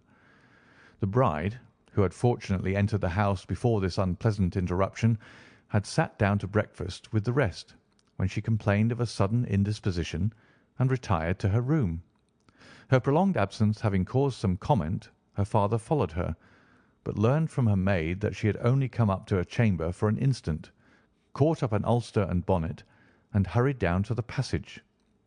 One of the footmen declared that he had seen a lady leave the house thus apparelled, but had refused to credit that it was his mistress, believing her to be with the company. On ascertaining that his daughter had disappeared, Mr. Aloysius Doran, in conjunction with the bridegroom, instantly put themselves in communication with the police, and very energetic inquiries are being made, which will probably result in a speedy clearing up of this very singular business. Up to a late hour last night, however, nothing had transpired as to the whereabouts of the missing lady. There are rumours of foul play in the matter, and it is said that the police have caused the arrest of the woman who had caused the original disturbance, in the belief that from jealousy or some other motive she may have been concerned in the strange disappearance of the bride. And that is all? Only one little item in another of the morning papers, but it is a suggestive one. And it is that Miss Flora Miller, the lady who had caused the disturbance, has actually been arrested. It appears that she was formerly a danseuse at the Allegro, and that she has known the bridegroom for some years.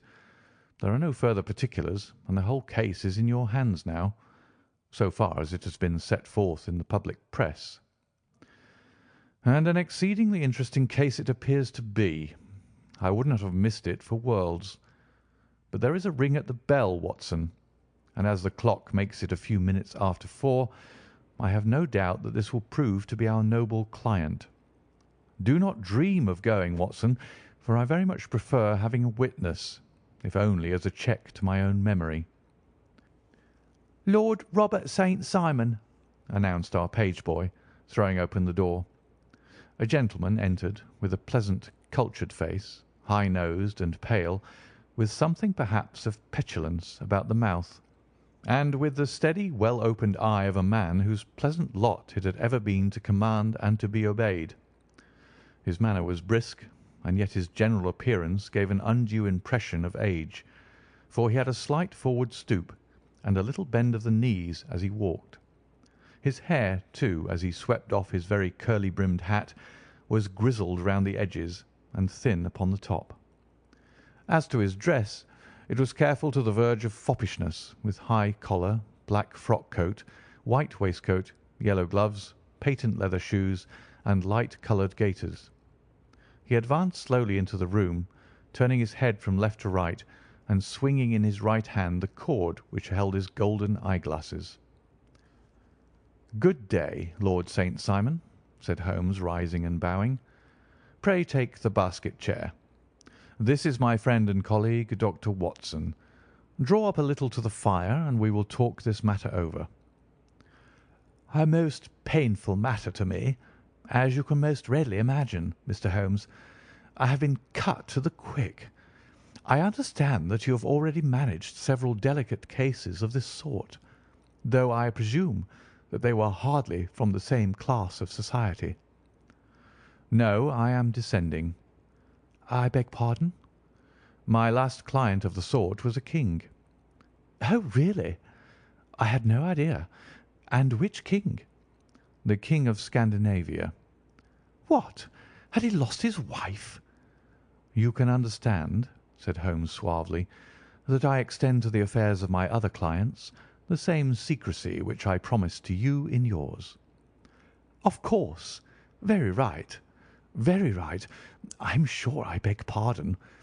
As to my own case, I am ready to give you any information which may assist you in forming an opinion." "Thank you. I have already learned all that is in the public prints, nothing more. I presume that I may take it as correct, this article, for example, as to the disappearance of the bride." Lord St. Simon glanced over it. "Yes, it is correct, as far as it goes." "But it needs a great deal of supplementing before anyone could offer an opinion. I think that I may arrive at my facts most directly by questioning you." "Pray do so." "When did you first meet Miss Hatty Doran?" "In San Francisco, a year ago." "You were travelling in the States?" "Yes." "Did you become engaged then?" "No." "But you were on a friendly footing?" "I was amused by her society, and she could see that I was amused." "Her father is very rich?" He is said to be the richest man on the Pacific slope." "And how did he make his money?" "In mining. He had nothing a few years ago. Then he struck gold, invested it, and came up by leaps and bounds." "Now, what is your own impression as to the young lady's, your wife's character?" The nobleman swung his glasses a little faster and stared down into the fire. "You see, Mr. Holmes," said he, "my wife was 20 before her father became a rich man. During that time she ran free in a mining camp, and wandered through woods or mountains, so that her education has come from nature rather than from the schoolmaster. She is what we call in England a tomboy, with a strong nature, wild and free, unfettered by any sort of traditions. She is impetuous, volcanic, I was about to say. She is swift in making up her mind, and fearless in carrying out her resolutions.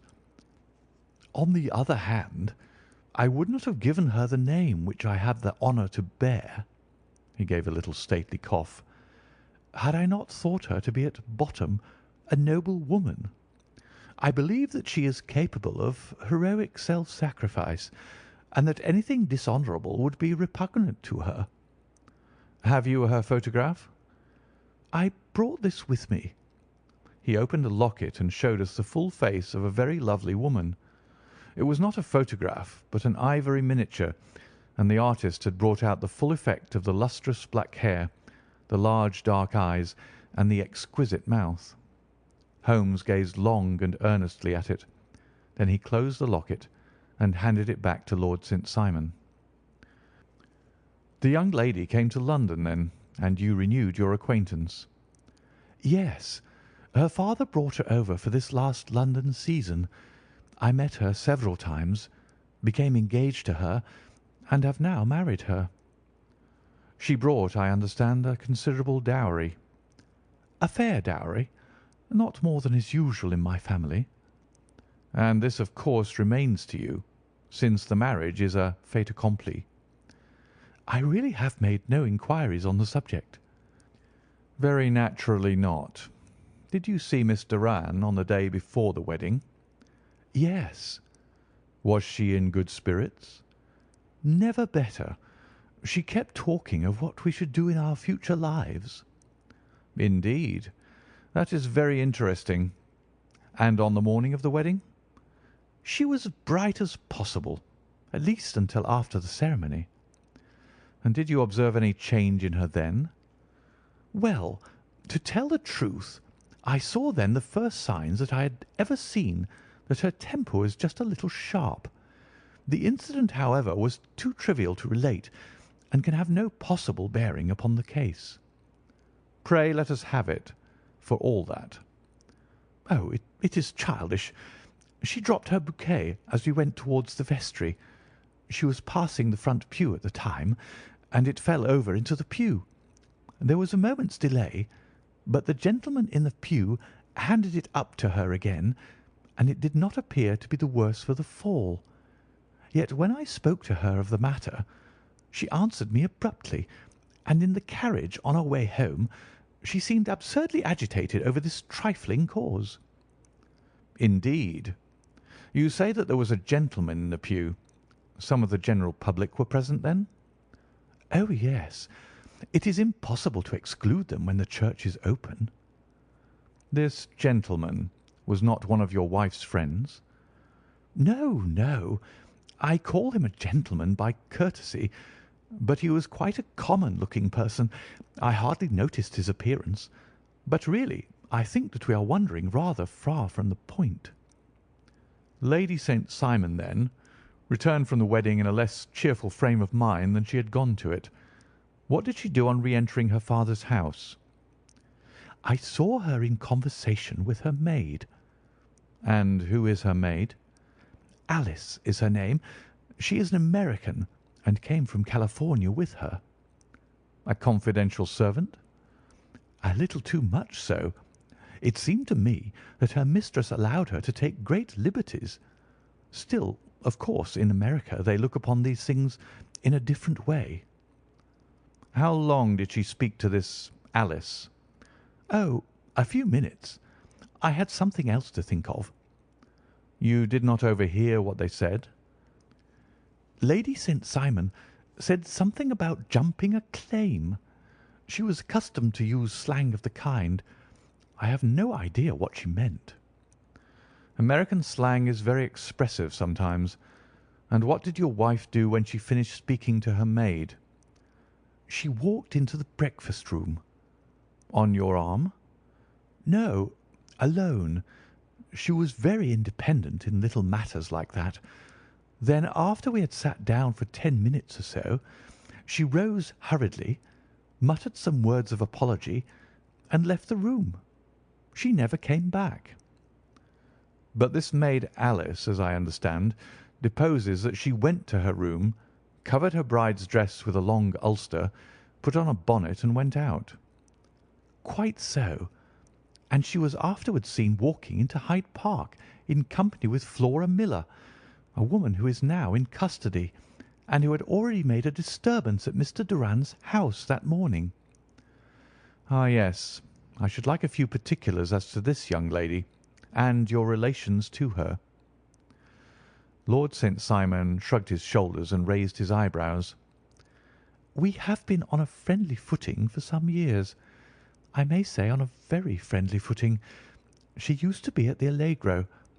I have not treated her ungenerously, and she had no just cause of complaint against me. But you know what women are, Mr. Holmes.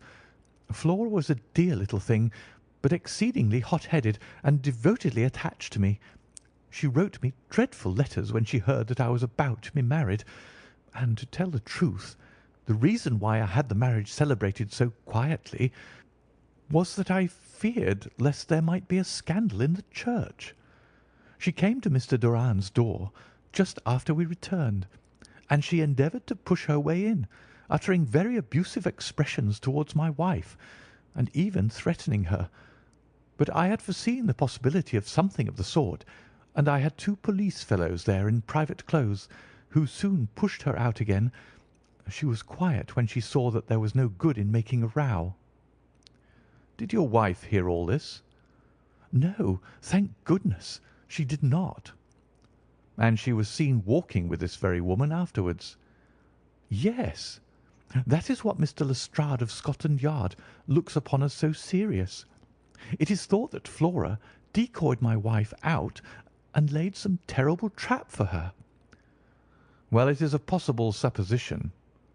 "You think so too?" "I did not say a probable one, but you do not yourself look upon this as likely." "I do not think Flora would hurt a fly." "Still, jealousy is a strange transformer of characters. Pray, what is your own theory as to what took place?" "Well, really, I came to seek a theory, not to propound one. I have given you all the facts.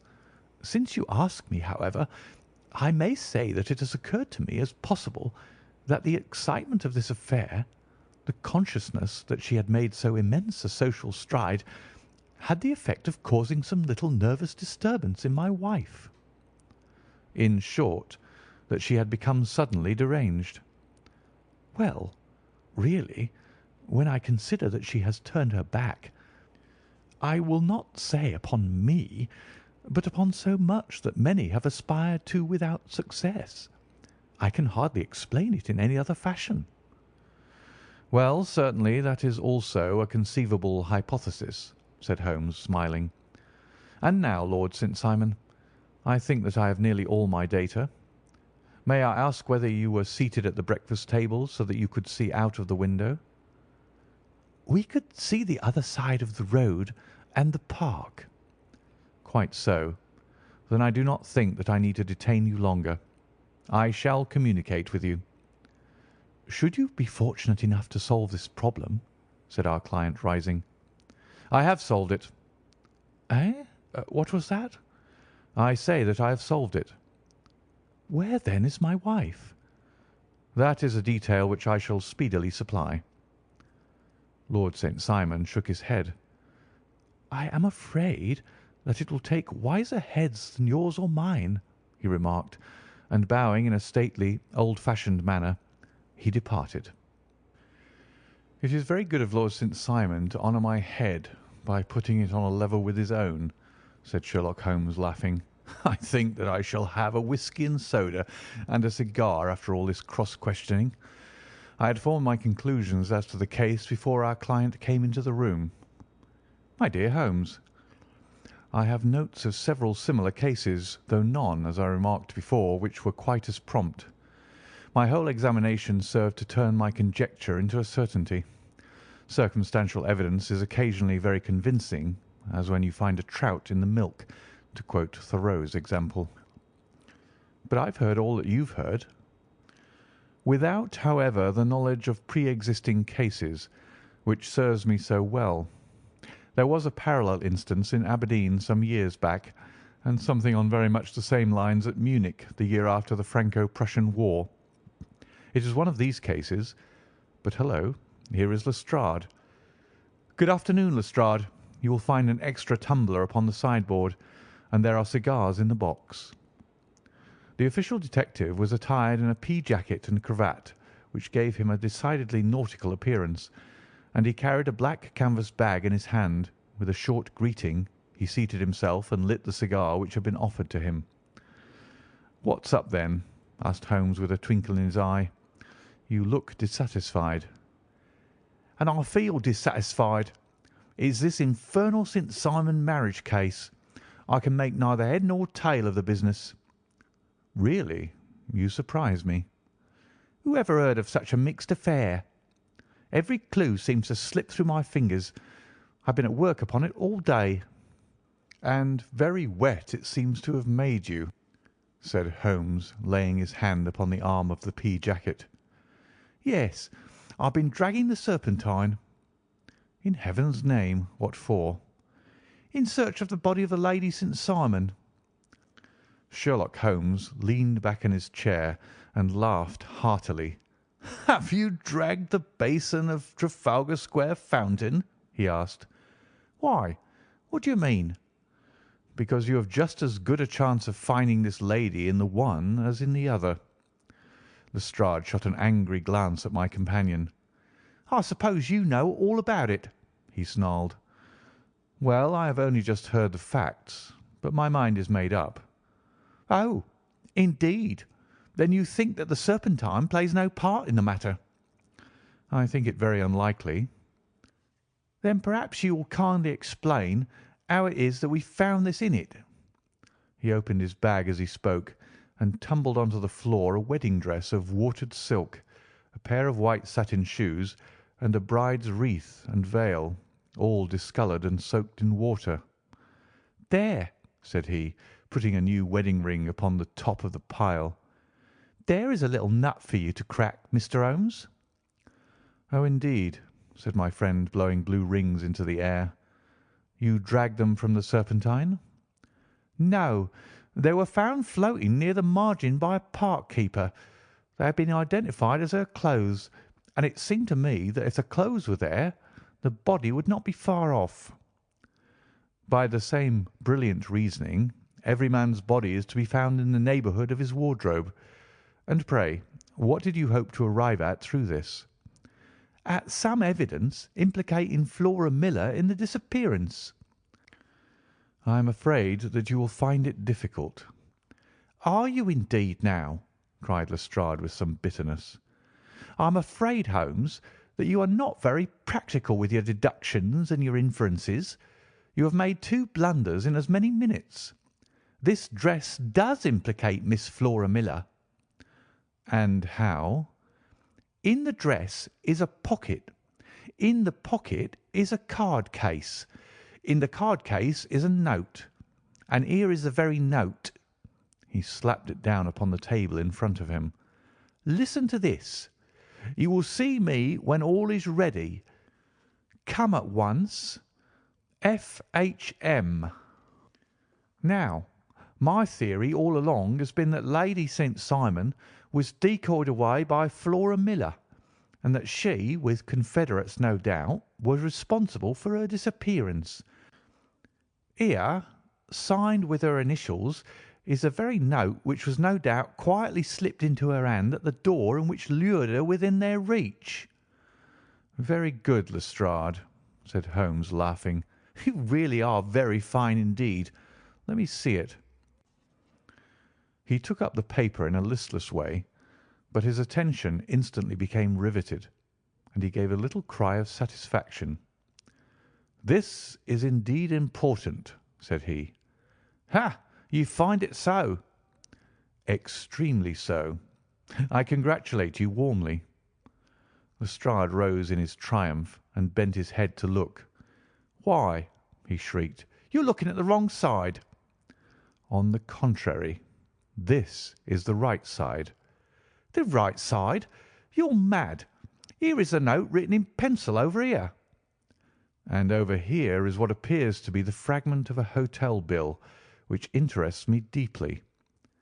"There's nothing in it. I looked at it before," said Lestrade.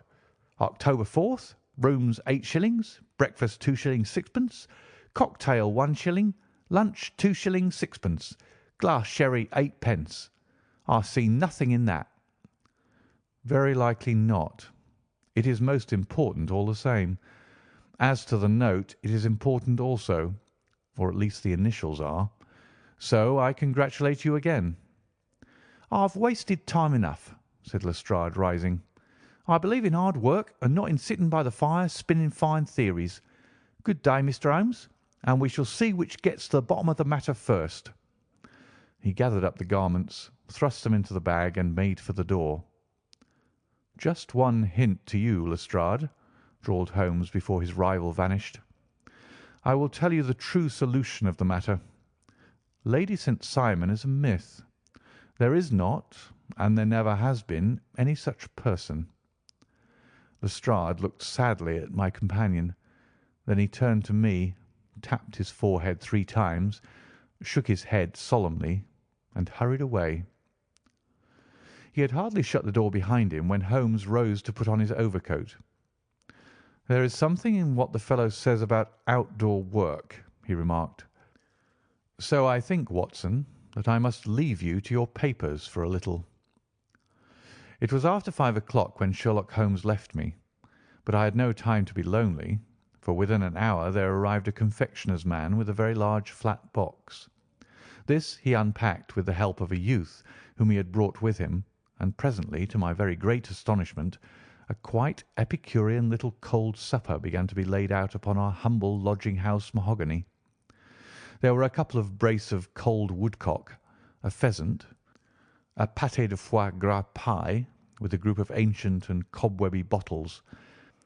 Having laid out all these luxuries, my 2 visitors vanished away, like the genii of the Arabian Nights, with no explanation save that the things had been paid for and were ordered to this address.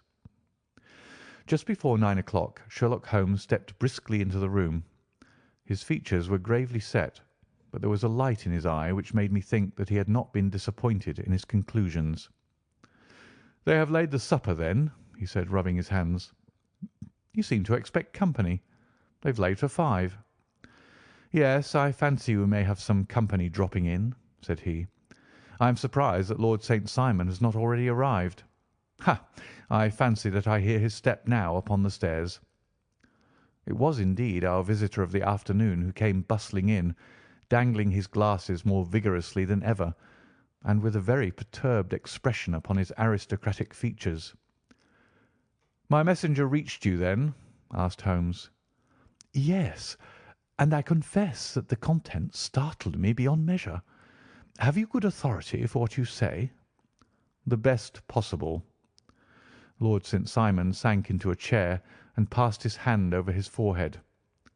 "What will the Duke say," he murmured, "when he hears that one of the family has been subjected to such humiliation?"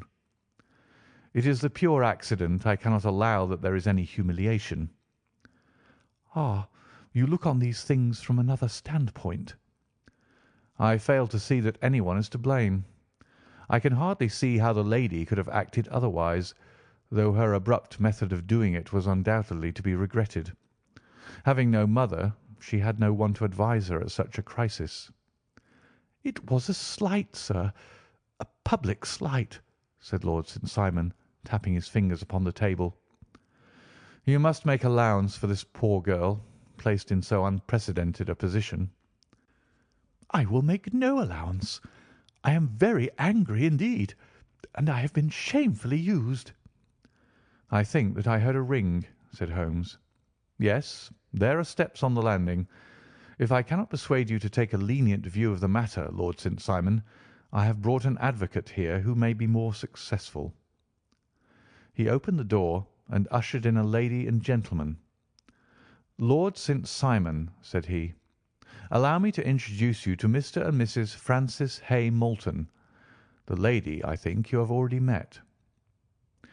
At the sight of these newcomers our client had sprung from his seat and stood very erect, with his eyes cast down and his hand thrust into the breast of his frock-coat, a picture of offended dignity. The lady had taken a quick step forward and had held out her hand to him, but he still refused to raise his eyes. It was as well for his resolution, perhaps, for her pleading face was one which it is hard to resist. "You're angry, Robert," said she. "Well, I guess you have every cause to be." "Pray make no apology to me," said Lord Simon bitterly. "Oh, yes, I know that I have treated you real bad, and that I should have spoken to you before I went. But I was kind of rattled, and from the time when I saw Frank here again, I just didn't know what I was doing or saying. I only wonder I didn't fall down and do a faint right there before the altar." "Perhaps, Mrs. Moulton, you would like my friend and me to leave the room while you explain this matter." "If I may give an opinion," remarked the strange gentleman, "we've had just a little too much secrecy over this business already. For my part, I should like all Europe and America to hear the rights of it." He was a small, wiry, sunburnt man, clean-shaven, with a sharp face and alert manner. "Then I'll tell our story right away," said the lady. "Frank here and I met in '84 in Maguire's camp near the Rockies, where Pa was working a claim.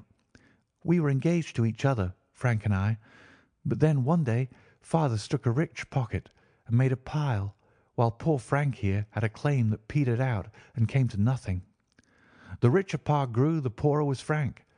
So at last Pa wouldn't hear of our engagement lasting any longer, and he took me away to Frisco.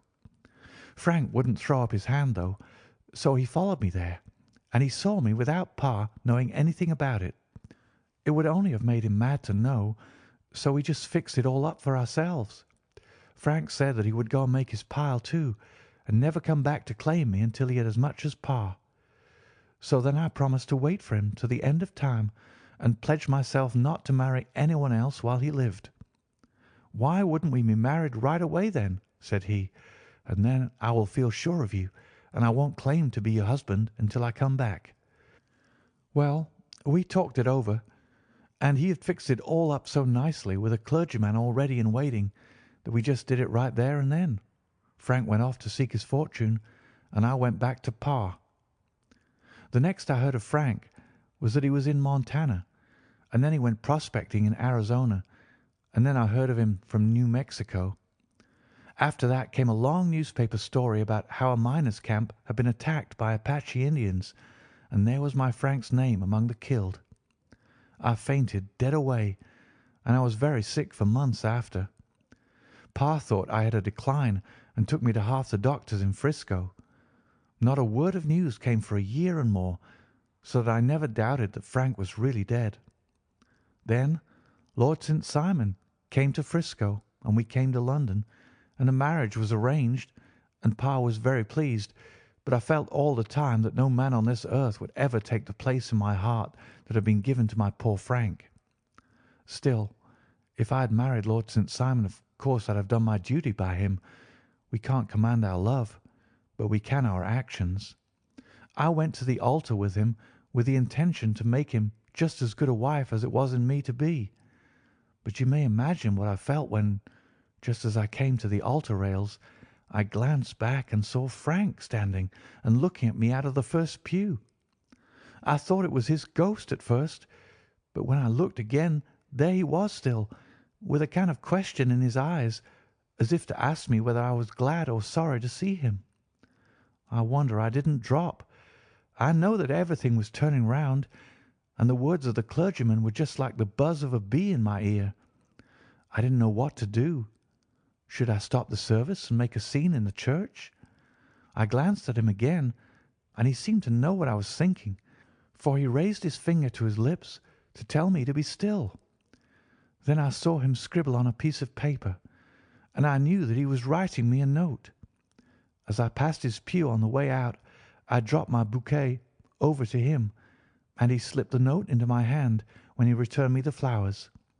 It was only a line asking me to join him when he made the sign to me to do so. Of course, I never doubted for a moment that my first duty was now to him, and I determined to do just whatever he might direct. When I got back, I told my maid, who had known him in California and had always been his friend. I ordered her to say nothing, but to get a few things packed and my ulster ready. I know I ought to have spoken to Lord St. Simon, but it was dreadful hard before his mother and all those great people. I just made up my mind to run away and explain afterwards. I hadn't been at the table 10 minutes before I saw Frank out of the window at the other side of the road. He beckoned to me and then began walking into the park. I slipped out, put on my things and followed him. Some woman came talking something or other about Lord St. Simon to me. Seemed to me from the little I heard as if he had had a little secret of his own before marriage also. But I managed to get away from her and soon overtook Frank. We got into a cab together, and away we drove to some lodgings he had taken in Gordon Square. And that was my true wedding after those years of waiting.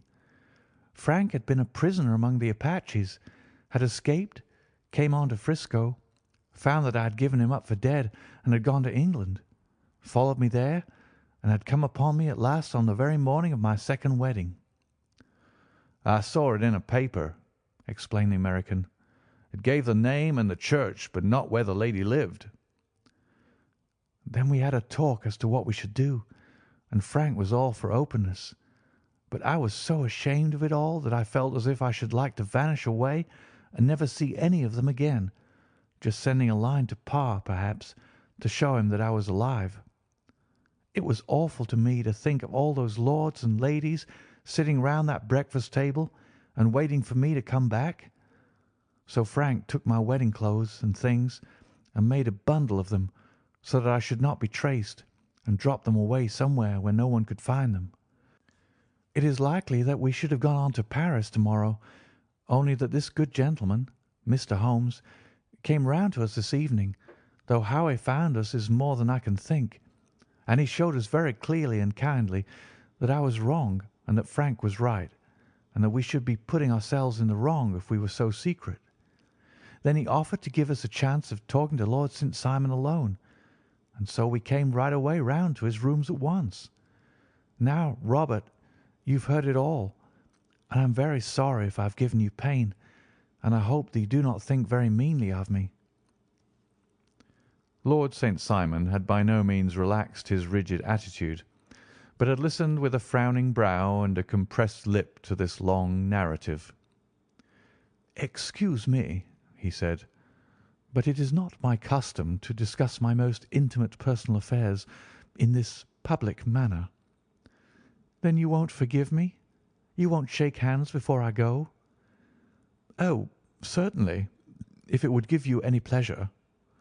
He put out his hand and coldly grasped that which she extended to him. "I had hoped," suggested Holmes, "that you would have joined us in a friendly supper."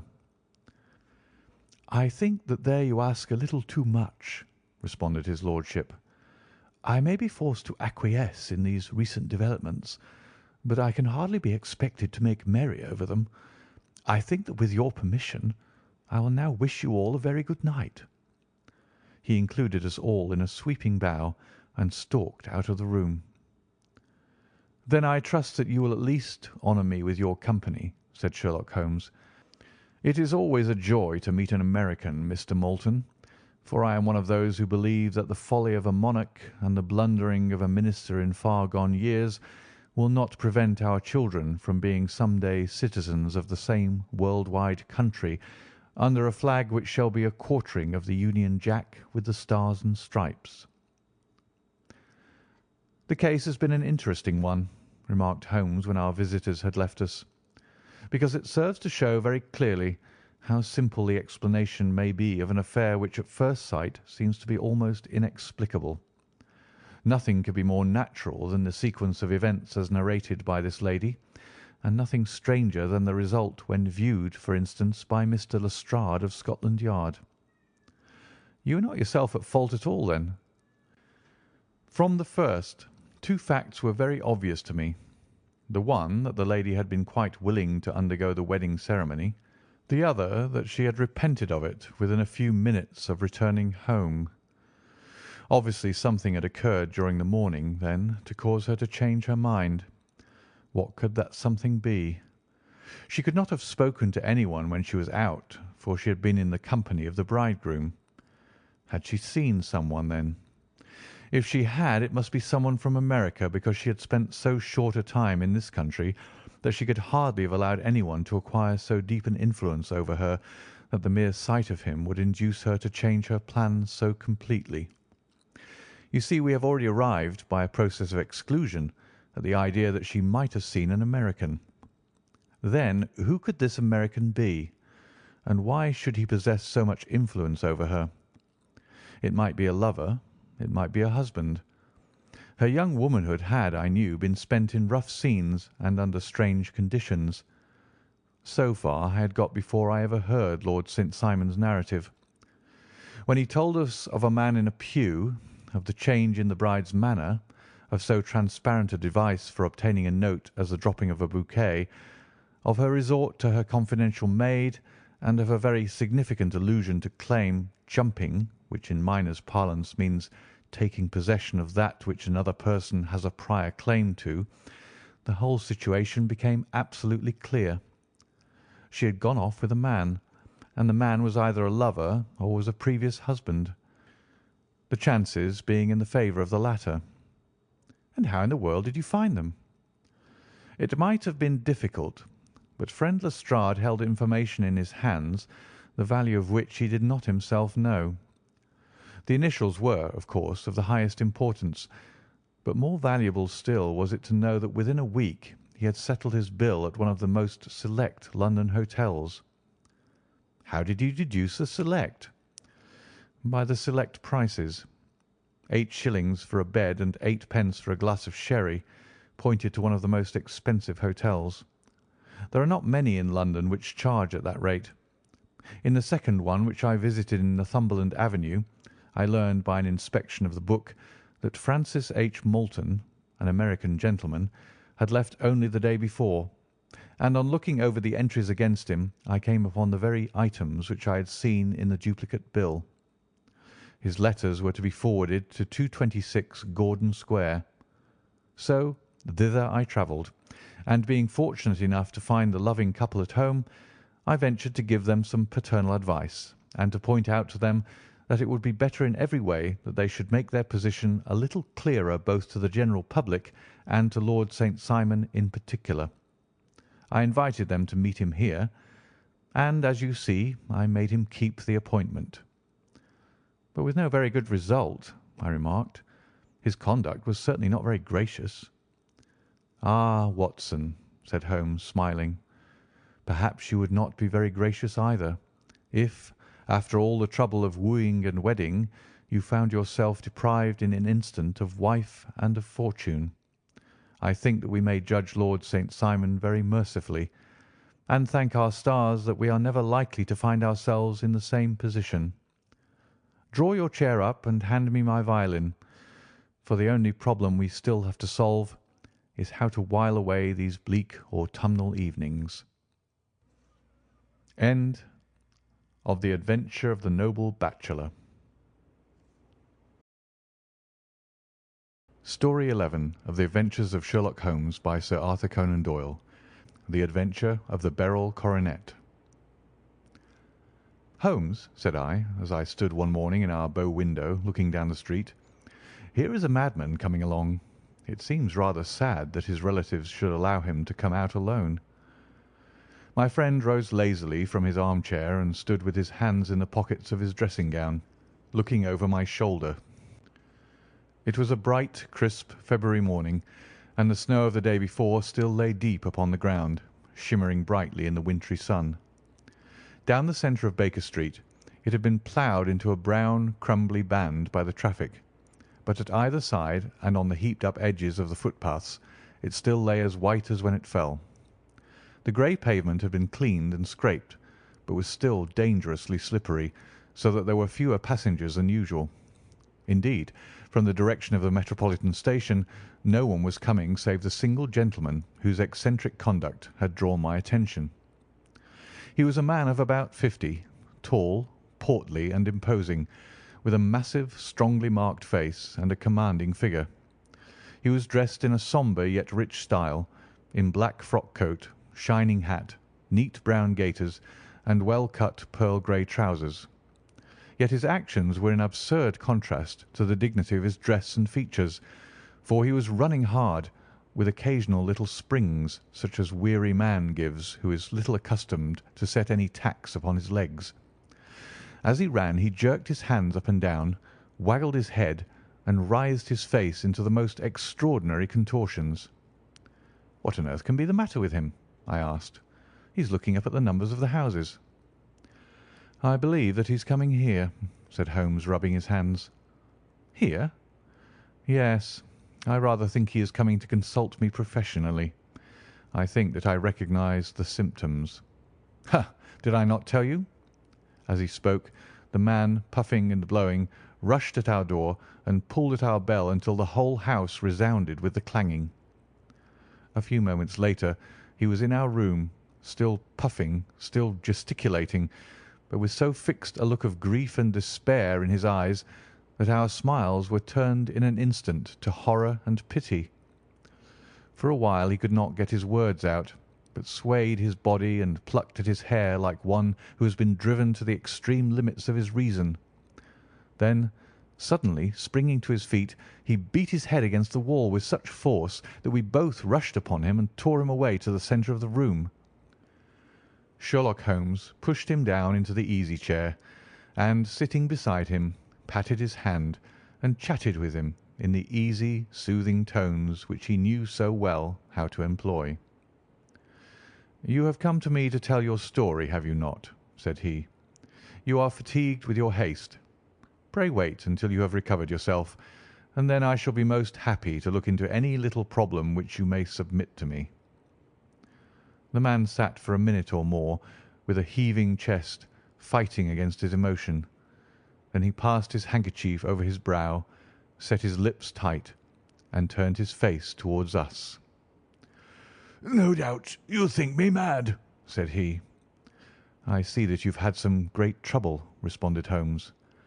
"God knows I have. A trouble which is enough to unseat my reason.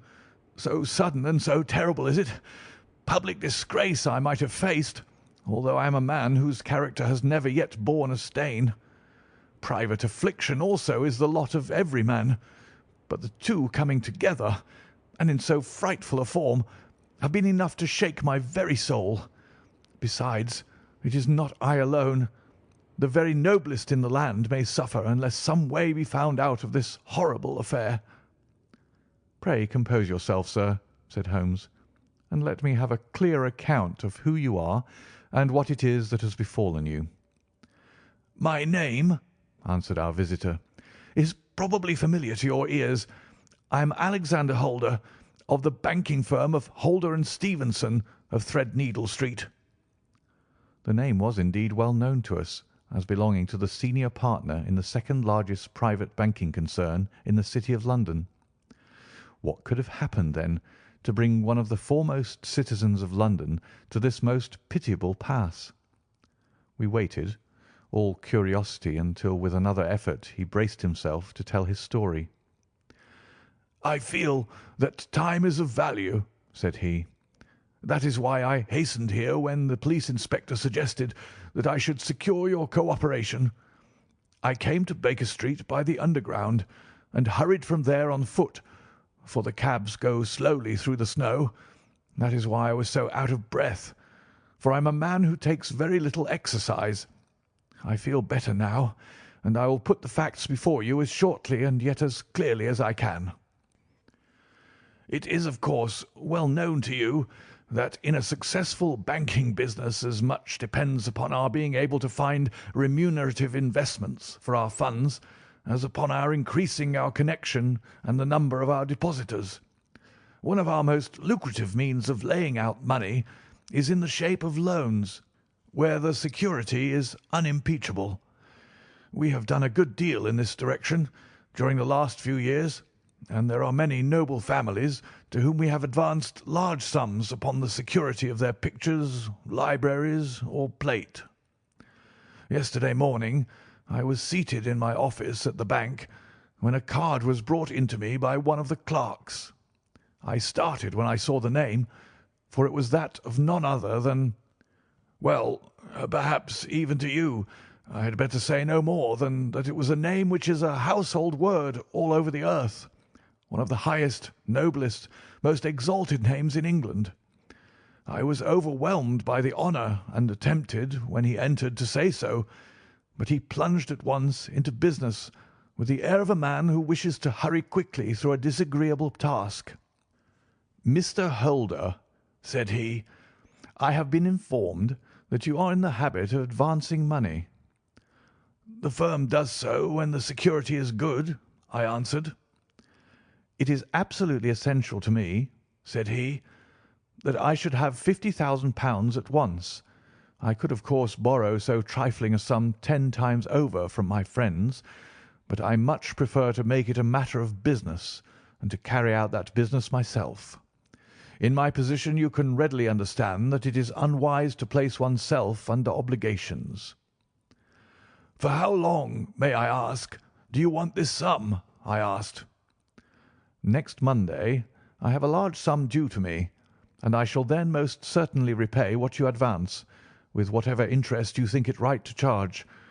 But it is very essential to me that the money should be paid at once." "I shall be happy to advance it without further parley from my own private purse," said I, "were it not that the strain would be rather more than it could bear. If, on the other hand, I am to do it in the name of the firm, then in justice to my partner I must insist that, even in your case, every business-like precaution should be taken." "I should prefer to have it so," said he, raising up a square black morocco case which he had laid beside his chair. "You have doubtless heard of the Beryl coronet." "One of the most precious public possessions of the empire," said I. "Precisely." He opened the case, and there, embedded in soft flesh-coloured velvet, lay the magnificent piece of jewellery which he had named. "There are 39 enormous beryls," said he, "and the price of the gold chasing is incalculable. The lowest estimate would put the worth of the coronet at double the sum which I have asked. I am prepared to leave it with you as my security." I took the precious case into my hands and looked in some perplexity from it to my illustrious client. "You doubt its value?" he asked. "Not at all. I only doubt—" "The propriety of my leaving it. You may set your mind at rest about that. I should not dream of doing so were it not absolutely certain that I should be able in 4 days to reclaim it. It is a pure matter of form. Is the security sufficient?" "Ample." "You understand, Mr. Holder, that I am giving you a strong proof of the confidence which I have in you, founded upon all that I have heard of you. I rely upon you not only to be discreet and to refrain from all gossip upon the matter, but, above all, to preserve this coronet with every possible precaution, because I need not say that a great public scandal would be caused if any harm were to befall it. Any injury to it would be almost as serious as its complete loss, for there are no beryls in the world to match these, and it would be impossible to replace them. I leave it with you, however, with every confidence, and I shall call for it in person on Monday morning." Seeing that my client was anxious to leave, I said no more, but calling for my cashier, I ordered him to pay over 50 £1,000 notes. When I was alone once more, however, with the precious case lying upon the table in front of me, I could not but think with some misgivings of the immense responsibility which it entailed upon me. There could be no doubt that, as it was a national possession, a horrible scandal would ensue if any misfortune should occur to it. I already regretted having ever consented to take charge of it. However, it was too late to alter the matter now, so I locked it up in my private safe and turned once more to my work. When evening came, I felt that it would be an imprudence to leave so precious a thing in the office behind me. Bankers' safes have been forced before now, and why should not mine be? If so, how terrible would be the position in which I should find myself. I determined, therefore, that for the next few days I would always carry the case backward and forward with me, so that it might never be really out of my reach. With this intention, I called a cab and drove out to my house at Streatham, carrying the jewel with me. I did not breathe freely until I had taken it upstairs and locked it in the bureau of my dressing-room. And now a word as to my household, Mr. Holmes, for I wish you to thoroughly understand the situation. My groom and my page sleep out of the house, and may be set aside altogether. I have 3 maidservants who have been with me a number of years, and whose absolute reliability is quite above suspicion. Another, Lucy Parr, the second waiting-maid, has only been in my service a few months. She came with an excellent character, however, and has always given me satisfaction. She is a very pretty girl, and has attracted admirers who have occasionally hung about the place. That is the only drawback which we have found to her, but we believe her to be a thoroughly good girl in every way. So much for the servants. My family itself is so small that it will not take me long to describe it. I am a widower, and have an only son, Arthur. He has been a disappointment to me, Mr. Holmes, a grievous disappointment. I have no doubt that I am myself to blame. People tell me that I have spoiled him. Very likely I have. When my dear wife died, I felt that he was all I had to love. I could not bear to see the smile fade even for a moment from his face. I have never denied him a wish. Perhaps it would have been better for both of us had I been sterner, but I meant it for the best. It was naturally my intention that he should succeed me in my business, but he was not of a business turn. He was wild, wayward, and to speak the truth, I could not trust him in the handling of large sums of money. When he was young, he became a member of an aristocratic club, and there, having charmed manners, he was soon the intimate of a number of men with long purses and expensive habits. He learned to play heavily at cards and to squander money on the turf, until he had again and again to come to me and implore me to give him an advance upon his allowance, that he might settle his debts of honour. He tried more than once to break away from the dangerous company which he was keeping, but each time the influence of his friend, Sir George Burnwell, was enough to draw him back again. And, indeed, I could not wonder that such a man as Sir George Burnwell should gain an influence over him, for he has frequently brought him to my house, and I have found myself that I could hardly resist the fascination of his manner. He is older than Arthur, a man of the world to his fingertips, one who had been everywhere, seen everything, a brilliant talker, and a man of great personal beauty. Yet when I think of him in cold blood, far away from the glamour of his presence, I am convinced from his cynical speech and the look which I have caught in his eyes that he is one who should be deeply distrusted. So I think, and so too thinks my little Mary, who has a woman's quick insight into character. And now there is only she to be described. She is my niece, but when my brother died 5 years ago, and left her alone in the world, I adopted her, and have looked upon her ever since as my daughter. She is a sunbeam in my house, sweet, loving, beautiful, a wonderful manager and housekeeper, yet as tender and quiet and gentle as a woman could be. She is my right hand. I do not know what I could do without her. In only one matter has she ever gone against my wishes. Twice my boy has asked her to marry him, for he loves her devotedly, but each time she has refused him. I think that if anyone could have drawn him into the right path, it would have been she, and that his marriage might have changed his whole life. But now, alas, it is too late, forever too late. Now, Mr. Holmes, you know the people who live under my roof, and I shall continue with my miserable story. When we were taking coffee in the drawing-room that night after dinner, I told Arthur and Mary my experience, and of the precious treasure which we had under our roof, suppressing only the name of my client.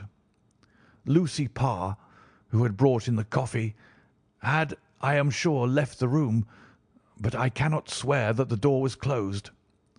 Mary and Arthur were much interested and wished to see the famous coronet, but I thought it better not to disturb it. "Where have you put it?" asked Arthur. "In my own bureau." "Well, I hope to goodness the house won't be burgled during the night," said he. "It is locked up," I answered. "Oh, any old key will fit that bureau. When I was a youngster I have opened it myself with the key of the box-room cupboard." He often had a wild way of talking, so that I thought little of what he said. He followed me to my room, however, that night, with a very grave face. "Look here, Dad," said he, with his eyes cast down. "Can you let me have £200? "No, I cannot," I answered sharply. "I have been far too generous with you in money matters." "You have been very kind," said he. "but I must have this money, or else I can never show my face inside the club again." "And a very good thing, too," I cried. "Yes, but you would not have me leave it a dishonoured man," said he. "I could not bear the disgrace. I must raise the money in some way, and if you will not let me have it, then I must try other means." I was very angry, for this was the third demand during the month. "You shall not have a farthing from me," I cried, on which he bowed and left the room without another word. When he was gone, I unlocked my bureau, made sure that my treasure was safe, and locked it again. Then I started to go round the house to see that all was secure, a duty which I usually leave to Mary, but which I thought it well to perform myself that night. As I came down the stairs, I saw Mary herself at the side window of the hall, which she closed and fastened as I approached.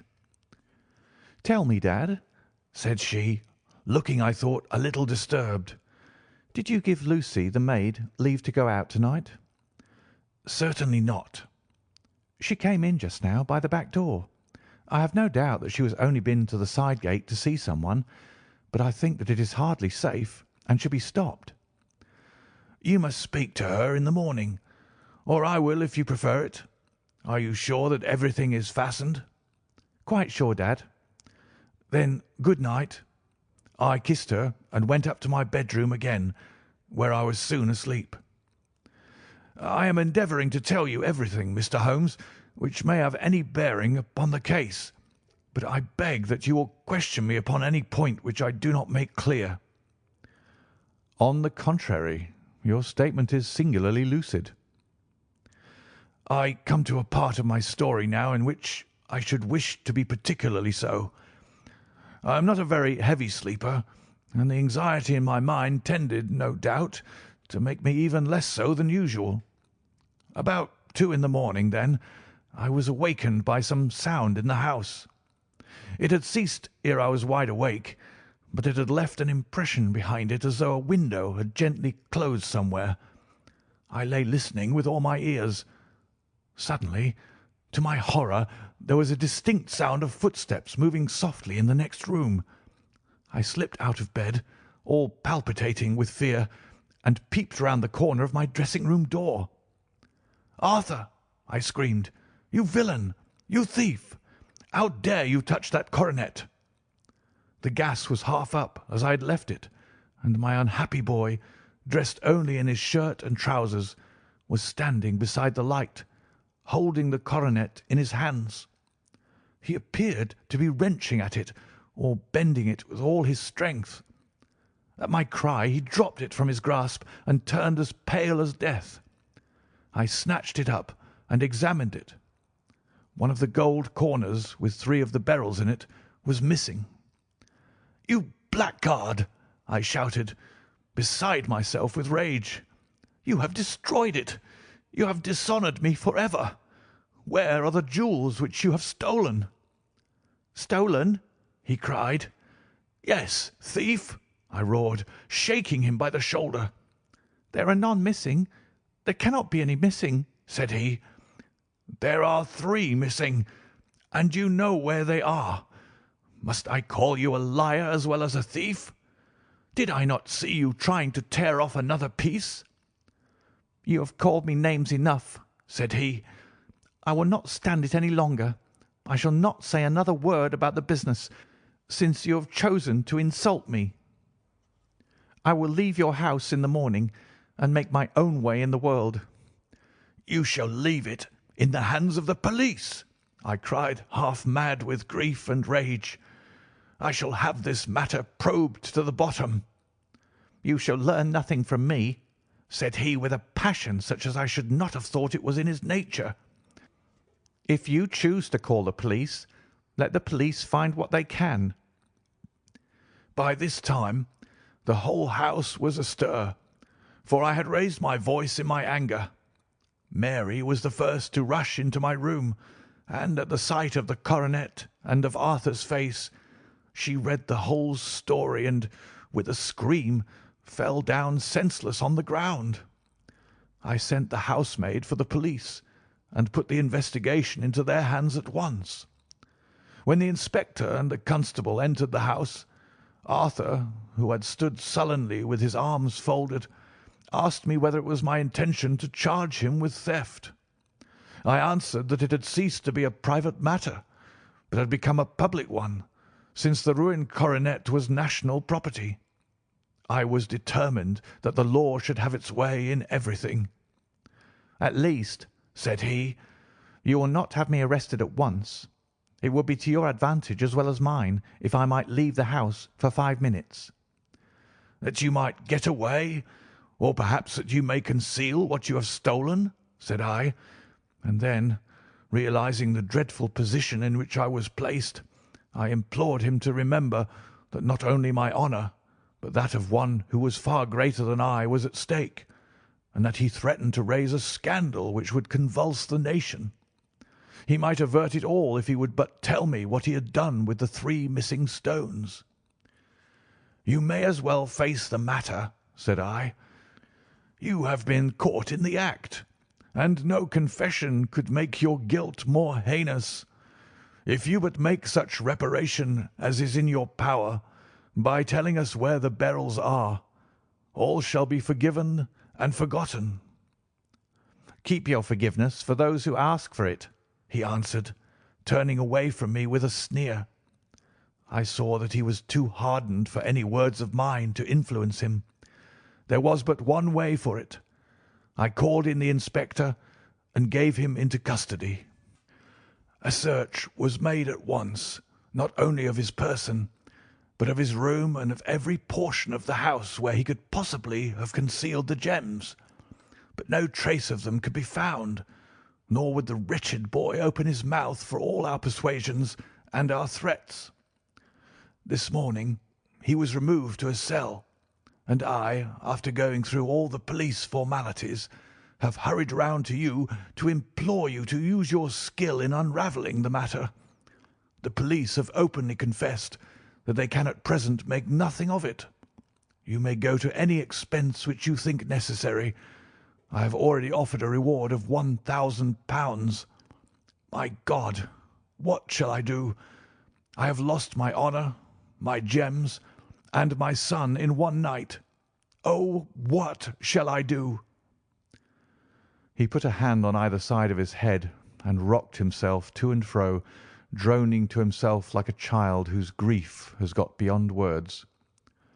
Sherlock Holmes sat silent for some few minutes, with his brows knitted and his eyes fixed upon the fire. "Do you receive much company?" he asked. "None, save my partner with his family and an occasional friend of Arthur's. Sir George Burnwell has been several times lately. No one else, I think." "Do you go out much in society?" "Arthur does. Mary and I stay at home. We neither of us care for it." "That is unusual in a young girl." "She is of a quiet nature. Besides, she is not so very young. She is 24. "This matter, from what you say, seems to have been a shock to her also." "Terrible. She is even more affected than I." "You have neither of you any doubt as to your son's guilt?" "How can we have when I saw him with my own eyes, with the coronet in his hands?" "I hardly consider that a conclusive proof. Was the remainder of the coronet at all injured?" "Yes, it was twisted." "Do you not think, then, that he might have been trying to straighten it?" "God bless you. You are doing what you can for him and for me, but it is too heavy a task. What was he doing there at all? If his purpose were innocent, why did he not say so?" "Precisely. And if it were guilty, why did he not invent a lie? His silence appears to me to cut both ways. There are several singular points about the case. What did the police think of the noise which awoke you from your sleep?" "They considered that it might be caused by Arthur's closing his bedroom door." "A likely story. As if a man bent on felony would slam his door so as to wake a household. What did they say, then, of the disappearance of those gems?" "They are still sounding the planking and probing the furniture in the hope of finding them." "Have they thought of looking outside the house?" "Yes, they have shown extraordinary energy. The whole garden has already been minutely examined." "Now, my dear sir," said Holmes, "is it not obvious to you now that this matter really strikes very much deeper than either you or the police were at first inclined to think? It appeared to you to be a simple case. To me it seems exceedingly complex. Consider what is involved by your theory. You suppose that your son came down from his bed, went at great risk to your dressing-room, opened your bureau, took out your coronet, broke off by main force a small portion of it, went off to some other place, concealed 3 gems out of the 39, with such skill that nobody can find them, and then returned with the other 36 into the room in which he exposed himself to the greatest danger of being discovered. I ask you now, is such a theory tenable?" "But what other is there?" cried the banker with a gesture of despair. "If his motives were innocent, why does he not explain them?" "It is our task to find that out," replied Holmes. "So now, if you please, Mr. Holder, we will set off for Streatham together, and devote an hour to glancing a little more closely into details." My friend insisted upon my accompanying them in their expedition, which I was eager enough to do, for my curiosity and sympathy were deeply stirred by the story to which we had listened. I confess that the guilt of the banker's son appeared to me to be as obvious as it did to his unhappy father, but still I had such faith in Holmes's judgment that I felt that there must be some grounds for hope as long as he was dissatisfied with the accepted explanation. He hardly spoke a word the whole way out to the southern suburb, but sat with his chin upon his breast and his hat drawn over his eyes, sunk in the deepest thought. Our client appeared to have taken fresh heart at the little glimpse of hope which had been presented to him, and he even broke into a desultory chat with me over his business affairs. A short railway journey and a shorter walk brought us to Fairbank, the modest residence of the great financier. Fairbank was a good-sized square house of white stone, standing back a little from the road. A double carriage sweep, with a snow-clad lawn, stretched down in front to two large iron gates which closed the entrance. On the right side was a small wooden thicket, which led into a narrow path between two neat hedges stretching from the road to the kitchen door and forming the tradesmen's entrance. On the left ran a lane which led to the stables, and was not itself within the grounds at all, being a public, though little used, thoroughfare. Holmes left us standing at the door, and walked slowly all round the house, across the front, down the tradesmen's path, and so round by the garden behind into the stable lane. So long was he that Mr. Holder and I went into the dining-room and waited by the fire until he should return. We were sitting there in silence when the door opened, and a young lady came in. She was rather above the middle height, slim, with dark hair and eyes, which seemed the darker against the absolute pallor of her skin. I do not think that I have ever seen such deadly paleness in a woman's face. Her lips, too, were bloodless, but her eyes were flushed with crying. As she swept silently into the room, she impressed me with a greater sense of grief than the banker had done in the morning, and it was the more striking in her as she was evidently a woman of strong character, with immense capacity for self-restraint. Disregarding my presence, she went straight to her uncle and passed her hand over his head with a sweet womanly caress. "You have given orders that Arthur should be liberated, have you not, Dad?" she asked. No, no, my girl. The matter must be probed to the bottom. "But I am sure that he is innocent." You know what woman's instincts are. "I know that he has done no harm, and that you will be sorry for having acted so harshly." Why is he silent, then, if he is innocent? "Who knows? Perhaps because he was so angry that you should suspect him." How could I help suspecting him when I actually saw him with the coronet in his hand? "Oh, but he had only picked it up to look at it. Oh, do take my word for it that he is innocent. Let the matter drop and say no more. It is so dreadful to think of our dear Arthur in prison." I shall never let it drop until the gems are found. Never, Mary. Your affection for Arthur blinds you as to the awful consequences to me. Far from hushing the thing up, I have brought a gentleman down from London to inquire more deeply into it. "This gentleman?" she asked, facing round to me. No, his friend. He wished us to leave him alone. He is round in the stable lane now." "The stable lane?" She raised her dark eyebrows. "What can he hope to find there? Ah, this, I suppose, is he. I trust, sir, that you will succeed in proving what I feel sure is the truth, that my cousin Arthur is innocent of this crime." "I fully share your opinion, and I trust with you that we may prove it," returned Holmes, going back to the mat to knock the snow from his shoes. "I believe I have the honour of addressing Miss Mary Holder. Might I ask you a question or two?" "Pray do, sir, if it may help to clear this horrible affair up." "You heard nothing yourself last night?" "Nothing, until my uncle here began to speak loudly. I heard that, and I came down." "You shut up the windows and doors the night before? Did you fasten all the windows?" "Yes." "Were they all fastened this morning?" "Yes." "You have a maid who has a sweetheart. I think that you remarked to your uncle last night that she had been out to see him." "Yes, and she was the girl who waited in the drawing-room and who may have heard uncle's remarks about the coronet." "I see. You infer that she may have gone out to tell her sweetheart, and that the two may have planned the robbery."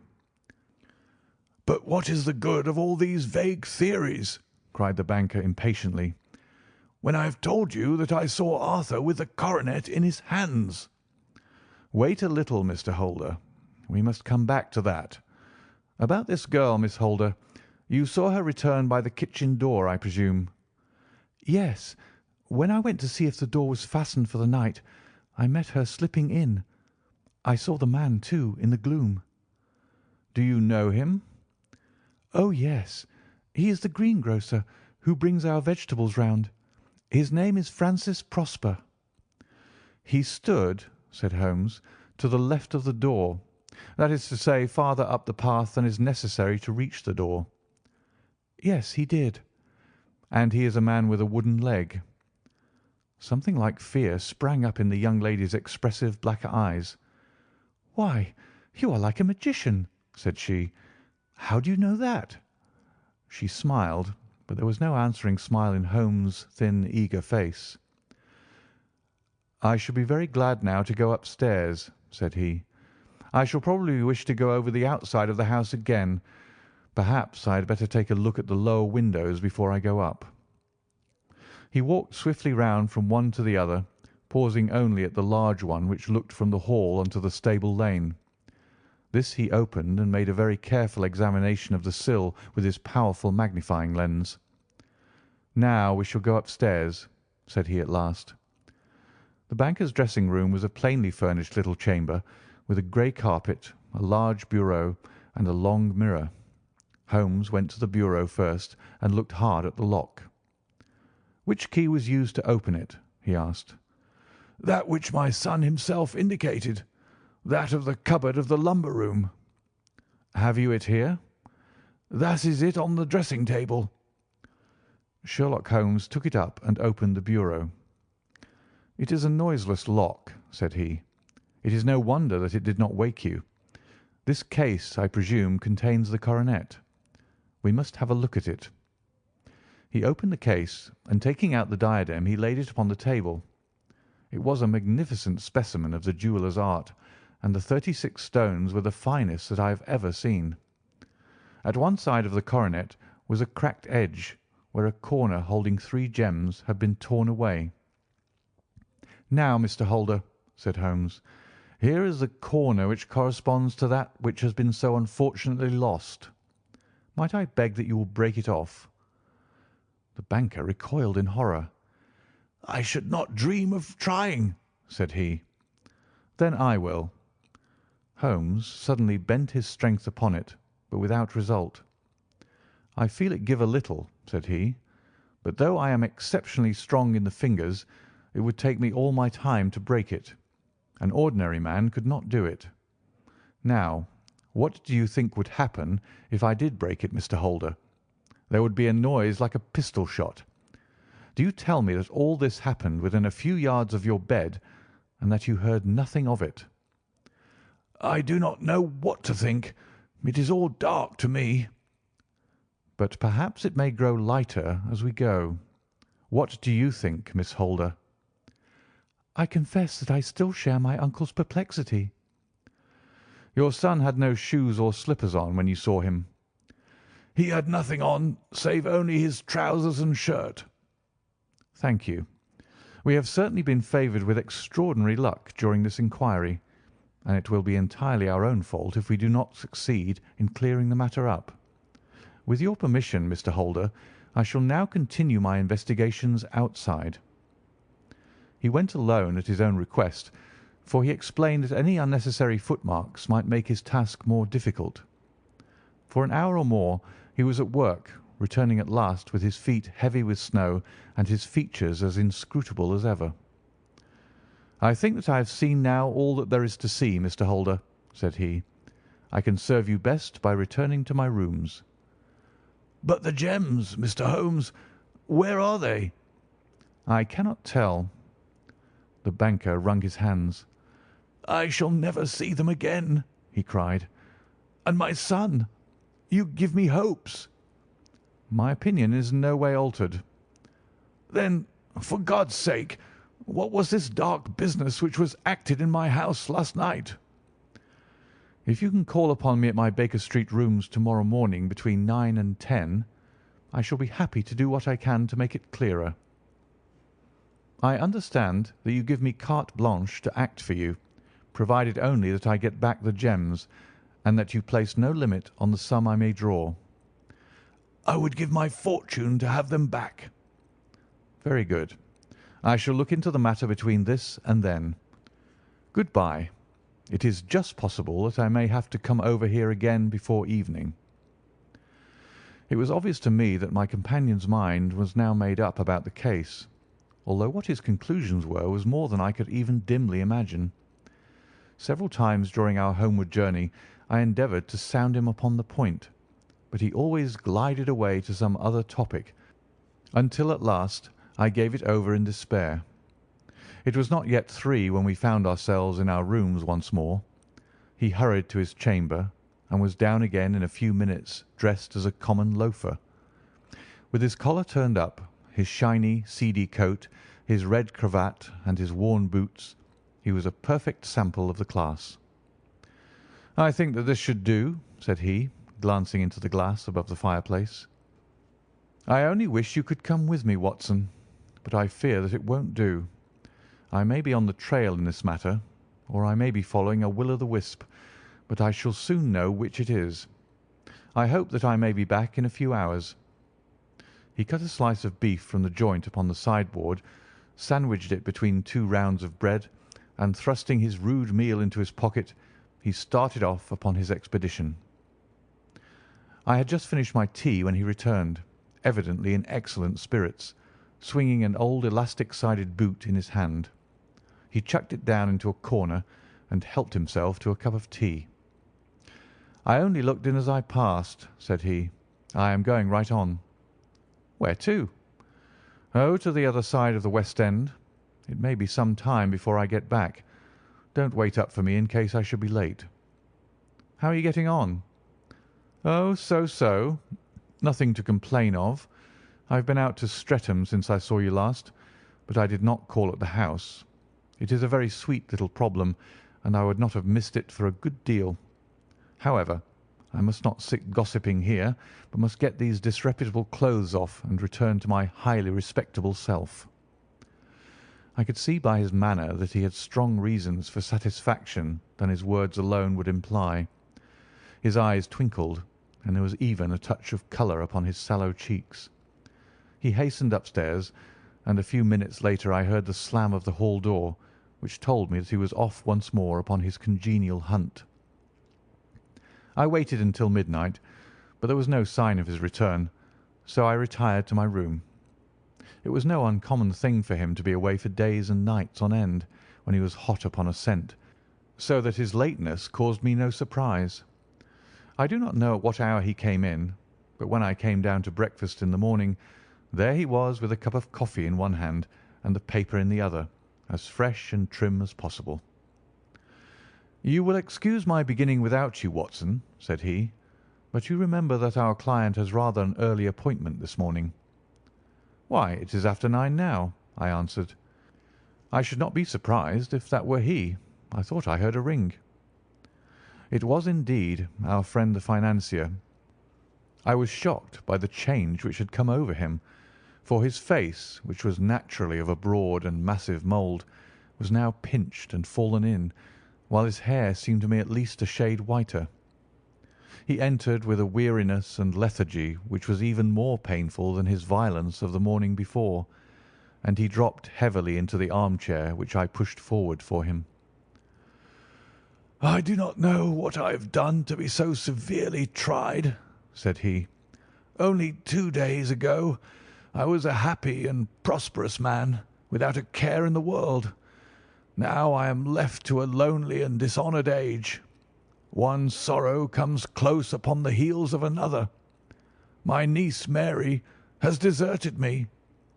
"Deserted you?" "Yes. Her bed this morning had not been slept in. Her room was empty, and a note for me lay upon the hall table.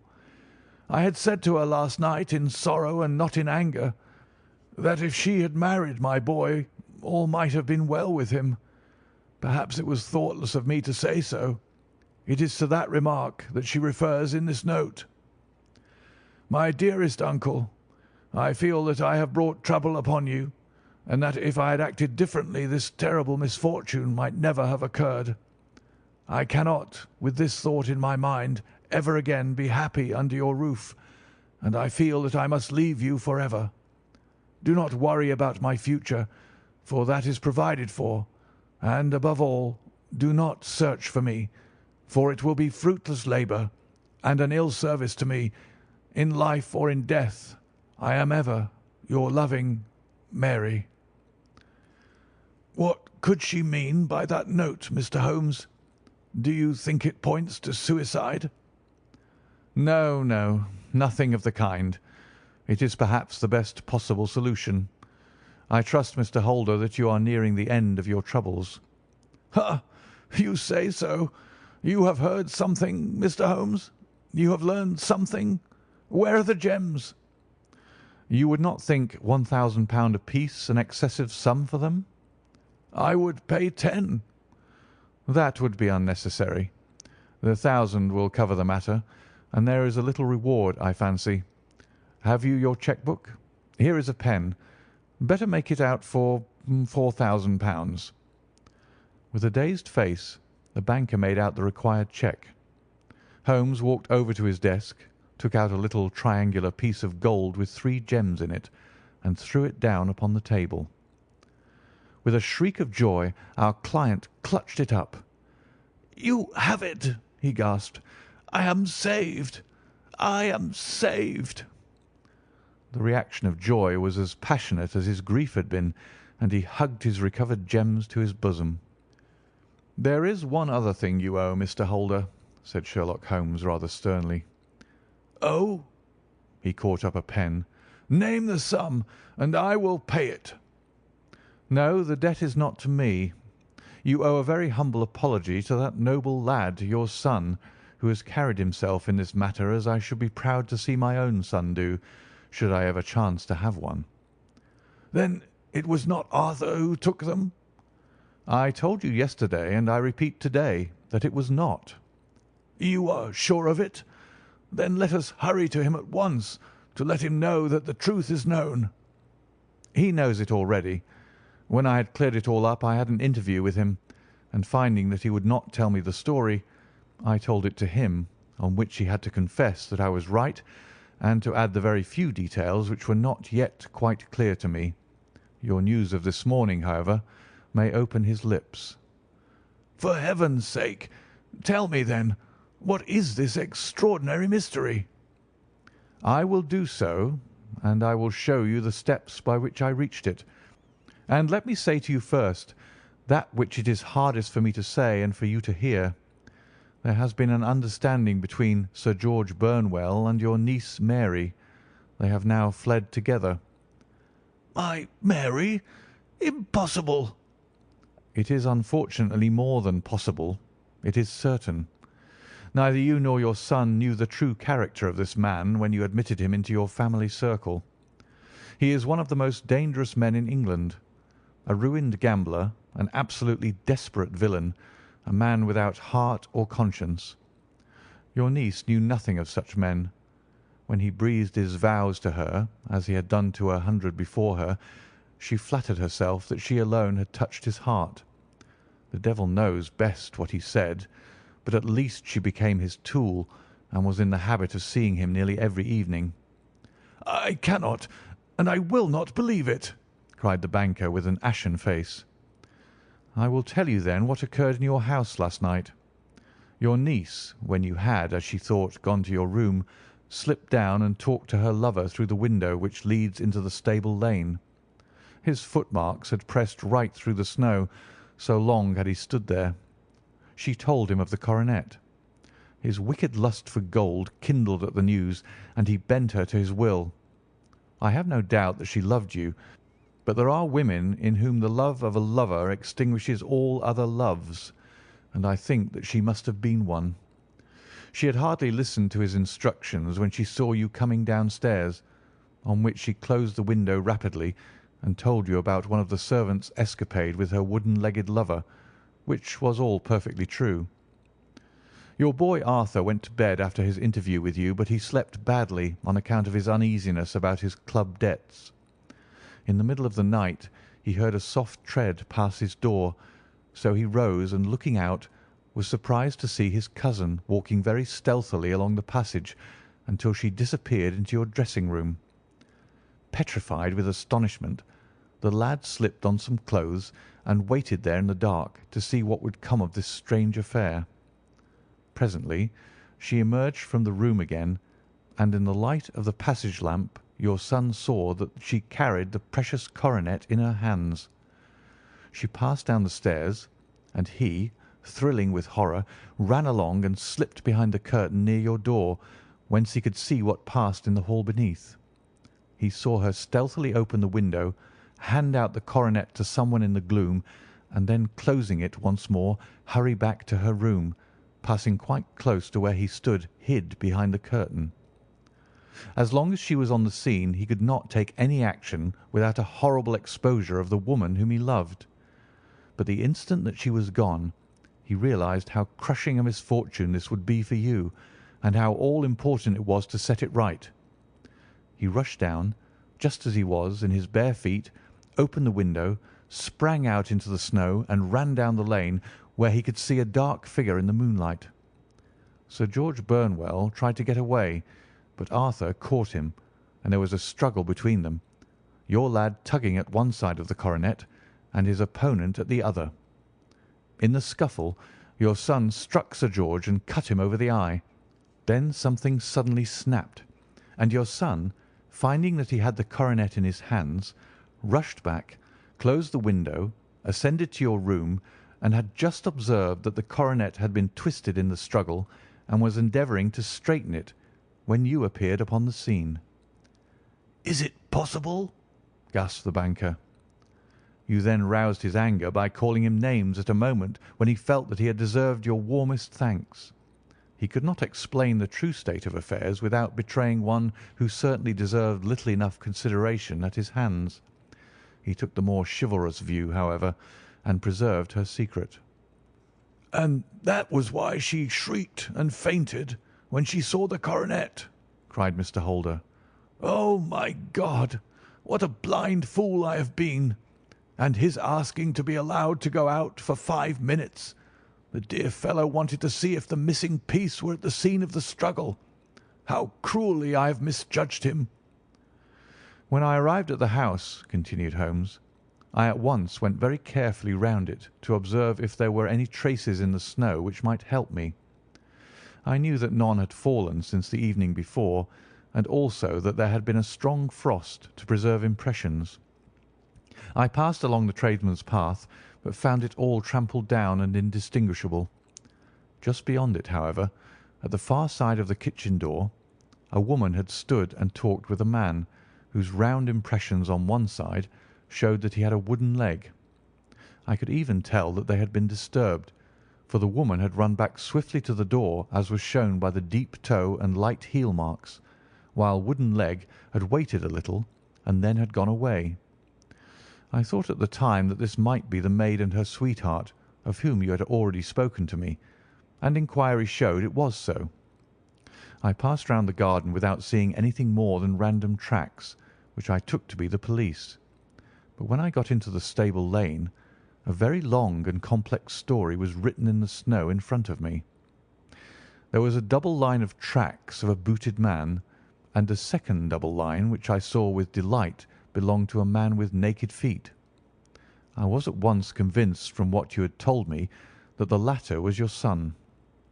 The first had walked both ways, but the other had run swiftly, and as his tread was marked in places over the depression of the boot, it was obvious that he had passed after the other. I followed them up and found they led to the hall window, where Boots had worn all the snow away while waiting. Then I walked to the other end, which was 100 yards or more down the lane. I saw where Boots had faced round, where the snow was cut up as though there had been a struggle, and finally where a few drops of blood had fallen, to show me that I was not mistaken. Boots had then run down the lane, and another little smudge of blood showed that it was he who had been hurt. When he came to the high road at the other end, I found that the pavement had been cleared, so there was an end to that clue.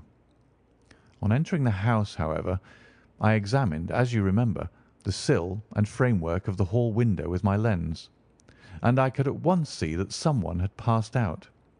I could distinguish the outline of an instep where the wet foot had been placed in coming in. I was then beginning to be able to form an opinion as to what had occurred. A man had waited outside the window. Someone had brought the gems. The deed had been overseen by your son. He had pursued the thief, had struggled with him. They had each tugged at the coronet, their united strength causing injuries which neither alone could have effected. He had returned with the prize, but had left a fragment in the grasp of his opponent. So far I was clear.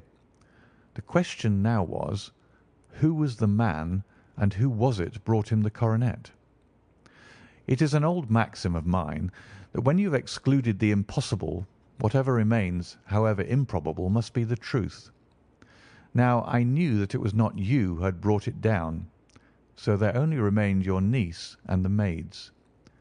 But if it were the maids, why should your son allow himself to be accused in their place? There could be no possible reason. As he loved his cousin, however, there was an excellent explanation why he should retain her secret, the more so as the secret was a disgraceful one. When I remembered that you had seen her at that window and how she had fainted on seeing the coronet again, my conjecture became a certainty. And who could it be who was her confederate? A lover, evidently, for who else could outweigh the love and gratitude which she must feel to you?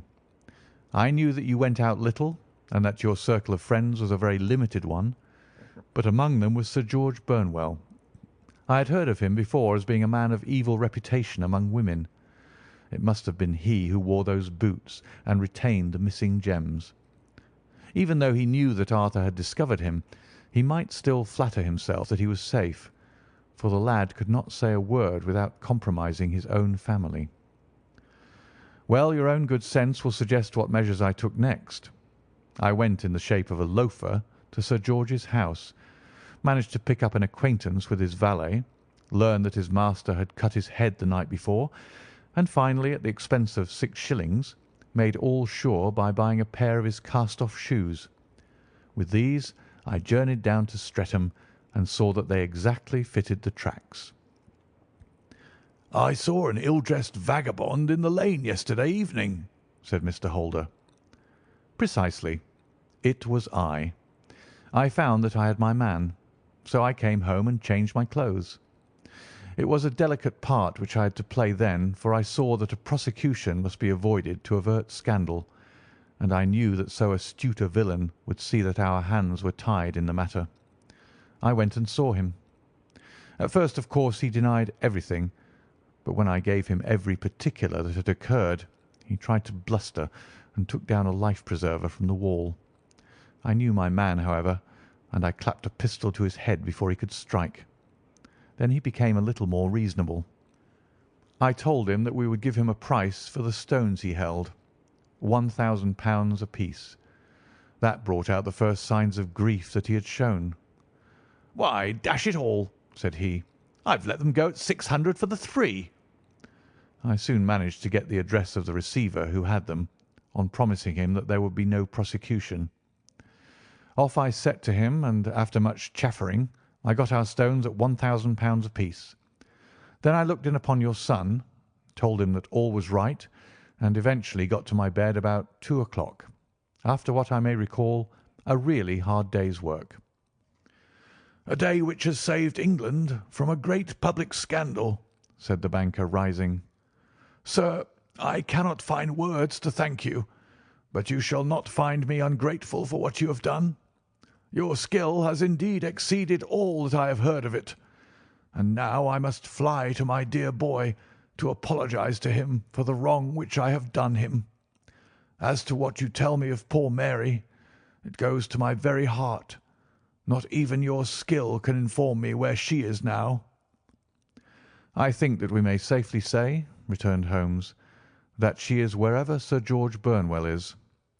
It is equally certain, too, that whatever her sins are, they will soon receive a more than sufficient punishment." End of the Adventure of the Beryl Coronet. Story 12 in the Adventures of Sherlock Holmes by Sir Arthur Conan Doyle. The Adventure of the Copper Beeches.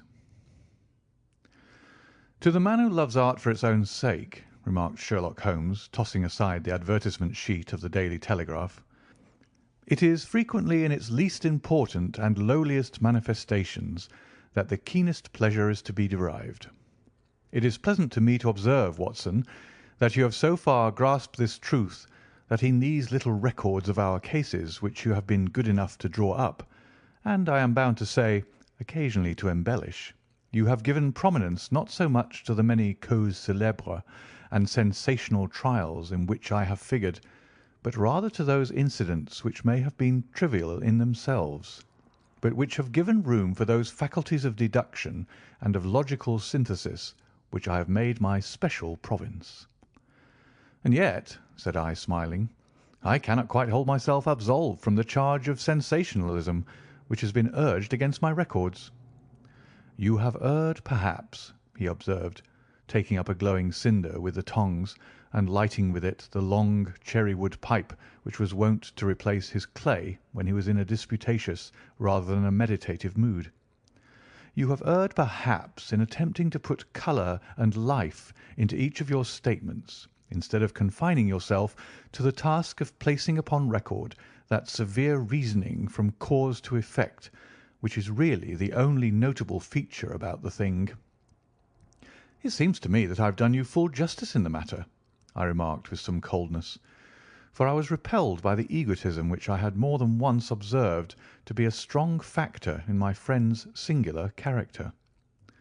No, it is not selfishness or conceit, said he, answering, as was his wont, my thoughts rather than my words. If I claim full justice for my art, it is because it is an impersonal thing, a thing beyond myself. Crime is common, logic is rare. Therefore it is upon the logic rather than upon the crime that you should dwell. You have degraded what should have been a course of lectures into a series of tales. It was a cold morning of the early spring, and we sat after breakfast on either side of a cheery fire in the old room at Baker Street. A thick fog rolled down between the lines of dun-coloured houses, and the opposing windows loomed like dark, shapeless blurs through the heavy yellow wreaths. Our gas was lit and shone on the white cloth and glimmer of china and metal, for the table had not been cleared yet. Sherlock Holmes had been silent all the morning, dipping continuously into the advertisement columns of a succession of papers, until at last, having apparently given up his search, he had emerged in no very sweet temper to lecture me upon my literary shortcomings. At the same time, he remarked after a pause, during which he had sat puffing at his long pipe and gazing down into the fire, you can hardly be open to a charge of sensationalism, for out of these cases which you have been so kind as to interest yourself in, a fair proportion do not treat of crime in its legal sense at all. The small matter in which I endeavoured to help the King of Bohemia, the singular experience of Miss Mary Sutherland, the problem connected with the man with the twisted lip, and the incident of the noble Bachelor, were all matters which are outside the pale of the law. But in avoiding the sensational, I fear that you may have bordered on the trivial. The end may have been so, I answered, but the methods I hold to have been novel and of interest. Pshaw, my dear fellow, what do the public, the great unobservant public, who could hardly tell a weaver by his tooth or a compositor by his left thumb, care about the finer shades of analysis and deduction?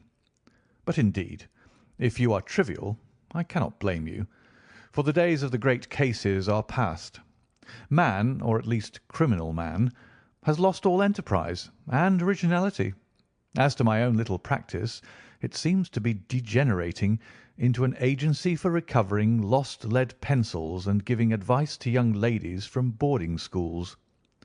I think that I have touched bottom at last, however. This note I had this morning marks my 0 point, I fancy. Read it. He tossed a crumpled letter across to me. It was dated from Montague Place upon the preceding evening, and ran thus: Dear Mr. Holmes, I am very anxious to consult you as to whether I should or should not accept a situation which has been offered to me as governess. I shall call at 10:30 tomorrow, if I do not inconvenience you. Yours faithfully, Violet Hunter. "Do you know the young lady?" I asked. "Not I." "It is 10:30 now." "Yes, and I have no doubt that is her ring." "It may turn out to be of more interest than you think. You remember that the affair of the blue carbuncle, which appeared to be a mere whim at first, developed into a serious investigation. It may be so in this case also." "Well, let's hope so. But our doubts will very soon be solved, for here, unless I am much mistaken, is the person in question." As he spoke, the door opened, and a young lady entered the room. She was plainly but neatly dressed, with a bright, quick face, freckled like a plover's egg, and with the brisk manner of a woman who has had her own way to make in the world. "You will excuse me for troubling you, I am sure," said she, as my companion rose to greet her. "But I have had a very strange experience, and as I have no parents or relations of any sort from whom I could ask advice, I thought that perhaps you would be kind enough to tell me what I should do." "Pray take a seat, Miss Hunter. I shall be happy to do anything that I can to serve you." I could see that Holmes was favourably impressed by the manner and the speech of his new client. He looked her over in his searching fashion, and then composed himself, with his lids drooping and his finger-tips together, to listen to her story. "I have been a governess for 5 years," said she, "in the family of Colonel Spence Munro, but 2 months ago the colonel received an appointment at Halifax, in Nova Scotia, and took his children over to America with him, so that I found myself without a situation. I advertised and I answered advertisements, but without success. At last the little money which I had saved began to run short, and I was at my wits' end as to what I should do. There is a well-known agency for governesses in the West End called Westaway's, and there I used to call about once a week, in order to see whether anything had turned up which might suit me. Westaway was the name of the founder of the business, but it is really managed by Miss Stoper. She sits in her own little office, and the ladies who are seeking employment wait in an ante-room, and are then shown in one by one, when she consults her ledgers and sees whether she has anything which would suit them. Well, when I called last week, I was shown into the little office as usual, but I found that Miss Stoper was not alone. A prodigiously stout man, with a very smiling face and a great heavy chin which rolled down in fold upon fold over his throat, sat at her elbow with a pair of glasses on his nose, looking very earnestly at the ladies who entered. As I came in, he gave quite a jump in his chair and turned quickly to Miss Stoper.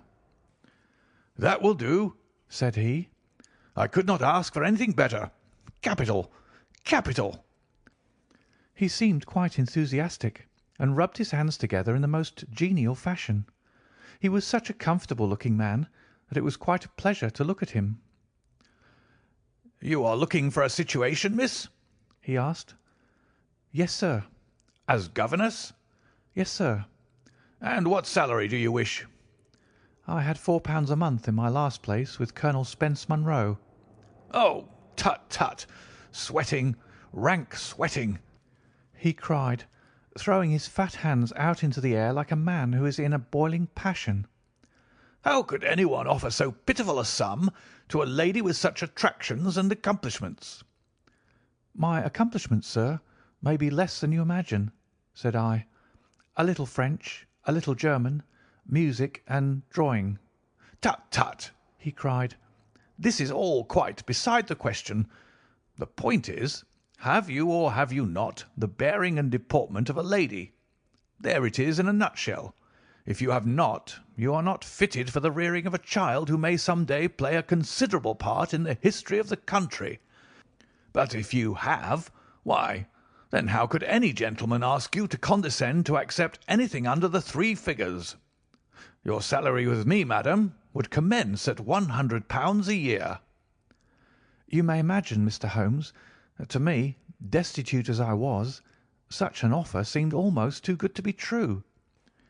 The gentleman, however, seeing perhaps the look of incredulity upon my face, opened a pocket-book and took out a note.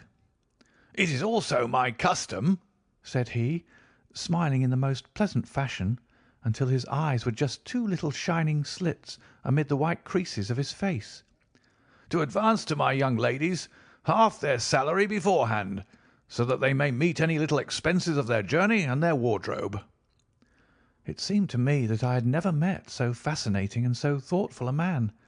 As I was already in debt to my tradesmen, the advance was a great convenience. And yet there was something unnatural about the whole transaction, which made me wish to know a little more before I quite committed myself. "May I ask you where you live, sir?" said I. "Hampshire. Charming rural place. The Copper Beeches. 5 miles on the far side of Winchester. It is the most lovely country, my dear young lady, and the dearest old country house." "And my duties, sir? I should be glad to know what they would be." "One child, one dear little romper, just 6 years old. Oh, if you could see him killing cockroaches with a slipper. Smack, smack, smack. 3 gone before you could wink." He leaned back in his chair and laughed his eyes into his head again. I was a little startled at the nature of the child's amusement, but the father's laughter made me think that perhaps he was joking. "My sole duties, then," I asked, "are to take charge of a single child?" "No, no, not the soul, not the soul, my dear young lady," he cried. "Your duty would be, as I am sure your good sense would suggest, to obey any little commands my wife might give, provided always that they were such commands as a lady might with propriety obey. You see no difficulty, eh?" "I should be happy to make myself useful." "Quite so. In dress now, for example. We are faddy people, you know. Faddy but kind-hearted. If you were asked to wear any dress which we might give you, you would not object to our little whim, eh?"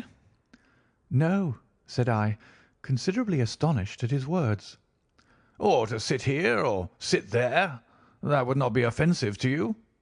"Oh, no." "Or to cut your hair quite short before you come to us?" I could hardly believe my ears.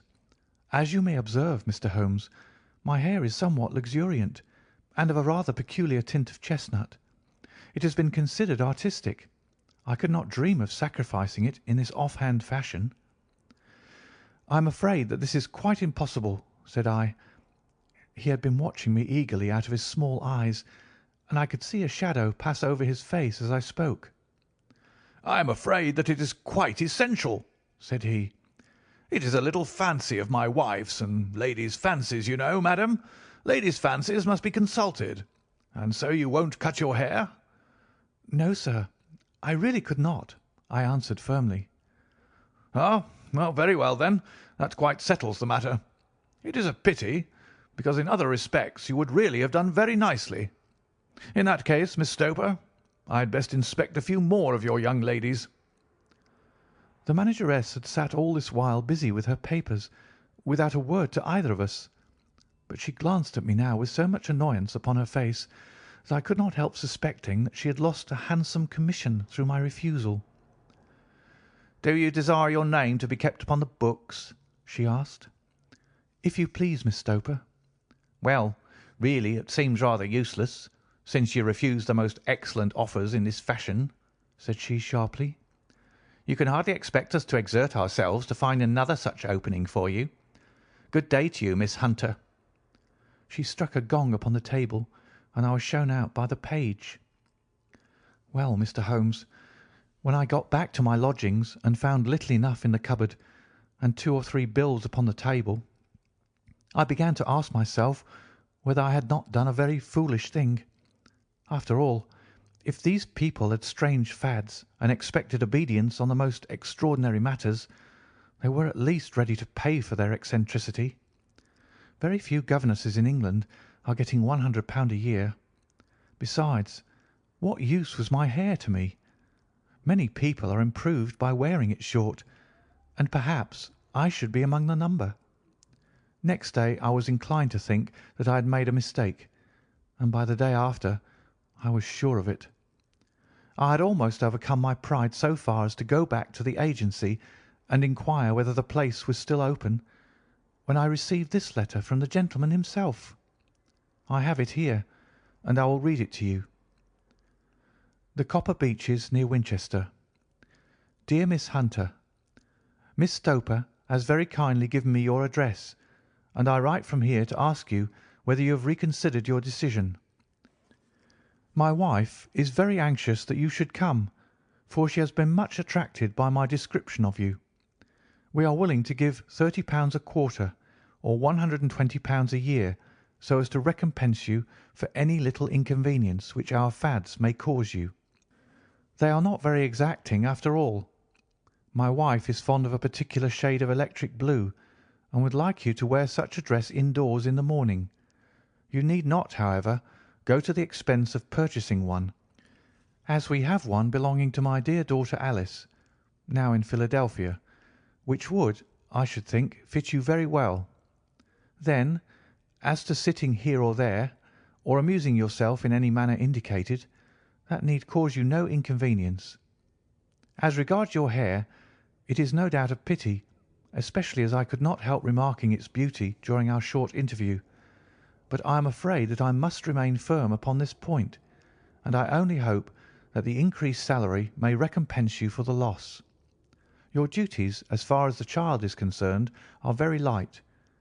Now do try to come, and I shall meet you with the dog-cart at Winchester. Let me know your train. Yours faithfully, Jeffro Rucastle. That is the letter which I have just received, Mr. Holmes, and my mind is made up that I will accept it. I thought, however, that before taking the final step, I should like to submit the whole matter to your consideration. Well, Miss Hunter, if your mind is made up, that settles the question, said Holmes, smiling.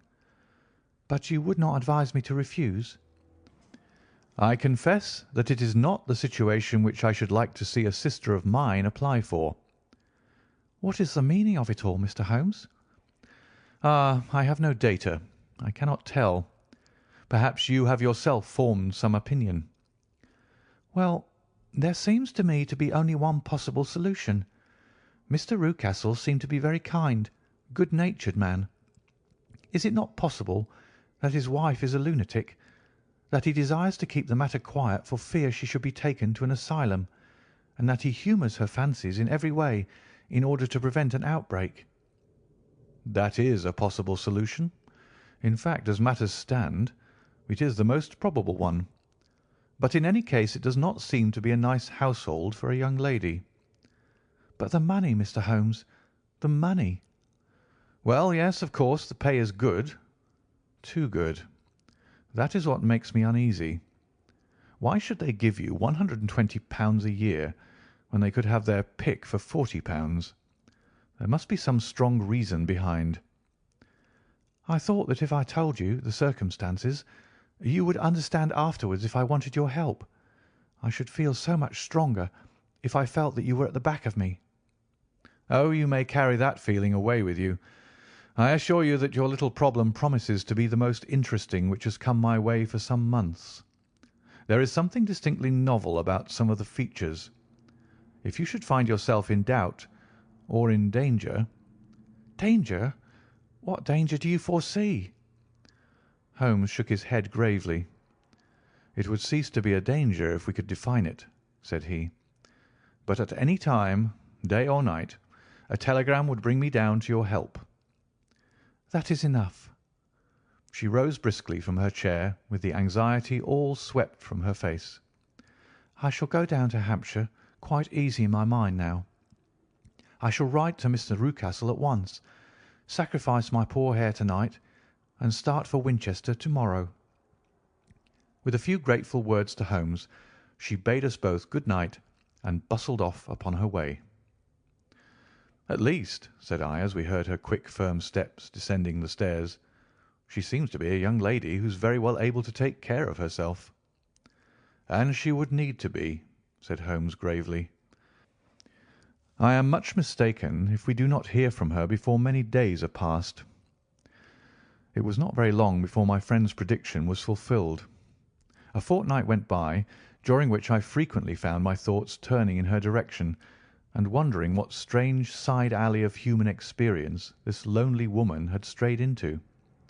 The unusual salary, the curious conditions, the light duties, all pointed to something abnormal, though whether a fad or a plot, or whether the man were a philanthropist or a villain, it was quite beyond my powers to determine.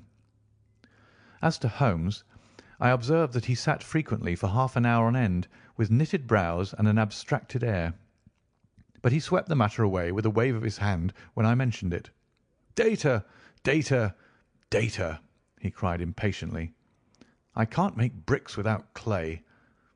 And yet he would always wind up by muttering that no sister of his should ever have accepted such a situation.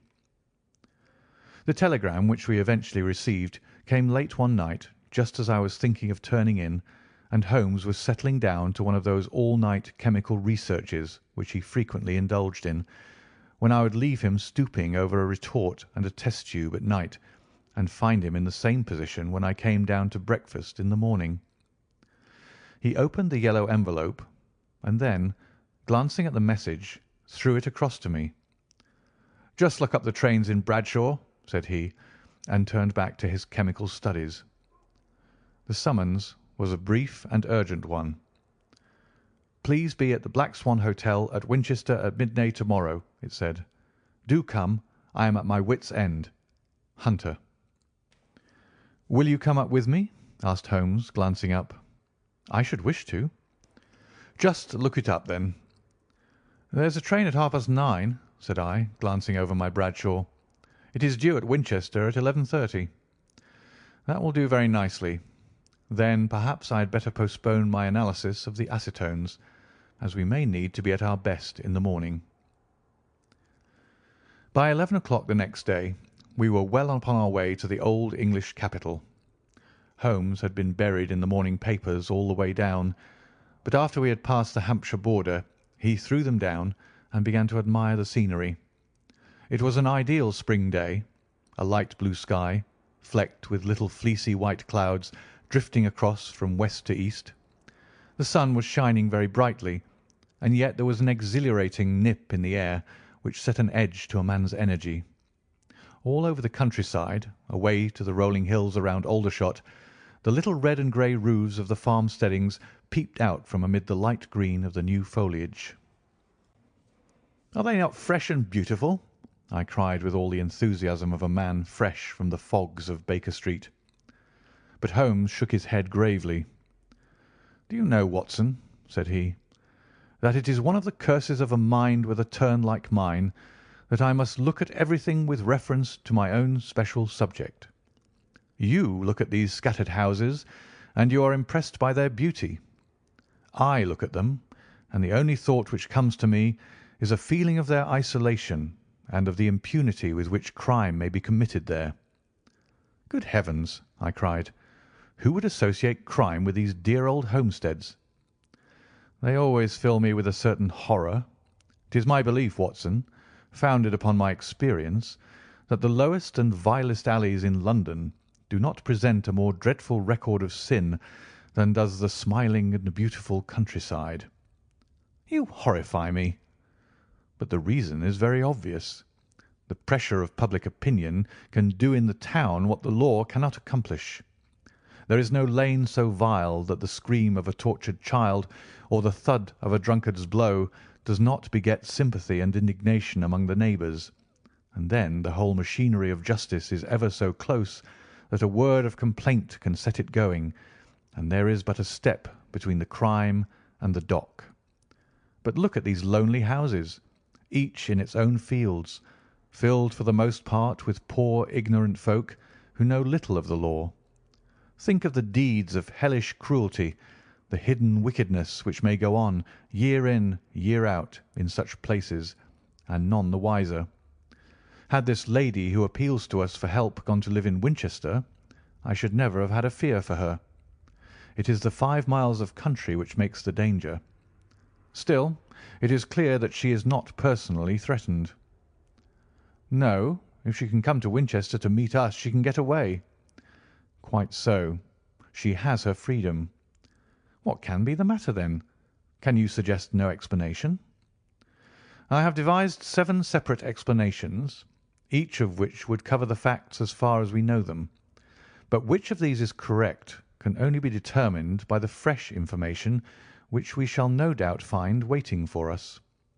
Well, there is the tower of the cathedral, and we shall soon learn all that Miss Hunter has to tell. The Black Swan is an inn of repute in the High Street, at no distance from the station, and there we found the young lady waiting for us. She had engaged a sitting-room, and our lunch awaited us upon the table. "I am so delighted that you have come," she said earnestly. "It is so very kind of you both. But indeed, I do not know what I should do. Your advice will be altogether invaluable to me." "Pray tell us what has happened to you." "I will do so, and I must be quick, for I have promised Mr. Rucastle to be back before 3. I got his leave to come into town this morning, though he little knew for what purpose." "Let us have everything in its due order." Holmes thrust his long, thin legs out towards the fire and composed himself to listen. "In the first place, I may say that I have met, on the whole, with no actual ill treatment from Mr. and Mrs. Rucastle. It is only fair to them to say that, but I cannot understand them, and I am not easy in my mind about them." "What can you not understand?" "Their reasons for their conduct. But you shall have it all just as it occurred. When I came down, Mr. Rucastle met me here and drove me in his dog-cart to the Copper Beeches. It is, as he said, beautifully situated, but it is not beautiful in itself, for it is a large square block of a house, whitewashed, but all stained and streaked with damp and bad weather. There are grounds round it, woods on 3 sides, and on the 4th a field which slopes down to the Southampton high road, which curves past about 100 yards from the front door. This ground in front belongs to the house, but the woods all round are part of Lord Southerton's preserves. A clump of copper beeches immediately in front of the hall door has given its name to the place. I was driven over by my employer, who was as amiable as ever, and was introduced by him that evening to his wife and the child. There was no truth, Mr. Holmes, in the conjecture which seemed to us to be probable in your rooms at Baker Street. Mrs. Rucastle is not mad. I found her to be a silent, pale-faced woman, much younger than her husband, not more than 30, I should think, while he can hardly be less than 45. From their conversation I have gathered that they have been married about 7 years, that he was a widower, and that his only child, by the first wife, was the daughter who has gone to Philadelphia. Mr. Rucastle told me in private that the reason why she had left them was that she had an unreasoning aversion to her stepmother. As the daughter could not have been less than 20, I can quite imagine that her position must have been uncomfortable with her father's young wife. Mrs. Rucastle seemed to me to be colourless in mind as well as in feature. She impressed me neither favourably nor the reverse. She was a nonentity. It was easy to see that she was passionately devoted both to her husband and to her little son. Her light grey eyes wandered continually from one to the other, noting every little want and forestalling it, if possible. He was kind to her also in his bluff, boisterous fashion, and on the whole they seemed to be a happy couple. And yet she had some secret sorrow, this woman. She would often be lost in deep thought, with the saddest look upon her face. More than once I have surprised her in tears. I have thought sometimes that it was the disposition of her child which weighed upon her mind, for I have never met so utterly spoiled and so ill-natured a little creature. He is small for his age, with a head which is quite disproportionately large. His whole life appears to be spent in an alternation between savage fits of passion and gloomy intervals of sulking. Giving pain to any creature weaker than himself seems to be his one idea of amusement, and he shows quite remarkable talent in planning the capture of mice, little birds, and insects. But I would rather not talk about the creature, Mr. Holmes, and indeed he has little to do with my story." "I am glad of all details," remarked my friend, "whether they seem to you to be relevant or not." I shall try not to miss anything of importance. The one unpleasant thing about the house, which struck me at once, was the appearance and conduct of the servants. There are only two, a man and his wife. Toller, for that is his name, is a rough, uncouth man with grizzled hair and whiskers, and a perpetual smell of drink. Twice since I have been with them he has been quite drunk, and yet Mr. Rucastle seemed to take no notice of it. His wife is very tall and a strong woman with a sour face, as silent as Mrs. Rucastle, and much less amiable. They are a most unpleasant couple, but fortunately I spend most of my time in the nursery and my own room, which are next to each other in one corner of the building. For 2 days after my arrival at the Copper Beeches, my life was very quiet. On the third, Mrs. Rucastle came down just after breakfast and whispered something to her husband. "Oh, yes," said he, turning to me. "We are very much obliged to you, Miss Hunter, for falling in with our whims so far as to cut your hair. I assure you that it has not detracted in the tiniest iota from your appearance. We shall now see how the electric blue dress will become you. You will find it laid out upon the bed in your room, and if you would be so good as to put it on, we should both be extremely obliged." The dress which I found waiting for me was of a peculiar shade of blue. It was of excellent material, a sort of beige, but it bore unmistakable signs of having been worn before. It could not have been a better fit if I had been measured for it. Both Mr. and Mrs. Rucastle expressed a delight at the look of it, which seemed quite exaggerated in its vehemence. They were waiting for me in the drawing-room, which is a very large room, stretching along the entire front of the house, with 3 long windows reaching down to the floor. A chair had been placed close to the central window, with its back turned towards it. In this I was asked to sit, and then Mr. Rucastle, walking up and down on the other side of the room, began to tell me a series of the funniest stories that I have ever listened to. You cannot imagine how comical he was, and I laughed until I was quite weary. Mrs. Rucastle, however, who has evidently no sense of humour, never so much as smiled, but sat with her hands in her lap and a sad, anxious look upon her face. After an hour or so, Mr. Rucastle suddenly remarked that it was time to commence the duties of the day, and that I might change my dress and go to little Edward in the nursery. 2 days later, this same performance was gone through under exactly similar circumstances. Again I changed my dress, again I sat in the window, and again I laughed very heartily at the funny stories of which my employer had an immense repertoire, and which he told inimitably. Then he handed me a yellow-backed novel, and moving my chair a little sideways, that my own shadow might not fall upon the page, he begged me to read aloud to him. I read for about 10 minutes, beginning in the heart of a chapter, and then suddenly, in the middle of a sentence, he ordered me to cease and to change my dress. You can easily imagine, Mr. Holmes, how curious I became as to what the meaning of this extraordinary performance could possibly be. They were always very careful, I observed, to turn my face away from the window, so that I became consumed with the desire to see what was going on behind my back. At first it seemed to be impossible, but I soon devised a means. My hand mirror had been broken, so a happy thought seized me, and I concealed a piece of the glass in my handkerchief. On the next occasion, in the midst of my laughter, I put my handkerchief up to my eyes, and was able with a little management, to see all that there was behind me. I confess that I was disappointed. There was nothing. At least, that was my first impression. At the second glance, however, I perceived that there was a man standing in the Southampton Road, a small bearded man in a grey suit, who seemed to be looking in my direction. The road is an important highway, and there are usually people there. This man, however, was leaning against the railings which bordered our field, and was looking earnestly up.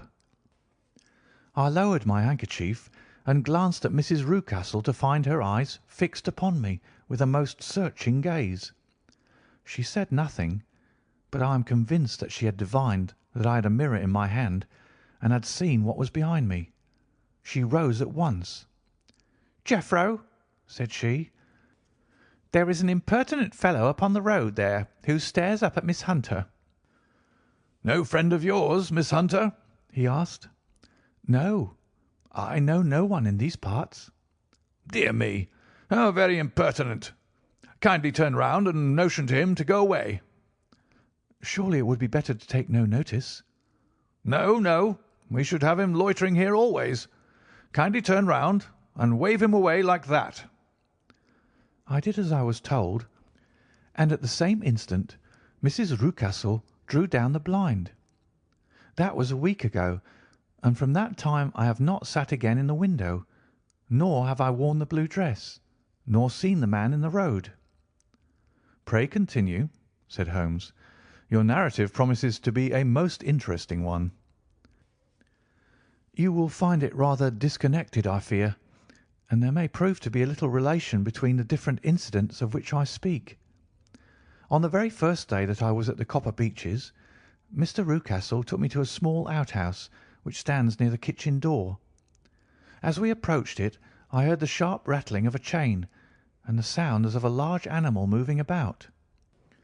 "Look in here," said Mr. Rucastle, showing me a slit between two planks. "Is he not a beauty?" I looked through and was conscious of two glowing eyes and of a vague figure huddled up in the darkness. "Don't be frightened," said my employer, laughing at the start which I had given. "It's only Carlo, my mastiff. I call him mine, but really old Toller, my groom, is the only man who can do anything with him. We feed him once a day, and not too much then, so that he's always as keen as mustard. Toller lets him loose every night, and God help the trespasser whom he lays his fangs upon. For goodness' sake, don't you ever on any pretext set your foot over the threshold at night, for it's as much as your life is worth." The warning was no idle one, for 2 nights later I happened to look out of my bedroom window about 2 o'clock in the morning. It was a beautiful moonlight night, and the lawn in front of the house was silvered over and almost as bright as day. I was standing wrapped in the peaceful beauty of the scene when I was aware that something was moving under the shadow of the Copper Beeches. As it emerged into the moonshine, I saw what it was. It was a giant dog, as large as a calf, tawny tinted with hanging jowl, black muzzle, and huge projecting bones. It walked slowly across the lawn and vanished into the shadow upon the other side. That dreadful sentinel sent a chill to my heart which I do not think that any burglar could have done. And now I have a very strange experience to tell you.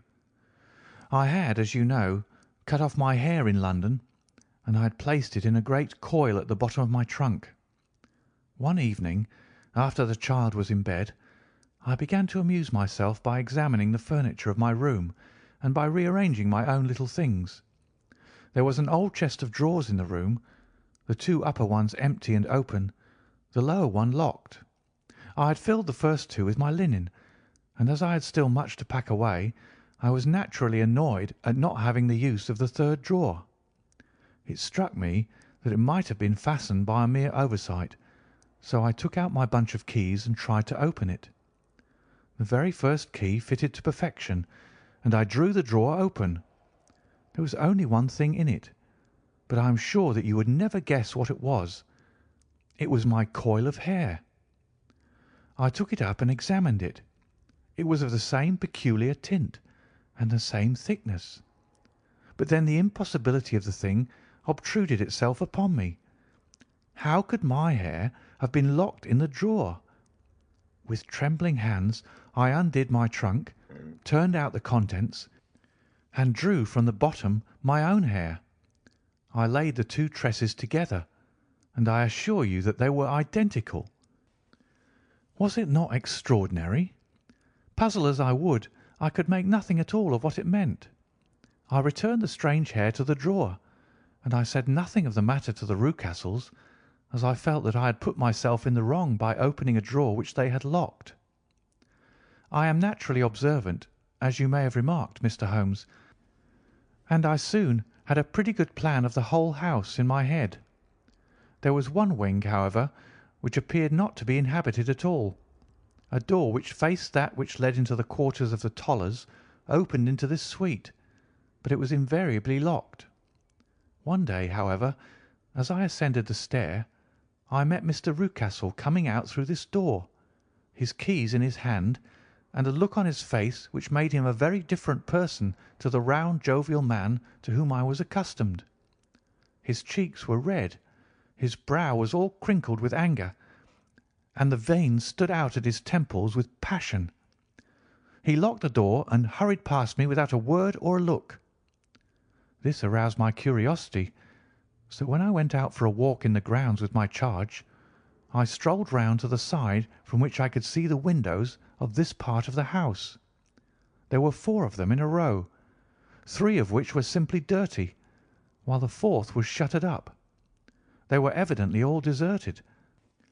As I strolled up and down, glancing at them occasionally, Mr. Rucastle came out to me, looking as merry and jovial as ever. "Ah," said he, "you must not think me rude if I pass you without a word, my dear young lady. I was preoccupied with business matters." I assured him that I was not offended. "By the way," said I, "you seem to have quite a suite of spare rooms up there, and one of them has the shutters up." He looked surprised and, as it seemed to me, a little startled at my remark. "Photography is one of my hobbies," said he. "I have made my dark room up there. But, dear me, what an observant young lady we have come upon. Who would have believed it? Who would have ever believed it?" He spoke in a jesting tone, but there was no jest in his eyes as he looked at me. I read suspicion there and annoyance, but no jest. Well, Mr. Holmes, from the moment that I understood that there was something about that suite of rooms which I was not to know, I was all on fire to go over them. It was not mere curiosity, though I have my share of that. It was more a feeling of duty, a feeling that some good might come from my penetrating to this place. They talk of woman's instinct. Perhaps it was woman's instinct which gave me that feeling. At any rate, it was there, and I was keenly on the lookout for any chance to pass the forbidden door. It was only yesterday that the chance came. I may tell you that besides Mr. Rucastle, both Toller and his wife find something to do in these deserted rooms, and I once saw him carrying a large black linen bag with him through the door. Recently he has been drinking hard, and yesterday evening he was very drunk, and when I came upstairs there was the key in the door. I have no doubt at all that he had left it there. Mr. and Mrs. Rucastle were both downstairs, and the child was with them, so that I had an admirable opportunity. I turned the key gently in the lock, opened the door, and slipped through. There was a little passage in front of me, unpapered and uncarpeted, which turned at a right angle at the farther end. Round this corner were 3 doors in a line, the first and third of which were open. They each led into an empty room, dusty and cheerless, with 2 windows in the one and one in the other, so thick with dirt that the evening light glimmered dimly through them. The centre door was closed, and across the outside of it had been fastened one of the broad bars of an iron bed, padlocked at one end to a ring in the wall, and fastened at the other with stout cord. The door itself was locked as well, and the key was not there.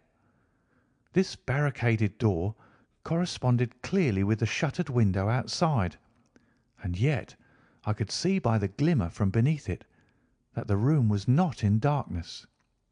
Evidently there was a skylight which let in light from above. As I stood in the passage, gazing at the sinister door and wondering what secret it might veil, I suddenly heard the sound of steps within the room and saw a shadow pass backward and forward against the little slit of dim light which shone out from under the door. A mad, unreasoning terror rose up in me at the sight, Mr. Holmes. My overstrung nerves failed me suddenly, and I turned and ran as though some dreadful hand were behind me, clutching at the skirt of my dress. I rushed down the passage, through the door, and straight into the arms of Mr. Rucastle, who was waiting outside. "So," said he, smiling, "it was you, then. I thought that it must be when I saw the door open." "Oh, I'm so frightened," I panted. "My dear young lady, my dear young lady. And what has frightened you, my dear young lady?" But his voice was just a little too coaxing. He overdid it. I was keenly on my guard against him. "I was foolish enough to go into the empty wing," I answered, "but it is so lonely and eerie in this dim light that I was frightened and ran out again. Oh, it is so dreadfully still in there." "Only that?" said he, looking at me keenly. "Why, what did you think?" I asked. "Why, do you think that I locked the door?" "I am sure that I do not know." "It is to keep people out who have no business there, do you see?" He was still smiling in that most amiable manner. "I am sure if I had known—" "Well, then, you know now, and if you ever put your foot over that threshold again—" Here in an instant the smile hardened into a grin of rage, and he glared down at me with the face of a demon. "I'll throw you to the mastiff." I was so terrified that I do not know what I did. I suppose that I must have rushed past him into my room. I remember nothing until I found myself lying on my bed, trembling all over. Then I thought of you, Mr. Holmes. I could not live there longer without some advice. I was frightened of the house, of the man, of the woman, of the servants, even of the child. They were all horrible to me. If I could only bring you down, all would be well. Of course, I might have fled from the house, but my curiosity was almost as strong as my fears. My mind was soon made up. I would send you a wire. I put on my hat and cloak, went down to the office, which is about half a mile from the house, and then returned, feeling very much easier. A horrible doubt came into my mind as I approached the door, lest the dog might be loose. But I remembered that Toller had drunk himself into a state of insensibility that evening, and I knew that he was the only one in the household who had any influence with the savage creature, or who would venture to set him free. I slipped in safety, and lay awake half the night in my joy at the thought of seeing you. I had no difficulty in getting leave to come into Winchester this morning, but I must be back before 3 o'clock, for Mr. and Mrs. Rucastle are going on a visit, and will be away all the evening, so that I must look after the child. Now, I have told you all my adventures, Mr. Holmes, and I should be very glad if you could tell me what it all means, and above all, what I should do." Holmes and I had listened spellbound to this extraordinary story. My friend rose now and paced up and down the room, his hands in his pockets and an expression of the most profound gravity upon his face.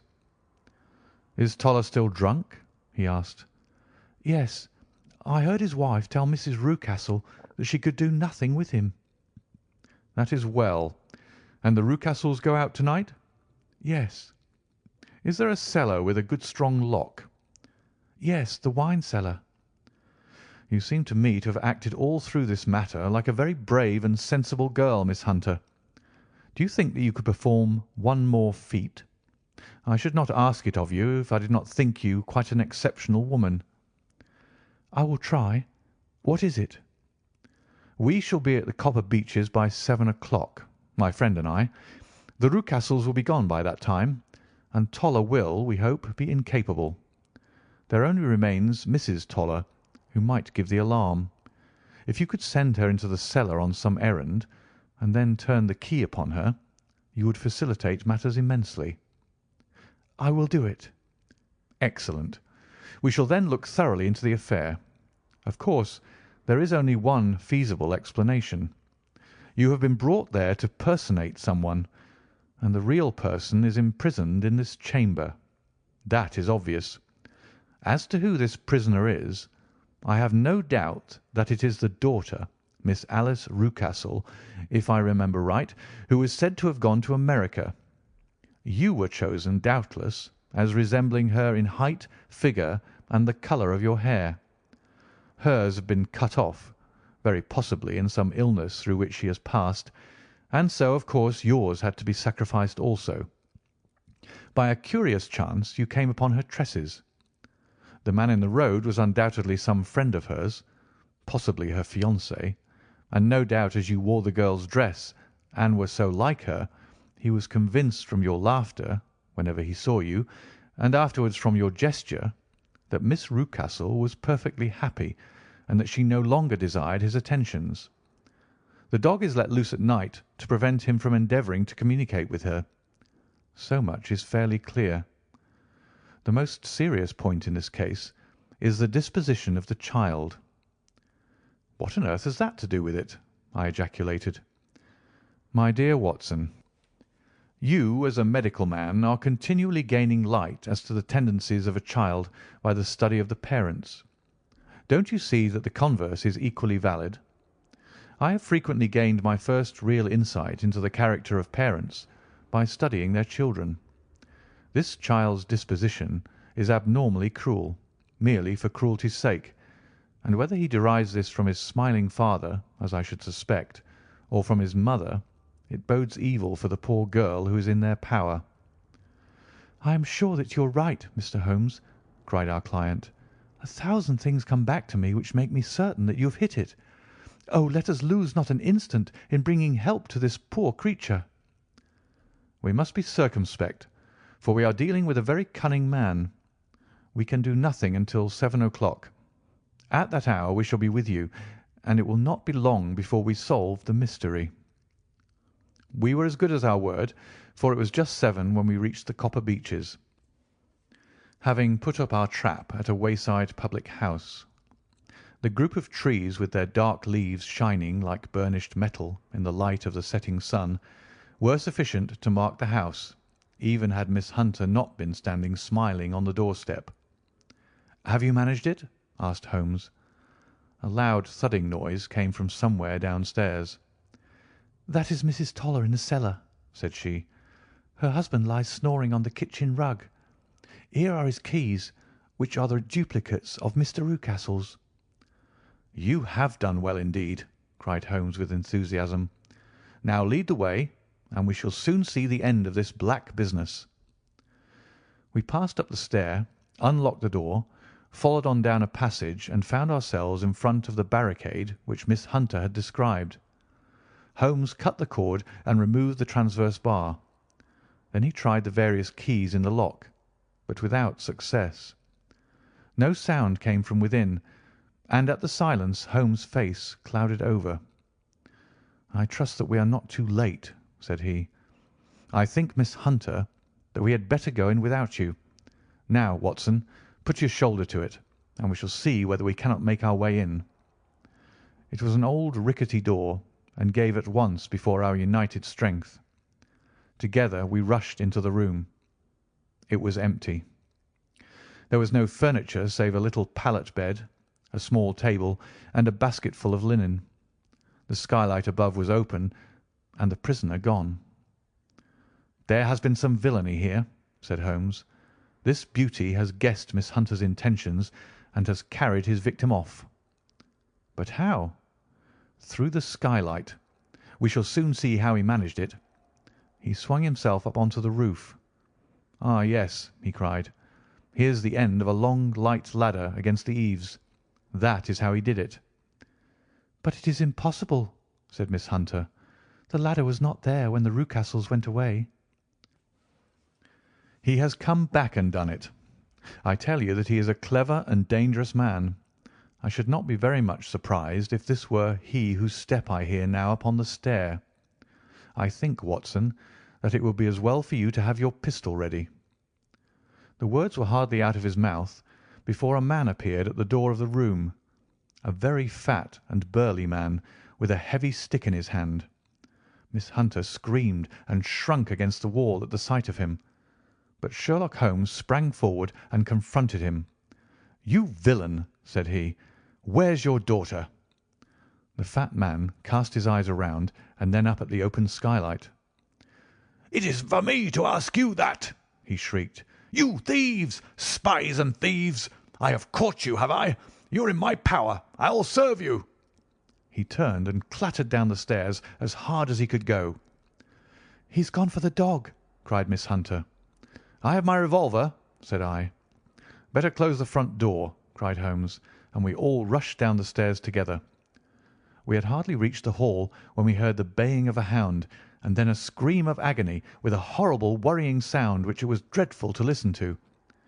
An elderly man with a red face and shaking limbs came staggering out at a side door. "My God!" he cried. "Someone has loosed the dog. It's not been fed for 2 days. Quick, quick, or it'll be too late." Holmes and I rushed out and round the angle of the house, with Toller hurrying behind us. There was the huge famished brute, its black muzzle buried in Rucastle's throat, while he writhed and screamed upon the ground. Running up, I blew its brains out, and it fell over with its keen white teeth still meeting in the great creases of his neck. With much labour we separated them and carried him, living but horribly mangled, into the house. We laid him upon the drawing-room sofa, and having dispatched the sober Toller to bear the news to his wife, I did what I could to relieve his pain. We were all assembled round him when the door opened and a tall, gaunt woman entered the room. "Mrs. Toller!" cried Miss Hunter. "Yes, miss. Mr. Rucastle let me out when he came back before he went up to you." "Ah, miss, it is a pity you didn't let me know what you were planning, for I would have told you that your pains were wasted." "Ha!" said Holmes, looking keenly at her. "It is clear that Mrs. Toller knows more about this matter than anyone else." "Yes, sir, I do, and I'm ready enough to tell what I know." "Then pray sit down and let us hear it, for there are several points on which I must confess that I am still in the dark." "I will soon make it clear to you," said she, "and I'd have done so before now if I could have got out from my cellar. If there's police court business over this, you'll remember that I was the one that stood your friend, and that I was Miss Alice's friend too. She was never happy at home, Miss Alice wasn't, from the time that her father married again. She was slighted like, and had no say in anything, but it never really became bad for her until after she met Mr. Fowler at a friend's house. As well as I could learn, Miss Alice had rights of her own by will, but she was so quiet and patient, she was, that she never said a word about them, but just left everything in Mr. Rucastle's hands.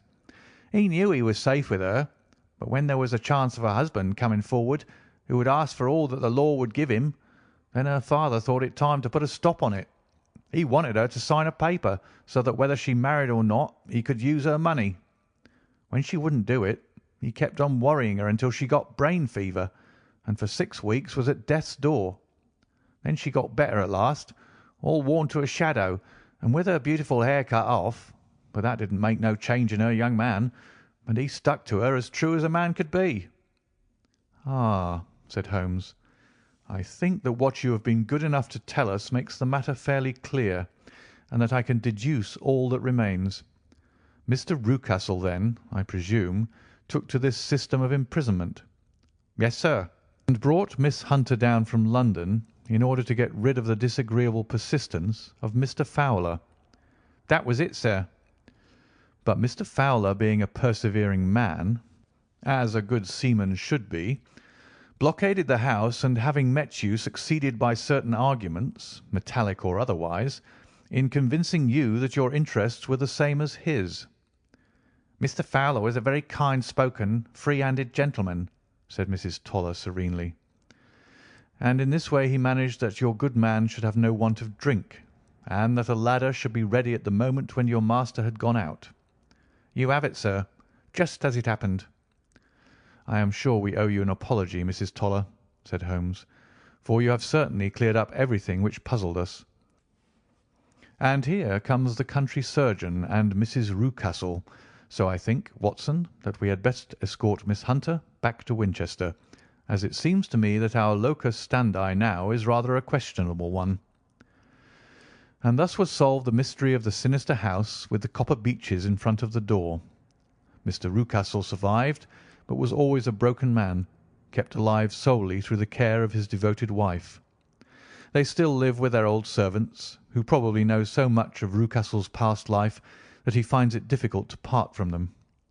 Mr. Fowler and Miss Rucastle were married by special licence in Southampton the day after their flight, and he is now the holder of a government appointment in the island of Mauritius.